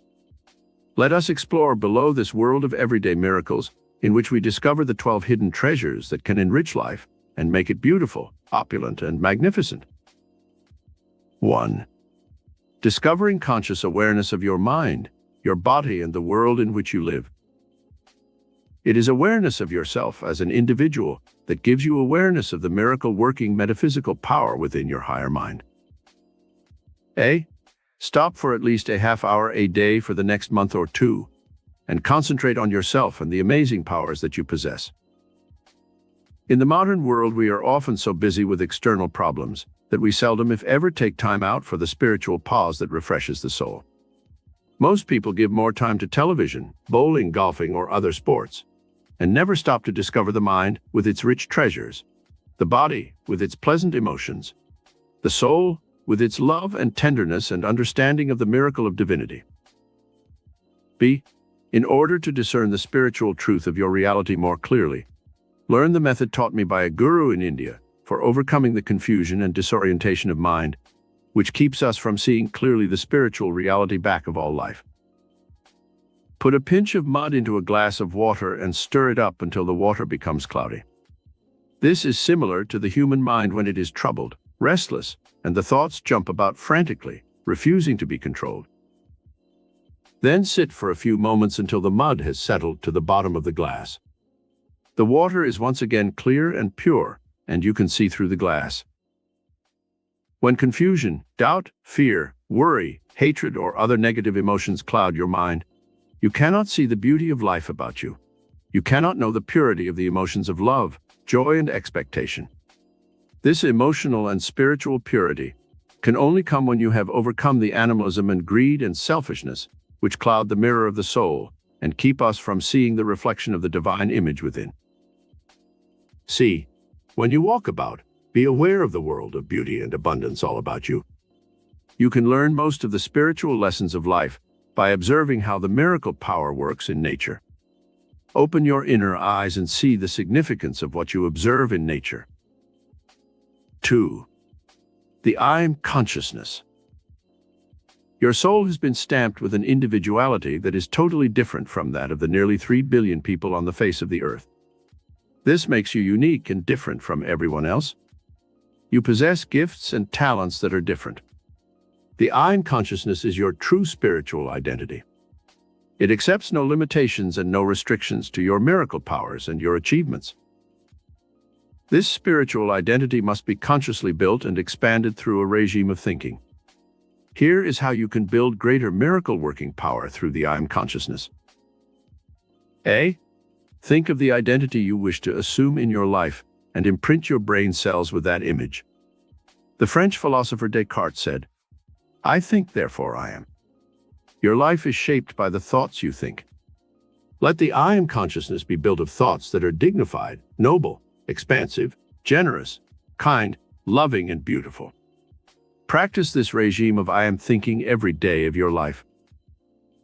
B. Express your divinity in words that have the creative life spark. Every day get in the habit of thinking and saying such positive words as, I am perfect. I am healthy. I am rich. You may not actually be rich in money, but you are expressing the spiritual state of being, in which you are rich with the blessings and hidden treasures which we are studying. I am joyous. I am created in the image and likeness of God. I am peaceful. I am loving. These I am statements will make you that which you have created in the I am consciousness of your higher mind. C. The I am consciousness represents the Spirit of God within your immortal soul. Accept this mantle of your divinity, and you will set into motion the miracle-working powers within your higher mind. You will never again feel inferior, inadequate, or self-conscious. You will be fortified by a new sense of dignity, majesty, and might. The authority for this I am consciousness comes to us from the Bible. When Moses went up into the mountain to speak to the Lord, he heard a voice from a flaming bush. This is symbolical of the ascension of man's mind into the higher consciousness of the God mind within. And Moses said unto God, Behold, when I come unto the children of Israel, and shall say unto them, The God of your fathers hath sent me unto you. And they shall say to me, What is his name? What shall I say unto them? And God said unto Moses, I am that I am. And he said, Thus shalt thou say unto the children of Israel, I am hath sent me unto you. Exodus 3:13-14. D. Every morning when you arise, give your higher mind the spiritual laws which shall prevail in your thinking and in your actions for that day. Here are some that I have given to my students in Carnegie Hall with wonderful results. I am created in the image and likeness of God. I am therefore perfect, even as God is perfect. I am a channel for the working of infinite intelligence. I now partake of the all-knowing, all-seeing, all-wise, and all-powerful infinite Spirit of God. I am abundantly blessed by the ever-present mercy of God who created all things for my good. I am peaceful and serene as I now ascend the spiritual mountaintop of my higher consciousness. All peace, all joy, and all power are now mine. 3. The creative imagination. The creative imagination is one of the everyday miracles which can enrich your life tremendously. Elsewhere in our study we have shown how the imagination can be used, but now let us see how it can set into motion inner forces that enrich your consciousness and radiate into your external world. Imagination is man's most precious mental gift. With it, man has been able to create incredible beauty in the world of nature. Here is how you may use this gift of creative imagination to stir your higher mind into dynamic action.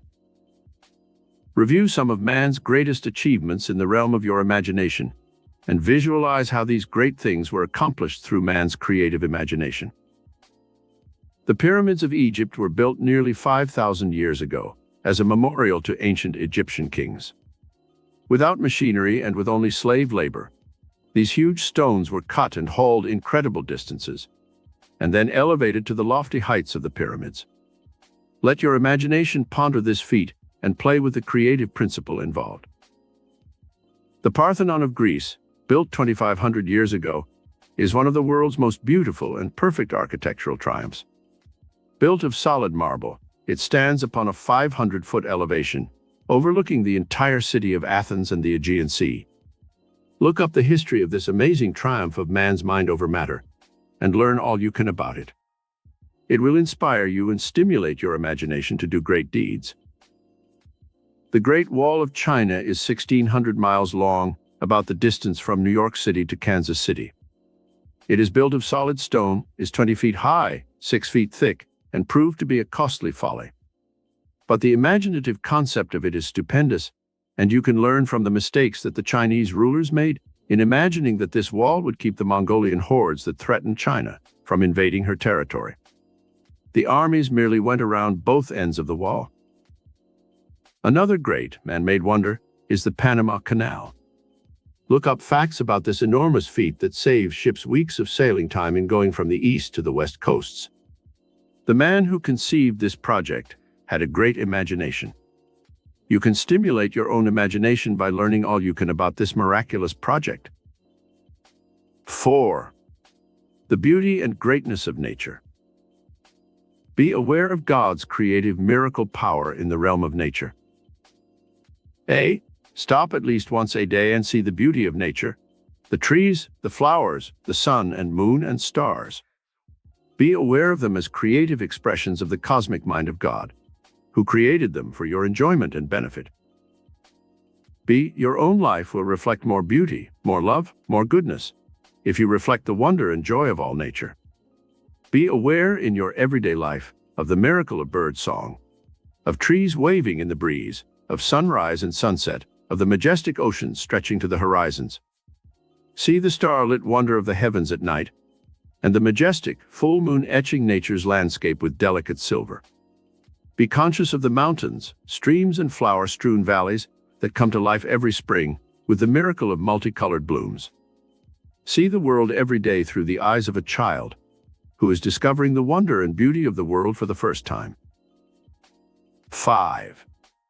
The power of your sense perceptions. One of life's everyday miracles, which we take too much for granted, is the power of your sense perceptions. We have dealt elsewhere in our study with the development and control of your 5 senses. Now let us learn how you may enrich your life through this knowledge. A. Are you grateful to God for your eyesight? It is one of the most precious gifts that has been bestowed upon mankind. Only when we lose this precious treasure do we realize its true value. Give thanks to God daily for your sight. B. When you listen to beautiful music, or the sound of children's laughter, or the loving voices of your friends, do you stop and thank God for your sense of hearing? Consciously be aware for a full day of your sense of hearing. C. Do the same thing with your sense of scent and feeling and taste. Be consciously aware of the rich blessings that are conferred on you momentarily by your God-given senses, and use them consciously every moment of your life. They will continue to enrich and bless your life as long as you live. 6. The precious gift of your emotions. Your entire reaction to the outer world and to other people is through the medium of your emotions. We have learned of the power of positive emotions for coloring life. Now let us learn how to enjoy the everyday miracle of the emotions and see how they can enrich life. Your emotions are like the keyboard of a piano. If you play on only one octave of the keyboard, you have a limited type of music. If you extend the range to 2 or 3 octaves, you have more beautiful music. This same rule applies to your emotions. Each day exercise the full range of your positive, life-giving emotions, and you will live in a mental and emotional atmosphere of peace and happiness. The positive emotions that are most enriching are sharing your good, love, peace, compassion, joy, forgiveness, enthusiasm, and truth. B. The emotion of happiness must be cultivated each day. Happiness is not guaranteed, not even by our Constitution. We are guaranteed only life, liberty, and the pursuit of happiness. Happiness is an elusive emotion. When you most search for it, it evades you. Go about your ordinary round of daily work and useful activities, and happiness will seek you out. Someone has said, "Plant the roses near your neighbor's fence so they will shed their fragrance and beauty in his garden too." Happiness is like that. As you give joy, you will receive immeasurable satisfaction, and happiness will be yours. 7. The joy of your right work. Many people think of work as drudgery, and they miss out on one of life's everyday miracles, which can enrich life. If you are in work that bores you and which you hate, you should try to change your work by preparing for something else. As you spend 1/3 of your 24 hours a day working, it is vitally important that you like your work. Whatever work you do can be made more interesting if you will feel that it is important and is helping others. B. If you are a housewife and your work seems like drudgery, see how your work is giving great benefits to your husband and your children, thus enriching them and you in turn. C. If you are in work that you cannot change, look for other ways in which you can do creative work for the good of the world. A woman who was an Indian princess became Gandhi's secretary when he lived. She believed in his great work, and for 15 years she served his cause faithfully. She became one of the most influential women in India, and obtained a sense of satisfaction from her unselfish service that she had never been able to receive